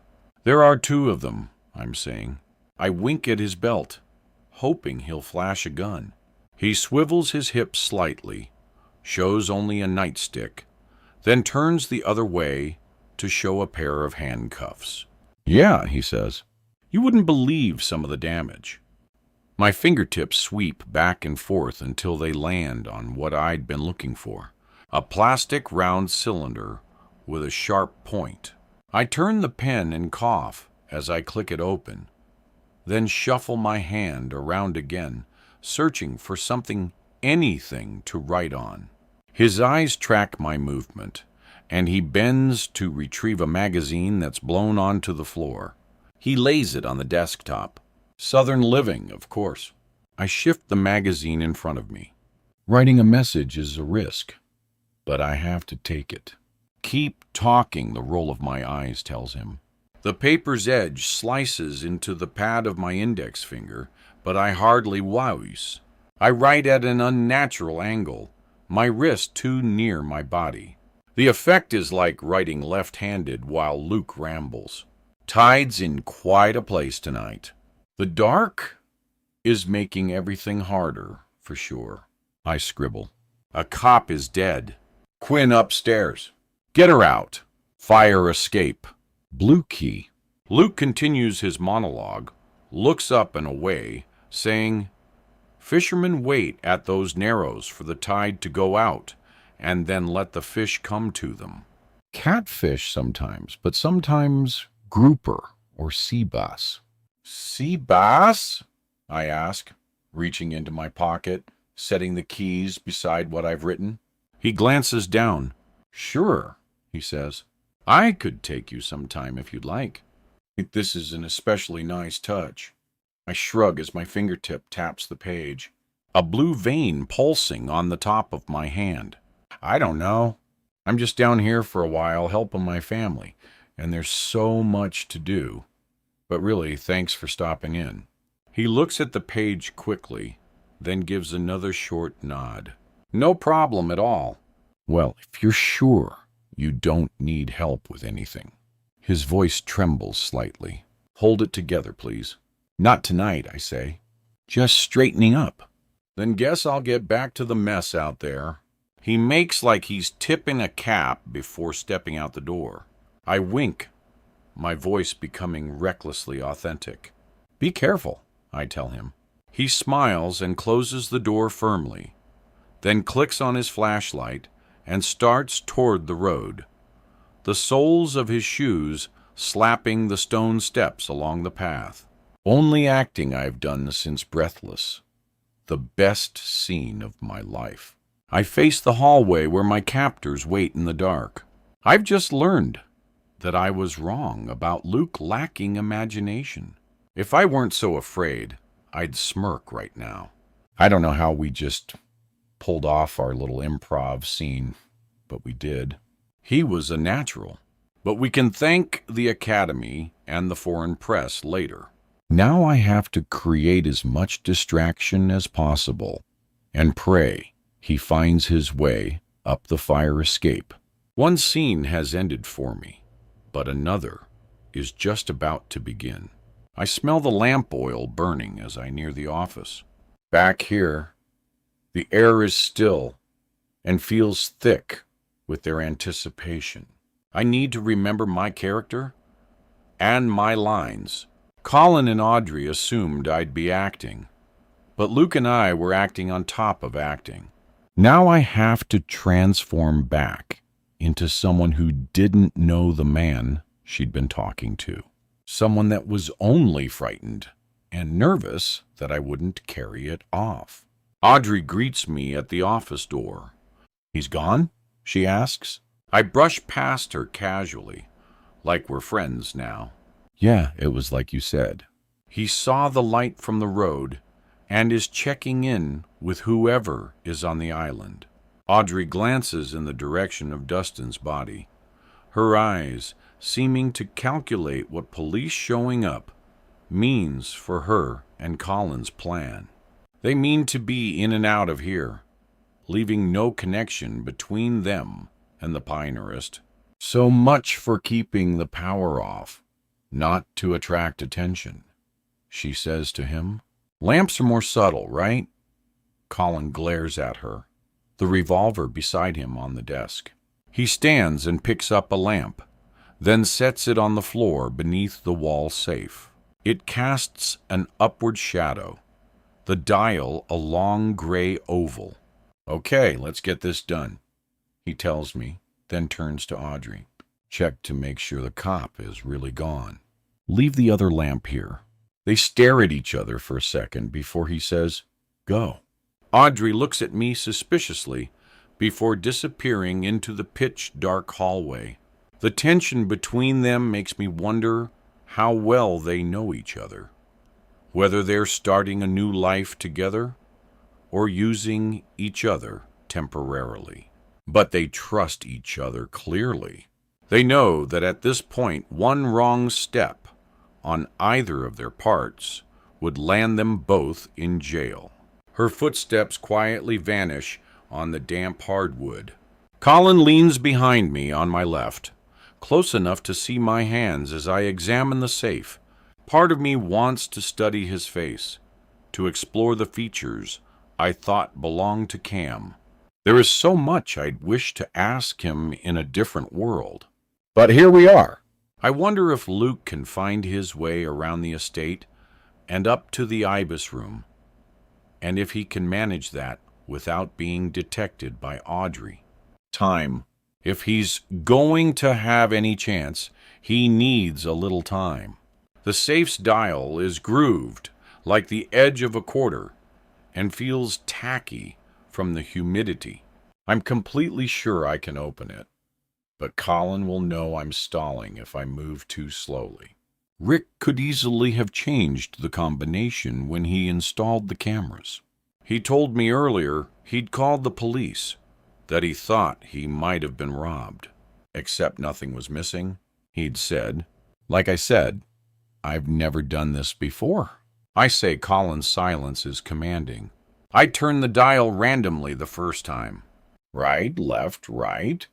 Then pull on the lever, which doesn't budge, of course. Could there be something valuable inside this thing? Maybe he and Audrey know more than they're letting on. Not that one, I say. Sorry. Hurry, he says. It's been 2, maybe 3 minutes. I try to picture where Luke might be as I start another intentionally wrong combination. Why Mara? I ask. Because she wanted to stop the movie from being made. It wasn't Rick that nearly ran her off the road, was it? It was you. Those borrowed keys came in handy because you had one to the truck. Then you left the box cutter on the seat to set up Rick, since you didn't get to finish Mara right away. Just open the safe, Lexi. Colin barks. The way he's lived has jaded him, but in that instant, he sounds young, as if a kid in high school. Not just young, nervous. I can feel him glaring at me from behind. You could talk to him, you know? I say I could help. We go to him now? He would want to know what you've been through. Rick would want to know. Colin picks the gun off the table and presses it to my neck. The rounded edge of the metal is cool against my skin. Don't say his name one more time. I won't tell you again. Shut up and open the safe. The interaction with Luke left me buzzed off too much confidence, but the feel of metal reminds me of the stakes. My legs wobble as if I have just been shoved to the very edge of a cliff. Right here, right now. I could die, just like Dustin and Mara and Cam. You're lucky I haven't taken you on a ride to the bay already. Too bad the tide's already out. I spin the dial. Left, right, left. I pull the lever. It doesn't budge. I pray he can't tell I'm bluffing. Buying time. He changed it. Maybe. I don't know. You better hope not. I don't. Audrey appears. I think he's gone. Good. Colin says he makes a rolling movement with the gun. Lexi, open. My hand shakes as I turn the dial through the numbers of Quinn's birthday. Left, right, left. Please. I pull the lever and feel the mechanism release. The safe door opens with a pop that sounds like a soda can's tab coming off. Audrey claps her hands once. Bingo! The safe door swings slowly open. There's just enough light for me to see a fraction of what's inside. I don't know what they are expecting, but there's only paper. A few neat clipped stacks on top of a few manila envelopes. Move, Colin says, pushing past. Stand in that corner there. The shadows look like the end of the Blair Witch Project. I do stand there, but face outward, watching Colin withdraw the paper. Being aware that I'm no use to them now makes me shiver. His eagerness to examine the safe's contents was probably keeping me alive. Colin raises the lamp and peers inside to ensure he hasn't missed anything, then sets the stacks on the desktop and pulls up a chair. Behind him, Audrey leans in, chewing her pinky nail. How much time has passed? 3 more minutes, maybe? I fold my hands in front of my waist like I'm praying as his eyes move back and forth over the pages, his lips twitching as he focuses. Is that it? Audrey whispers. He doesn't answer. Take your time, I think. Half of me wondering what the hell he could be reading.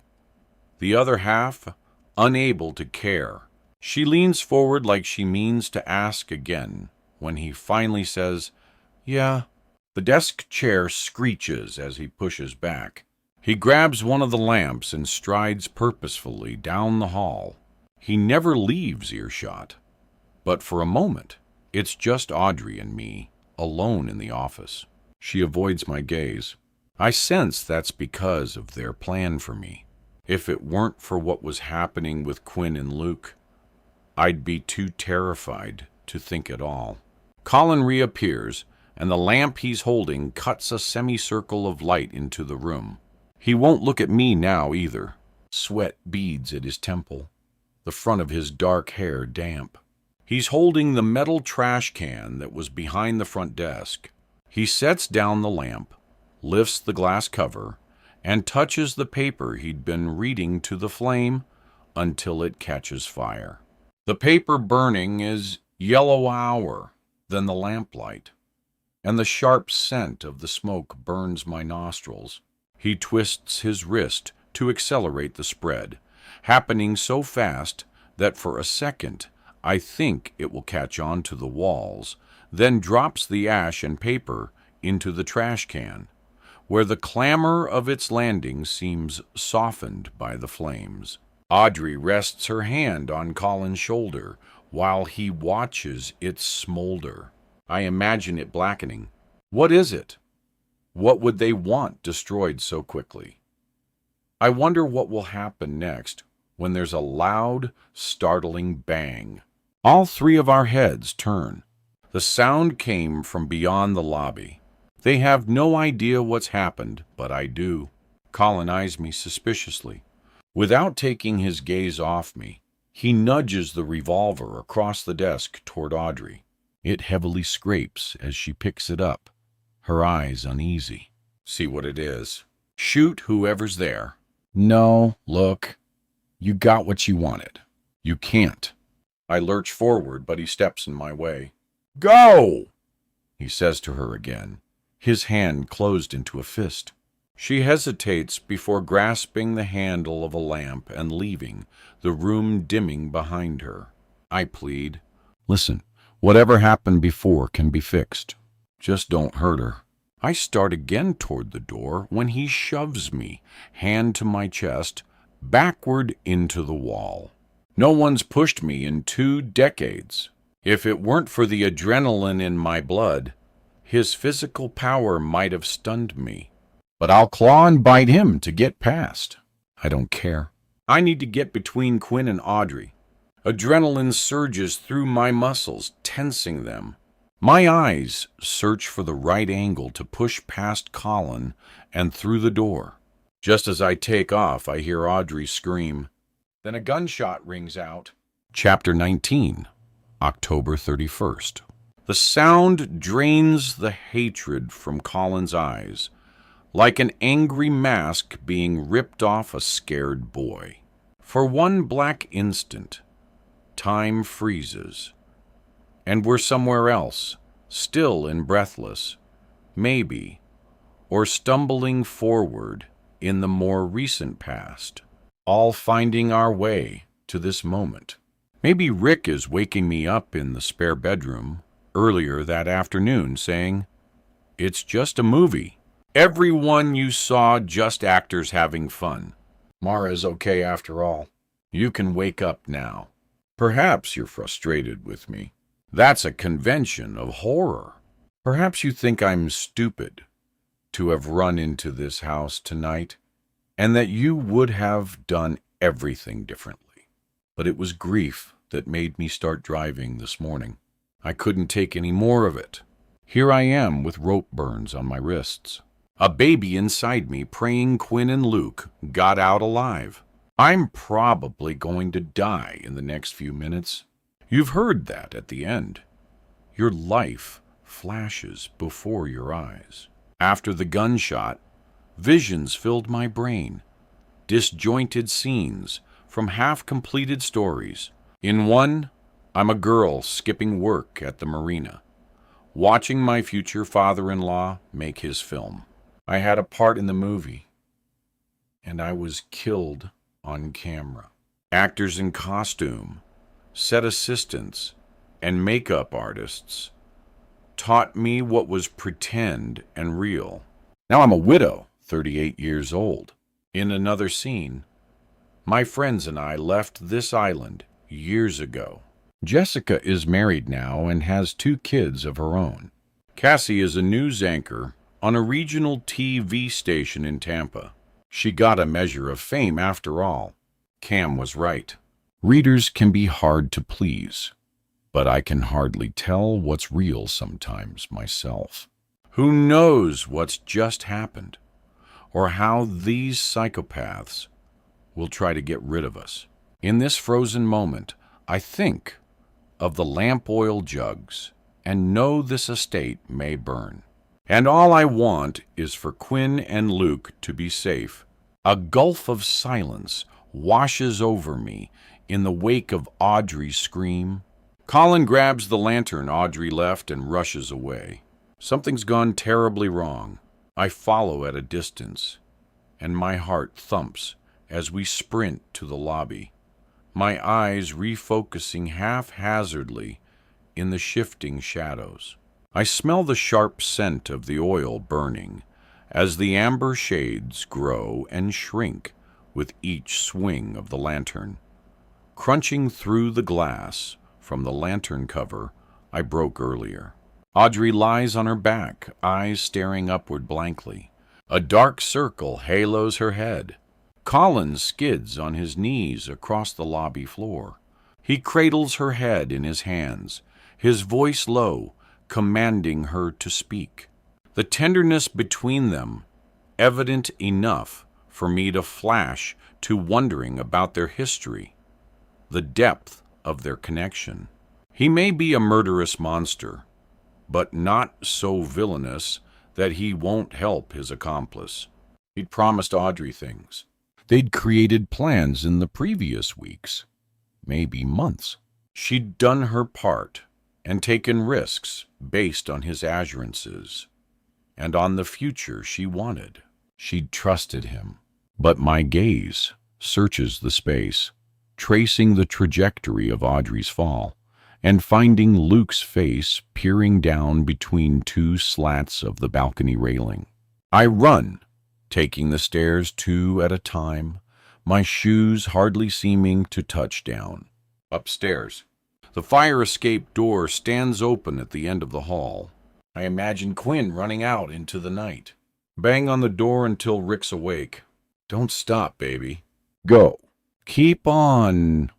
No matter what you hear happening behind you. I pray the cottage still has power. Luke lies beside the railing. In the lamplight, dark patches appear everywhere. I know what they are. I saw them years ago on docks after sharks were caught. So much blood is scattered, it's hard to comprehend. I don't know what I'm saying, but it's something like, oh my God, over. As he rolls onto his back, I rush over and slip my hand beneath his head. He grasps at a patch of his uniform shirt that looks wet and glossy, black in the greasy light.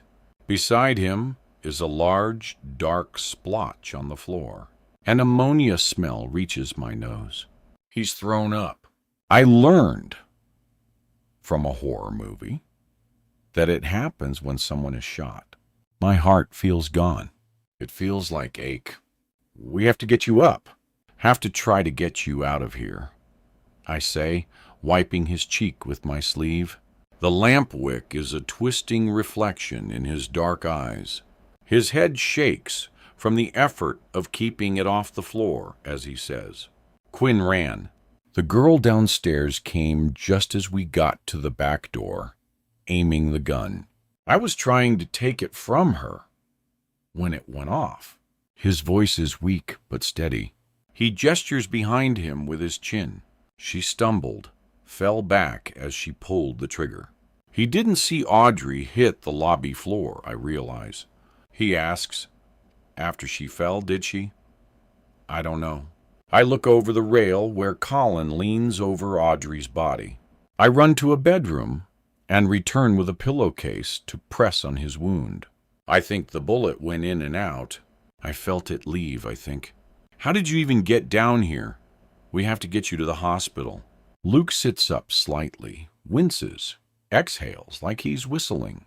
The roads are blocked off, so I took my boat.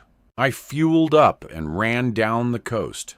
The only trick was dodging the crab traps to not get one wound around my prop and keeping away from the Coast Guard. Their searchlights nearly hit me twice.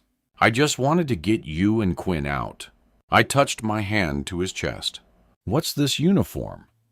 You're the one who suggested a costume, he says, smiling weakly. I wanted to make sure if I were spotted, they'd assume I was police and let me go. You're really pregnant? He asks. The terrible timing just gets worse and worse. But I see us, Luke and me, our future. It's just a glimpse, a shining but a clear one. An arc bending over the agitated waves headed toward years to come. I glance over the balcony, but I can't see Colin and Audrey now. I look at the fire escape, calculating the challenge of navigating the outside stairs in the dark. I tug Luke's shirt. He sits up a little more. I know it hurts, but we've got to try to get down the back stairs. We've got to move now. It's then that I hear footsteps downstairs. Luke groans in my ear as I slide my neck under his arm, get my legs under me, and try to stand. Lexi, you've got to. There's no choice. If we can get into the dark, maybe we can get away. I know what it took for me to see anything on the way in. I can keep pressure on Luke's wound. We can wait for help. Maybe find Rick.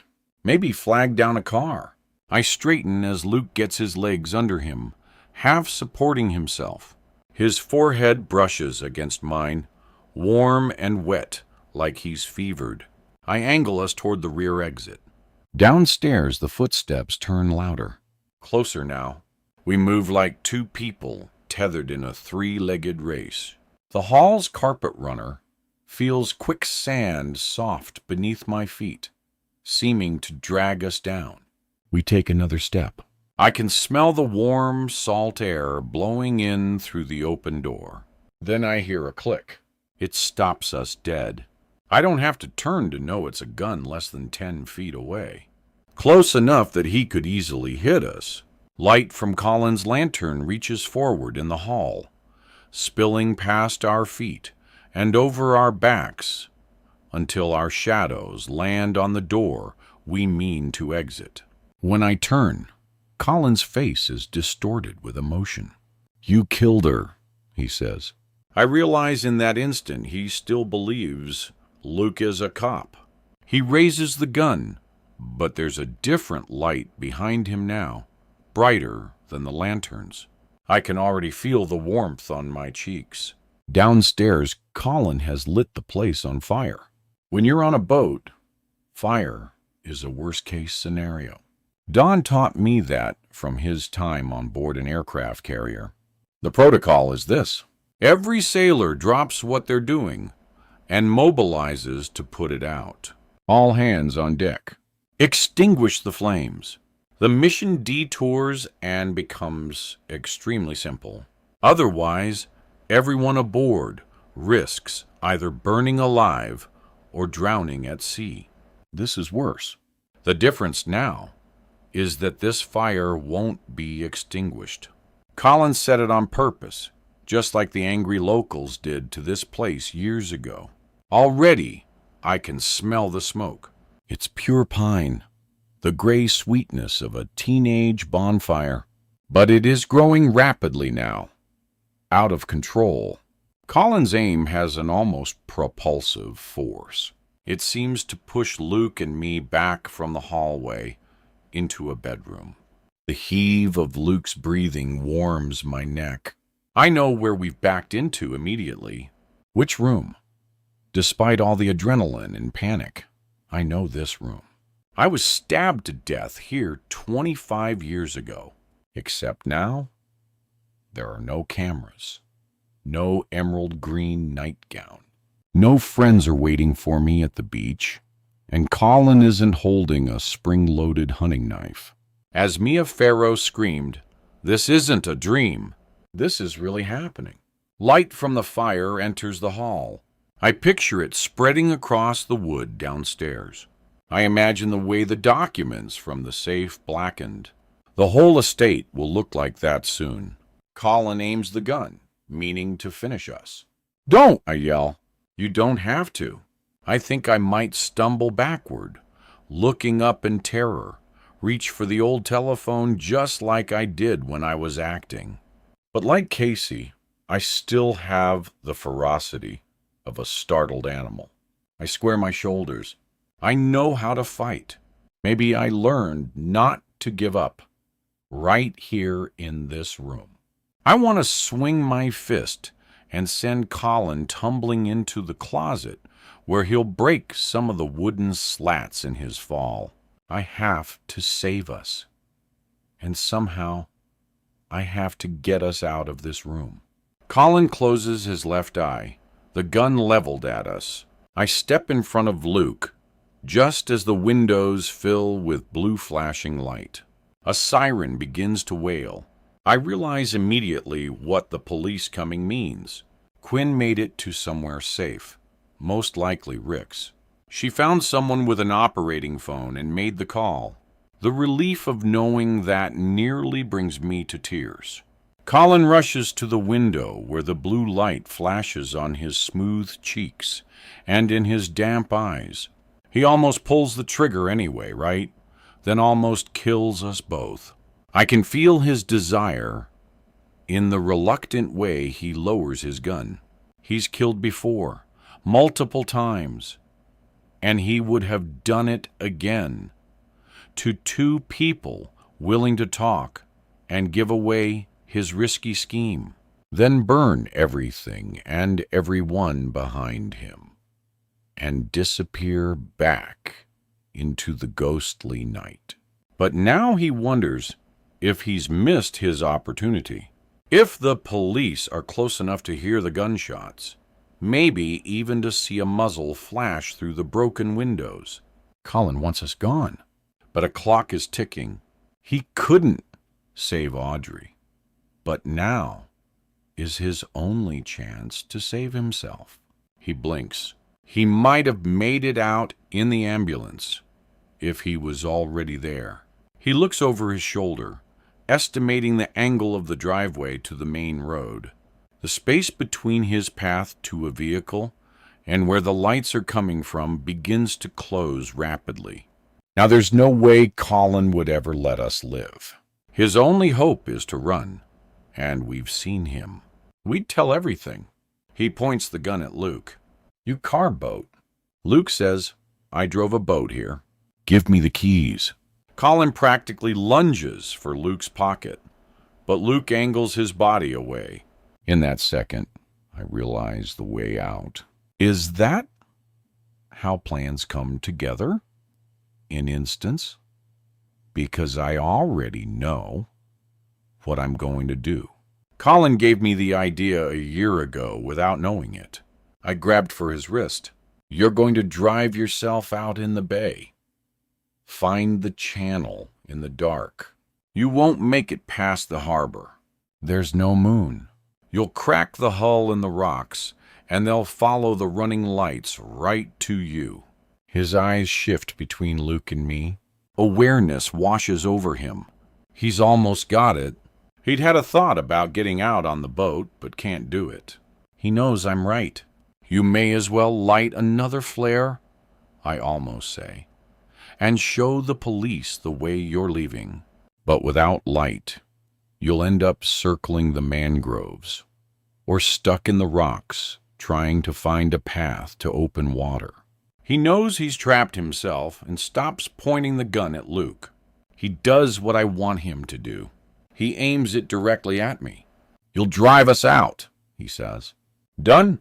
I hide the glint of satisfaction in my eyes. The place is surrounded and burning, and I'm the only one of the three of us who knows the waterways. I turn Luke toward the back stairs and start to walk. Then we're all three going. If this were a game of chess, I would have just put him in check. Now he has to move to not lose the game. And there's only one move he can make. I am his only chance out of here now. Colin's thinking like me, making up his plan as he goes along. He can't consider destroying any evidence he's left here, or what his life would be like as a wanted fugitive, living on the run indefinitely. Or maybe he has, I wonder, in an instant. Maybe that's how he's lived his life, up until this point. His hesitation is just a stutter step. There's no time to think this through. This is immediacy. Run or face the police. Die or live. The blue lights brighten. Fine, Colin says. Hurry. I pull the keys from Luke's pocket as we make our way down to the dock.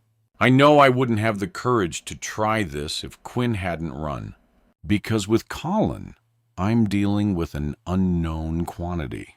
A person impulsive enough to be violent, but planful and strategic. Except now, all his plans are ruined. I'd take my chances if it were just he and I. But I know what Colin wants. No witnesses. If we'd left Luke in the estate, Colin would have shot him point blank. I see the silhouette of Luke's boat tied against the dock. Just a ghost, really. An outline of a canopy and hull. Beside it is Rick's Pursuit, still suspended above the water, just secure enough to stay in place. I touch my wrists. You're who tied up that boat before the storm, aren't you? I ask. He's looking over his shoulder as he answers. So? There's no time to figure out why.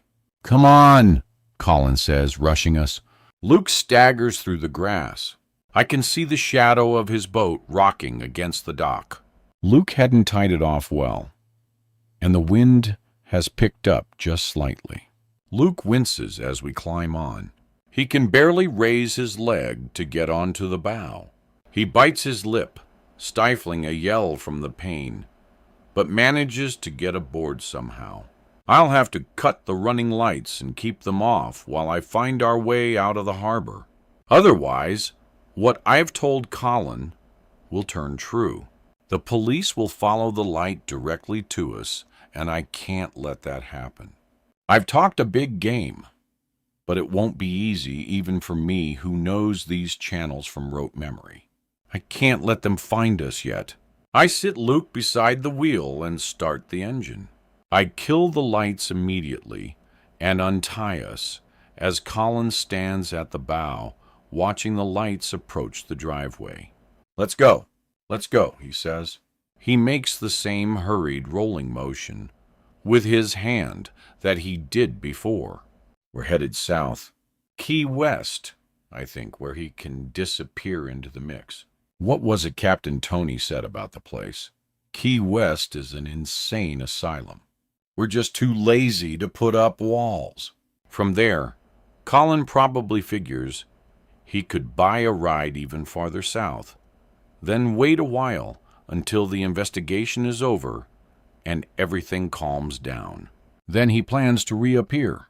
Rick Plummer's heir. He can still do it. I realize his accomplice is dead, and he probably kept out of Quinn's view, or could take care of her later. He plans on never letting Luke and me off this boat. Once we are in open water, he'll have no need for my guidance skills. The salt smell of the bay carries in on the breeze. I can see the flames have spread through most of the downstairs, through the non-boarded parts of the first floor windows. The absolute darkness of 15 minutes earlier seems like part of a dream.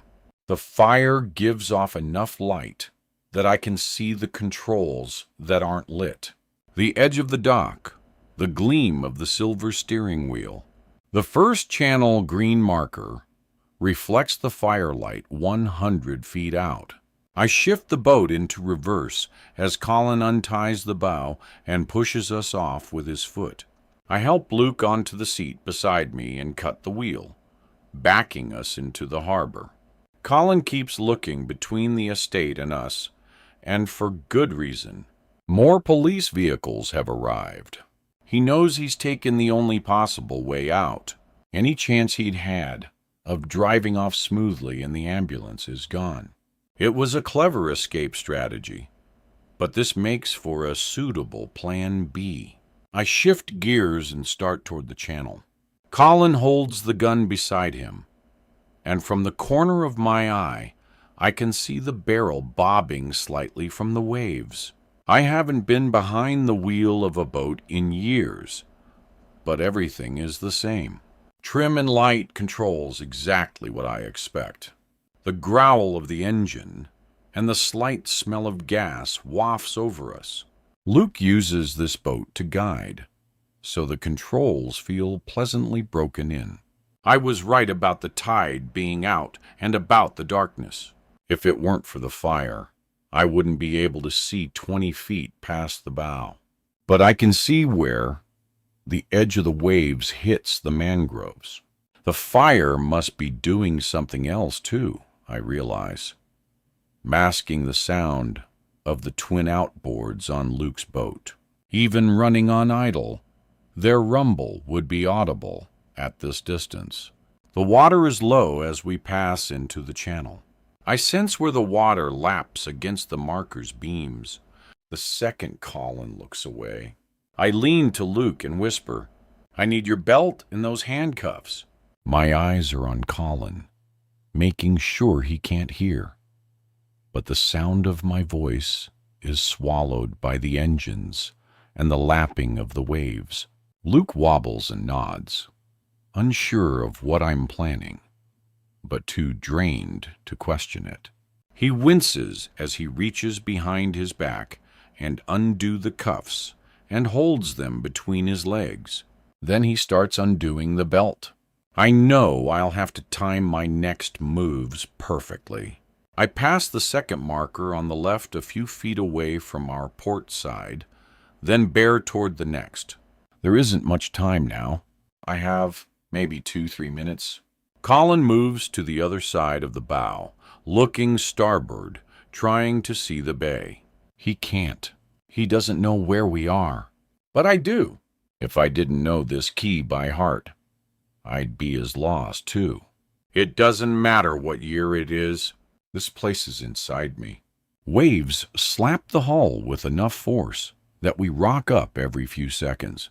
I cut the wheels subtly with each one. I squeeze Luke's shoulder. The waves knocking must hurt. I know.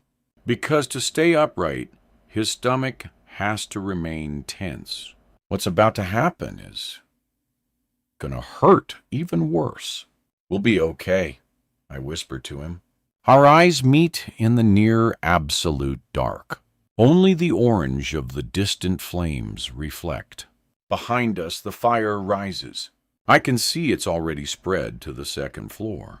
When I look back, I picture it all crackling, smoldering. The woodwork, the bedspreads, the open fireproof safe. I whisper again, just a little farther. Okay, stop talking. Colin spits, pointing the gun at me as a reminder. Cam, I know what happened now. Is Colin planning to shoot us both? Just push us over the side? How far does he think we need to be away from shore before he executes that part of his half-plan? We both know he needs me for at least another 100 yards. I cut the wheel slightly on the next wave. I pluck the handcuffs from between Luke's knees when he looks away again. I lean behind him and latch one cuff around the seat's sidebar and the other through one of Luke's empty belt loops. I'm close enough to his cheek that I can feel the warmth of his feverish reaction to the gunshot. Colin's seen me. He takes a step toward the stern, gun pointed directly at me. The hell are you doing? I lean forward and point to the next marker as we pass. He turns to look as we glide past like ghosts. When he does, I grab Luke's belt. Hang on, I tell him. Then I hit the throttle suddenly enough that the jolt knocks Colin to his knees. We're at 20 knots, 30 knots, 40. Twin outboards. This boat can move. I never thought I would recreate the worst boat accident I ever responded to. Colin grasps hold of the rail, struggles upward, and stands. He waves the gun around wildly, then shoots, aimed upward. The muzzle flash like a star, exploding in the dark. But when we hit another wave, his legs buckle. The boat continues to accelerate. I look over and over at the shore, judging the angle against the tide. I want to hit head on, so the hull tips as little as possible. I drop to the seat and wrap Luke's belt around the seat's base, buckling it over my waist. Luke grabs my hand. Colin aims the gun at me. I close my eyes. The sandbar is exactly where I had expected it to be when I closed my eyes. We hit it violently. The impact on the hull brings the bow forward, and tips us slightly starboard. I couldn't have done it better if I'd practiced 100 times. We dig straight into the ground, stopping like I'd yanked an emergency brake. I jolt forward, my jaw knocking against the console, sharp pain ripping through the side of my face, my neck. I feel Luke tense beside me and hear him shout from the pain. Our hands wrap together. The engine props are whirling chaotically. Salt water sprays up and around, and I can taste it on my tongue. I look over the bow, everything blurry in my watering eyes, tilted at a disorienting angle against the straight horizon. Colin is gone now. I know where he is, at least, approximately, 100 or so feet in front of us. The angle the boat has stopped leans me against Luke. I undo his belt and fall forward, touching his face, his hair. "Are you okay?" I ask. His eyes are open. He's blinking the salt out of them. "I love you," I say. I'm going to find a way to try to get help. I climb to the bow where I see a shape on the horizon. I wonder for just a second if it's Colin moving, still holding a gun, when a searchlight appears, sweeping the surface of the water. Engines much larger than this boat's rumble deeply. When the light sweeps again, it passes over the Coast Guard orange beneath it. It will find us in a few seconds. Later, it will find Colin floating face up in the shallow water. Epilogue. 1 year later, it's dusk, and Luke and I are in bed. I'm in the state of half dream, half thought, remembering the fire just now, the orange flames from the estate rising over the choppy bay. After Luke was loaded onto a Coast Guard boat, I clutched at my arms, standing knee-deep in the cool October water, watching the autumn colors reach the clouds as blue flashes spread over the ground. I was happy to watch the estate burn, I admit. Fire, the ultimate transformer. Some days my jaw still hurts from where I hit the boat rail.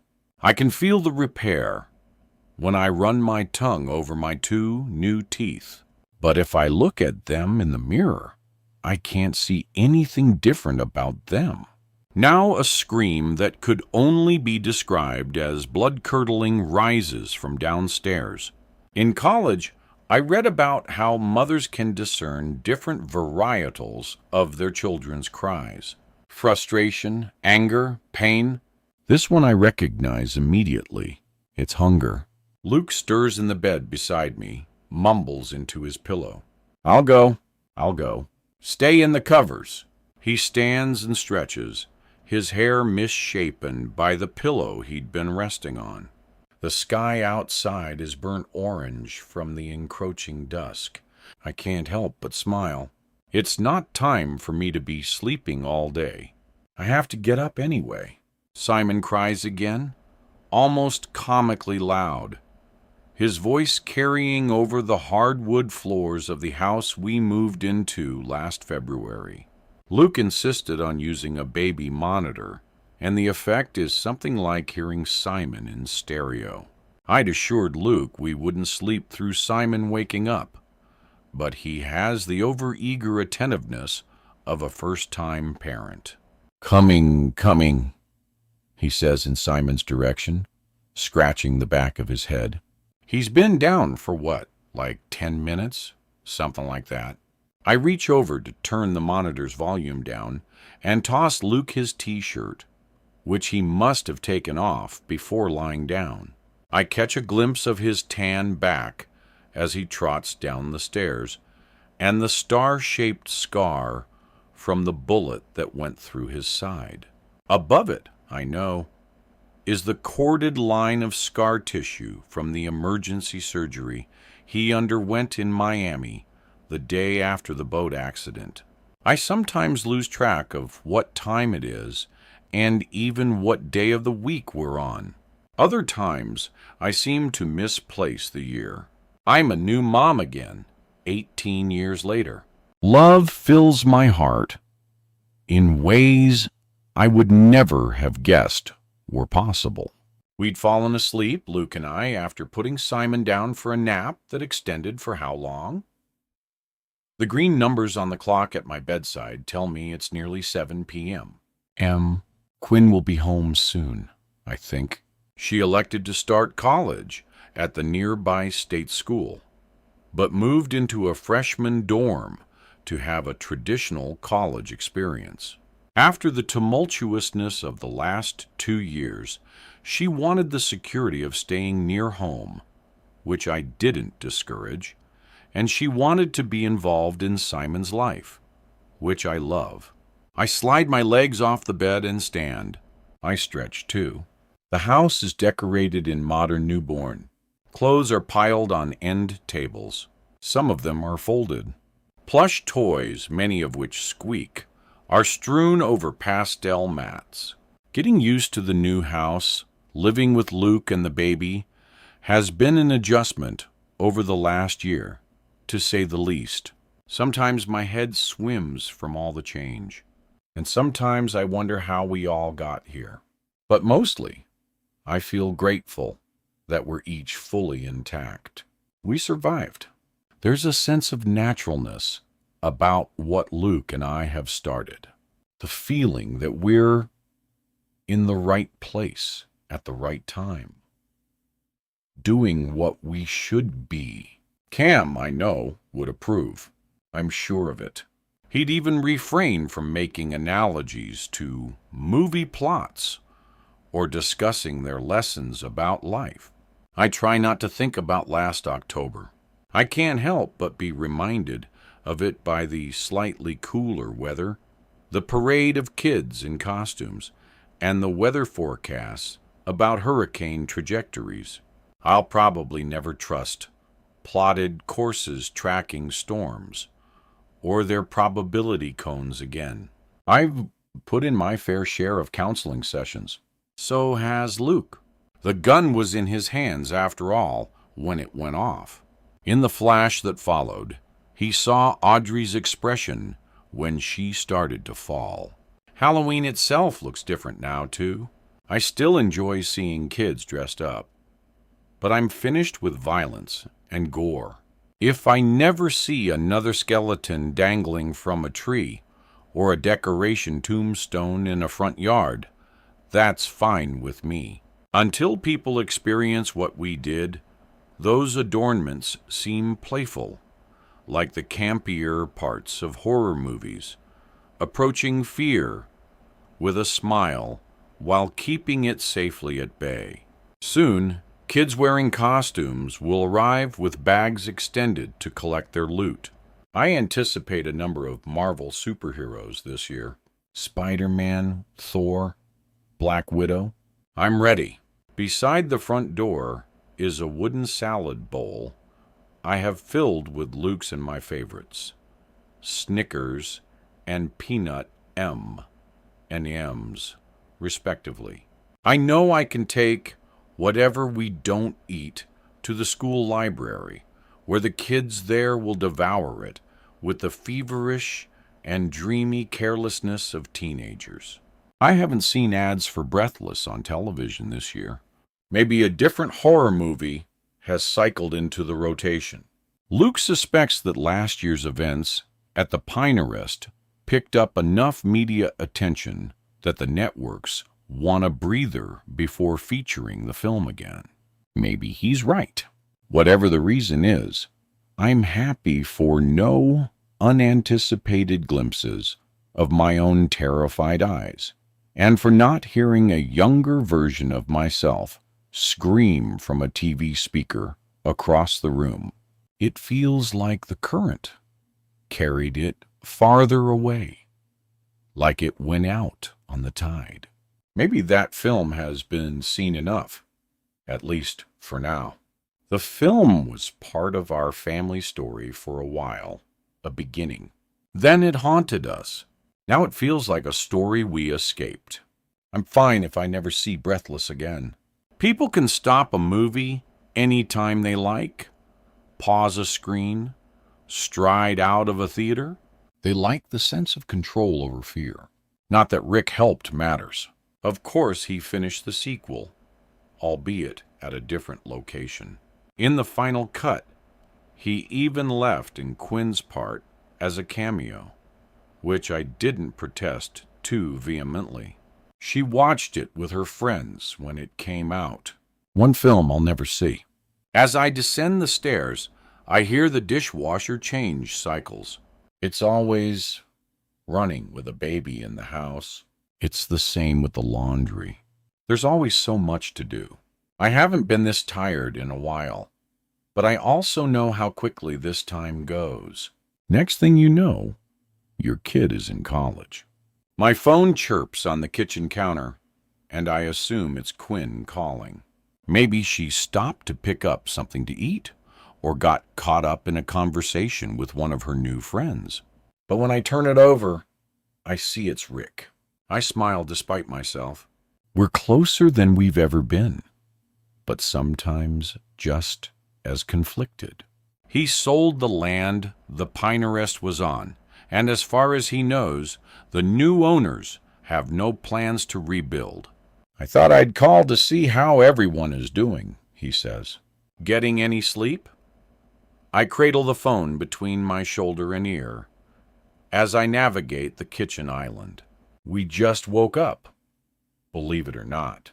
Simon's still figuring out the difference between day and night. I hear the jostling of road noise in the background, a car horn honking, and I ask, "Are you in the car?" I'm leaving Stark just now. I went up for a visit. Colin will likely never leave prison. It's a relief to me, but I know better than to bring it up.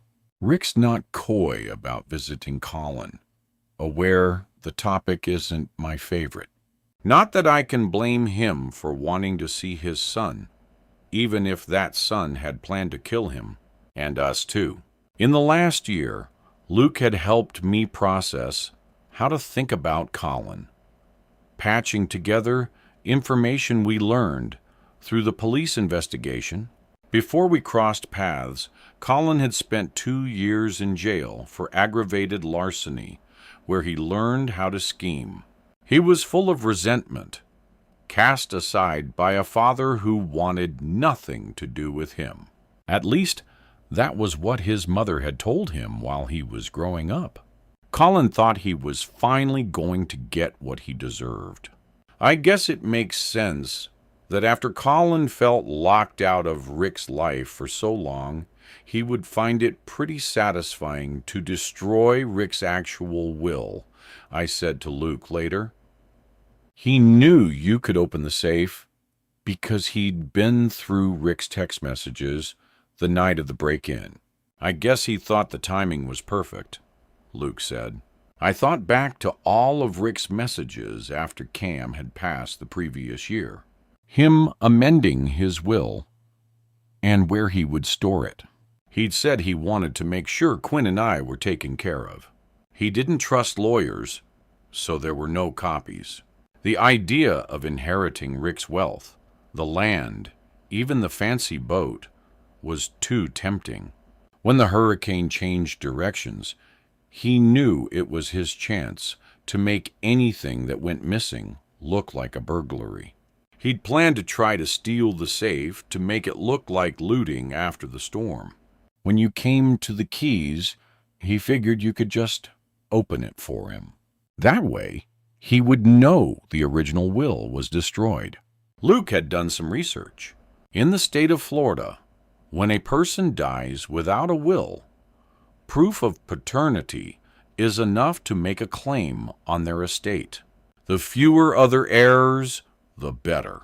Still, I struggle to understand Rick's perspective. I struggle to understand how he can speak to someone who killed his other son. Colin's mother had told Rick that Colin was his son 25 years earlier during the filming of Breathless. The day I took my part, he was rattled by the news.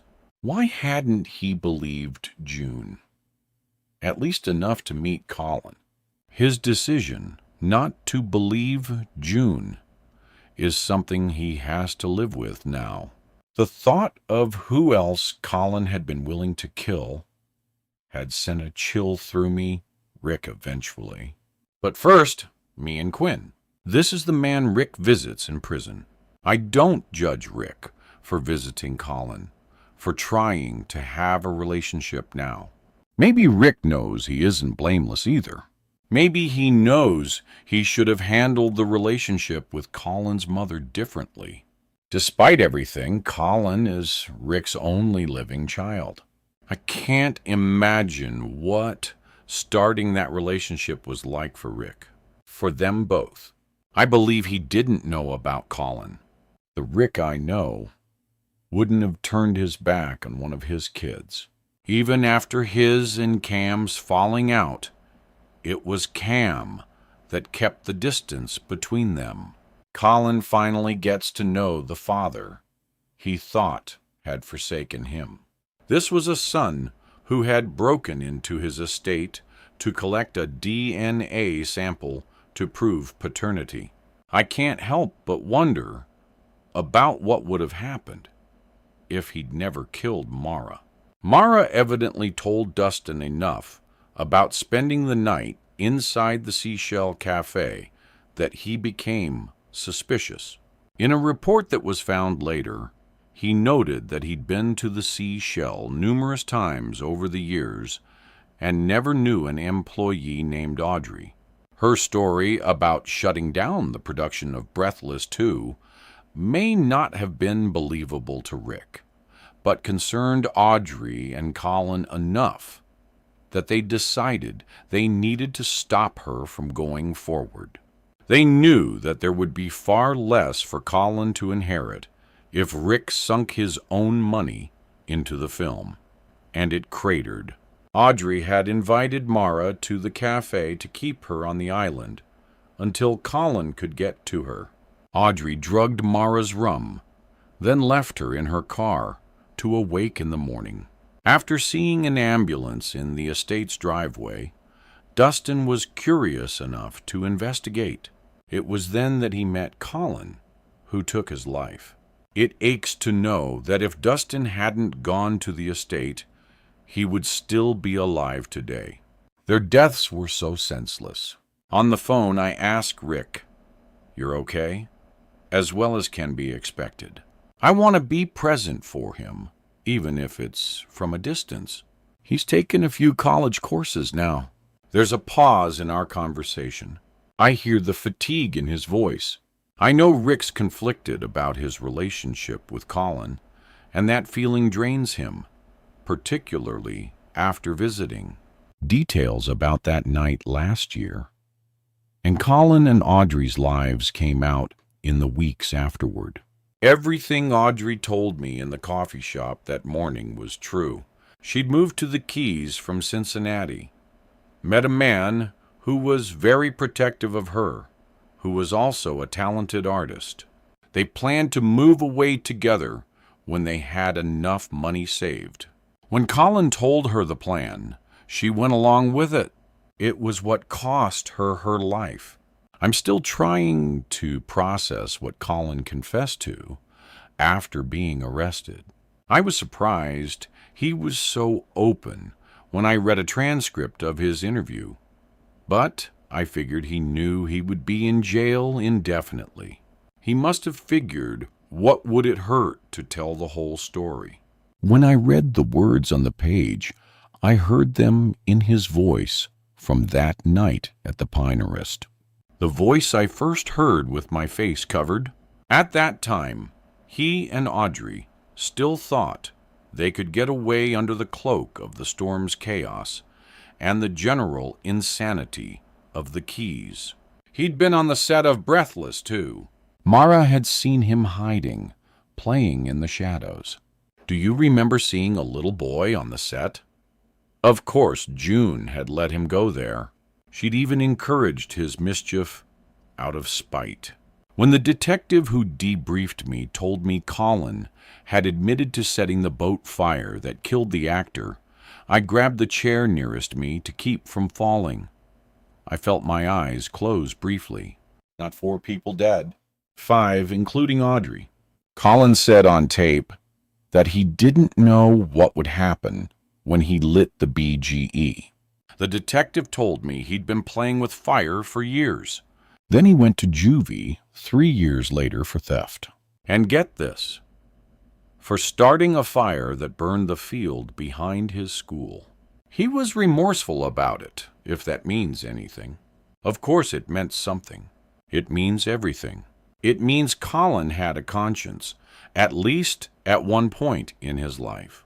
It means he was a scared little boy at the time of the explosion and was probably even more scared after.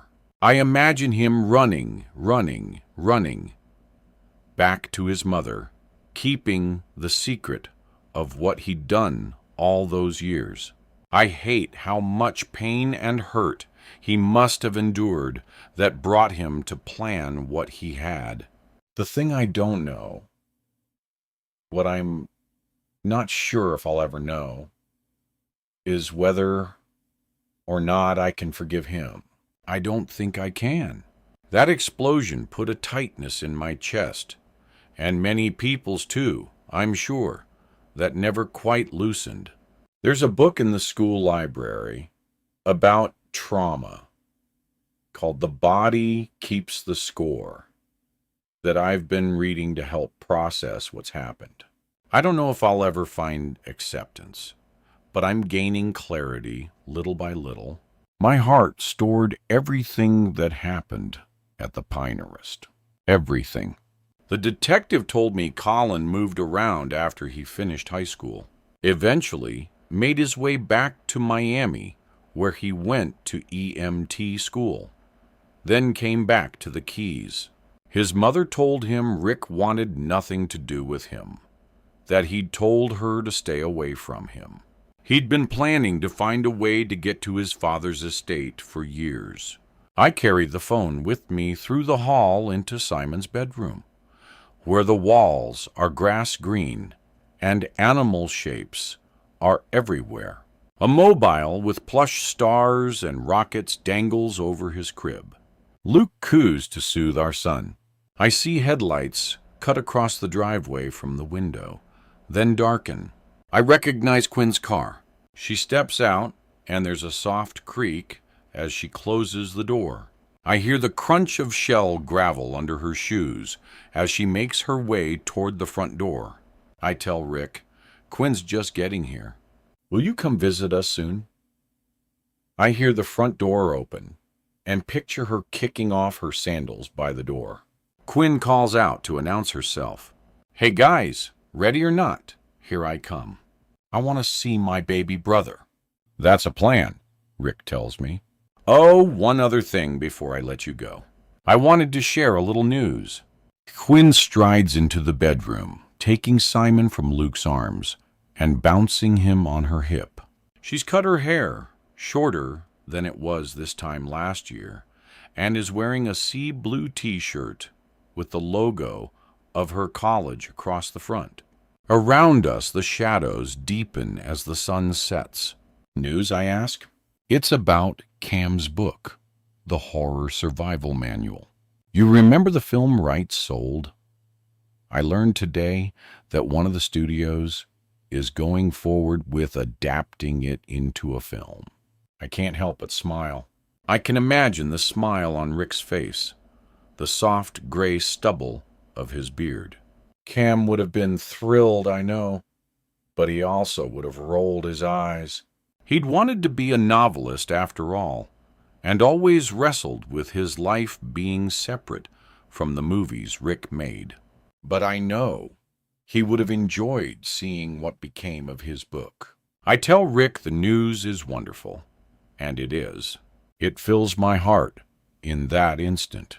And I think just then, isn't that a perfect ending?